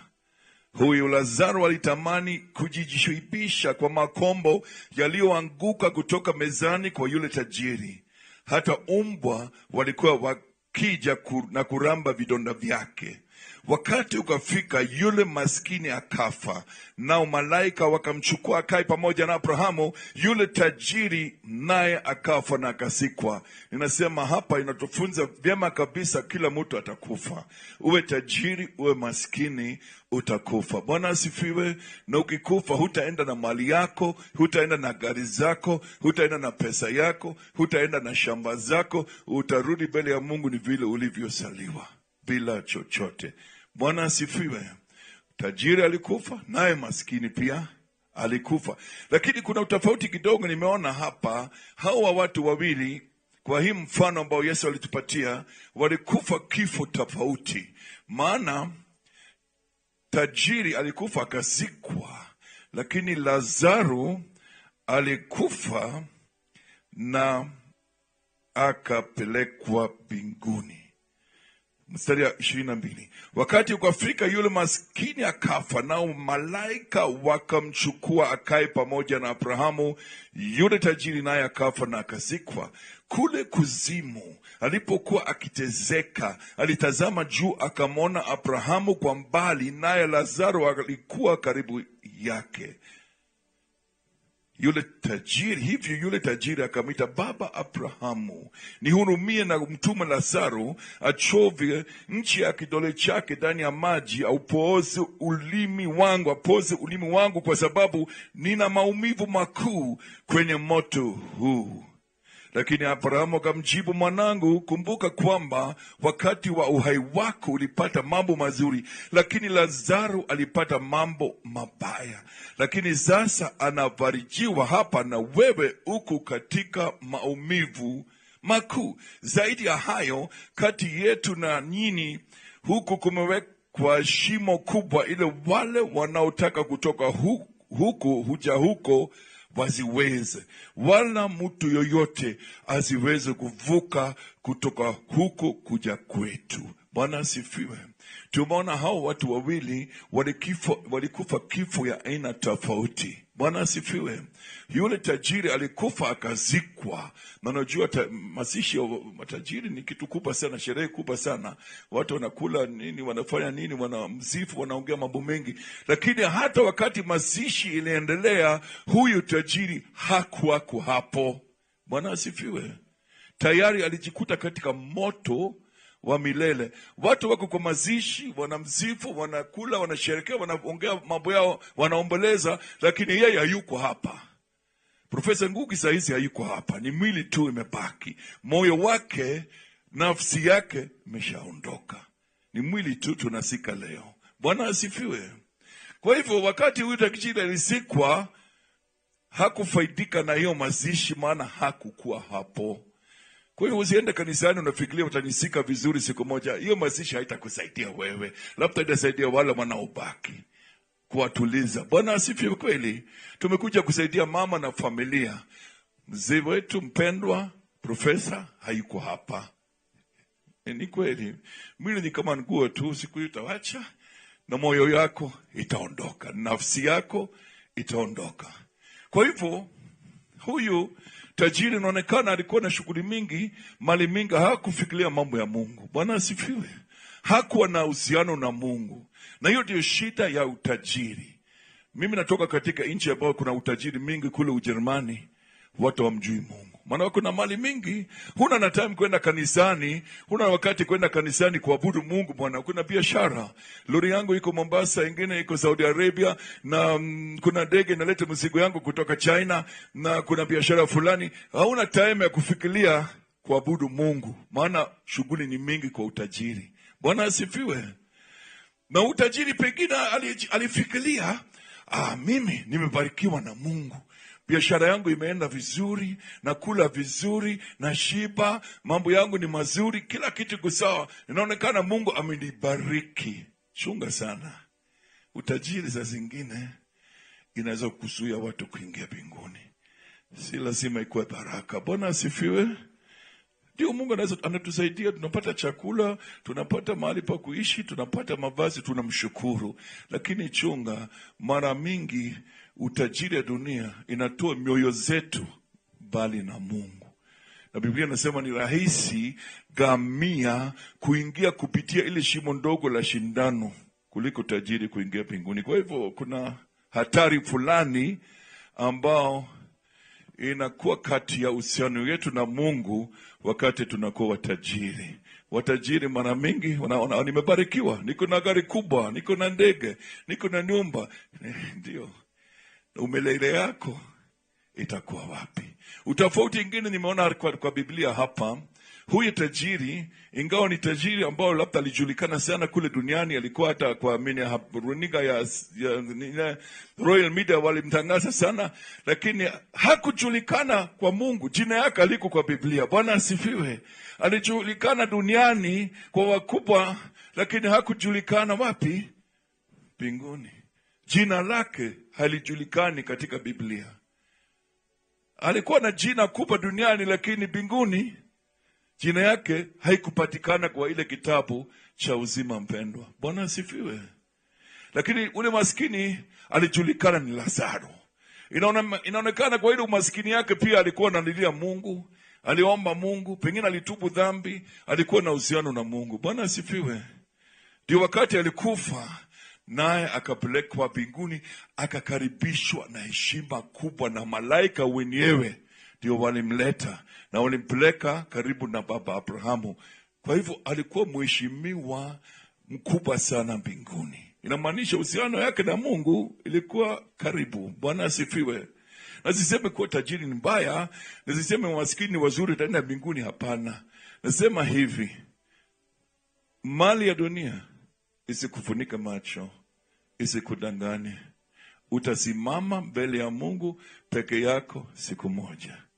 Haijalishi uwe maskini, uwe tajiri. Tumesikia hiyo nyimbo nasema kila mtu siku moja atatoa habari zake, hesabu yake mwenyewe mbele ya Mungu. Haleluya. Kila moja atauliza ulifanya nini duniani? Hii maisha ulipewa na Mungu ulitumiaje? Kila mtu aliumbwa na Mungu kusudi aweze kumwabudu Mungu na aweze kumtumikia Mungu. Mungu alipotuumba alikuwa na mpango na maisha yetu. Hakutuumba tu bila mpango. Alituumba ili tuweze kumwabudu, tuweze kumtumikia, tuweze kutenda mapenzi yake. Lakini watu wengi kwa duniani, kiwa na mambo inaenda vizuri, maisha imefaulu, wanasahau Mungu. Hii ni shida kubwa sasa huko Amerika, Europe. Watu wamekuwa na tajiri mingi, mambo ya Mungu hajui. Hawana nafasi, hawana na wakati hata ya kuomba Mungu. Hata waamini wengine hawaamini hata Mungu. Jua kuna mali. Sasa hapo kuzimu, tajiri analia sana. Anaomba Abrahamu, afadhali tuma tu Lazaro, nipatie tu ka drop ile kidogo ya maji kwa kidole. Kumbe jehanamu hakuna maji. Jehanamu hakuna kitu mbaya, ni ile kiu. Uko ndani ya moto mbaya kali na hakuna maji. Akaomba Abrahamu, please. Lakini maombi yake haikujibiwa. Kumbe jehanamu maombi haiwezi kujibiwa. Hapa duniani unaweza omba Mungu, Mungu akuhurumie, akujibu. Lakini ukifika pale, by the way, jehanamu kila mtu ni muamini. Kila mtu jehanamu anaamini Mungu. Kwa sababu ameona ghadhabu yake ni ukweli. Jehanamu kila mtu anaamini Mungu. Na everybody is regretting. Kila mtu anajilaumu, oi, nipewe tu nafasi ingine na tubu. Jehanamu hakuna nafasi ya kutubu. Imepita. Ni hatari wapendwa, ni hatari sana. Na lazima tujichunguze. Maisha yetu, uhusiano yetu na Mungu iko namna gani? Jina lako inajulikana mbinguni kweli? Jina lako kweli limeandikwa kwa ile kitabu cha uzima milele, ama inajulikana tu hapa duniani? Labda kwa siasa wewe ni hatari, kwa biashara wewe umejulikana, kwa mambo fulani wewe ni mkubwa. Na huko mbinguni je? Ukisimama mbele ya Mungu utoe habari zako mwenyewe, sasa hesabu yako itakuwa namna gani? Biblia inasema hapa sasa, vile tajiri aliambiwa hakuna mtu anaweza kutoka huku kwenda huku kumsaidia, akasema basi, mstari wa 27, basi na kuomba mtume Lazaro aende nyumbani kwa baba yangu, maana ninayo wandugu 5, awaonye ili wazije nao wakafika mahali hapa pa mateso. Abrahamu akamjibu, ndugu zako wana maandiko ya Mose na wanabii, wasikiliziwa hao. Yule tajiri akisema, hapana baba Abrahamu, lakini mtu kutoka kwa wafu akiwaendea watatubu. Bwana asifiwe. Sasa hapa jehanamu, huyu tajiri anataka kuhubiri Injili. Sasa anatamani sana aone wandugu wake wasifike pale. Bwana asifiwe. Hapa duniani hakuwa nafasi ya kwenda kupeleka Injili mahali, hata kujali, hata hakuwa na wakati. Biashara ilimfunga sana na mambo mengi. Lakini sasa jehanamu anatamani sana wandugu zake wahubiriwe Injili ndio waokoke, wasiende pale. Haleluya. Alitaka hata kama yeye alijua yeye hawezi toka jehanamu, alijua ikishaingia huko hawezi toka. Hata hakuomba Abrahamu amtoe pale. Alijua ukishaingia huko miti yakianguka ni hivyo, huwezi toka. Ukiingia huko hakuna kurudi tena, utabaki huko milele. Alijua hivyo. Tunataka kuomba atolewe pale, lakini nisema ndugu zangu jameni, wanaishi kama vile mnavyoishi. Wanaangalia tu mali ya dunia. Si watafika hapa pia. Si utume Lazaro huko. Saa hiyo when you are in hell, you will remember all the missed opportunities you had to serve the Lord. Utakumbuka ile muda yote ulipoteza na ile chance ulikuwa naye kumtumikia Mungu na ukapuuza. Now he wants to preach the gospel. Anapenda kufanya uinjilisti na bidii sana ili wadugu wake pia wasiteseke kule jehanamu. Lakini maombi haijibiwi jehanamu. Baba wangu alimwambia kuna Musa, kuna wanabii, wasikize wao. Tosha hiyo. Kama wasikii mambo hiyo sasa ni shauri yao. Wapendwa, tuko hapa kusherekea maisha ya ndugu yetu mpendwa Profesa Ngugi. Mtu ambao hata kama alikuwa mkubwa, mzomi, mtu ambao ameendelea, mtu ambao umefaulu hapa duniani, hakusahau kuangalia umilele yake. Hakusahau kukimbilia Yesu. Aliokoka, akatubu dhambi zake, akapatia Yesu maisha yake. Tunajua Yesu yu karibu. Ruhusu tu nisome mstari chache hapa kwa kitabu cha Wathesalonike ya kwanza, mlango ni wa 4, na soma kuanzia mstari wa 13. Lakini ndugu, hatutaki mkose kujua kuhusu wale waliolala mauti, ili msihuzunike kama watu wengine wasiokuwa na tumaini. Kwa kuwa tunaamini kwamba Yesu alikufa na kufufuka, na kwa hivyo Mungu kwa njia ya Yesu atawafufua pamoja naye wale waliolala mautini ndani yake. Kulingana na neno la Bwana mwenyewe, tunawaambia kwamba sisi ambao bado tuko hai, tuliobaki hadi kuja kwake Bwana, hakika hatutawatangulia wale waliolala mauti.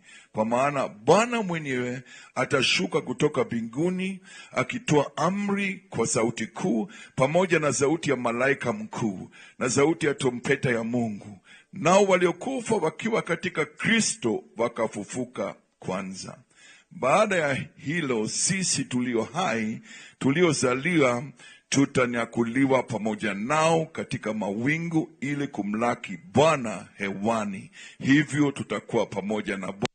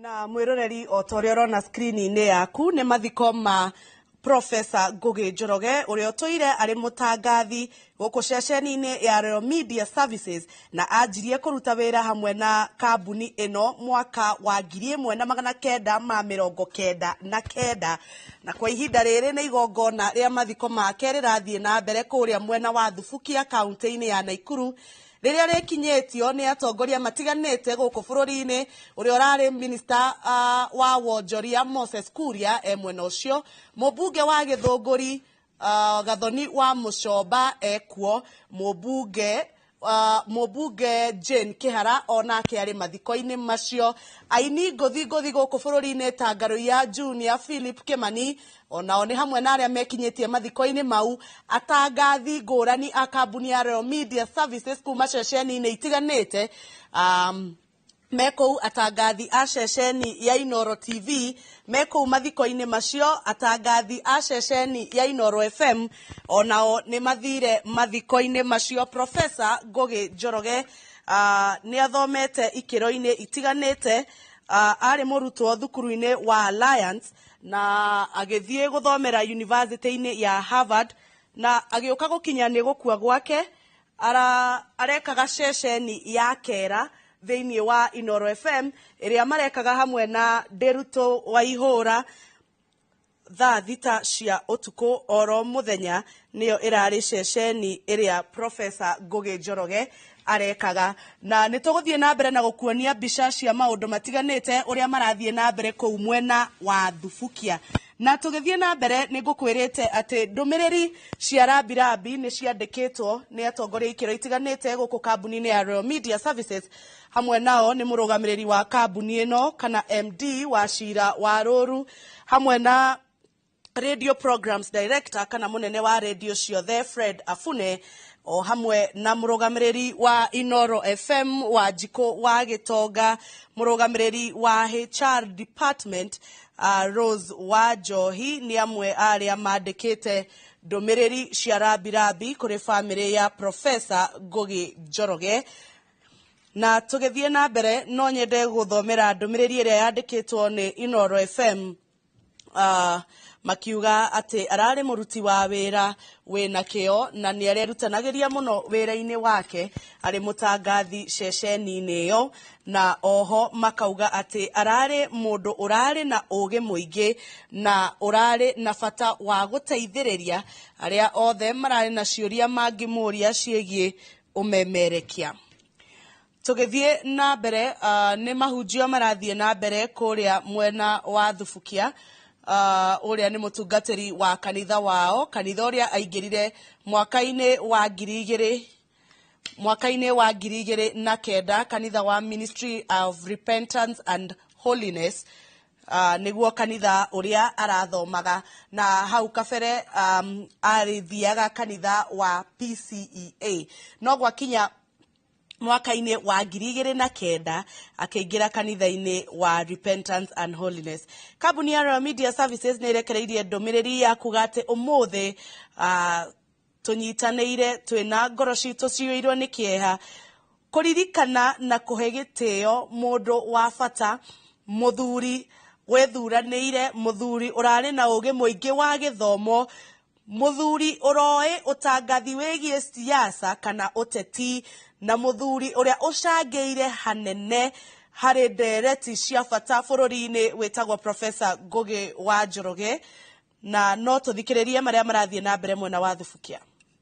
Imeoshwa na damu ya Yesu. Akisema mavazi yetu iwe safi ni mavazi ya kiroho, si hizi zinavaa. Bwana asifiwe. Hiyo mavazi ya kiroho lazima ioshwe. Na inasema hivi. Wacha nirudie mstari ya 14. Jaribu kuweka hizo speakers zingine on. Wamebarikiwa wale wafuao mavazi yao, ili wapate haki ya kuenendea huo mti wa uzima na kuingia huu mji kupitia malango yake. Huku nje wakuumbwa, wachawi, wazinzi, wauaji, waabudu sanamu na kila mtu apendaye udanganifu na kufanya. Basi ukiendelea kuishi kwa dhambi, utabaki nje. Bwana asifiwe. Wale wanapenda uongo, wale wanapenda usharati, uchawi, whatever, hawataingia. Kwa hivyo hiyo ndio umuhimu, wapendwa, tuweze kuelewa hekima ile profesa aliondoka alikuwa naye ni kubwa. Alijua masomo haiwezi mpeleka mbinguni. Cheo kubwa duniani haiwezi mpelekea mbinguni. Lazima anenekee mbele ya Mungu na kutubu dhambi zake, roho zake ioshwe na damu ya Yesu. Bwana asifiwe. Hata angao amesoma sana, amefanya kazi kubwa mingi, alijua nisiponyenyekea na kutubu dhambi mbele ya Mungu na kuachana na dhambi, umilele yangu itakuwa hatari, itakuwa mahali pabaya. Amen. Kwa hivyo sisi tuliobaki, huyu ndugu yetu ameshaondoka, moyo wake imeshaondoka, mwili peke yake kwa hapa. Sisi ambao tulibaki, familia, watoto, wachukuu wake, na warafiki, na viongozi, na wajirani, tujifunze kutafuta ufalme wa Mungu kama angali tuko hai. Haleluya. Tujifunze kutokana na mpendwa ndugu yetu profesa, maana yeye alitafuta Mungu akiwa angali ako hai. Mwana mheshimiwa Kabingo ako hapa. Simama. Mheshimiwa Kabingo alikuwa mbunge, alikuwa waziri, alikuwa mwanasiasa, alikuwa MP, alikuwa deputy speaker ya parliament, lakini kuna wakati alijiuliza, na umilele yangu itakuwa wapi? Akaamua tu kutubu hizo dhambi ambao alifanya na kunyenyekea na kumpokea Yesu na kuachana dhambi, na sasa anahubiri Injili. Professors, tuko na professors wengi katika hii kanisa, maana maprofesa pia ni watu wanajua kureason. Hawafanyi vitu bila kufanya hesabu. Bwana asifiwe. Profesa Kidheko mulimona hapa, ako hapa. Profesa Mazinde, Dr. Mazinde ako hapa. Hawa wote waliona uprofesa na utajiri na kufaulu kwa masomo ni vyema, lakini hawezi nipeleka mbinguni. Haleluya. Mali ya dunia haiwezi kutupeleka katika ufalme wa Mungu. Wapendwa, tutaiacha, kila kitu itabaki. Hata hiyo degree yako itabaki hapa. Haleluya. Hiyo shamba, hiyo gari, hiyo vitu yote utaacha, na utafanya hesabu mbele ya Mungu peke yako. Kwa hivyo wapendwa, tufuate mfano ya ndugu yetu mpendwa aliyestaafu, aliondoka sasa, Profesa Ngugi.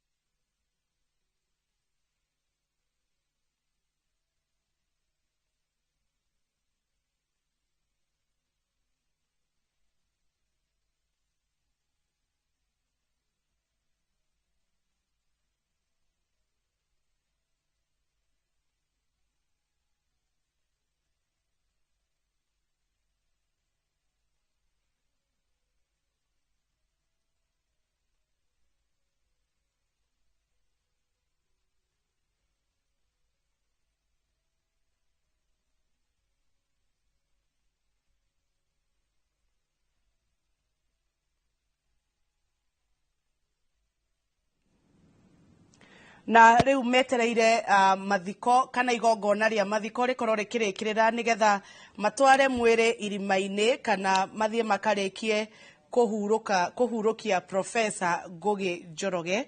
Na Profesa Ngugi Njoroge atiga mutumia na ciana ithatu iria igukoretwo ikionanio hau mbere, na amwe andu aria matumite ndumiriri kuri Profesa Ngugi Njoroge ni Profesa Ngugi wa Thiong'o, akiuga ati ni kieha kinene kuigua gukua gwa Profesa Ngugi Njoroge uria wari profesa wa university na ari mundu wa bata na gikiro kia mwanya. Na Ngugi wa Thiong'o akauga ati thiini wa tabarira nyingi iria nakorwo nacio kana miario iria nakorwo nacio na wandiki wa mabuku ma ruthiomi rwitu rwa Gikuyu. Akauga Professor Ngugi Njoroge ni umwe wa uria wari athikiriria ake kana muthomi wa mabuku make na njira nene, na ni amwikiraga muoyo muno wa guthie na mbere na kwandika mabuku ma ruthiomi ruru rwitu rwa Gikuyu. Na ucio ni Professor Ngugi wa Thiong'o. Akauga mena kiaha kinene muno ni ukorwo makigwa ati Professor Ngugi Njoroge ni arekitie kuhuruka, na riu ngerwo mitambo ni yagira mwena wa Thubukia. Tucoke Thubukia. Afadhali rudia maombi nyuma yangu. Sema, Bwana Yesu mkuu, mimi ni mwenye dhambi, nimekosa mbele yako, si stahili mbele zako. Naomba Bwana unisamehe dhambi zangu, unioshe na damu yako, na kukaribisha ndani ya moyo yangu Bwana Yesu kama Bwana na Mwokozi wangu. Ingia ndani ya moyo wangu, ondoa uchafu ndani ya moyo wangu, ondoa tamaa mbaya ndani yangu, ondoa mawazo machafu ndani yangu, ondoa chuki na hasira ndani yangu, na unioshe na damu yako. Unielekeze katika ufalme wako. Nitumie Roho Mtakatifu aweze kuniongoza katika utakatifu. Siku ya leo nimeokoka katika jina kuu la Yesu. Amen. Amen. Tushangilia Bwana Yesu. Hallelujah.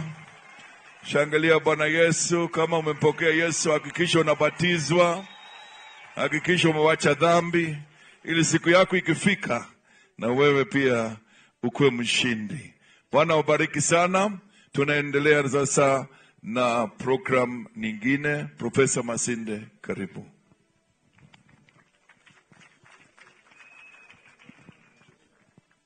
Hallelujah. Hallelujah. We can take our seats, please.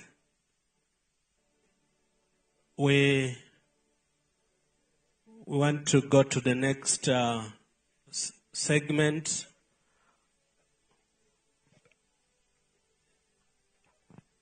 But before we do that,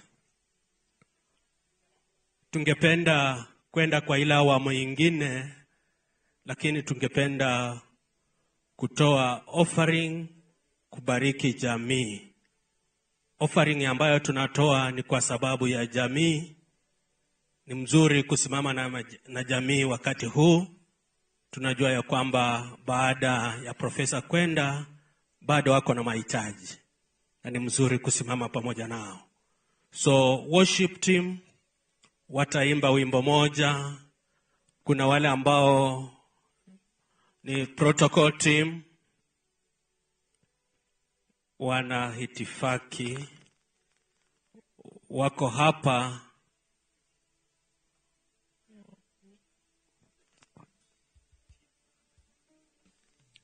na pia pengine uko nayo kwa M-Pesa,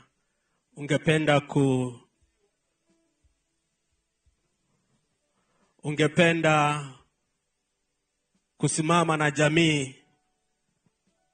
Tuko na namba ambayo tungependa kupewa. Namba ambayo tungependa kupewa, pengine namba ya mama, ili tuweze kusoma tunasimama na jamii hii. Worship team,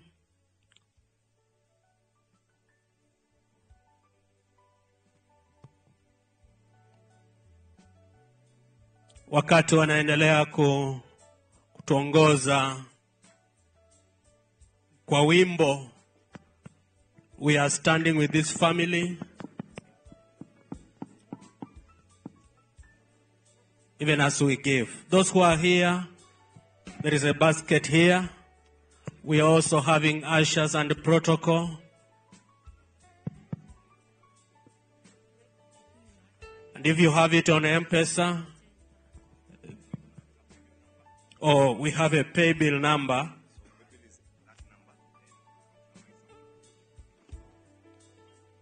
ngojea kidogo tu niwapatie hii namba. Namba ya pay bill, ukiwa unaandika unaweza kuandika, ni namba ya jamii. Pay bill number ni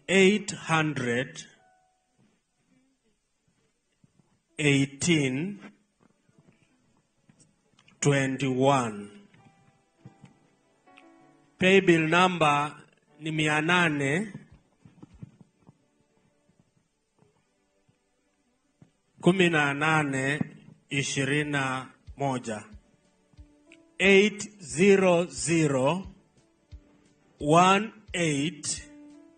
800-18-21.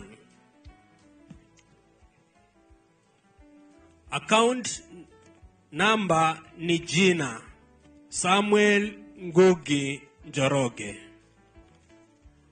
Account number ni jina Samuel Ngugi Njoroge.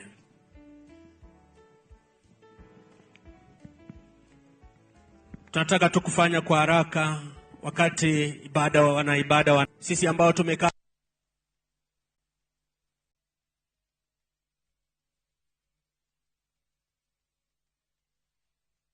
katika matoleo haya.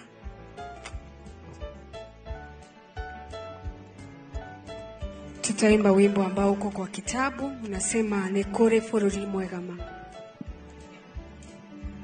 Nekore forori mwegama, natogete kiatona, nyamugai atoire okuo, atodode kagera Moshe, igoro kwa Jesu, netoga shemani akuo, igoro kwa Jesu, netoga shemani akuo, igoro kwa Jesu, netoga shemani akuo, igoro kwa Jesu,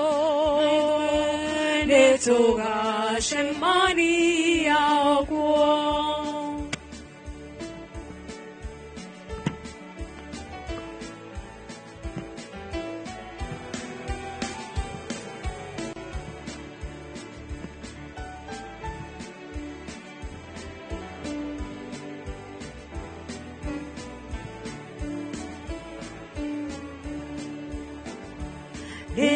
Netogagage ide wito, tomo shokage nie moera, todole wedo wake mwene, otomaga toke nagio, igoro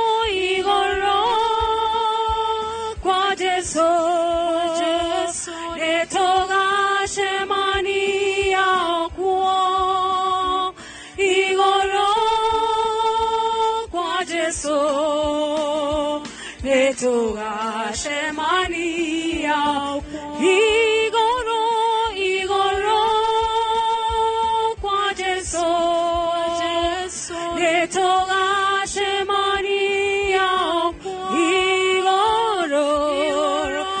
igoro kwa Jesu, netoga shemani akuo, netoka ina nyebotega, iya shado aria deru, ona mo maroho maito, matika iguaru orek, igoro kwa Jesu, netoga shemani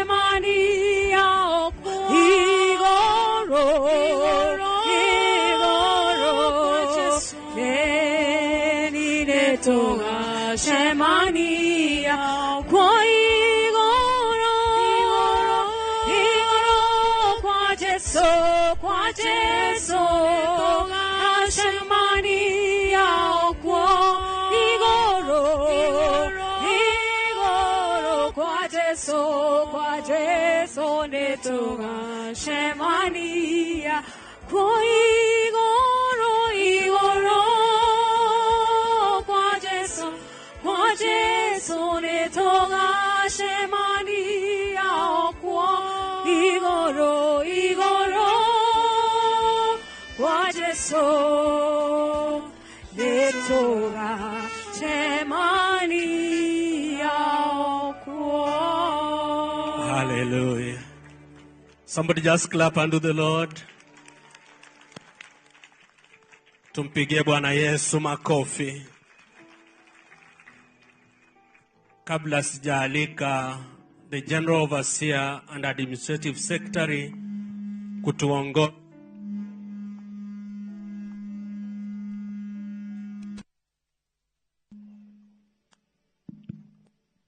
kutuongoza, ningependa kuuliza Profesa Kiare aje aweze kupeana utaratibu na pia maeneo ambayo tutaenda kuzika, kulaza mwili wa ndugu wetu. Jambo la pili, kuna wale ambao ni wa jamii wangependa kutoa vote of thanks. Alafu nitamwalika the General Overseer kuweza kuomba pamoja na jamii na pia kutupatia mwelekeo kutoka pale.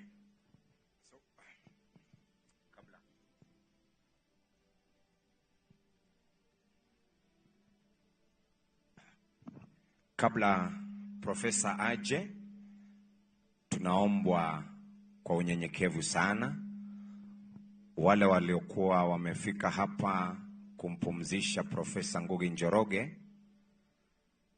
Mahali ambapo tunaenda kumpumzisha ni nafasi ndogo sana ambayo inaruhusu familia yake pamoja na kanisa na watu ambao wanafanya kazi na yeye. Mahali ambapo ulipo, usitoke hapo baada ya maombi ya mwisho. Kuna chakula kingi sana kimetengenezwa kwa niaba yetu sisi, na utaweza kuhudumiwa ukiwa mahali ambapo ulipo.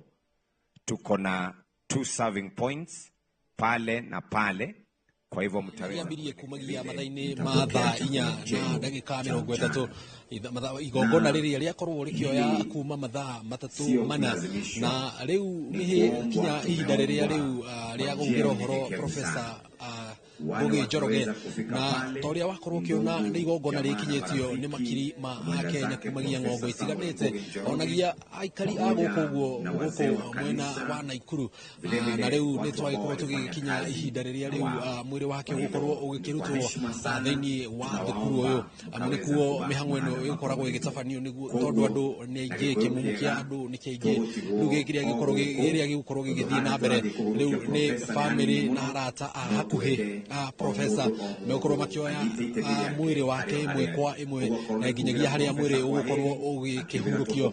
Nituona atongoria matiganite, family, arata, andu aria marakoragwo mari hakuhi na Profesa ona nginyagia aruti a wira a kambuni ya Royal Media muno makiria aria makoretwo makiruta nake thiini wa tafarira yake ra kwa makiria ma miaka 20. Nituona makiruta ndumiriri ciao magitariria uria Profesa arendete wira onginyagia kuhuruka gwake kuria agikorirwo agigika tafarira yake ya mwisho ciumia 2 thiru na uguo niguo gugutarie. Nituona ta mutumia wake Rebecca Wanjiku agitariria ndagika ciake kana mathaa kana mathiko ciake cia muthia na muthuri wake agitariria uria arari mundu mwinyihia mundu rendete mucii athengia wa githomo giake gia gikiro kia iguru ari ta Profesa.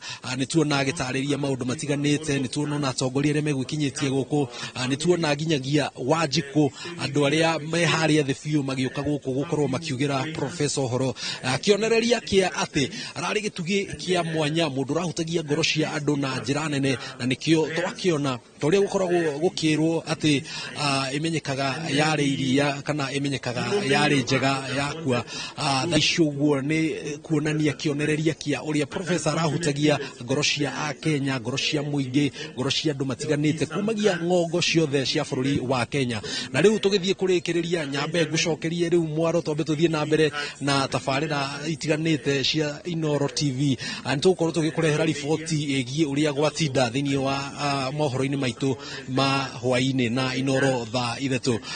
Gia na utuku mwega tukuonana mohoro-ini. Nditagwo Jenga Wambui uria urahura mbica ici ti ungi ni mundu witagwo Mbugua mena mwerekeri wi gatu muno guku witagwo Karo.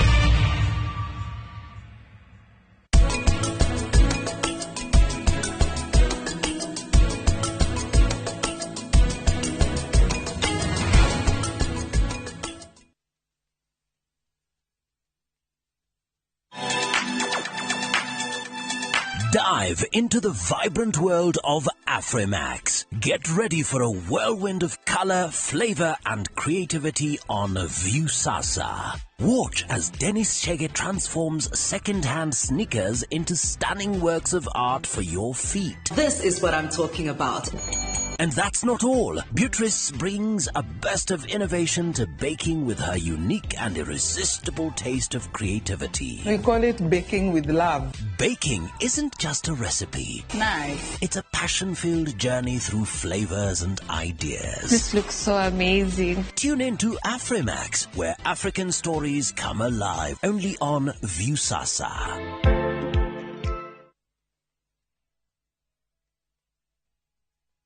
Kagudo road beba hiyo bogi.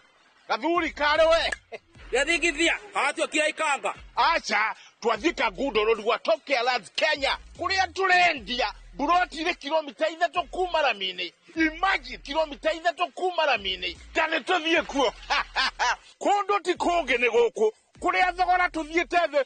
Pio kinyagia 390,000 onre. Na mugunda uyu unyitanete na thukuru eno. Na kwa juja turakwenderia 690,000 only. Mugunda uyu tugwikireire mai ma kuigana na tugakuirigira na ikingi cia koroga. Tucerera Roiro town kana tuhurira thimu o riu 0708 000 999. Top Care ni mucie waku mwehokeku wa oigithia.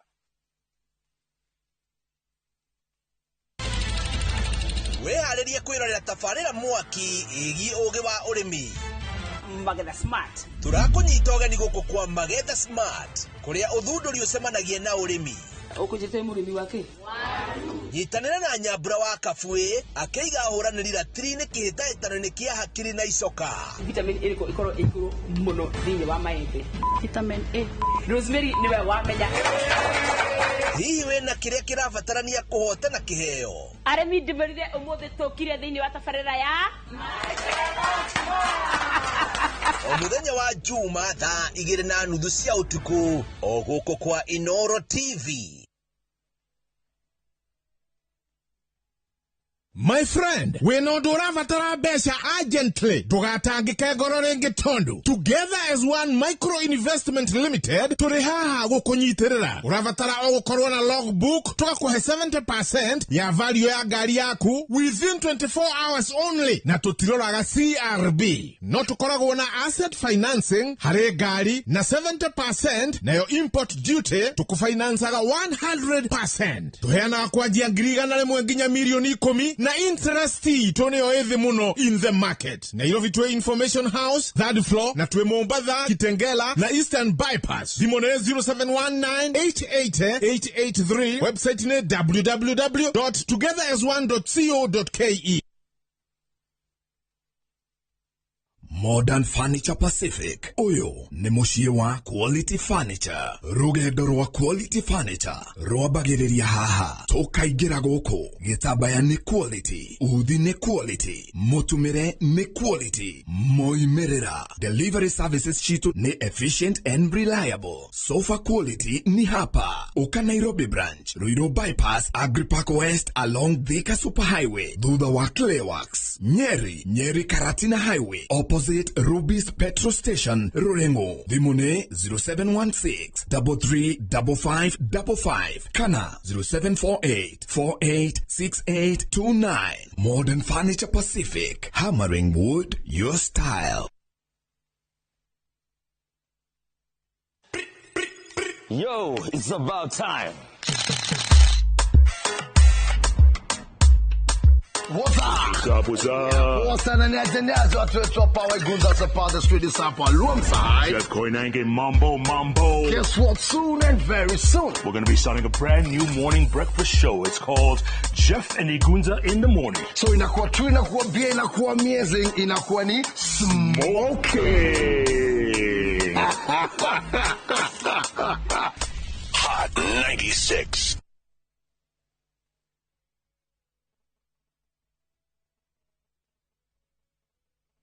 na mwiroreri no tuthiete na mbere oro wega Professor Ngugi Njoroge ohurika horo na riu tuthie imwe kwa imwe nginya bunge kuria ni hindi riboti ya kamiti ya wamurani bunge-ini ya bururi irariririo thutha wa gutiriha guthurima andu 20 aria mamurirwo ndundu-ini ya maminista ni President William Ruto. Tuthie imwe kwa imwe nginya bunge-ini nigetha tuthikiririe maria marahanika mwena ucio.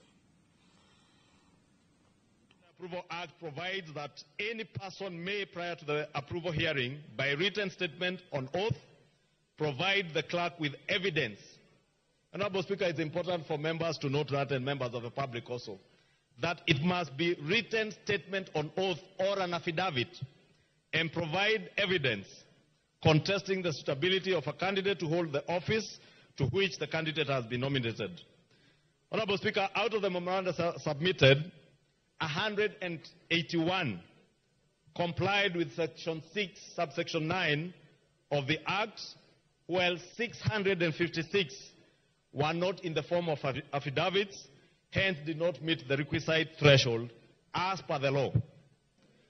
Moreover, Honorable Speaker, out of the 656, some were actually in support of the nominees and therefore inadmissible because the law expects this Section 6, subsection 9, expects you to submit in written form and in the form of an affidavit evidence contesting the suitability, not supporting the suitability. So there are many Kenyans who wrote saying they support the appointment or they think this nominee and that nominee are suitable to hold office. A detailed analysis of the memorandum, Honorable Speaker, is contained in Chapter 3 of the report, and members can peruse to see that for themselves. It is also noteworthy, Honorable Speaker, to note that the affidavits were largely on the following issues. One was the dismissal from Cabinet by the President via Gazette Notice 8440 of 2024. Two, there were allegations of corruption and abuse of power. Three, that the President appointing persons from the minority party should not have been allowed. And there were memoranda that were submitted on that basis. Four is that the list of nominees did not comply with the 2/3 gender rule or gender principle. Five is that the list of nominees did not reflect representation from special interest groups. Six is that integrity issues and alleged violation of Chapter 6 of the Constitution. And lastly, alleged violation of Articles 103, 1E, and 194, 1E of the Constitution. Honorable Speaker, it is notable that all these issues, and members and the public will be able to see from the report, were exhaustively addressed by the committee in its report. Each of these issues, Honorable Speaker, there is not a single issue of the 7 or 6 issues that I've mentioned here that have not been exhaustively, as you'll see in the report, been addressed, because we are obligated to do that by our own statutes, that we must address each of the issues that have been raised in memoranda. Honorable Speaker, additionally, 163 affidavits contested the nomination of 10 nominees on grounds that they had previously been dismissed from office and hence they could not lawfully be reappointed to cabinet.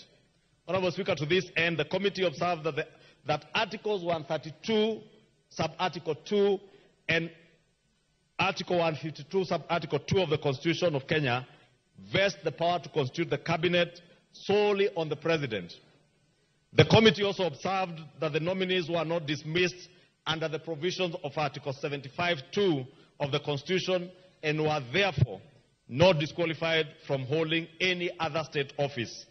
Honorable Speaker, that point was canvassed in committee, and I know even in other fora outside the committee, this matter has been canvassed. And it was a finding of the committee, Honorable Speaker, that any of the nominees who has not been dismissed pursuant to Article 75(2) is not excluded from being reappointed after dismissal by His Excellency the President, and I think that was important to be clear.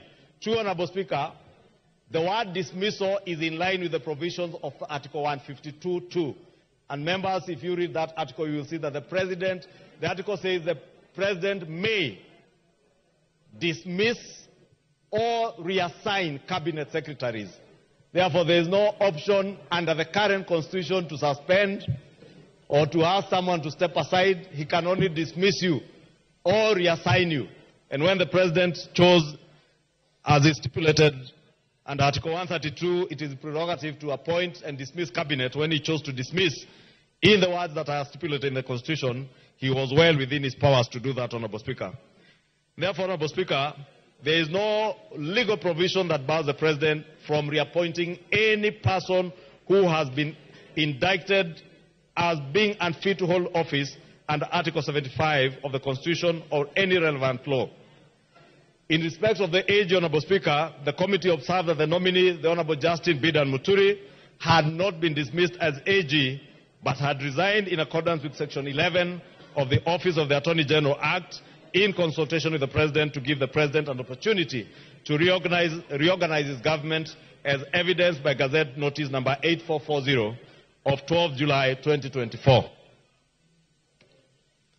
Honorable Speaker, the committee also conducted background checks on the nominees by seeking references from the Ethics and Anti-Corruption Commission on Ethics and Integrity, the Higher Education Loans Board, on loan repayments for those who had gone through our public and private universities and funded from the Exchequer, the Directorate of Criminal Investigations on criminal records on each of the nominees, the Office of the Registrar of Political Parties on holding office in political parties, because as honorable members do know, not a single nominee who is being nominated to serve in cabinet should be holding a political party office.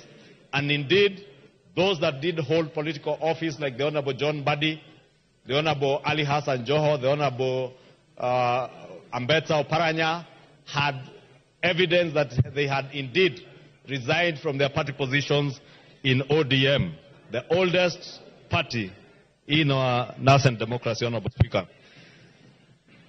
Honorable Speaker, we also did get from KRA on tax compliance and the Commission of University Education on authenticity of academic certificates. And Honorable Speaker, it's important because I've seen many people doubting certain degrees, that in each of the degrees that were submitted to the committee, the Commission for University Education ascertained that those degrees and degree courses that the nominees submitted before the committee are recognized in the Republic of Kenya as degrees.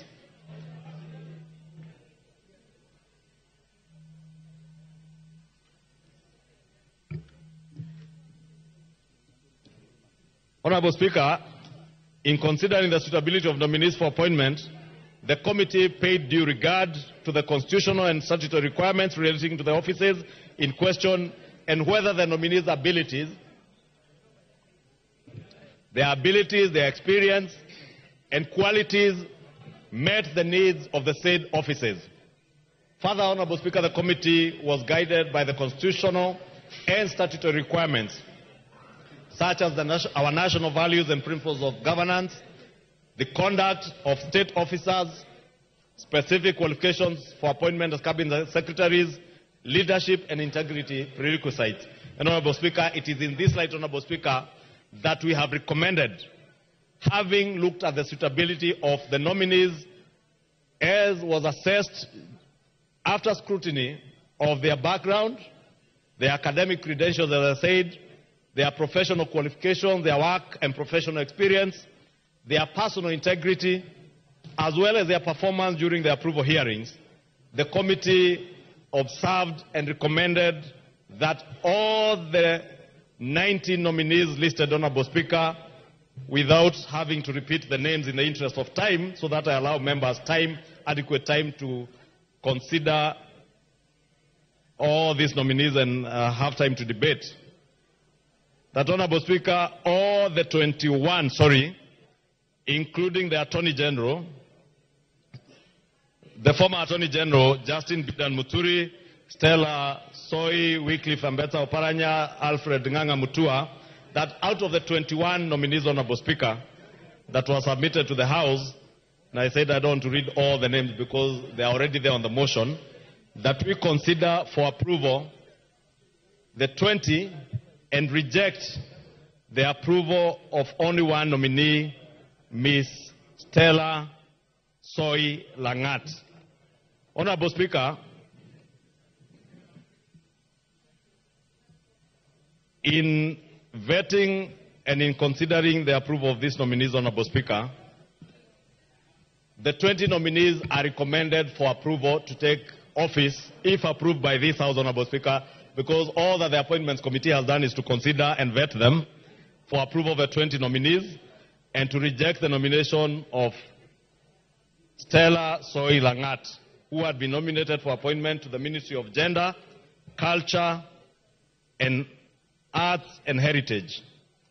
This lady, Honorable Speaker, is a career civil servant who has extensive experience in public service. However, Honorable Speaker, she did not demonstrate adequate understanding of the docket to which she had been nominated, and the committee found her unsuitable for appointment to that docket. Honorable Speaker, I want to draw reference to members on the report on page 238, Honorable Speaker, and you will see from the observations of the committee on observation number 8 on page 238, the committee did note that the nominee's experience in the public service is marked by very frequent job transitions in various roles. All the 6 different postings. Give the majority leader 5 minutes. I was winding up, Honorable Speaker. I was saying that the nominee's experience in the public service was marked by very frequent job transitions in various roles. All the 6 different postings that the nominee has held do not require any long-term strategic planning. As a result, she has not become grounded in any specific leadership role in the public service. And therefore, it was the feeling of the committee that if you had a nominee like this serving in a high office like that of Cabinet Secretary, she may not sit well to serve the public in a manner envisaged by our statutes and the expectations of the public. True, Honorable Speaker, that the nominee under 9 failed to demonstrate adequate knowledge of topical administrative and technical issues touching on the Ministry of Gender, Culture and Arts and Heritage, to which she had been nominated. Honorable Speaker, those who are watching will remember a few of the unfortunate mentions of our honorable ladies without husbands, and this being a gender ministry, Honorable Speaker, it was a feeling of many people across the country that she may not sit well to address gender issues in that ministry. True, Honorable Speaker, that the nominee is unsuitable for the position to which she was nominated, as she was unable to respond to in a satisfactory manner to the queries raised during the approval hearing relating to gender, heritage, and culture. Honorable Speaker, I will also want to close, Honorable Speaker, by asking members that being nominated to this high office of a Cabinet Secretary is indeed a great honor. And Honorable Speaker, once members of the public or even members of Parliament like the Honorable Andai, Honorable Mbadi, and even the former governors who have been nominated to serve in this high office of Cabinet Secretary have been nominated, it is our solemn duty as members of the National Assembly to vet all these nominees, check their suitability to hold office. There may be a feeling, Honorable Speaker, that this or that nominee may not sit well in a certain docket. But again, in line with Article 152(2) of the Constitution, the prerogative to reassign dockets is vested on the President.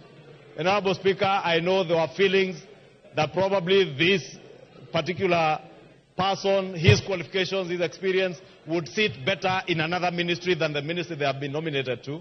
And it was our feeling, Honorable Speaker, in the Committee of Appointments, that we do leave that to the President in his own prerogative to realign and reassign dockets as time may demand, and also as he may find fit in terms of where he wants to sit his nominees and his cabinet secretaries in an endeavor to deliver to the people of Kenya. Therefore, Honorable Speaker, in conclusion, on behalf of the committee, allow me to thank all the nominees for offering themselves to serve the country. And in the words of Martin Luther King Jr., who once said that life's most urgent question is what you are doing for others. As leaders, Honorable Speaker, we should always be guided by what is best for the people of Kenya. The House is mandated to either approve or reject nomination for appointment based on suitability, and the outcome can be either an approval or rejection. An approval simply signifies the committee established that a person is suitable for the office to which he has been nominated. In the same lens, Honorable Speaker, a rejection. Honorable Speaker. Order, members. Order. Kiborek. Honorable Speaker, I was saying, in the same lens, a rejection only connotes a person's unsuitability to the office to which he or she is being nominated, and is in no way an indictment of the capability or competence of a nominee to perform other responsibilities. I say this, Honorable Speaker, with all due respect to the nominee, Ms. Stella Soy, that her rejection is not an indictment in any way of her capability or competence to perform other responsibilities. It is only her suitability to hold the position of Cabinet Secretary for Gender. And therefore, His Excellency the President has the prerogative to nominate her into any other position other than that position that she had been nominated for. And the President also has the prerogative to nominate another person from the same region, the same area, the same village. Give him 2 minutes. I would encourage the President to nominate another equally qualifying candidate from the same region, the same place, and as I said, with requisite experience and qualifications to serve someone suitable to serve in that office. Honorable Speaker, with those many remarks, I now beg to move and ask all of you, honorable members, all of you, in one accord, to support this report where we all put in a lot of man hours up to late this morning, Honorable Speaker, when we adopted this report, having considered all the issues that came before the committee. And I am confident, once approved, this new cabinet and those that will be vetting this Friday, and if we adopt this report as it is, when a replacement for this lady is nominated and vetted, we'll have a cabinet that, in the words of Martin Luther King, will serve the people and will look at what they can do for others, not for themselves, Honorable Speaker. I beg to move and take this opportunity to ask all of you to support this report, as I request my counterpart and my good friend, the Honorable Junet Mohammed. I don't know whether he is now the minority whip or the incoming leader of minority, the Honorable Junet Mohammed, to second. Thank you, Honorable Speaker. Thank you, Mr. Speaker, for giving me opportunity. Mr. Speaker, from the onset, I stand to second the motion, Mr. Speaker, with the approval of the nominees. And Mr. Speaker, also support the motion because, Mr. Speaker, this is, as you said earlier, constitutional responsibility of this House to make sure that this country has a cabinet secretary, Mr. Speaker. As you are aware, Mr. Speaker, previously, before this constitution, the President used to appoint cabinet ministers as he wishes and dismiss them as he wishes, Mr. Speaker. But now, under this new constitution, there is a requirement, constitutional requirement, that any nominee that has been brought by the President must be approved by this House. And today we are here, Mr. Speaker, exercising that constitutional mandate. And that's why I want to urge my colleagues to take this matter of the approval very serious, Mr. Speaker. The confirmation of cabinet nominees, Mr. Speaker, is not just a procedural, Mr. Speaker, formality, but it's a vital process that shapes the trajectory of the governance of our country, Mr. Speaker. Mr. Speaker, long time, and you are a veteran politician as you are a lawyer. Mr. Speaker, the President used to nominate anybody if he feels like. Whether you are academically qualified, whether you have the experience, doesn't matter. Even if you have never stepped in a classroom, Mr. Speaker, the President has the prerogative to appoint you as a minister. But at this point in time in this country, Mr. Speaker, you will be nominated and Parliament will look at your suitability and whether you have the capacity to perform, Mr. Speaker. So for that reason, Mr. Speaker, these nominees went through rigorous evaluation, Mr. Speaker, and looked at the experiences, Mr. Speaker. And I want to take this opportunity to thank you as the chairman of the committee, because this committee has put a lot of manpower into this matter, Mr. Speaker, took a lot of time to scrutinize these members, Mr. Speaker.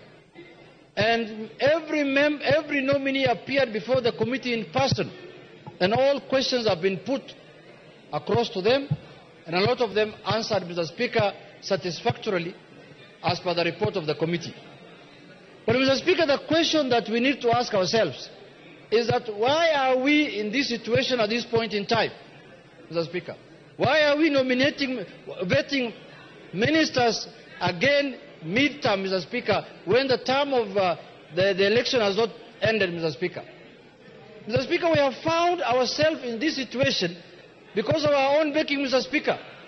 And one of the things that has come out in the vetting process is that the issue that has brought us to this situation was captured very well in our vetting process, Mr. Speaker. And we captured that the issue of arrogance, opulence, and show-off, Mr. Speaker. And we put those questions to the nominees. And majority of them took their time to answer that question, Mr. Speaker, and told us that they are not people of show-off. Order, members. Order. Members on the majority side, try and minimize your levels and tones of conversation so Mr. that Speaker, we can follow the proceedings. Mr. Speaker, members of the majority side, some of them are being disturbed by what has happened in the vetting committee, the rejection of one of the nominees, Mr. Speaker. Mr. Speaker, we must have a vetting committee. And what the committee has done must be taken very serious, Mr. Speaker. The committee spent many man-hours to check on the suitability of every candidate, Mr. Speaker. And the committee is not doing any victimization.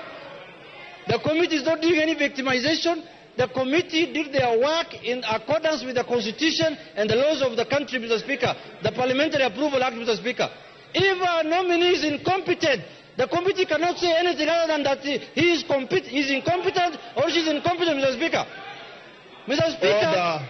Order. Member for Keyo South. Order. Take your seat, Junet. Member for Keyo South. I'll give you an opportunity to have your say. This is not a public rally. This is the National Assembly of Kenya.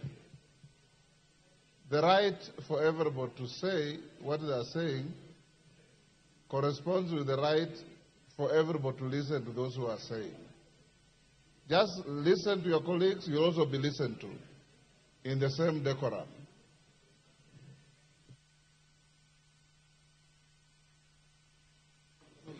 Mr. Speaker, when we say as a committee that someone is not suitable for this job, We are not imputing any improper motive of that person, Mr. Speaker. We are just saying that person is not suitable for this job. He can do another job elsewhere, Mr. Speaker. And, Mr. Speaker, we are not here in this National Assembly to defend and protect anyone. We are just here to say the truth as it is, Mr. Speaker. So, Mr. Speaker, I want to say that the committee found the majority of the nominees to be suitable for the job they have been given. Mr. Speaker, it is this House that can hold people accountable. We cannot hold members accountable outside this House, Mr. Speaker. It is our constitutional mandate to hold people accountable here, Mr. Speaker. What is the point of sending someone to a job and after a year and 2 years again, you have to recruit again at your fresh, Mr. Speaker, like what is happening now, Mr. Speaker? We must take our job very serious this time because the ministers that we vetted at the beginning of this term were assumed that they are going to finish their term up to the election, Mr. Speaker. But they couldn't do. Out of 22 cabinet ministers who are in office, almost over 10 of them are not in office as we speak today, Mr. Speaker. 10 of them are at home. Give him another 5 minutes. More than half of the cabinet that was vetted by this House, Mr. Speaker, at the beginning of the term are at home. They have all been dropped because of reasons, incompetency, and other issues. So, Mr. Speaker, it is the prerogative of this House to decide who is going to be approved and who is not going to be approved. But we must take the report of the committee very serious because the committee did public participation. They interviewed the nominees, they listened to them, they looked at their CVs, they looked at their compliance documents, they looked at their physical appearance, they looked at their mental everything, Mr. Speaker. So, Mr. Speaker, I urge this House, let us not belittle the report of the committee. The committee report is as important as what we are going to decide here, Mr. Speaker. Mr. Speaker, the other issue I want to say is that we looked very much on the issue of integrity and accountability, Mr. Speaker. There were allegations that have been raised by certain members. There were issues that were raised against, for example, a nominee, Honorable Oparanya, Mr. Speaker. Issues of corruption, and we clarified, we said that the EACC has written, and the Director of Public Prosecution wrote to Parliament and said that there are no charges against that nominee, Mr. Speaker. And based on that, we made a decision. And himself, he appeared there and said, if there is any iota of evidence on him, on allegations of corruption, he is willing to resign, even if he is appointed, Mr. Speaker. Issues of drugs were raised about Hassan Ali Joe. The Minister for Interior, by then George Saitoti, came here and brought a report against him. Later, a report was brought to Parliament a week later that cleared him, Mr. Speaker. We looked into all those issues, Mr. Speaker, and we cleared all those people. Issues of opulence, sideshow, what's it called, arrogance, and sort of were leveled against Honorable Murkomen. We looked at him, he came with a tie and a suit that did not look very expensive for that day. He should not put on another one going forward. He should continue with the same ones that he came to the committee, Mr. Speaker. And it was clear on those points, Mr. Speaker. Mr. Speaker, we looked at the issues of commitment to public service, Mr. Speaker. Most of the nominees showed high level of commitment to public duty, Mr. Speaker. You could see the way they were answering the questions, and they said that they are willing and ready to serve the country, Mr. Speaker. Mr. Speaker, in conclusion, I want to say this. There is nothing that stops this House to impeach any CS who does not perform his functions again. That responsibility again is with us here, Mr. Speaker. And the day a CS nominee does not perform his functions in accordance with the Constitution and in accordance with the wishes of Kenyans, we have the responsibility again to remove him from office and to impeach him. Lastly, Mr. Speaker, I want to urge the nominees that once you assume office, Mr. Speaker, kindly have in mind what Kenyans expect of you, Mr. Speaker. We interviewed the nominee for Interior, Mr. Speaker, and we told him there are many complaints about death in this country when people are demonstrating. He has to make sure, he has to put into consideration the sanctity of life, Mr. Speaker, that Kenyans must not die for exercising their freedoms and rights, Mr. Speaker. Demonstration is allowed in the country, but also the rights of other Kenyans must be respected when somebody is doing a demonstration, Mr. Speaker.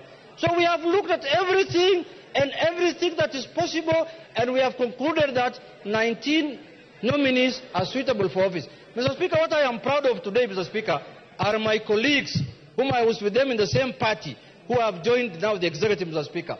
It has proved to me that the Raila Odinga Academy, School of Politics, is the best school of politics in this country, Mr. Speaker. Look at the kind of nominees they have donated to the Kaiserete, Mr. Speaker. Hassan Ali Joho, Oparanya, Upio Wandai, and Mbadi, Mr. Speaker. Those are the best nominees this country can have, Mr. Speaker. The best experts this country can have, Mr. Speaker. When they appeared before the committee, Mr. Speaker, the committee was perplexed. They said, we didn't know ODM have this kind of expertise, Mr. Speaker.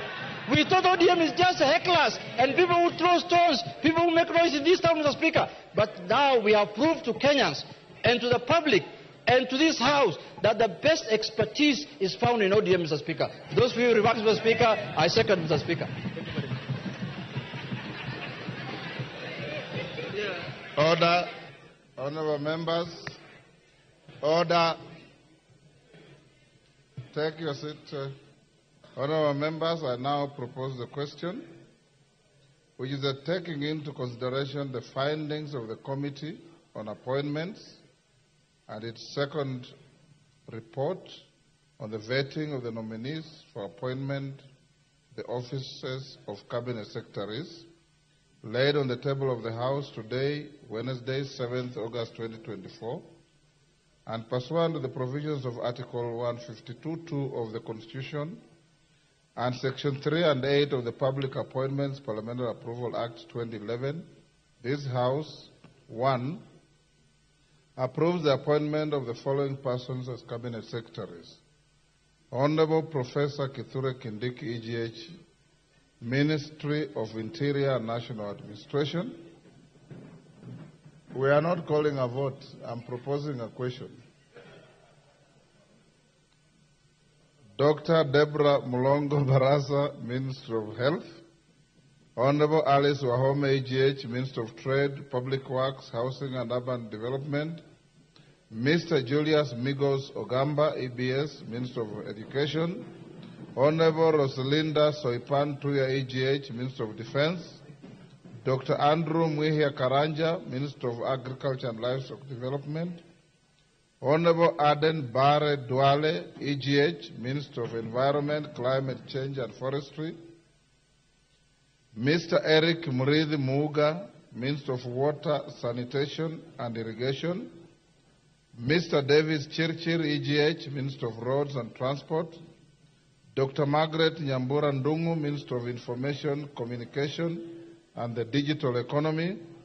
Honorable John Bandi Ngongo, EGH, the National Treasury and Economic Planning.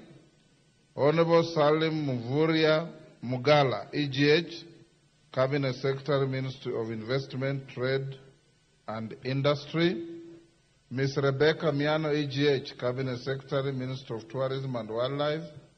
Honorable James Opio Wandai, EGH, Cabinet Secretary, Minister of Energy and Petroleum.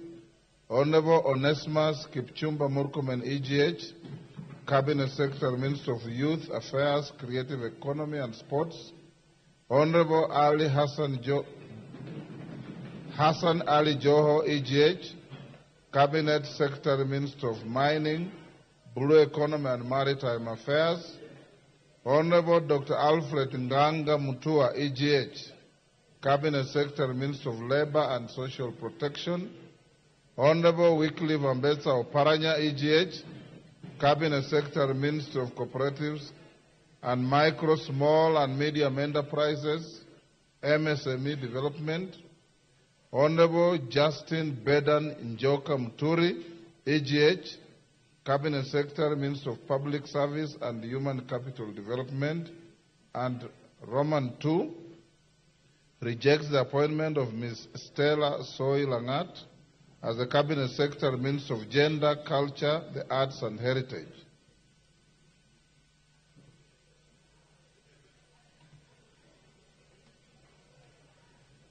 Washira Karani.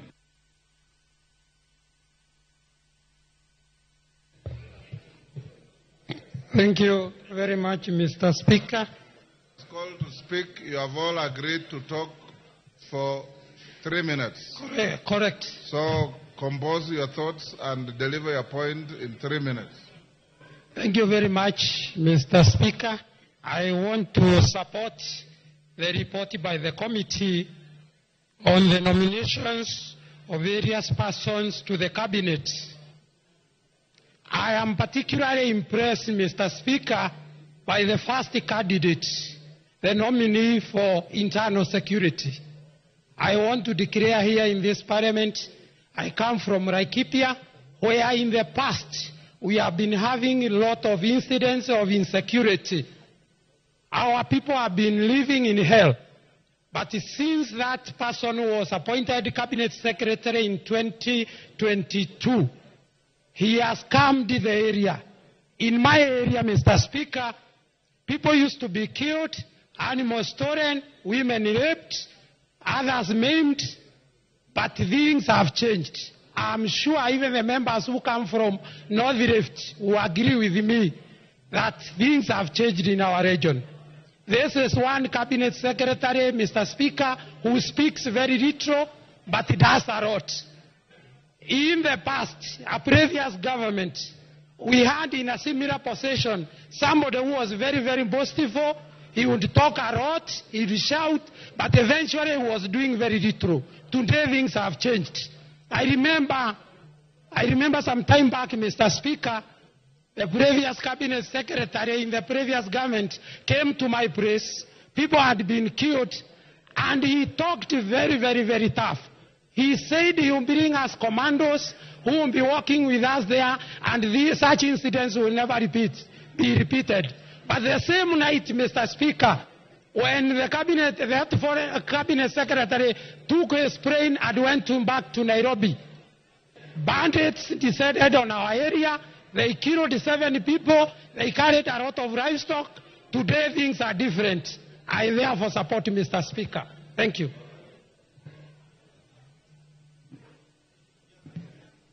Wilberforce Oundo.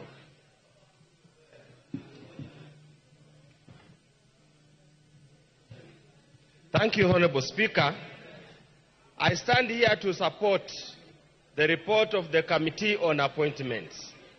Honorable Speaker, while I have many reservations on some of the nominees that were proposed in this report, but since the committee mandated by this Parliament and the Constitution of Kenya has done its job, it will be utterly unfair to contradict what they have done. Honorable Speaker, of course there are members who have been proposed with dubious academic papers, light academic qualifications, but that's what the appointing authority wanted. And I want to quote what Honorable John Mbadi said here when we were vetting the first cabinet, that since he wanted a skunk, let's give him the skunk, and I hope he'll not have to come back again seeking another line of support. Honorable Speaker, on the rejected committee members, having read through the report, Honorable Speaker, from paragraph 1065 all the way to the end, Honorable Speaker, nobody has got any issues about the qualification of the nominee. But looking at the answers given in respect of very pertinent issues concerning gender, Honorable Speaker, I concur with the committee that she is not qualified for this particular assignment, and it will be probably prudent for the appointing authority to consider other assignments. And I would actually suggest, Honorable Speaker, since she has extensive knowledge in public administration, probably to be prudent for the President to swap her with Dedan Muturi, so that he can go and handle that particular aspect, and so that Dedan Muturi can actually come to gender. Because, Honorable Speaker, there is a very growing misconception, Honorable Speaker, that gender is about women. Gender is about both men and men and women. Gender is about boys and girls. Why is it all the time, Honorable Speaker, when they appoint a gender CS, they only look for a woman? So that's why we continue to marginalize the boy child, we continue to frustrate the men, and that's why you see there's mental health issues in this country. It's time, Honorable Speaker, if we talk about gender, let's be gender sensitive, let's not be gender discriminative. Honorable Speaker, as I conclude, we are vetting these cabinet secretaries to go and serve the people of Kenya as provided in the Constitution. Yes, they serve at the pleasure of the president, but they must know they are serving the people of Kenya. And the people of Kenya are represented by this president who are here. We hope they will not go to the office and block members of parliament from accessing to present issues affecting the people of Kenya. With those few remarks, Honourable Speaker, I support the report. William Kamket.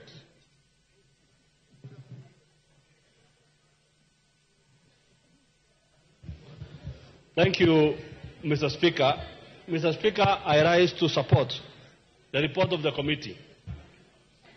Mr. Speaker, I want to say this, that the President took the opportunity to reorganize his cabinet mid-term, and that the opportunity that was presented to the President is an opportunity, Mr. Speaker, that was caused by some riots in this country. And I want to say, Mr. Speaker, that His Excellency the President is a lucky man. Because, Mr. Speaker, if the happenings that happened in this country did not happen the way they happened, Mr. Speaker, perhaps His Excellency would have limped with the same group towards a very dangerous road ahead as we move towards the next election. So I want to say, Mr. Speaker, that the appointments of the members of cabinet, that includes the members of the opposition, is something that has given this country a fresh impetus and a fresh start. And the President has demonstrated that indeed he listens, Mr. Speaker, and that, Mr. Speaker, that he has a big heart. That even in victory, Mr. Speaker, he has been magnanimous and has offered an olive branch to the members of the opposition to come and serve together with him in the same cabinet. And that demonstrates one thing, Mr. Speaker, that we are all Kenyans. At the end of the day, even if we agree or disagree on anything or on any matter, we are all Kenyans. And that there is only one country that we all belong to.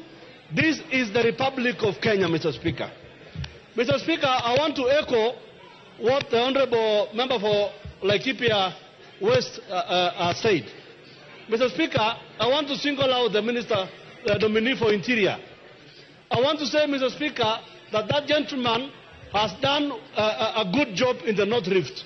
Where I come from, whatever measures he has put in place, I am happy, Mr. Speaker, that he has been given a second chance to come and finish the job he began.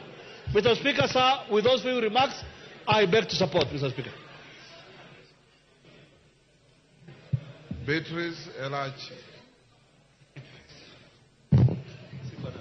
Thank you, Mr. Speaker. Mr. Speaker, I also rise to support the report with also a very heavy heart, Mr. Speaker, that it is always women who come are vetted and will always find themselves in the situation Zoe is finding herself.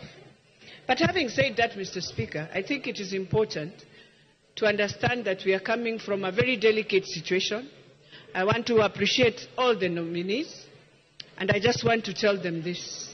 You come at a time when Kenyans felt those who have gone home became very proud, never understood who was at the gate, never understood whether they have challenges. They are human beings. Learn to appreciate your team, starting from even your T-girl, that you are able even just to ask, how is she or how is he? And Mr. Speaker, those are the few things, just small values that Kenyans feel, even us, that when you get a title, you get entitled and you think you have now become beyond the president. They should remember we have a president. They have gone to support the president. He has not appointed you to become another president in your ministry. He has appointed you to come and serve now his Kenyans. And therefore, Mr. Speaker, even as we say we have 3 minutes in this report, one thing I'll say, we have to change the Appointments Act and put in very serious questions that we need to ask this country.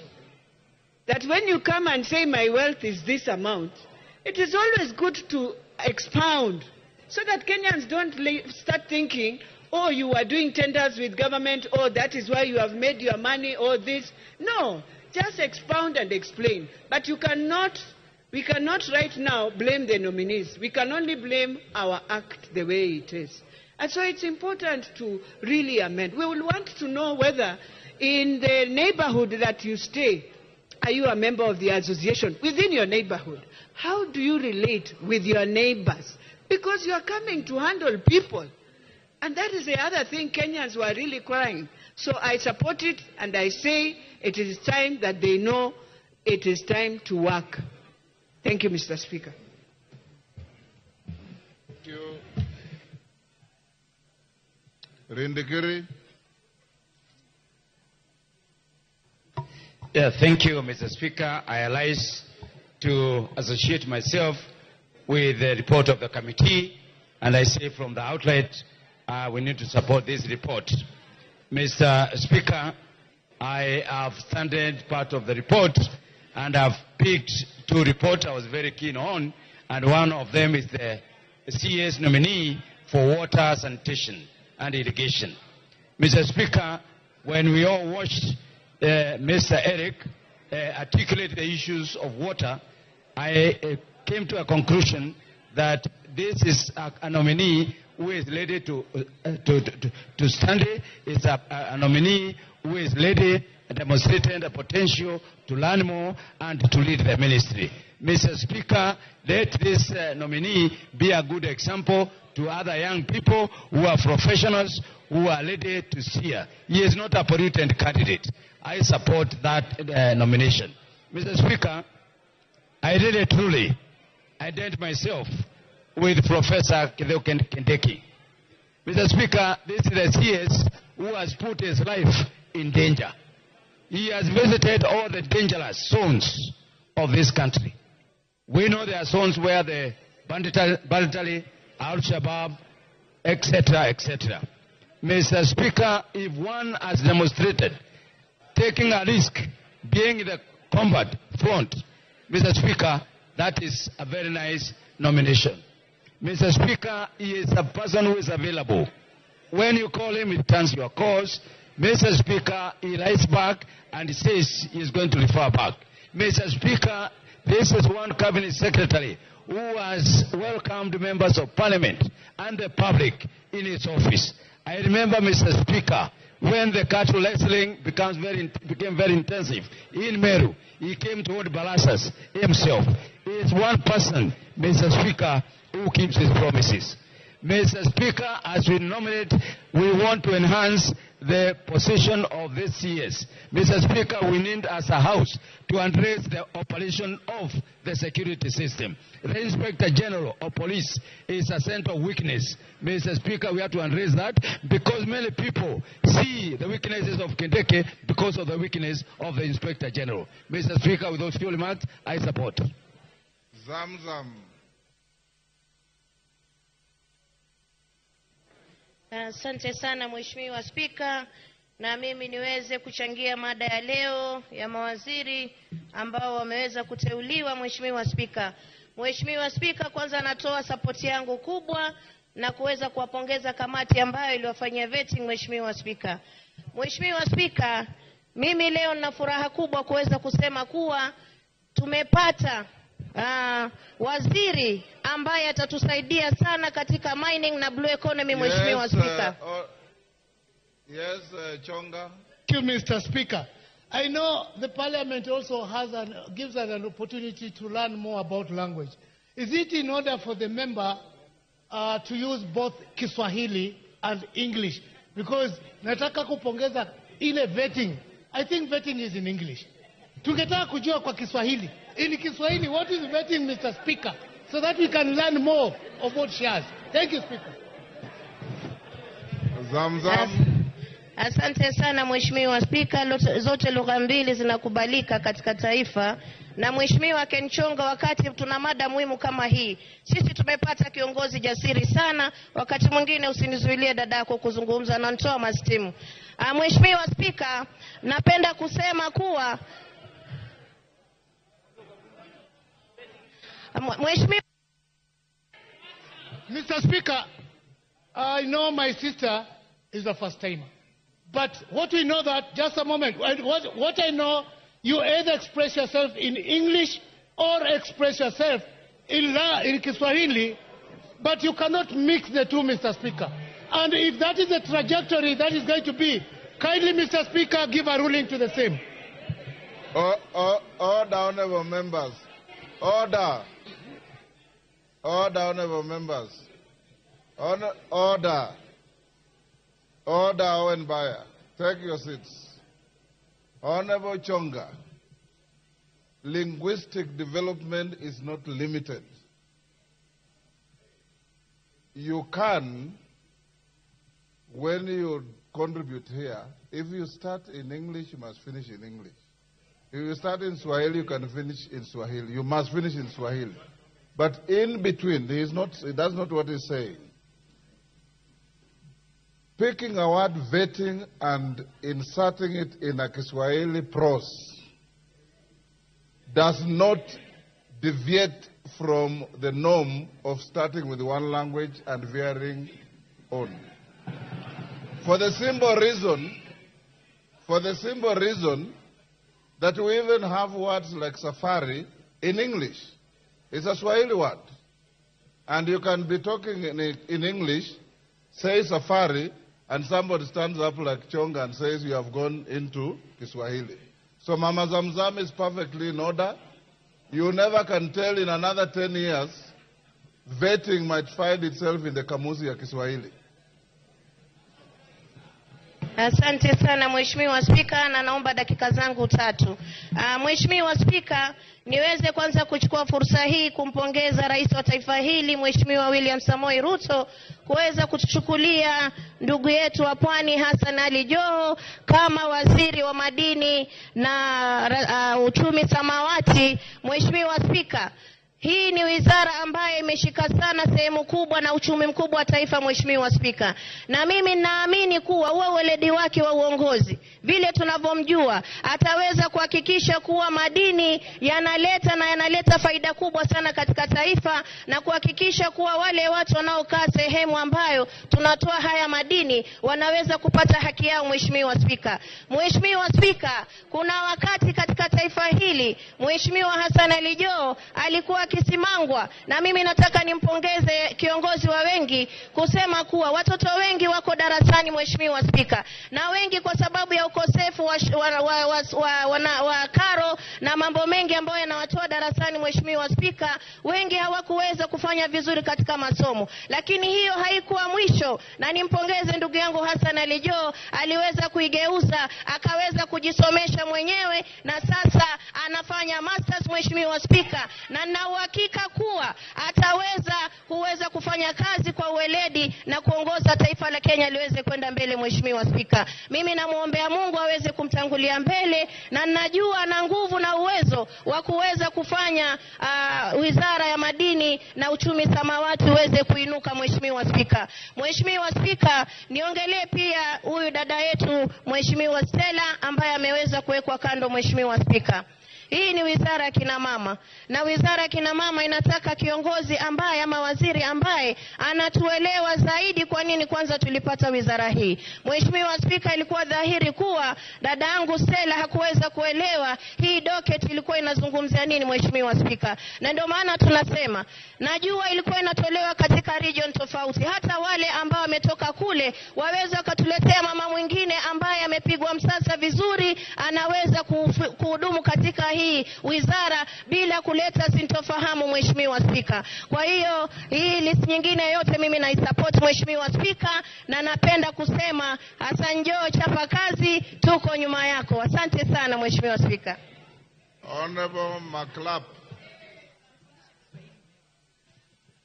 Mr. Speaker, first I rise to support the report of this committee. The question, Mr. Speaker, that we ask ourselves, did we see the vetting committee doing their job? Did they spend time looking and examining the suitability of these nominees? The answer is yes. I don't think in my own sense that the time you spend on Sunday when you are supposed to go to church was in vain. But it was a time to scrutinize people who will serve Kenya regardless of where they come from and their color and their religion. That is what you did on Sunday. Mr. Speaker, when nominees are vetted and brought to this House to be approved or disapproved, Mr. Speaker, once they get favor of this House and be appointed, Mr. Speaker, regardless of where they come from, they will serve all Kenyans, Mr. Speaker, regardless of their communities. I expected the CS for Treasury, one honorable party, to serve the people of Kenya, including Baringo, where we did not have any minister, Mr. Speaker. We expect the Minister Joe to serve all Kenyans, Mr. Speaker. So, ministers that shall get the favor of this House, Mr. Speaker, shall diligently serve the President, the appointing authority, and the people of Kenya, Mr. Speaker. That is underlying, Mr. Speaker. They are not supposed to serve their party leaders, but serve the presidency and the appointing authority and the people of Kenya. That is supposed to be underlined, Mr. Speaker. Number two, Mr. Speaker, is that ministers that showed performance were rewarded. I come from a county that has been rampaged by banditry, and one Professor Kindiki is a professor of law, but he has excelled in security, Mr. Speaker. Today, the people of Baringo are able to sleep because of how much time Professor Kindiki spent in the bush. In fact, most of the time, you find Kindiki across Kenya. Mr. Speaker, I also call upon the ministers, if they are in favor, Mr. Speaker, of this House, that they need to understand there are technocrats who work in the ministries, not to overrun them, not to assume the members of parliament whom we spend a lot of time approving them here and later on try to disobey what we present to them, Mr. Speaker. We are the people's representative. We represent the interest of the people. Any member of parliament that will go to any office of the cabinet secretary, it is no longer business as usual, as you used to do. It is now business to serve the people of Kenya in a manner that will please Kenya and bring prosperity to this nation. This nation was living, Mr. Speaker, but an opportunity has come to correct all the wrong things, including opulence, so that Kenyans will get people who serve them. Mr. Speaker, finally, Mr. Speaker, the government is big. The single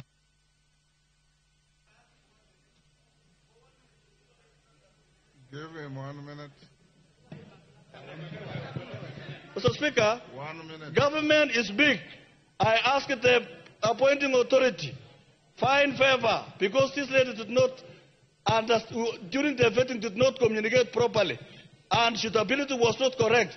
But the appointing authority find favor to place this lady in any place in government, Mr. Speaker, so that the people where they come from, where they have seen hope, will have hope and continue. And finally ask the appointing authority, find favor and appoint someone from Baringo, a lady, so that this country can move forward. Thank you, Mr. Speaker. Adan Kainan. Thank you, Mr. Speaker. Mr. Speaker, Kenya is a representative democracy where the current constitution vests or confers power to each of the three arms of government. Mr. Speaker, the reason why under the current constitution, pursuant to Article 152, the President nominates, Parliament vets and approves through the participation of the public. Mr. Speaker, what the committee has done is to put into context the constitutional role of each of the three arms of government. Mr. Speaker, having said this, we need to reflect on what has happened to the cabinet that has been dissolved. Mr. Speaker, some of the things that I have noted, and I know you have been around and have been around, some of the things that I have noted is when you are appointed to a public office, civility is not a sign of cowardice. One of the things that was missing in a just dissolved government was that civility, humility, and humbleness. What I want to ask, to the extent that I saw one of the lady ministers, former, always tasked her bodyguard to carry her bag. I want to ask and plead with my good sisters, in the African culture, that is an abomination. It's an abomination and should not be allowed. It's actually an abuse of office. Mr. Speaker, having said that if we read If you see the members here, Mr. Speaker, Article 1 of the Constitution vests powers. Lillian Kogo, what's the problem? Thank you so much, Honorable Speaker. I want to bring it to the attention of my senior that when somebody holds a bag for a woman, it has nothing to do with culture. And we are not going to attack the person of women at their place of work. Men, Honorable Speaker, men don't carry bags, women carry bags. And it could have just been in a state of emergency. So as we discuss the approval of this particular Honorable Kenyans, let us leave women alone. Honorable Lillian Kogo, that is hypersensitivity, honestly. Because Honorable Kainan did not say men are given bags by women to hold. He said women giving men bags to carry for them because they are their security, and he thinks that is not right. That's his opinion. Go on. And I don't see that as an assault on women. Thank you. I really respect my good sir. Mr. Speaker, the reason why I say this is because we are Africans. And each one of us, the ladies must be respected, the men must also be respected.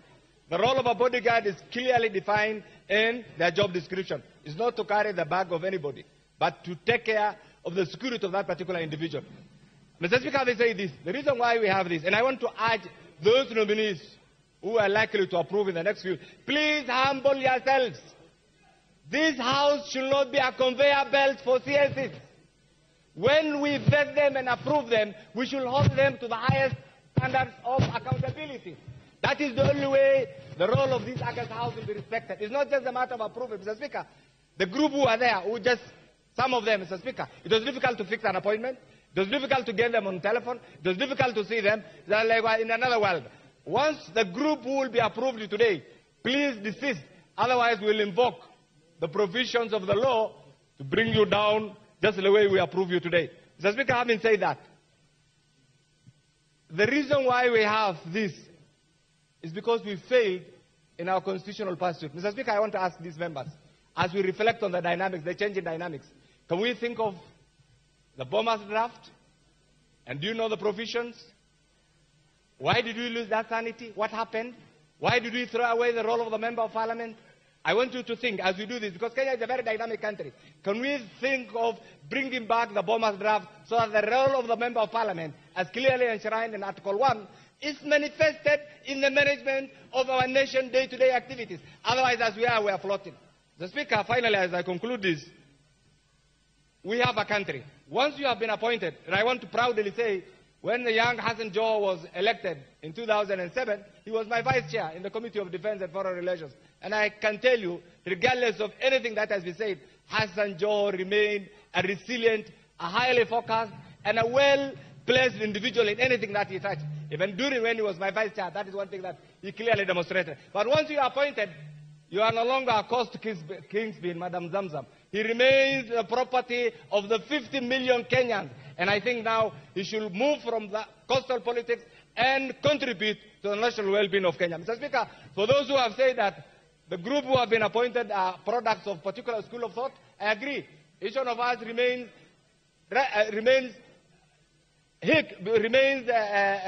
persuaded by particular group in particular political thought. Mr. Speaker, that's notwithstanding. Once you have been nominated, once you have been approved, you remain the property of the Republic of Kenya, and wherever you are, whichever ministry, serve the interests of the people of Kenya. And I support the list. Thank you, Mr. Speaker. Nyakundi.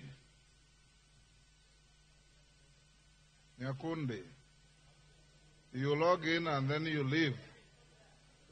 Member for Turkana, is it sent? Member for Nicholas, that's Nicholas Gigor, member for Turkana East.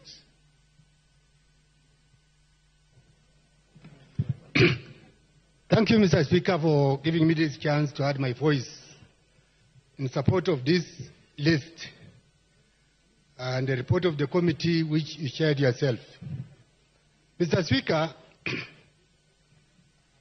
I've gone through the list, the reports, and what I'm seeing from the report is that all the nominees which the committee they have passed on and brought the report this house, they are Kenyans who, according to the report, will be ready to serve in their respective ministries they have been nominated to head. Mr. Speaker, I will just particularly want to go to specific nominees of different ministries, starting the nominee for Ministry for Interior. Mr. Speaker, I would like to echo the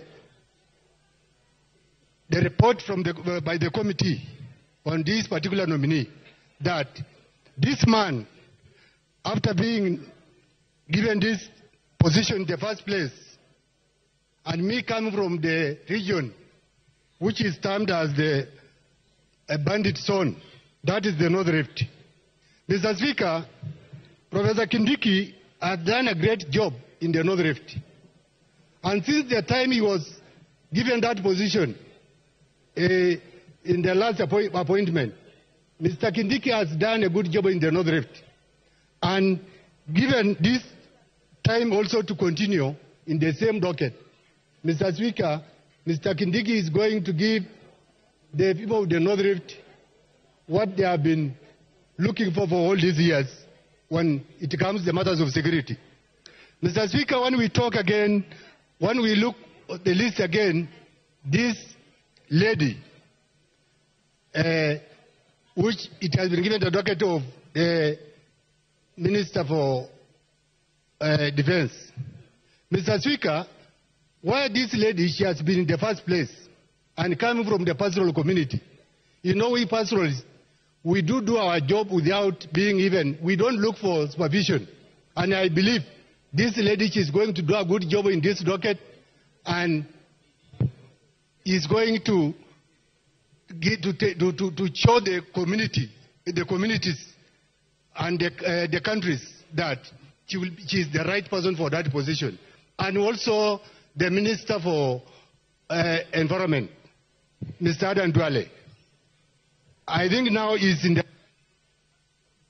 Member for Moyale.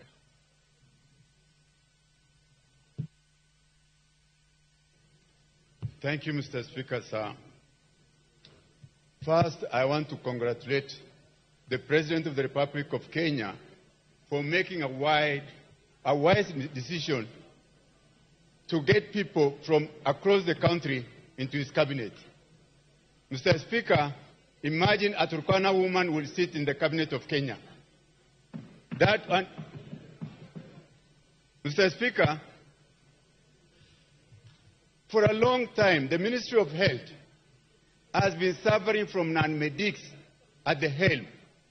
Today, we have a qualified, competent physician who is going to head the Ministry of Health.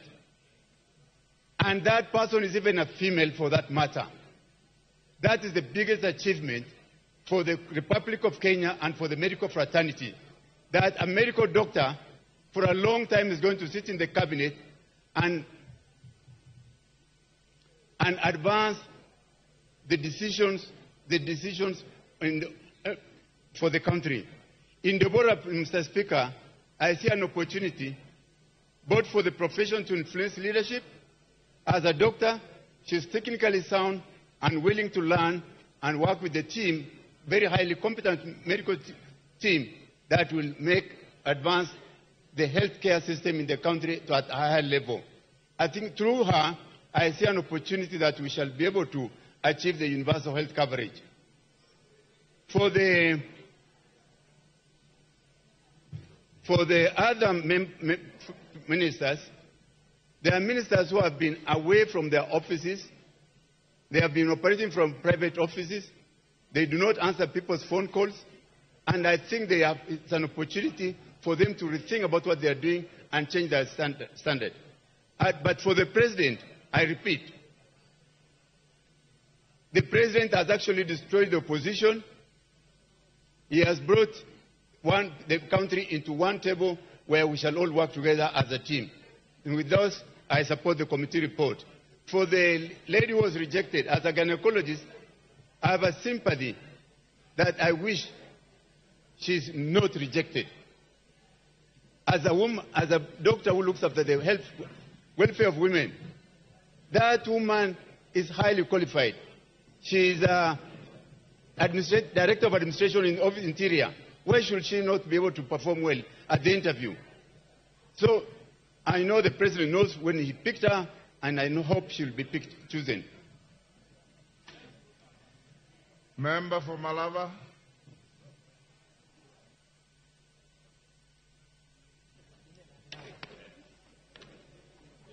Yeah, thank you, Mr. Speaker. I also arise to support this report and thank the President for what he has done for this country. In my opinion, these persons who have been nominated actually are competent enough to serve the country. And I would like to urge these particular persons that they should serve the country and particularly help the President. You know, some of the CSS who have been dropped, Mr. Speaker, they could not articulate government policies, government programs, and I would urge these ones, because they are competent enough to ensure that they have done this to assist the President. Mr. Speaker, I want also to specifically appreciate the President for nominating 2 more persons from Western Kenya to serve in his cabinet. This is Oparanya and Mulongo. And we appreciate so much because now we have 3 of them in the cabinet, in addition to the Prime Cabinet Secretary. And we support the President. We appreciate the President. It's only that I may also wish to ask Oparanya. He has been outstanding in his performance. When he was Minister for Planning, he did so well. When he was Governor, he was ranked topmost.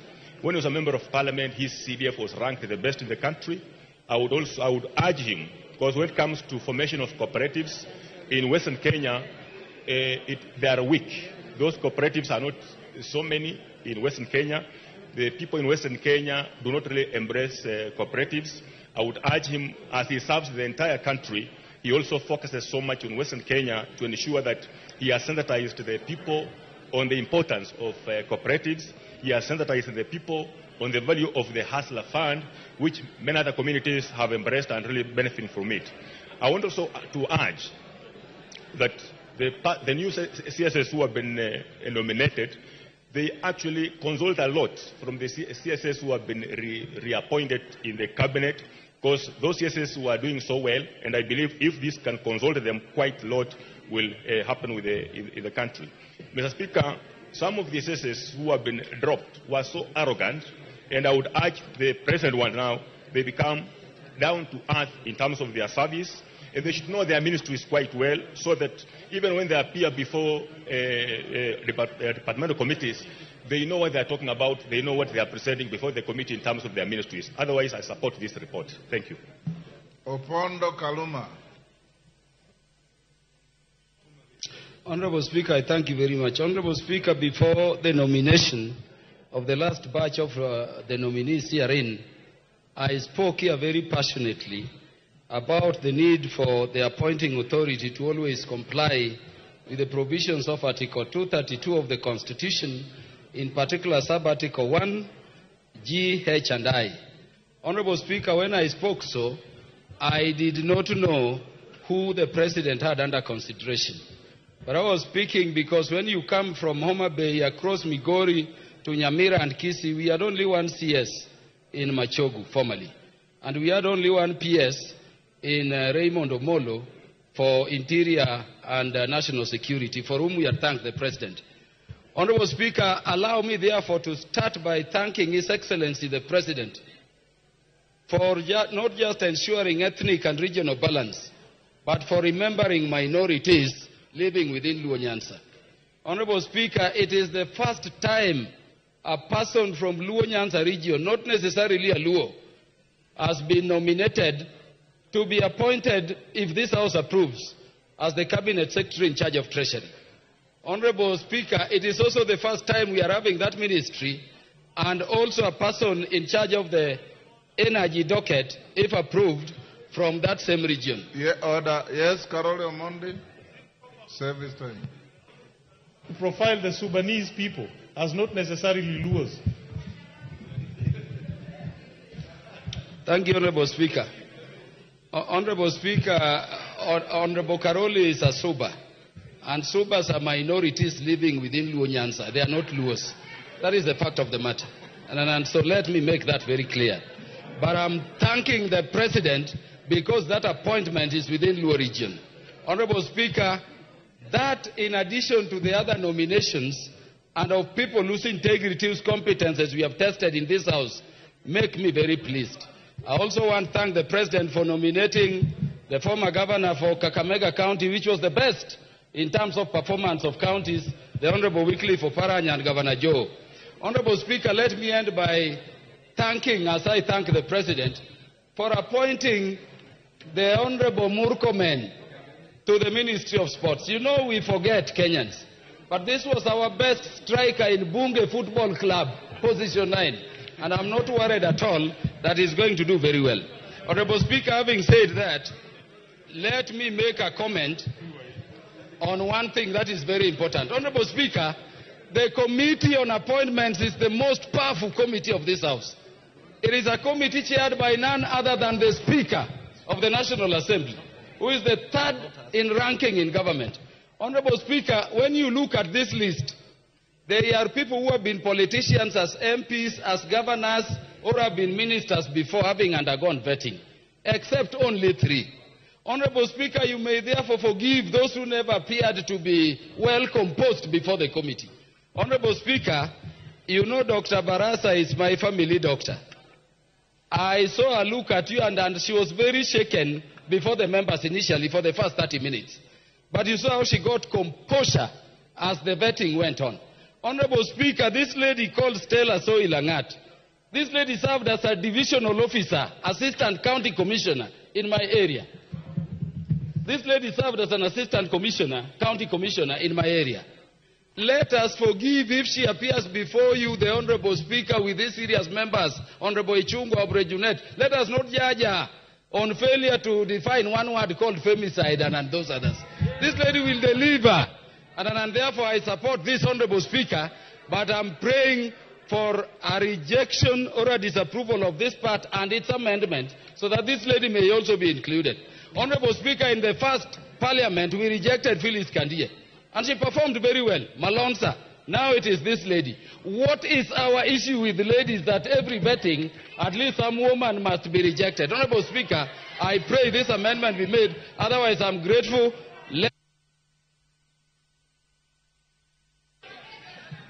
DK. Thank you, Honorable Speaker.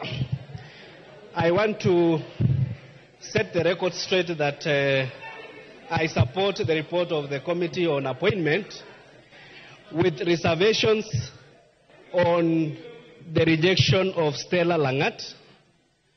As we have heard, the lady has been a director at the Interior State Department, and the fact that maybe during that day she didn't wake up properly so that she can be able to answer the questions does not necessitate us negating, because I also followed her very closely, and I can tell that she spoke very good English, and she never spoke Kalenjin throughout the interview. So I want to urge this House. That as we support our men and women who will be our cabinet secretaries by tomorrow, let us bring an amendment so that the way we supported CS Malonza, we also seek the indulgence of this House so that we can be able to save this very beautiful soul. Because in our Kalenjin culture, they say that during an initiation ceremony, when a young man or a young woman just comes uninvited and he sees the ceremony, then it follows that she or he has to be initiated. So I also dare say that given that this beautiful lady has seen the ceremony, let us allow her to serve. And from the service, we can determine whether she is able to serve or not. As I finish, I want to support the nominees, especially my chair for PAC, Honorable Mbadi. Order, DK. There's a point of order from Wamumbi. Thank you, Mr. Speaker. Mr. Speaker, I want Honorable DK to clarify whether he is supporting the lady because she is beautiful or whether he is supporting her because of her capacity. Thank you, Mr. Speaker. I think the lady, I know she has a very beautiful brain, she is elegant, and she can perform. So, as I finish, I know my friend Honorable Mbadi, Chirchir, Honorable Murkomen, and all the other nominees are going to perform wonders. The only thing we urge the CSS, let them avoid opulence as much as possible, because that is one of the issues that the Gen Z raised, and we don't want to see it going forward. Thank you very much. I support the committee's report. Naisula Lesuda.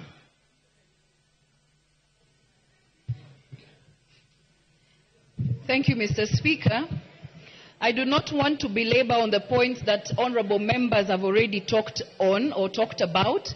And one of them is what Honorable McLeod said, that the CSAs who will be approved by this House will not be serving their communities or their regions or their political parties. Because I wonder where other communities who have never had a cabinet secretary in this country, when they will ever be given an opportunity to show their competence and also suitability to serve. And so the CS nominees, we asked them whether they will serve their communities, and all of them told us no. And so I do not expect the members of parliament in this House to go and hold the CSAs once they're in office hostage. Let the CSAs work for all of us and for all the people of this country. Secondly, Mr. Speaker, I asked Honorable Mbadi the question whether he's a skunk, because the last time he called all the nominees the skunk and he gave the president. He told me, you will judge me whether I am a skunk once I'm in the office according to my work. I want to say and to tell Honorable Mbadi and all the nominees, if this House approve you, Naisula and many people in this House will hold you to account to all the things that you told Kenyans during the vetting process. And so we will do our work as opposition. And I've heard also some people here saying, oh, we are now one in government, there is no opposition. I want to tell you that some of us who are elected in the opposition will do our work. When the government does something good, we will say you have done well. When you have not, we will reject. I also want to call upon Kenyans that please let us also give His Excellency the President time to work. He was elected for 5 years. If you do not like him, please strategize how you will remove him through the constitutional means in 2027. Beat him at the ballot. That is what I also wanted to say. The CSS to do their work, members of parliament to do their work, the president to be given time to do his work. If he fails, we go that route constitutionally. Because if we go the anarchy way, you have seen Khartoum, you've seen Somalia. Even as an opposition member of parliament, I wouldn't want us to go that way. I would want also to say two things, Mr. Speaker. We will hold people like Honorable Kindiki. We have said Professor has done a very good job. But issues of abductions, issues of killing people also has to stop. Even in our areas where we come from, Mr. Speaker. Finally, the issue of saying that even if a CS is weak, should be given a strong PS. The PS does not earn double money to do a CS's work and a PS. The CS to do their work of policy, leave. Member for Murang'a County.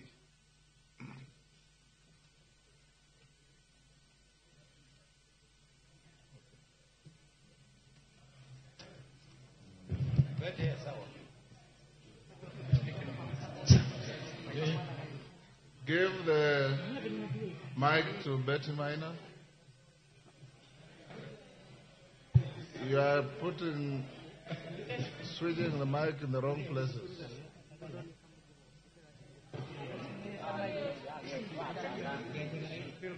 Clark, what's the problem? Thank you, Mr. Speaker. I rise to support the nominees. But, Mr. Speaker, this time round, we have to be very, very clear as Parliament. We have not come to support leaders, to support regional politics and to support regional development, but to support every Kenyan at the national level. Mr. Speaker, we have had a problem of supporting leaders in this nation, and then the retreat in political and regional cocoons, supporting ethnic politics, and it has been a problem to all of us. Mr. Speaker, allow me to single out one, Professor Kithure Kindiki. In the past, I have not been his great fan, but recently, I am one of his greatest fans. Professor Kithure Kindiki expressed a lot of wisdom and a lot of brains when he was doing his interview, Mr. Speaker. Previously, he did a lot of work to support this government, and he has been on record. He's not a regional leader, but he's a national leader.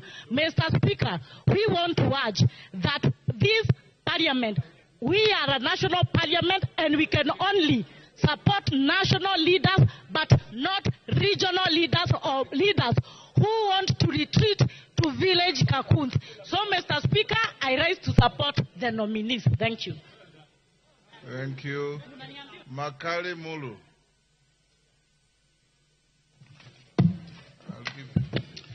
Yeah, thank you very much, Honorable Speaker. Honorable Speaker, I want also to add my voice to this important debate. And I will say I'm supporting the report, but with a number of reservations. The first one, Honorable Speaker, is the issue of regional balancing. Honorable Speaker, you have heard a number of members saying they don't know whether they will be able, when they will be able to get a cabinet secretary. And it is important that, Honorable Speaker, even as you continue appointing people to this important office, that regional balancing is ensured. And more so, the issue of disability, Honorable Speaker. I was very keen looking at who's been vetted, and I still think as a country, we have a lot to do in the area of disability, Honorable Speaker. For purposes of inclusion, because most Kenyans are saying there is a problem with inclusion, I think it's important to bring these brothers and sisters of ours to some of these senior positions. The other issue, Honorable Speaker, which I want to mention, Honorable Speaker, I've looked at the report very quickly, and the comments by the DPP and the comments by the EACC, Honorable Speaker, to me is a bit worrying. That the DPP comes and says he has no case with a particular nominee, but the EACC says they have an issue. These are departments of the same government. Honorable Speaker, there is no way both of them can be saying the truth. One must be saying the truth, the other one must be lying to Kenyans. And it is important, Honorable Speaker, when these cases come up to a FETI committee like what you are chairing, Honorable Speaker, that we allow time to sort out these issues. Kenyans are not stupid to believe one office and not another one. When the DPP says he has no case to answer, and the ACC says they have a case to answer, it's a problem, Honorable Speaker. Honorable Speaker, the other matter is, we have gotten some members of the minority being appointed to the majority. Honorable Speaker, the truth of the matter is, we cannot have the majority being also in the minority. If you decide to be in the majority, please switch from the minority so that we improve oversight of this House. Honorable Speaker, it's not going to make sense to have watchdog committees of this House being chaired by people who claim to be in the minority when we know they are in the majority, Honorable Speaker. So, Honorable Speaker, it is very important that we get these things right. The issue of wealth declaration, Honorable Speaker, I've seen a number of members saying appreciation of property and assets. Honorable Speaker, it is very important that such matters we do much more work to determine how this wealth changed over such a short time, Honorable Speaker. I was asking myself, if I worked for 30 years and I've made 200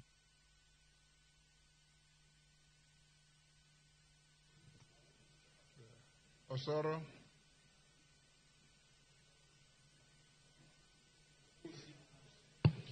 Thank you very much, Honorable Speaker. Honorable Speaker, I also rise to support the report by the committee.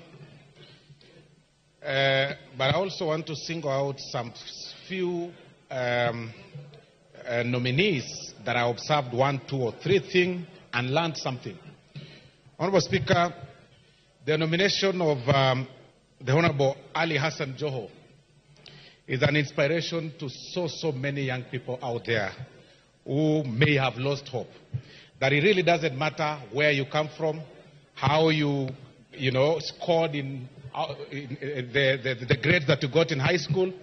If you persist and persevere, you will achieve your dreams. So, Honorable Speaker, this really should be a great inspiration. And even as I say that, Honorable Speaker, I'll also make on a light note and say those who are actually saying and talking about the opulence on some nominees or some former CSS, who is like the Honorable Onesimus Kipchumba Murkomen. I don't know how you'll talk about the Honorable Ali Hassan Joho, who also has a taste for good things. And this should actually go out there in public, that people should know, and every person outside there should know that you are not poor because somebody else is rich. You can actually learn something from a person instead of actually feeling bad that, okay, you are wearing this shirt or you are having a very expensive watch, you are putting on a very expensive watch because you took my money. Which money? I mean, people should be made to understand that people have got different tastes. There are people who love clothes, attires, there are people who love land, there are people who love big cars, and there are also people who love other forms of excitement and even traveling. So, Honorable Speaker, this was a great inspiration, Honorable Speaker, on Ali Hassan Joho. And number 2, Honorable Speaker, there was also an inspiration for the young people of Mr. Eric Mureithi Muga, a young man that appeared before you and even confessed not to be having a car. You know, he's been able to maneuver through the systems, maneuver through the network, and that clearly shows that your social network is a social network. And today, and I believe that when he gets his first salary, he'll be able to acquire himself a car. So this is a great inspiration. And finally, Honorable Speaker, I'm also very excited by the nomination of Mr. Julius Migos Ogamba. Before he appeared before your committee, Honorable Speaker, in the corridors of Parliament, members were saying that ministry possibly required a career educationist. But the confirmation of his performance truly confirmed that this is a person who is competent to what he was actually appointed. Give him a minute and wind up. Thank you, Honorable Speaker. Sorry, I had missed the point that it was 1 minute. So, this Julius Migos Ogamba performed very well, and I saw honorable members and even members of the public saying that he exceeded their expectations, being a career advocate of the High Court.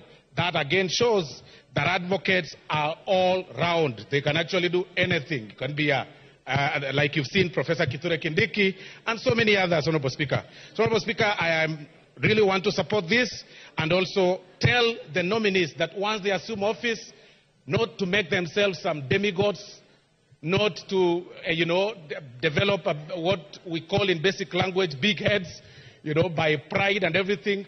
Find a way to relate with every person and serve Kenyans, and this House will keep them in check on every action that they're going to take while serving in office. I support, Honorable Speaker. Thank you. For Bumula. Thank you, Honorable Speaker, for this opportunity. And I will start by encouraging my colleagues that our role as members of Parliament is oversight. And we oversight as a House. We don't oversight as part of us. So it's really sickening when some members want to think they are in government or they are not in government, Honorable Speaker. We as a House, ours is to oversight. Not to forget what caused all this is that we had a cabinet that was not able to perform its duties. We had a cabinet that let the president down. We had a cabinet that let Kenyans down.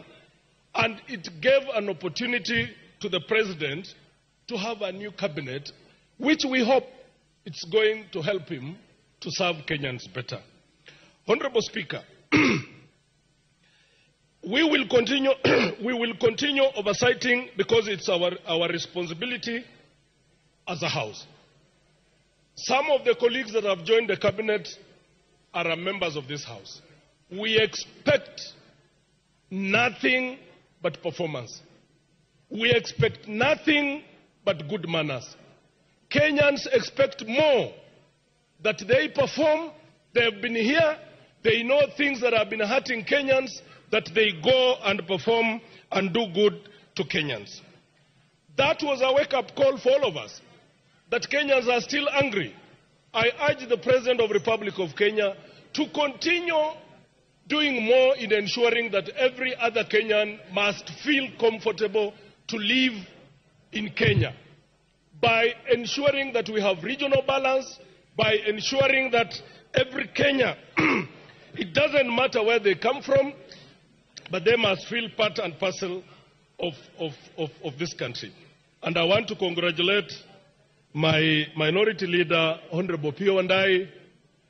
I want to congratulate Honorable Mbadi. I want to congratulate Honorable Joe. I want to congratulate my big brother, Honorable Paranya, and my sister, the Minister for Health, if we are going to approve them, that I know that they can do a good job. Please don't let Kenyans down. Honorable members, Kenyans out there are still watching us, are still looking at us to ensure that we continue oversighting this government so that we can have a better country for all of us. Thank you, Mr. Speaker, and I wish them all good. Asanteni. For Garsen and of Bura. Member for Bura.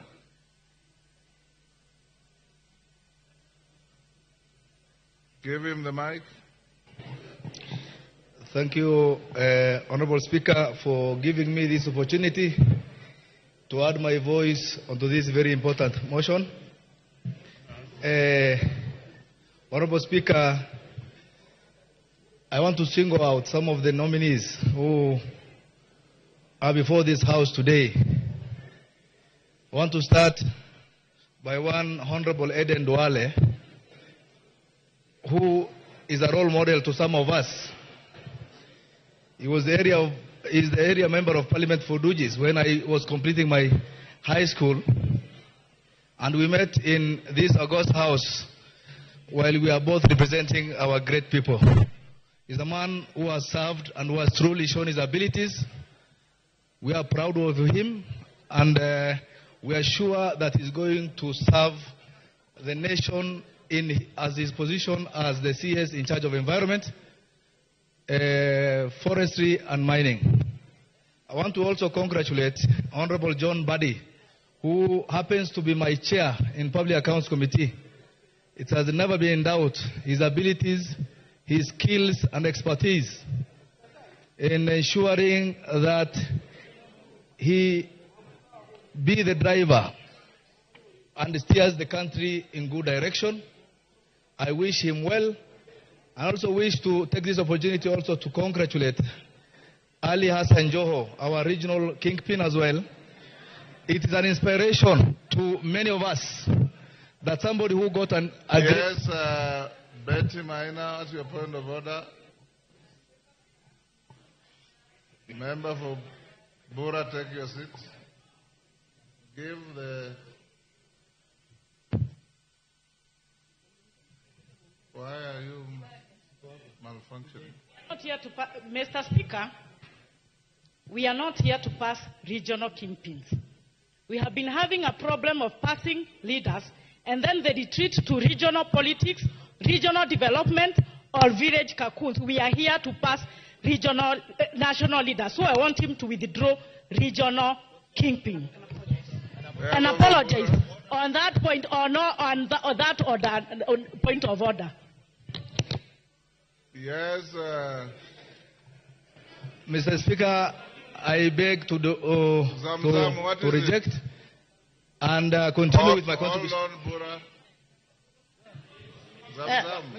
Mheshimiwa Spika, nataka nimkosoe pia dadangu Mheshimiwa Betty akisema regional kingpin. Huyo ndio yuko ni kingpin, hajasema kuwa hawezi kufanyia kazi Kenya nzima. Atafanyia Wakenya wote, lakini ifahamike Hassan Ali Joho ndio kingpin wa Coast Region na kule North Eastern yote. Asante sana Mheshimiwa Spika.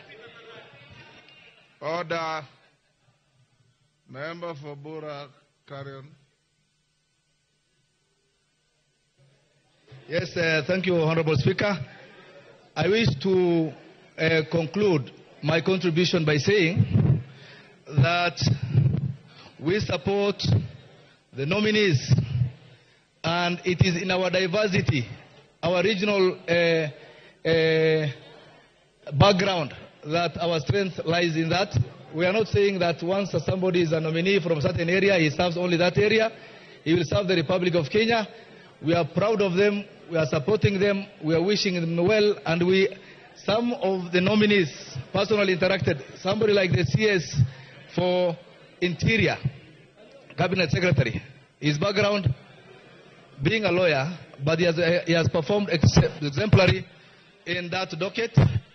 He has done well. He has ensured that all the problems within our regionals and our boundaries have been contained.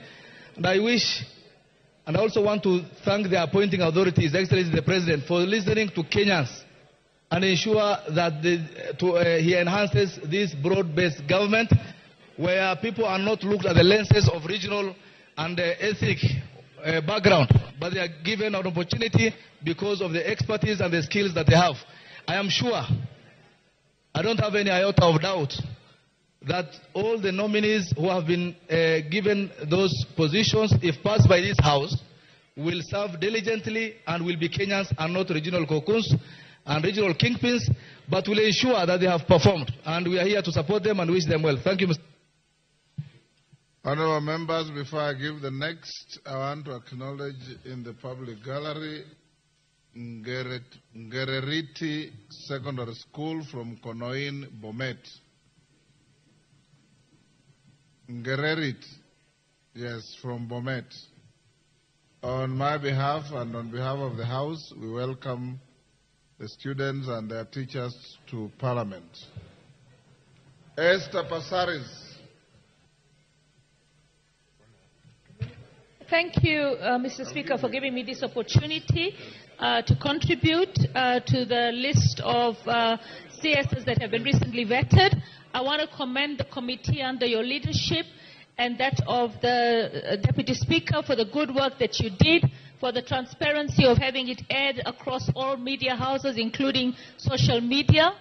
I note that when the majority leader was speaking, he was saying that for the one that has been not approved, because she is from Rift Valley, then it has to be replaced by Rift Valley.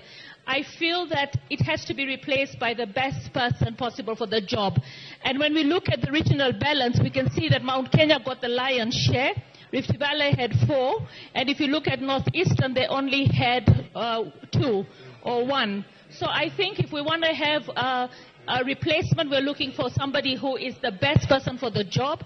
And we're also looking for a balance in terms of the various provinces that we have in the country so that everyone can feel represented in as far as the original 8 provinces of the country. Mr. Speaker, this country is coming from a very bad place. A lot of people are saying, why did the president bring back the same people? Well, the president didn't really bring back all the same people. He dropped quite a number of the previous CSs and he's formed a broad-based government. People say that when you have a broad-based government, you're not going to have an opposition. I think all of us, whether in government or in opposition, when we sit in committees to oversight, we all are actually supposed to make sure that the right thing happens and the various government arms actually deliver to the people. I think we've been challenged because of the exposés on corruption. As a House, I think we need to really strengthen the EACC. We need to give them prosecutorial powers. We need to make sure that every person that is coming, the president has given you a chance. Those who've come in for the second time and the new ones, we need to deliver to serve the country. And you can see that the Gen Zs are not sleeping. They want a country that will deliver prosperity to everyone and all Kenya. They want us to go in the right direction. We know we haven't gone in the right direction. So let's team up, all of us, three arms of government, and deliver for the people of Kenya the dreams of our forefathers. Kahangara, member for Limuru. Member for Larry, thank you. Sorry, Kahangara. Member for Larry. Okay. Thank you, Mr. Speaker. First of all, thank you for giving me this opportunity. And from the onset, I want to say that I'm in support of the report by the committee on appointments. Mr. Speaker, when the President decided to disable or send the ministers home as a result of what we know happened in this country, I am sure that the President, having looked at the ministers or the CSS for that matter for the period of about 1.5 years, he was also just getting ready to do reorganization so that he can be able to get a team that will be able to deliver on the plan that he promised Kenyans. And with that, I want to congratulate him for the CSS, some of them who were reappointed, CSS who we have already seen that they did very, very well in their various ministries. And I can single out ministers, for example, Chilchil, who was in the Ministry of Energy, and he has done very well in terms of electrification within the country. And I'm sure in the next docket, where he's going to be the Minister for Roads, he's also going to work as hard and ensure that areas that have been marginalized, that includes Larry, will be taken care of, and they're going to get the infrastructure that we require. Ministers like Alice Wahome, who has also been able to work in the Lands Ministry, where, of course, we all know the kind of corruption that has been going on there, the digitization and trying to put up the records in the Ministry of Lands in the right manner. And I think that is going to solve a lot of issues of land problems that we have had, among other ministers who have been working very hard. Mr. Speaker, I'm one person who has been in support of cabinet secretaries coming from the National Assembly, or having served as politicians. And in this case, Mr. Speaker, including the President and the Deputy, we have 13 members of the cabinet who have gone through the National Assembly. And this is now going to bring some synergy where government policies will be solved, because having been politicians, they know how to communicate to the people. They will be able to take the message to the people on what the government is doing on the ground, and I'm sure they will be able to do a good job. I want to congratulate all of them, wish them well in their various ministries, and ask them that the issues of opulence and service to Kenyans should be across board, where all Kenyans will feel that indeed they belong, and we can see development across board. Thank you, Mr. Speaker. Susan Kiamba. Thank you, Honorable Speaker, for giving me the time to make my contribution to this very important motion. And I think as we look at these nominees, Honorable Speaker, we must look at the back under what backdrop where did we have a second selection of cabinet. I think, in my own opinion, Honorable Speaker, the major challenge we are facing as a country, which the President clearly declared, we had a cabinet that was incompetent. And there was the issue of exclusion, which came out very clearly. Honorable Speaker, as I sit here and listen to the committee report, I just wonder, as a specialist in issues technical and capacity building, how was the capacity and the competence developed for over 70% of the cabinet in less than a month? So I really feel very, very cheated as a member of parliament with the fact that within less than a month, people did not have competence. 70% of them gained competence. So I really want us to explore the tools. Honorable Speaker, my concern is we need to explore the tools. Order, Susan. Honorable Susan. Yes, Alicia. Thank you, Mr. Speaker. What begs on my mind is when she's talking about competence. There are two things. There's competencies and competence. What does she mean? Thank you. Honorable Speaker, I am not apologizing. I'm not an Englishman, neither a woman. I'm a Kamba, and I know he understands his competence. Just to continue, Honorable Speaker, the other point was the issue of inclusion, and in particular, the inclusion was the inclusion for the youth. When we appoint only one youth, seemingly youth, is that an inclusion? I think we are being selfish as adults. And when the youth complain, we are not including them. Especially when we have over 50% of the population of this country being youth, I think it is not... Hello, Mr. Speaker, can you protect me? I can't even contribute because of unnecessary noise. Thank you, Honorable Speaker. When we look at the population of Kenya, we have over 50% youth. When all the old men and whatever, women are few, get all the cabinet slots, are we genuinely? I think that is still exclusion for the youth. I don't see inclusion in that. Secondly, Honorable Speaker. Order, Susan. There's a point of order from Owen Bayer. I can please. You know, Honorable Speaker, listening to Susan, she says that 80% of the cabinet has no competence, whichever it is, competencies or what. Then she comes and tells us that we are being selfish because we did not nominate youth. The youth that, in her words, actually do not have the competence. So that contradiction does not speak for the Kamba community. They have higher competencies than that. To understand his point, because I stated very clearly, the president declared himself and said he is disbanding the cabinet because he's incompetent. When 70% comes back, it is assumed they have developed competence. I'm just wondering what tools were used to check that competence that within a month came up. I am feeling this was more political manipulation than actually what we are looking for as Kenyans. Time up. Women rep for Tarakaniti. Okay, give her 1 minute to finish. Honorable Speaker, and this is among the few dissenting voices which have not been given time. Honorable Speaker, I think I have been into an integrity class, and integrity does not mean the law, you must have been accused in law.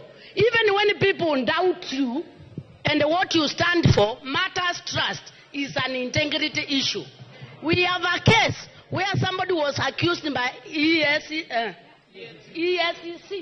that he was corrupt, and the people brought evidence that there was that. Even that doubt in itself, chapter 6 of our constitution, that person is already disqualified.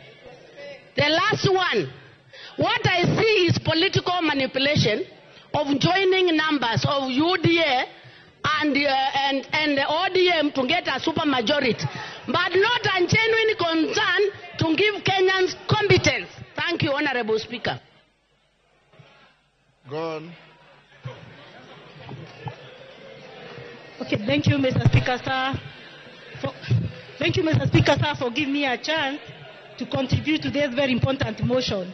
Mr. Speaker, sir, first of all, I want to thank the committee on appointment for banning the midnight oil and bringing such... Order. Order. Honorable Susan, when you spoke, you are listened to. Also listen to others. Go on. Thank you, Mr. Speaker, sir, for protecting me. I'm thanking the committee on appointment for finding time and banning the midnight oil, Mr. Speaker, sir, and bringing to us this list that has been brought to us by Mr. President. Mr. Speaker, sir, I thank the President for considering almost everyone. What I'm finding mostly in this list is inclusivity. The President considered social class, the President considered religion, the President considered different backgrounds, and Mr. President considered gender and youth. Mr. Speaker, sir, this list shows people with a great integrity. I want to congratulate mostly Professor Kithure Kindiki, a gentleman that I've known for the last over 30 years, since as early childhood, Mr. Speaker, sir. A very selfless man, a very committed man, a very dedicated man, and I wish and pray that even the other nominees, if approved by these honorables, will follow his steps. Mr. Speaker, sir, I also want to congratulate a young man from the farthest corner of Meru region, Eric Moreithi Moga, a humble man that I've known for some time, a young Adventist man from Mwamba, Seventh-day Adventist, Mr. Speaker, having known that Seventh-day religion or Seventh-day denomination is one of the minority denominations in the Eastern region. But Mr. President went and looked into him and considered him for this position, and the Adventists in the entire region in Meru have really appreciated this. Mr. Speaker, sir, I want to agree that we do mistakes occasionally, Mr. Speaker, and I know the entire nation is watching. Whether at executive level, whether at judiciary level, whether at the legislative level, Mr. Speaker, sir, we've always done mistakes. I want to say that our God is a God of forgiveness. Is a God that has been giving us chances, not twice, not thrice, not 10 times, Mr. Speaker, sir. We pray that we give our president a second chance by approving this list of nominees, Mr. Speaker, sir. But going forward, the issue of public participation.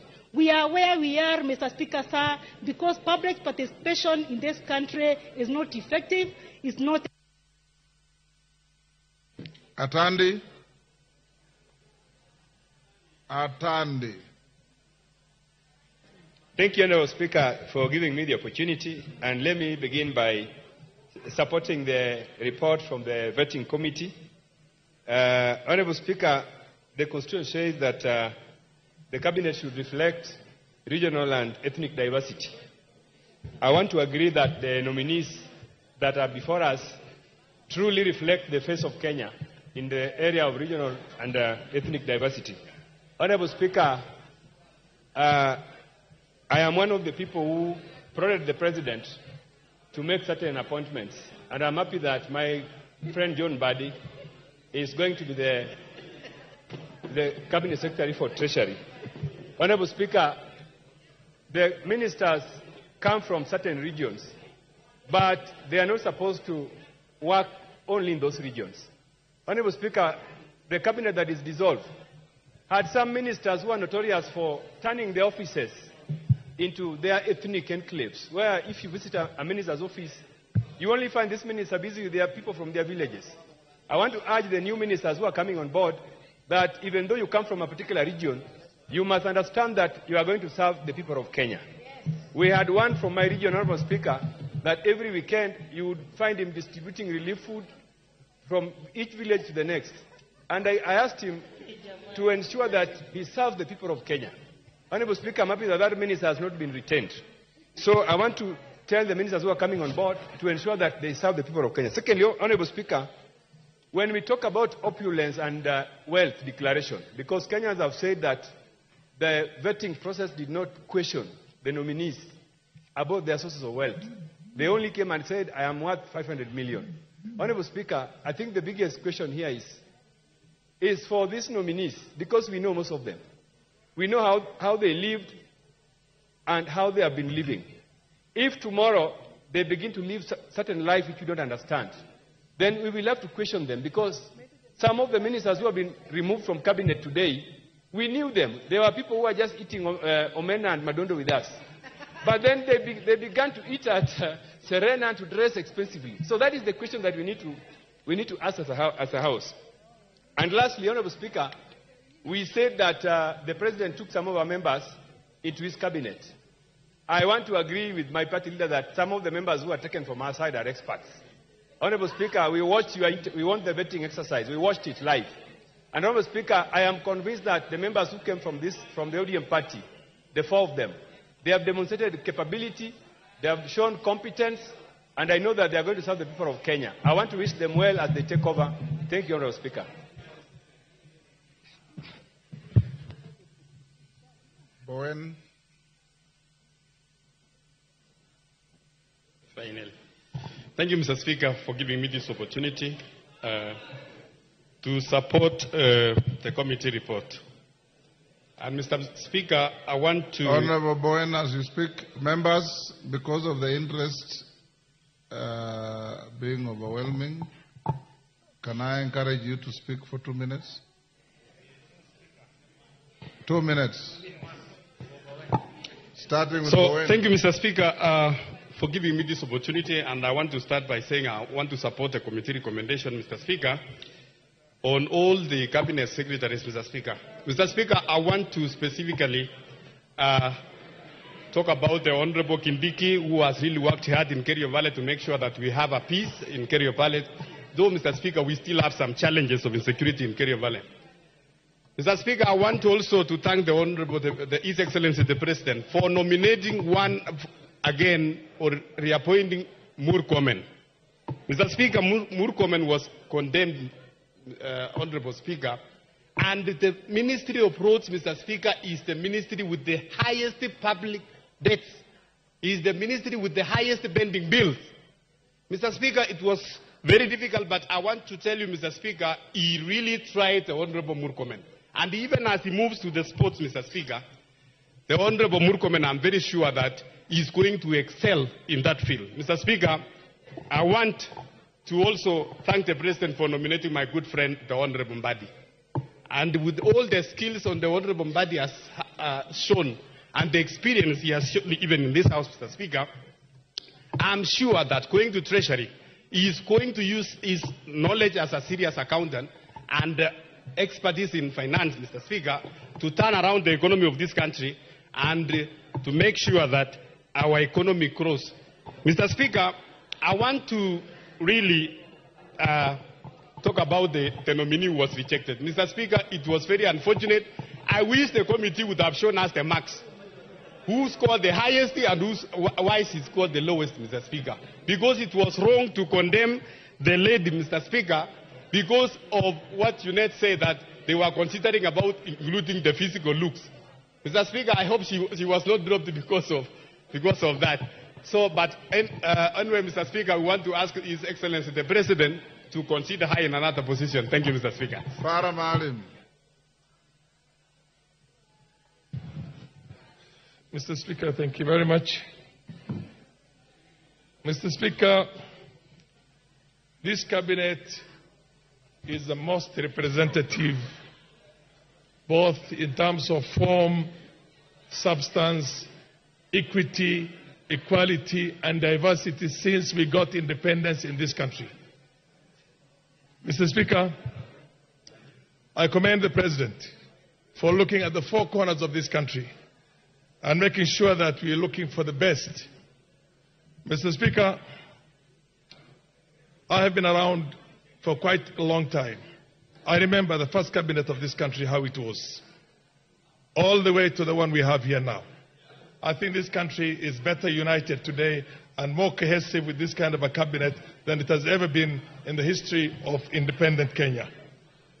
Mr. Speaker, I am also confident that these ministers or CSS cabinet secretaries will do a good job.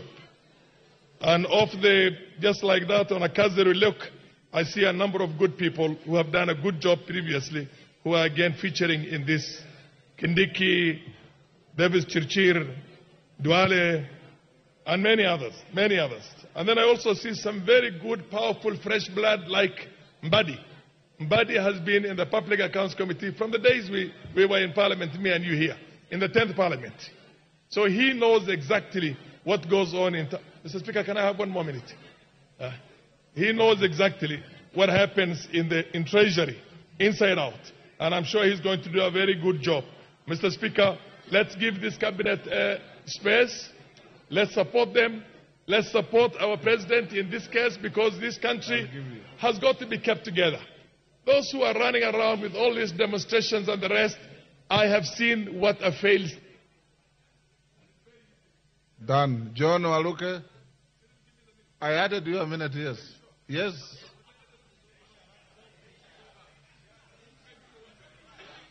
Give him 1 minute. Thank you. Give him 1 minute. Mr. Speaker, I have seen what a failed state is like. People were laughing the other day, yesterday, that Bangladesh civilians have gone and taken over the State House. Bangladesh is under military rule today as we talk. It's under military rule, and watch what is going to happen. Mr. Speaker, the same thing that we are seeing here is what was in Sudan. Young students, my daughters went to school in Sudan, going out there and demonstrating and saying revolution, revolution, revolution. What do we have today? 15 million people displaced, over 1 million people dead, and a country that has no hope for the next 30 years. Mr. Speaker, let us save our country. Let us give our president sufficient space. This is the first time we have a president who is willing to reach out to every sector of the society and debate with them. And we are calling him all sorts of names. That's not fair. Let's give him a chance, and let's see how this thing can be pulled out of where we are now and how we can take our country to the next level of... John Waluke. Thank you very much, Honorable Speaker, for giving me a chance also to contribute on this report, committee report, Honorable Speaker. Honorable Speaker, I want to thank the President for the appointment. It is a national outlook, Honorable Speaker, because every side of the country, Honorable Speaker, at least one person is chosen. And, Honorable Speaker, what we want is that these CSS who have been nominated by the President should help him to work closely. At least we are, as a country, Honorable Speaker, we've gone back about 1 year or so because of what happened. And so this Honorable CSS should be very keen. Honorable Speaker, I'm happy with the President appointing Honorable Opio Andai and Honorable Mbadi. They are going to show their competence because if they fail, Honorable Speaker, they would have failed us as colleagues and a House as well. Honorable Speaker, this country needs unity, all of us at least, to come together. We forget our differences, political differences, so that we help the President to carry on with his mandate that the Wananchi gave him, elected him as the President of Kenya. I want to thank even the other side, Honorable Speaker, that we are joining together as a team of this House to make sure that we support this country. Let's put our country first. Your time is up. Member for Malindi.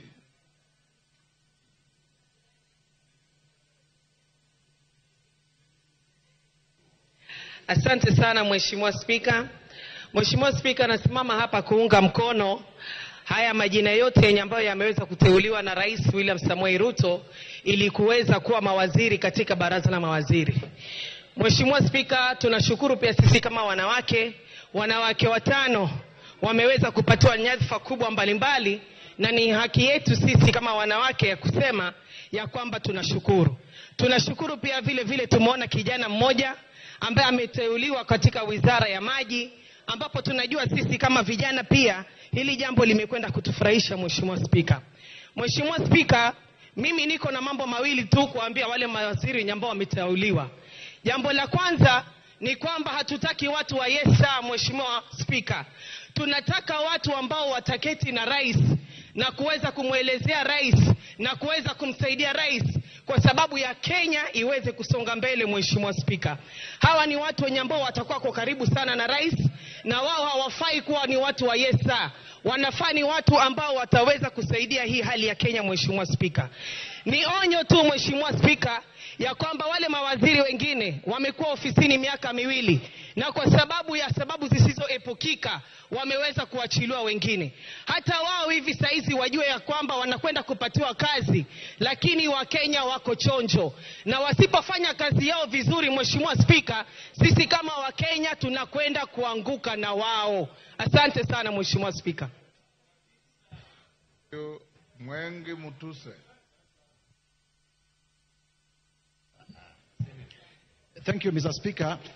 Allow me from the onset to support the report of the Committee on Appointments as relates to the approval of the 19 CS nominees and the rejection of one of them. Mr. Speaker, particularly as the foremost political leader of the Maendeleo Chapchap Party, allow me to thank His Excellency the President for retaining our founding party leader, the Honorable Dr. Alfred Mutua, in his second cabinet as the CS for Labor and Social Protection. Having said that, Mr. Speaker, I am too well aware of the role of Parliament under Article 94 of our Constitution, and also particularly the role of the National Assembly under Article 95 of the Constitution. And Mr. Speaker, part of our mandate is to raise the concerns of our people.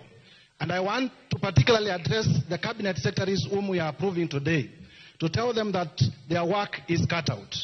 We are churning out 3 million young people every year into the job market. And these young Kenyans want jobs.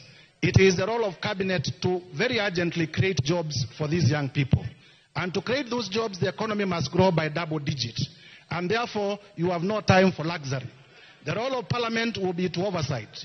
The role of Parliament will be to make sure that there is no corruption. The role of Parliament will be to make sure that ministers do not enter into comfort zones, sit in their offices, and they do not move around the country doing what they are supposed to do. And we want to encourage them, as they do their job, to also understand that Parliament must do its job so that all of us serve the people of Kenya. With those remarks, Mr. Speaker, I beg to support with the rider that Parliament will do its job so that Kenyans are served, and they are served to the maximum. Thank you, Mr. Speaker. Irene Mayaka. Thank you, Honorable Speaker.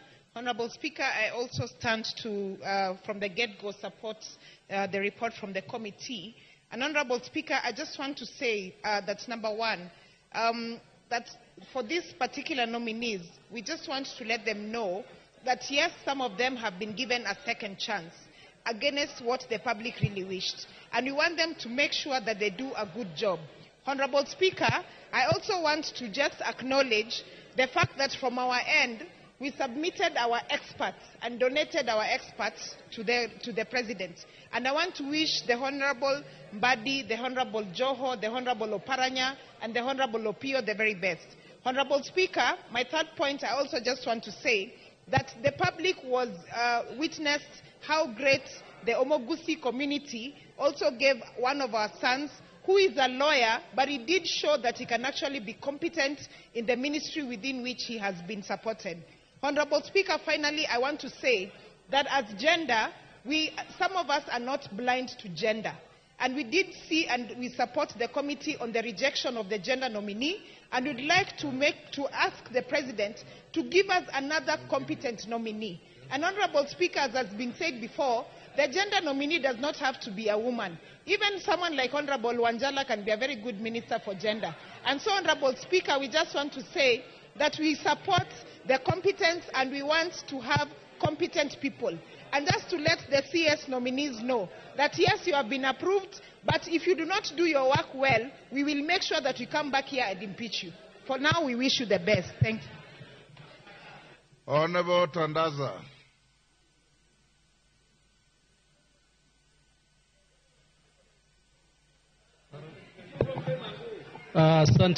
Asante Mheshimiwa Spika kwa kunipa fursa hii. Kwanza niseme kwamba sio mkono peke yake ninaunga, lakini naunga ripoti hii ya kamati pamoja na miguu yangu na kichwa na nywele na macho na kila kitu, kwa sababu hakuna wakati ambayo kamati imeweza kufanya kazi nzuri kama hii, ambapo imetoa ripoti yake bila kushawishiwa na mtu kuona kwamba huyu anafaa, na yule ambao kamati wakaona kwamba haifai wakaweza kutamka kwamba hawafai. Nichukue fursa hii kumshukuru Rais kwa kuweza kumteua tena kwa mara ya pili aliyekuwa waziri mstahiki gavana wa kwanza wa Kwale Salim Mvurya, ambaye katika kazi yake ambayo aliifanya na imani katika zile memoranda ambazo ziliweza kupelekwa, hakukuwa na moja ambayo ilikuwa inamkashifu waziri Salim Mvurya. Ukiangalia katika mapato yake, licha ya kuwa amekuwa amehudumu kuwa waziri kwa kipindi karibu miaka miwili, utakuta bado pato lake ni chini ya milioni 200. Hili lilikuwa ni jambo la kushangaza kwa Wakenya, kwani wanajiuliza wakati mawaziri wengine kwa muda huu wameweza kupata zaidi ya milioni 300 na zaidi, mbona yeye bado hajapata hata zaidi ya milioni 100? Na hili ni wazi ya kwamba yeye ni mwadilifu, anafanya kazi kwa kutambua Wakenya, na hilo ndio jukumu la mawaziri. Pia nichukue fursa hii kushukuru kuteuliwa kwa Hassan Joho ambaye amepatiwa ile wizara ambayo ni changa lakini na matumaini makubwa katika economy ya Kenya. Sio watu wa pwani peke yake ambao wako na bahari Hindi, lakini ina nafasi ya kuajiri na kuleta fedha nyingi katika hii nchi ya Kenya, na na imani kwamba waziri aliyoteuliwa ana tajriba ya kuweza kufufua wizara hiyo na kuleta mapato makubwa. Asante. Member for Lugari. Thank you, Mr. Speaker. I first want to thank the President for finding it fit to pick experts from my party, and especially Honorable Paranya, who is known for being a performer in his work. Mr. Speaker, I want to appreciate the committee.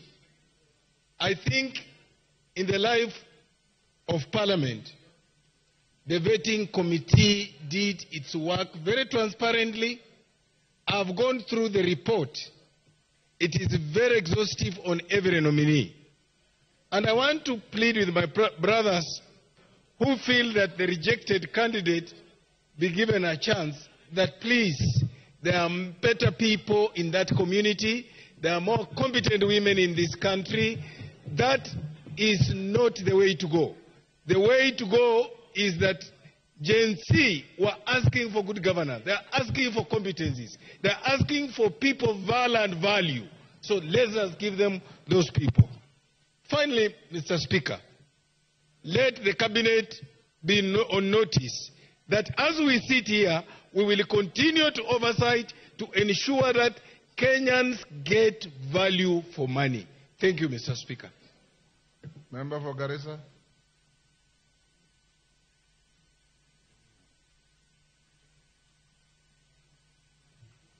Thank you, Mr. Speaker, also for giving me this opportunity to add my voice on the motion and the debate that is going on.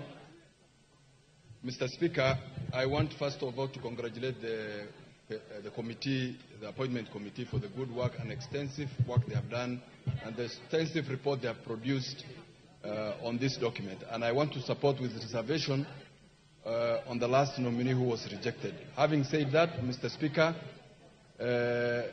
we want to thank the President as members from the region of Northern Kenya for appointing my former Member of Parliament, Honorable Aden Duale, and there's no doubt about his competency, and all those who are reappointed, Honorable Churchill, Honorable Miano, Honorable Saipan, and Honorable Kindiki.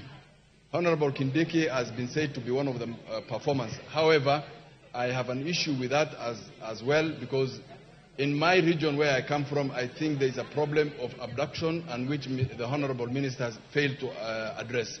On the objection I have on the report of the rejection of the nominee for Honorable Soy, Mr. Speaker, having read this report, I feel Soy is one of the most competent persons. I've never met Soy, I don't know her, but I think she's one of the competent people in terms of documents, in terms of integrity. There is no memorandum on her on this bill.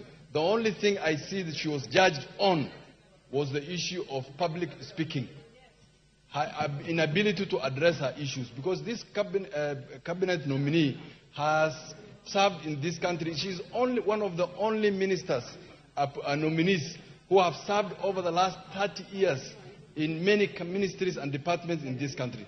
There is no logic in telling us that the lady does not meet the expectations. Joe.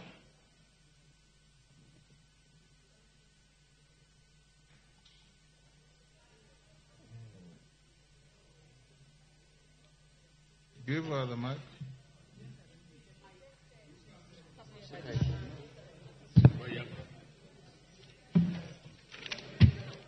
Thank you, Mr. Speaker. I want to take this opportunity to thank the President of this great nation for listening to Kenyans. for listening to the Gen Zs, for listening to members of this country, Mr. Speaker, for accepting to redo his cabinet, Mr. Speaker. I equally want to thank the Honorable, His Excellency, the Prime Minister, our Baba, the only Baba we have in this nation, Mr. Speaker, for donating, Mr. Speaker, 5 experts. Indeed, the nation saw Baba donated 5 experts. Mr. Speaker, I want to thank the man of the moment, Mr. Speaker, the Right Honorable Hassan Ali Joho, once described as academic dwarf and now became an academic giant, Mr. Speaker. I want to applaud him. Indeed, academic does not matter. A Harvard student pursuing masters in leadership, Mr. Speaker. We are waiting for his PhD, Mr. Speaker. Professor Ali Hassan Joho. We are indeed waiting for that doctorate, Mr. Speaker. Mr. Speaker, I want to thank the President for nominating again our kingpin, Mr. Speaker, Honorable Duale. There is no apology about that, Mr. Speaker. He's the kingpin for the northeastern province, Mr. Speaker. The only... Rebecca Tonkei.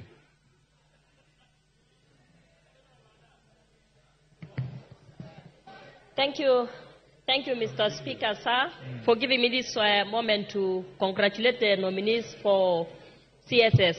Honorable Speaker, I want to say from the onset, the vetting committee did an excellent report, and the work you did is excellent.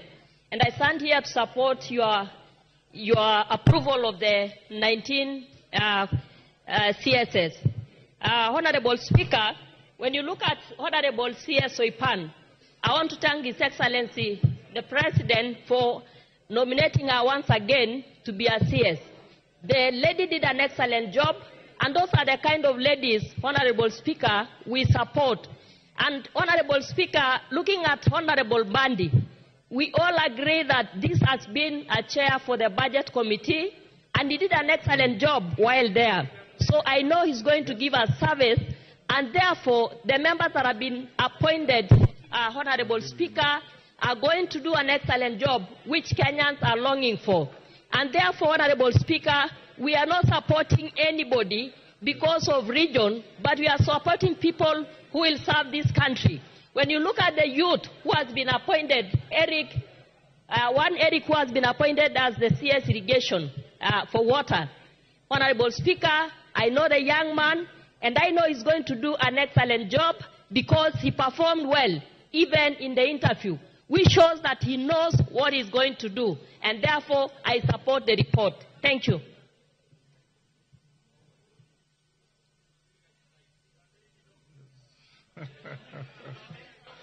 Yes. Take your seats. Take your seats. Member for Lurambi.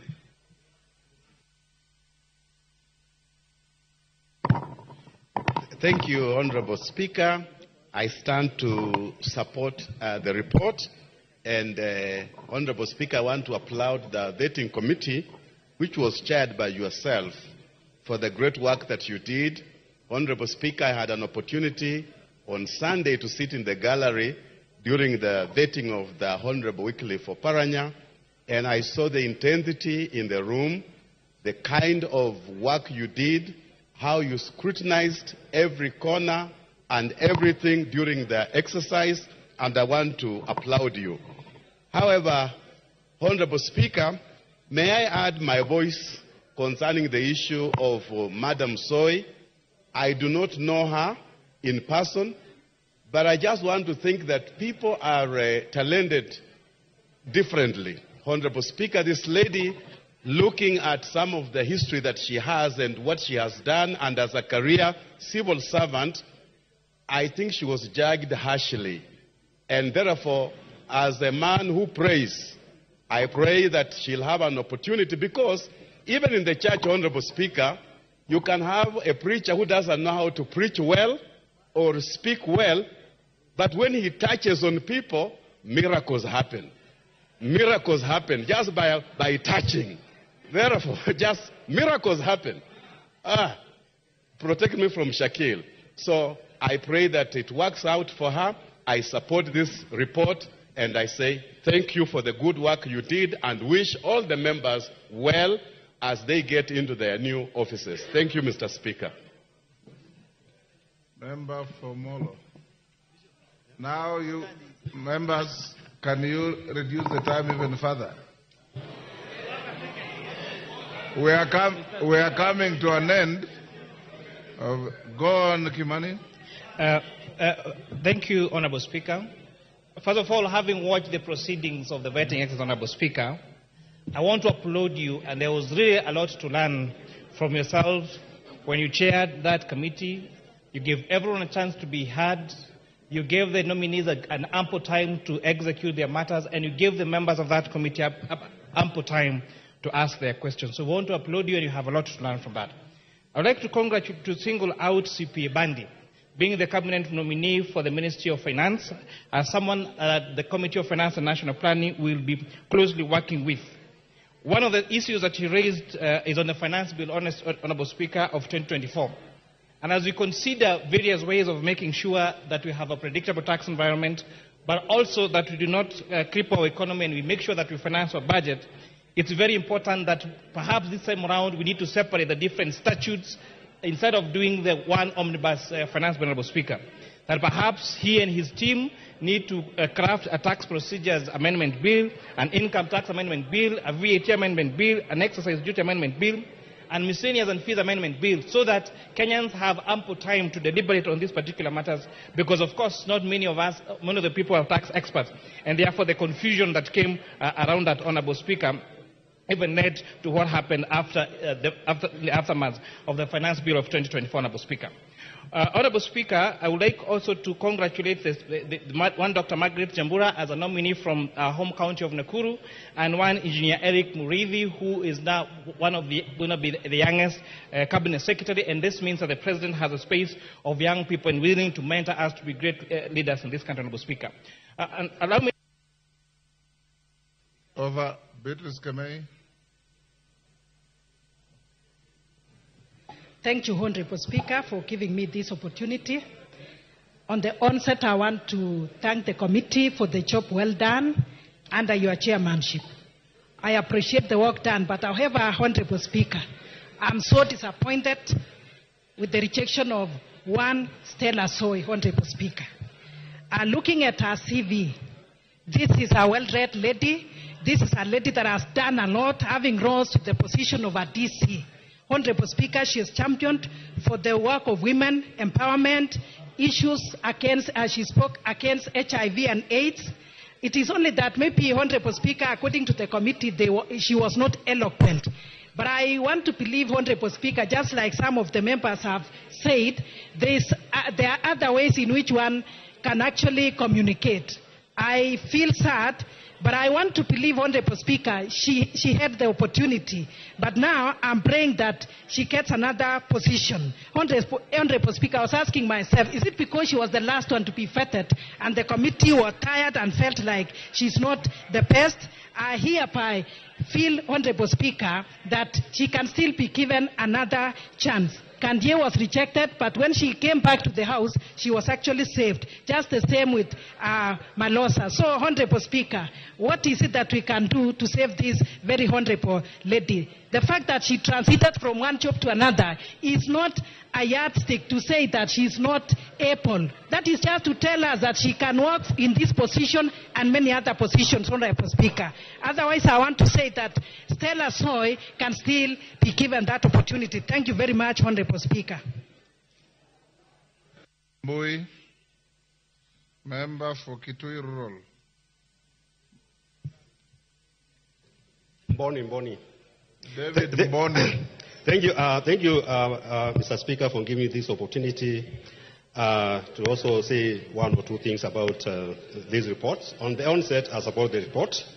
Mr. Speaker, let me thank the President for nominating Honorable Mbandi to be the CS National Treasury and Economic Planning, because I know Mbandi is a very honest man, hardworking, and I know he's going to bring changes in the National Treasury. Mr. Speaker, what this country is facing is bad economic policies, bad tax measures, and poor financial management. Mr. Speaker, the first thing which Mbandi should do is to bring reasonable budget. I believe the budget we have been getting is too big, such a way that we have to do a lot of tax measures which impact negatively to the lives of people. I believe the budget which we have been having, we can do with 30% reduction of the budget, and will be very well in place to move. Mr. Speaker, I also believe that we need to subject the budget estimates to public participation the way we do to finance bill, because there's a lot of wastage in the budget, and we need to reduce auxiliary measures and fiscal consultation so that we can be able to reduce budget and reduce wastage.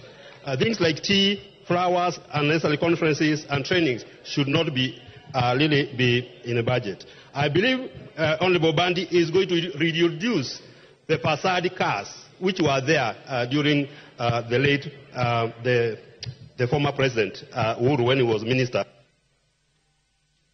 Owen Bayer.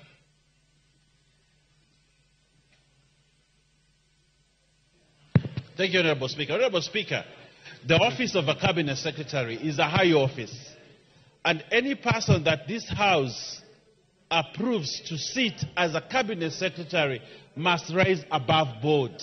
They might rise above politics, they might rise above all other prejudices that they have to serve the country.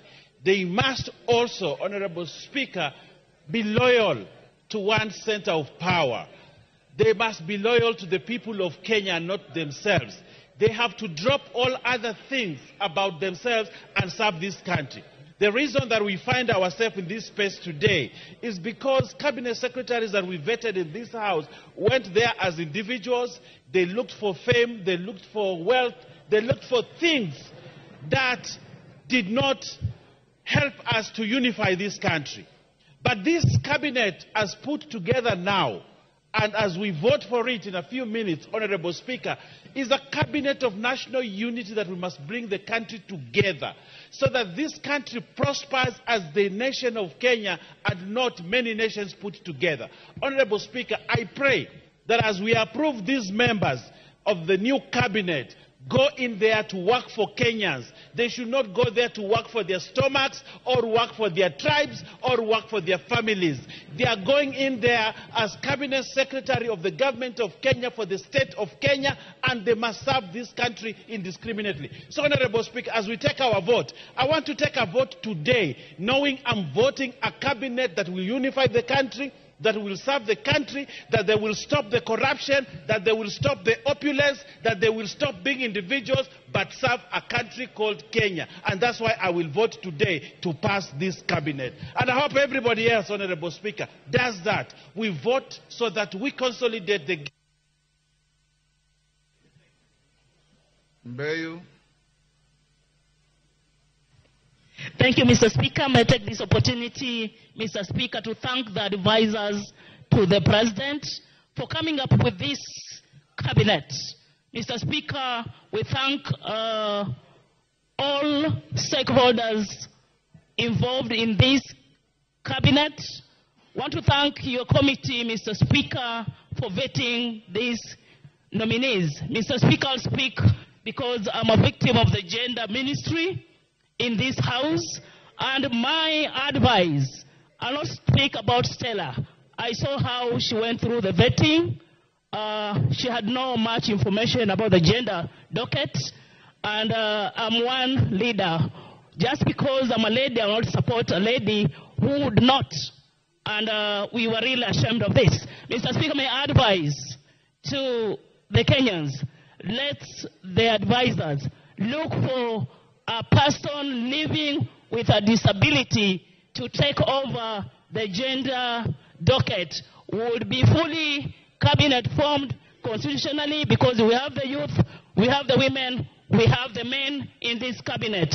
Mr. Speaker, we want to congratulate our team from ODM, Honorable Hassan Ali Joho, Honorable Badi, Honorable Wandai, and Honorable Oparanya for being the best in the vetting. Mr. Speaker, you saw the eloquence, the firmness, the confidence Hassan Joho had in this vetting. We want to congratulate him. He has our support and will support all the members in this cabinet today. And we say yes to all the vetted nominees. Thank you, Mr. Speaker. Order, honorable members. Order. Take your seats. Order, honorable members. I thought I would exercise discretion to extend, but I'm advised that this motion takes 3 hours. We've done 3 hours. Order. That's what I said, but I've been advised differently. And I take advice. It's a special motion. I thought it was an ordinary motion. It's a special motion. It takes 3 hours. You passed a resolution yourselves at the beginning of the session. I was given and I approved an amendment to the motion by the member for Vihiga County. She has since come to the chair and told me she has no intention of prosecuting it. I want her just to confirm.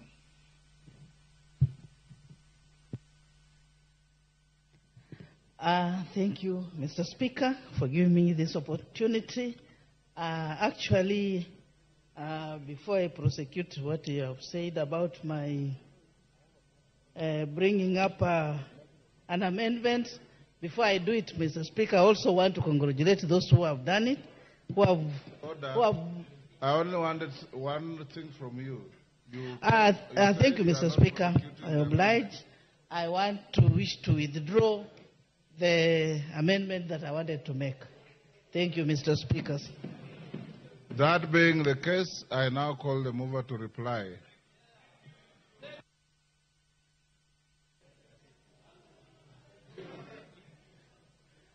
Thank you, Honorable Speaker. Honorable Speaker,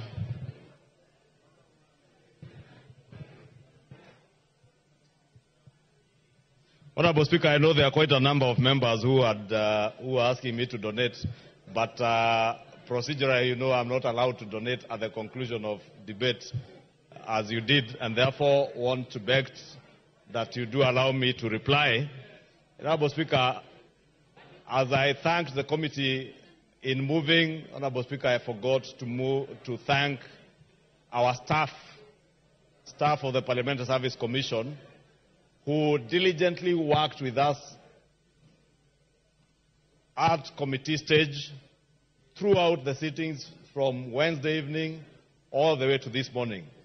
Honorable Speaker, we have very diligent staff members, some who did not sleep for 2 days. Indeed, Honorable Speaker, you know we would have tabled this motion on Tuesday, but we couldn't because we had to allow our staff members on Monday at least the afternoon to take a break. And I must take this opportunity to thank them profoundly for their sacrifice and the time they put in to make sure, under the able leadership of Nicholas Emigen, one of our directors, Honorable Speaker, to make sure that we had a report ready in time. Honorable Speaker, allow me also to thank all the members who have contributed in support and even the differing opinions to this motion for approval, all of the nominees that have been proposed for approval, and for the rejection of the one nominee, Honorable Speaker, who I said in moving is not an indictment as to her ability to serve in any other capacity. And I would encourage His Excellency the President, should he find another position that this Stella Soy can serve in, and since she's still an officer in government, then he has a prerogative to allow her to serve in any other capacity, Honorable Speaker. Honorable Speaker, let me also note that for the first time, Honorable Speaker, we were able to vet nominees throughout a weekend. And not just throughout a weekend, as is customary, Honorable Speaker. I know members, we are accustomed that when we are working over the weekend, we retreat to hotels. But Honorable Speaker, you remember me and yourself committing to the country that upon completion of Bunge Towers, we would utilize more of the space that we have in Parliament. Allow me, Honorable Speaker, to thank you as the chairperson of the Parliamentary Service Commission, that leading by example and in line with the austerity measures being instituted across all arms of government, for the first time, a committee chaired by none other than the chair of the Parliamentary Service Commission, who happens to be our Speaker, a committee where both the leadership of the minority and majority sit in, and at least another 4 chairs of committees, besides the other ranking members who serve in this appointments committee. We sat throughout the weekend at County Hall. And County Hall chambers, mini chambers, became our home throughout the weekend. We prayed there, worshipped there on Friday for our Muslim brothers. We had a room where our Muslim brothers were praying from. And even on Sunday, those of us like me and yourself, Honorable Speaker, who are Christians, you had your morning mass at 7 a.m. in County Hall. And I had my 10 a.m. 15 minutes break at County Hall. And this is the new spirit, Honorable Speaker. Honorable Speaker, this is the spirit that we want to set for the rest of the other arms of government. That we can have austerity measures where we all retreat and do our work within the precincts of Parliament and other arms of government, because there are many government institutions that we can take advantage of and use to save on the unnecessary expenditure that would otherwise have incurred.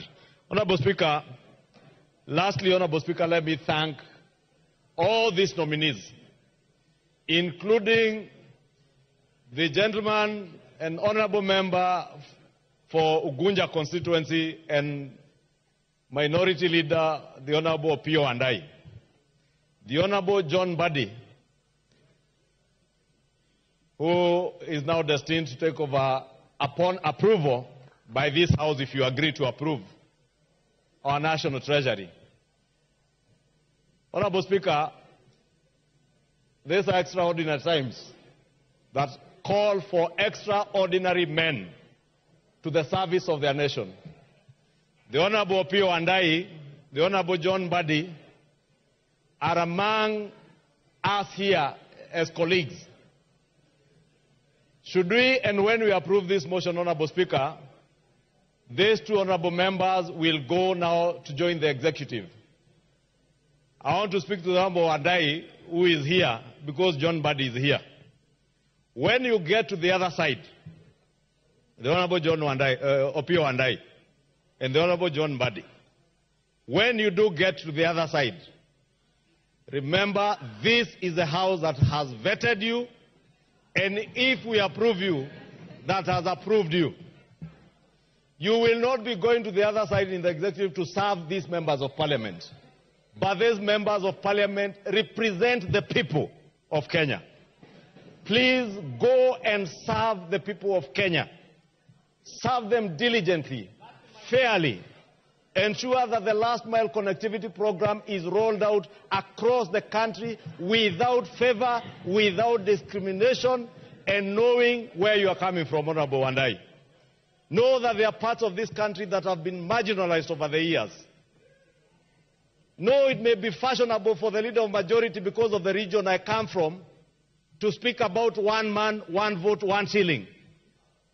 But remember, as I speak about 1 man, 1 vote, 1 shilling, there are corners of this republic where young children and even people who are my age have never seen electricity in their homes.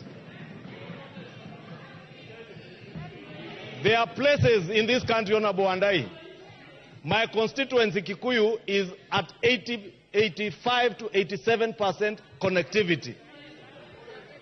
Baringo County as a whole is at 35% connectivity. Marsabit County, parts of Luo Nyanza, because of, it is true, parts of Luo Nyanza, people have never seen electricity. There are parts of Luo Nyanza, Honorable Speaker, I have been to, where if you go to Suba constituency, both Subas, the first inch of tarmac was only seen in the recent past. These are injustices John Mbadi, now coming from Suba constituency, must bring to an end. We must serve this country as leaders who know that we are serving one people in one country that is indivisible. We must never allow again politics and parochial politics to divide our people. Honorable Speaker, if you look at what is happening today in the United Kingdom, if you see what is happening today in the United Kingdom, Honorable Speaker, we were a colony of the Great Britain or the United Kingdom. Honorable Speaker, if you see what is happening in the United Kingdom today, dear Kenyans, you will know that any country can get lost at the fraction of a second. What is your point of order? Honorable Speaker, when the Honorable Junet wants to inform me. No, it's not Junet. The Honorable Ado has a point of order to begin with. Ado? You have the mic. Thank you, Speaker. The words of the majority leader are really, really touching. But is that the reality on the ground in Kenya? The inequality, lack of equity is there. So let's not just make it lip service. What is out of order? That's my point of order, Mr. Speaker. What is out of order? That is my point of order, Mr. Speaker. Okay. Honorable Ado, that is not a point of order. Yes, Junet. Mr. Speaker, I am very happy that the majority leader has allowed me to inform you. Mr. Speaker, the majority leader has spoken that the ministers must serve the country. Because in this country now we are suffering. Because we have a deputy president who is serving only one region, Mr. Speaker. And the region I come from are almost thinking of having their own deputy also. Order. Can we have people who are serving the country in totality, Mr. Speaker? Order. Honorable Speaker, I was saying, Honorable Speaker, the Honorable Cabinet Secretary nominees, if approved by this House, must serve the people of Kenya.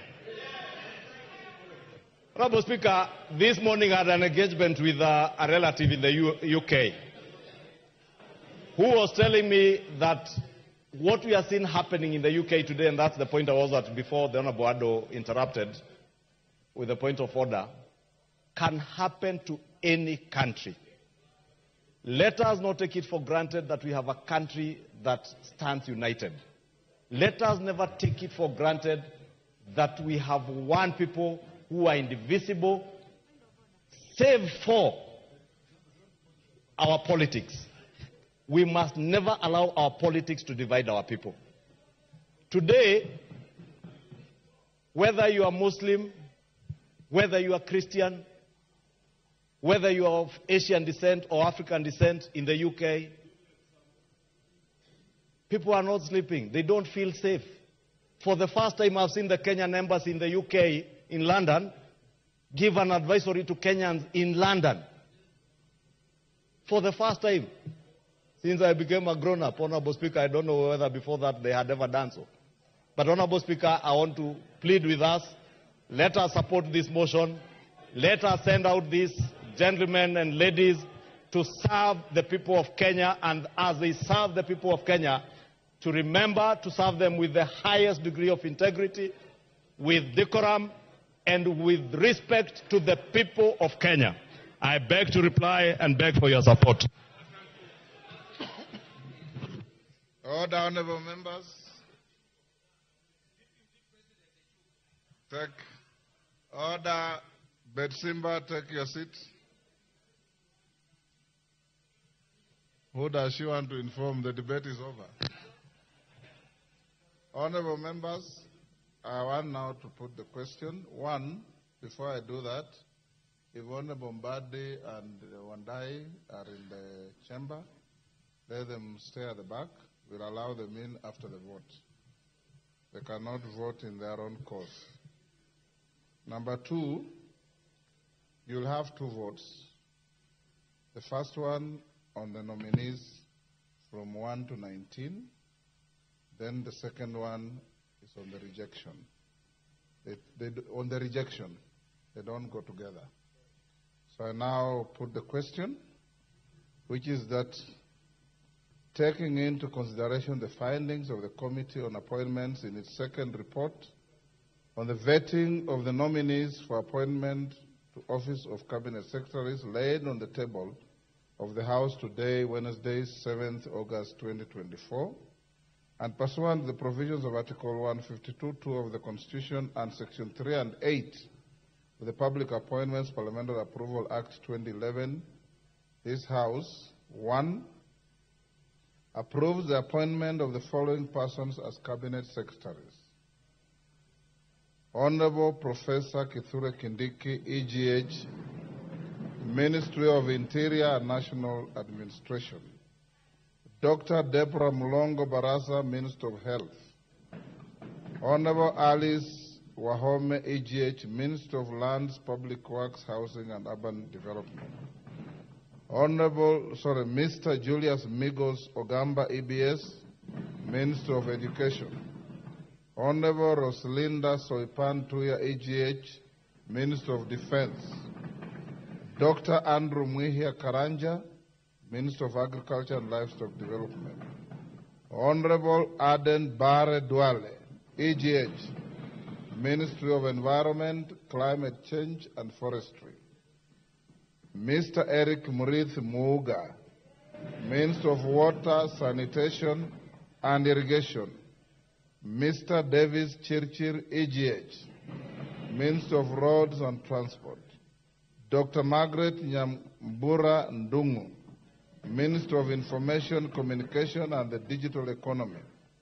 Honorable John Bandi Ngongo, EGH, the National Treasury and Economic Planning. Honorable Salim Mvuria Mgala, EGH, Cabinet Secretary, Ministry of Investment, Trade and Industry. Ms. Rebecca Miano, EGH, Cabinet Secretary, Ministry of Tourism and Wildlife. Honorable James Opio Wandai, EGH, Cabinet Secretary, Ministry of Energy and Petroleum. Honorable Onesimus Kipchumba Murkomen, EGH, Cabinet Secretary, Minister of Youth Affairs, Creative Economy and Sports. Honorable Hassan Ali Joho, EGH, Cabinet Secretary, Minister of Mining, Blue Economy and Maritime Affairs. Honorable Dr. Alfred Nganga Mutua, EGH, Cabinet Secretary, Minister of Labor and Social Protection. Honorable Wycliffe Ambetsa Oparanya, EGH, Cabinet Secretary, Order. Cabinet Secretary, Minister of Cooperatives and Micro, Small and Medium Enterprises, MSME Development. Honorable Justin Bedan Njoka Muturi, EGH, Cabinet Secretary, Minister of Public Service and Human Capital Development. Honorable members at the bar, take your seats. The nearest seat.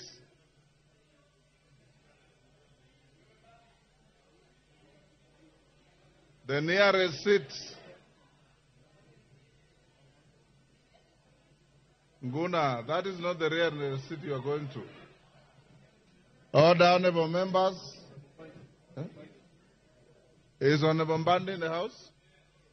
Where is he?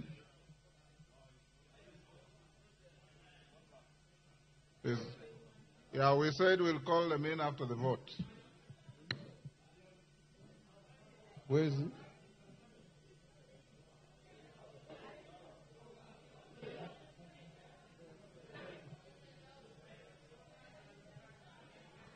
He will hold on out there. So having called all those 19 names, now I put the question as members of that opinion say aye. Will those of the contrary opinion say nay? The ayes have it. Order 2 rejects the appointment of Ms. Stella Soy Langat, as the Cabinet Secretary, Minister of Gender, Culture, the Arts and Heritage. As members of that opinion say aye. Will those of the contrary opinion say nay? The ayes have it.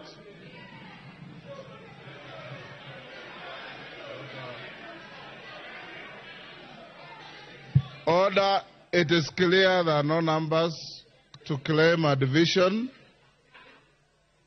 Honorable members, you may now call in your colleagues who are exiting. Order.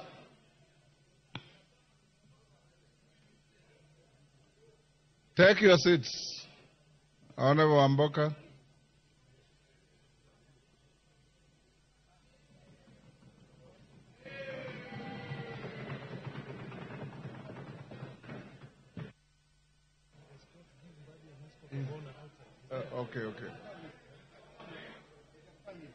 Okay.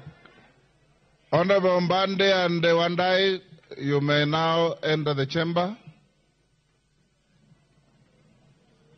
and take your seats.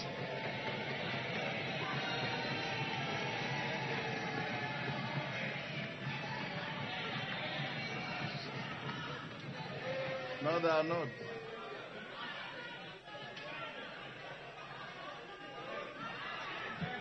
Order. Order. Order, honorable members. Order. Order, Alice. Order. Order, honorable members. Order. Honorable members, after the vote. Order. And you know we have a precedent to this. Having taken the vote, this House will from this evening lose 2 members to the executive. And as we did last time with our colleagues, Honorable Duale and Alice Wahome, I'll give each one of the 2 an opportunity to say something to the House. Each one will have no more than 5 minutes. I'll start with the Honorable Wandai.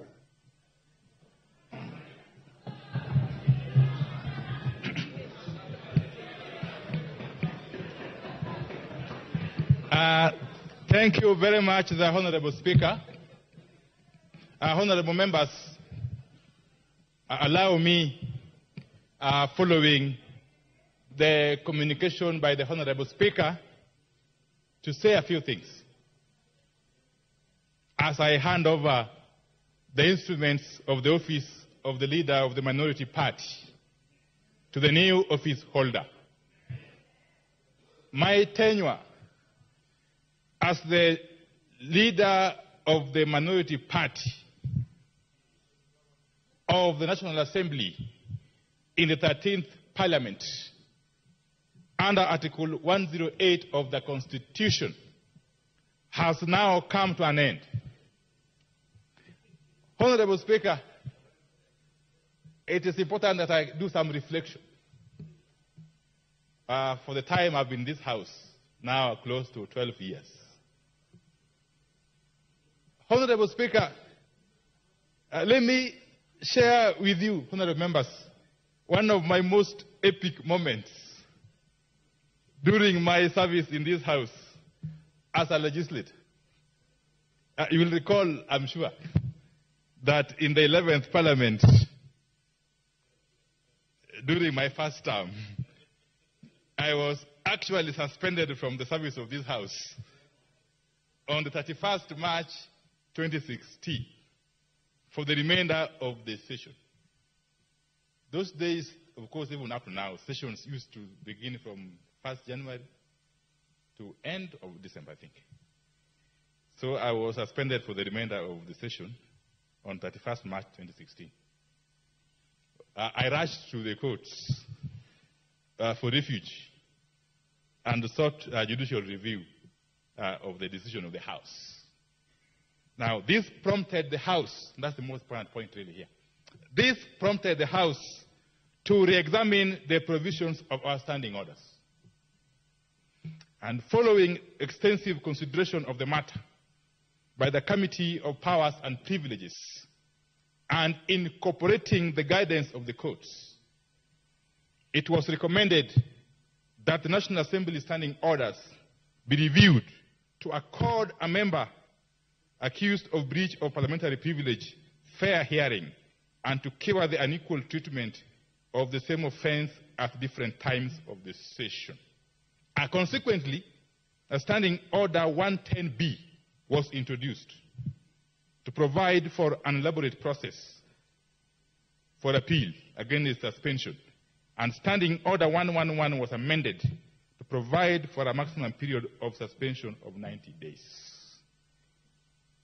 Therefore, on a positive note, this incident has significantly contributed to the jurisprudence of this august House. Honorable Speaker, for close to 2 years of my service as leader of the minority party in this Parliament, I have continuously championed the minority position on issues under consideration and helped to some extent to contribute to the legislative process through open engagement. From time to time and whenever necessary, I have had to consult and strike compromises with the majority party in the best interest of the public. Indeed, as with any other office holder, during the discharge of their duty, milestones have been achieved. Shoulders have been rubbed, sometimes the wrong way, and challenges have been experienced. Honorable Speaker, I wish to acknowledge the immense support of the parliamentary staff during my approximately 12 years of service in this House. Your office, Mr. Speaker, and that of the clerk, Mr. Samuel Njoroge, have been very instrumental in the legislative process through impartial professional guidance and administrative facilitation. For this, I will forever be truly indebted to these officers and the very hardworking officers. In addition, I wish to appreciate my able staff who work closely with me. I wish them all the best, and I will forever again remain indebted for their support. Asanteni sana. Honorable Speaker, President John F. Kennedy of the U.S. said during an address in the Assembly Hall at the Polskach in Frankfurt in 1963, and I quote, "Change is the law of life, and those who look only to the past or the present are certain to miss the future." Honorable Speaker, allow me to express my special gratitude to my party leader, the Right Honorable Raila Amolo Odinga. Baba, for enabling my appointment as the leader of the minority party in September 2022. I am also grateful to the membership of the minority party for their support and cooperation during the close to 2 years of service as their leader of the minority party. Honorable Speaker, I cannot end without thanking the President of the Republic of Kenya.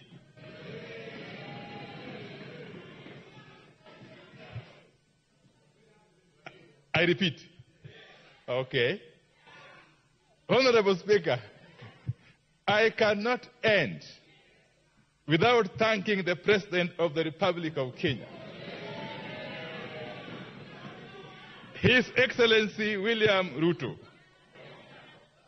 His Excellency Dr. William Samoei Ruto, PhD, for granting me this historic opportunity to serve my country as Cabinet Secretary in the Ministry of Energy and Petroleum. I wish to reiterate, Honorable Speaker, that this country is much bigger than each and every one of us. And we have a duty and obligation to protect and nurture it for the present and future generations. Honorable Speaker, I take this opportunity to congratulate my very able successor, the Honorable Junet Mohammed, MP, as he takes over the office of the leader of the minority party. Honorable Speaker, you will agree with me that Honorable Mohammed, who completes his tenure as the minority party whip today, has with legendary humor and wit effectively discharged his role to the House and to the party. Honorable Mohammed, to you now. This is not an opportunity for you to fill my shoes. It is an opportunity to take this role to greater heights, in different shoes if need be. I wish you all the best in your new assignment. Honorable Speaker, finally, allow me to hand over. Okay, fine. Honorable Speaker, as I conclude, allow me to thank all my colleague members, now from both sides of the divide, for the immense support and cooperation you have accorded me.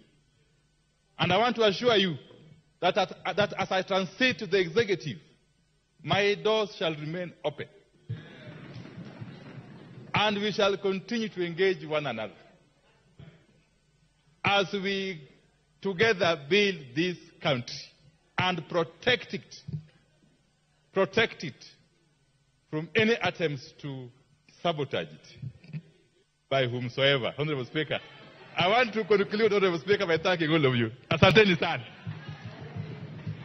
Honorable Mbadi. Thank you, Mr. Speaker. Mr. Speaker, mine may be a little longer because I've been here longer than Honorable Wandai. But Honorable Speaker, allow me to start by saying that today, as I make this final contribution on the floor of this Honorable House, with a lot of humility, gratitude, and honor, I want to give special thanks to the Almighty God who gave me the energy and the noble commitment to stay focused on my role as Suba South MP for nearly 2 decades.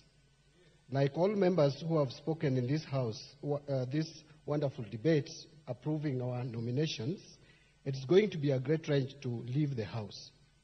But as the book of Ecclesiastes 3:1-8 says, for everything there is a season and a time for every matter under heaven. Today comes that day to say goodbye to the Legislative Assembly. Honorable Speaker, as you are all aware, 2 weeks ago, His Excellency the President, Dr. William Samoei Ruto, nominated me as the Cabinet Secretary for National Treasury and Economic Planning, an appointment which I heartily accepted. Consequently, I have since been vetted by the Committee on Appointments and approved by this House to assume the new role.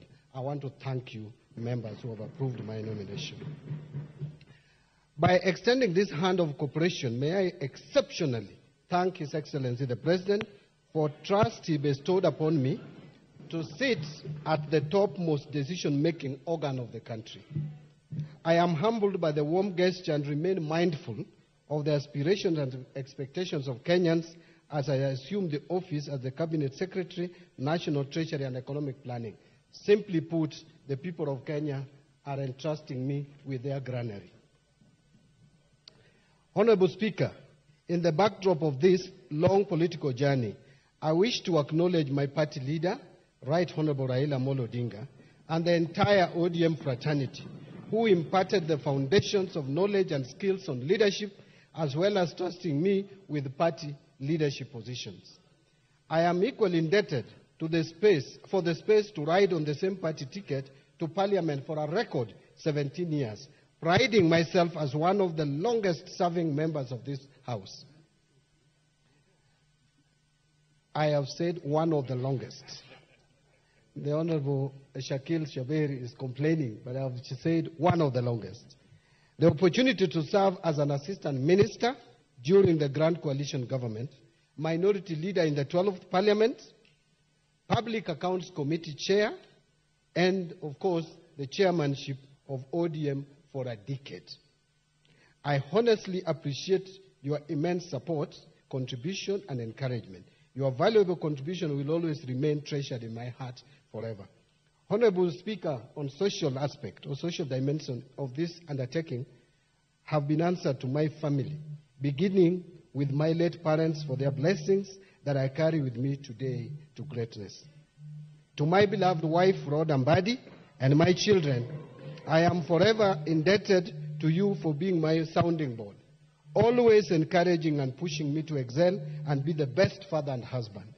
Your full-time prayers, guidance, wisdom, and knowledge in the entire political journey gave me the zeal to proceed even during my lowest moments, and there were many. To my brothers, and that is where I'm going to end my family issues, may God bless you for your relentless efforts to support my academic journey and upbringing, always stepping in for our parents. Exceptional appreciation will go to two of my brothers, Stephen Ogola and Maurice Ogalo. If not for you, I would have dropped out of school. My brother, Stephen Ogola, I will never forget how you braved the harsh, cold weather of Kericho tea plantations, denying yourself the basics to get me school fees from your meager savings. I salute you. How I wish our late parents were alive to witness this historic moment. They have always wanted the best for us. May God keep their soul in eternal peace. And to the people of Suba South, I am deeply conscious of the fact that the thrust of dynamic debates and my parliamentary standing on the relevant issues was planted in me at a time of curious and unrelenting search for leadership position by you, my constituents, for 3 terms. I am grateful for the opportunity to serve you as your member of parliament for 15 years. Thank you for your support, organic love, and for ensuring that I won with increased majorities over the years. Honorable Speaker, as a community we did exceedingly well, utilizing NGCDF to ensure that our children continue to access quality education by strategically renovating and expanding our educational infrastructure, and bursaries to cope with the number of students enrolling in schools. We leverage the participation of our people in meaningful development to transform lives through bigger, broader, better managed and well-resourced constituency projects. We enhance participatory approaches within the constituency and ensuring judicial use of public resources and many more. Thank you once again for the opportunity to be your member of parliament. And now to my fellow Kenyans. I am overwhelmed by the messages of goodwill you sent before, during, and after my vetting. My heart is elated with the heartwarming compliments and well wishes I have received so far. This demonstrates the level of confidence and hope Kenyans have in me. And dear colleagues, now I come to members of the National Assembly. Dear colleagues, I have never shied from playing my role as a member of this House. I have diligently performed my legislative functions to the best of my knowledge for the last 17 years. To this day, I will cite a few. I have represented my constituents and special interests in the National Assembly as required. I have participated in deliberation and resolutions of issues of concern to the people.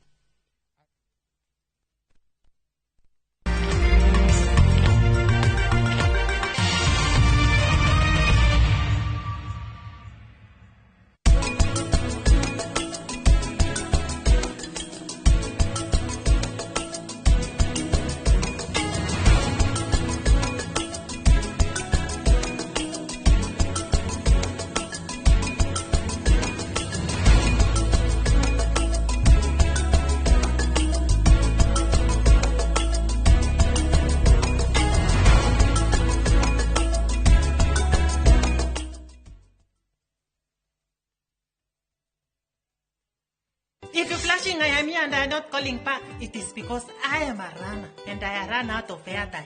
New on View Sasa, Jalis Lekong. Due to public command, I come to real life now. A marathoner who can run through your ribs with his humorous lines. Even when I met my wife for the first time, I ran out of words, I ran out of breath, then I ran crazy for her.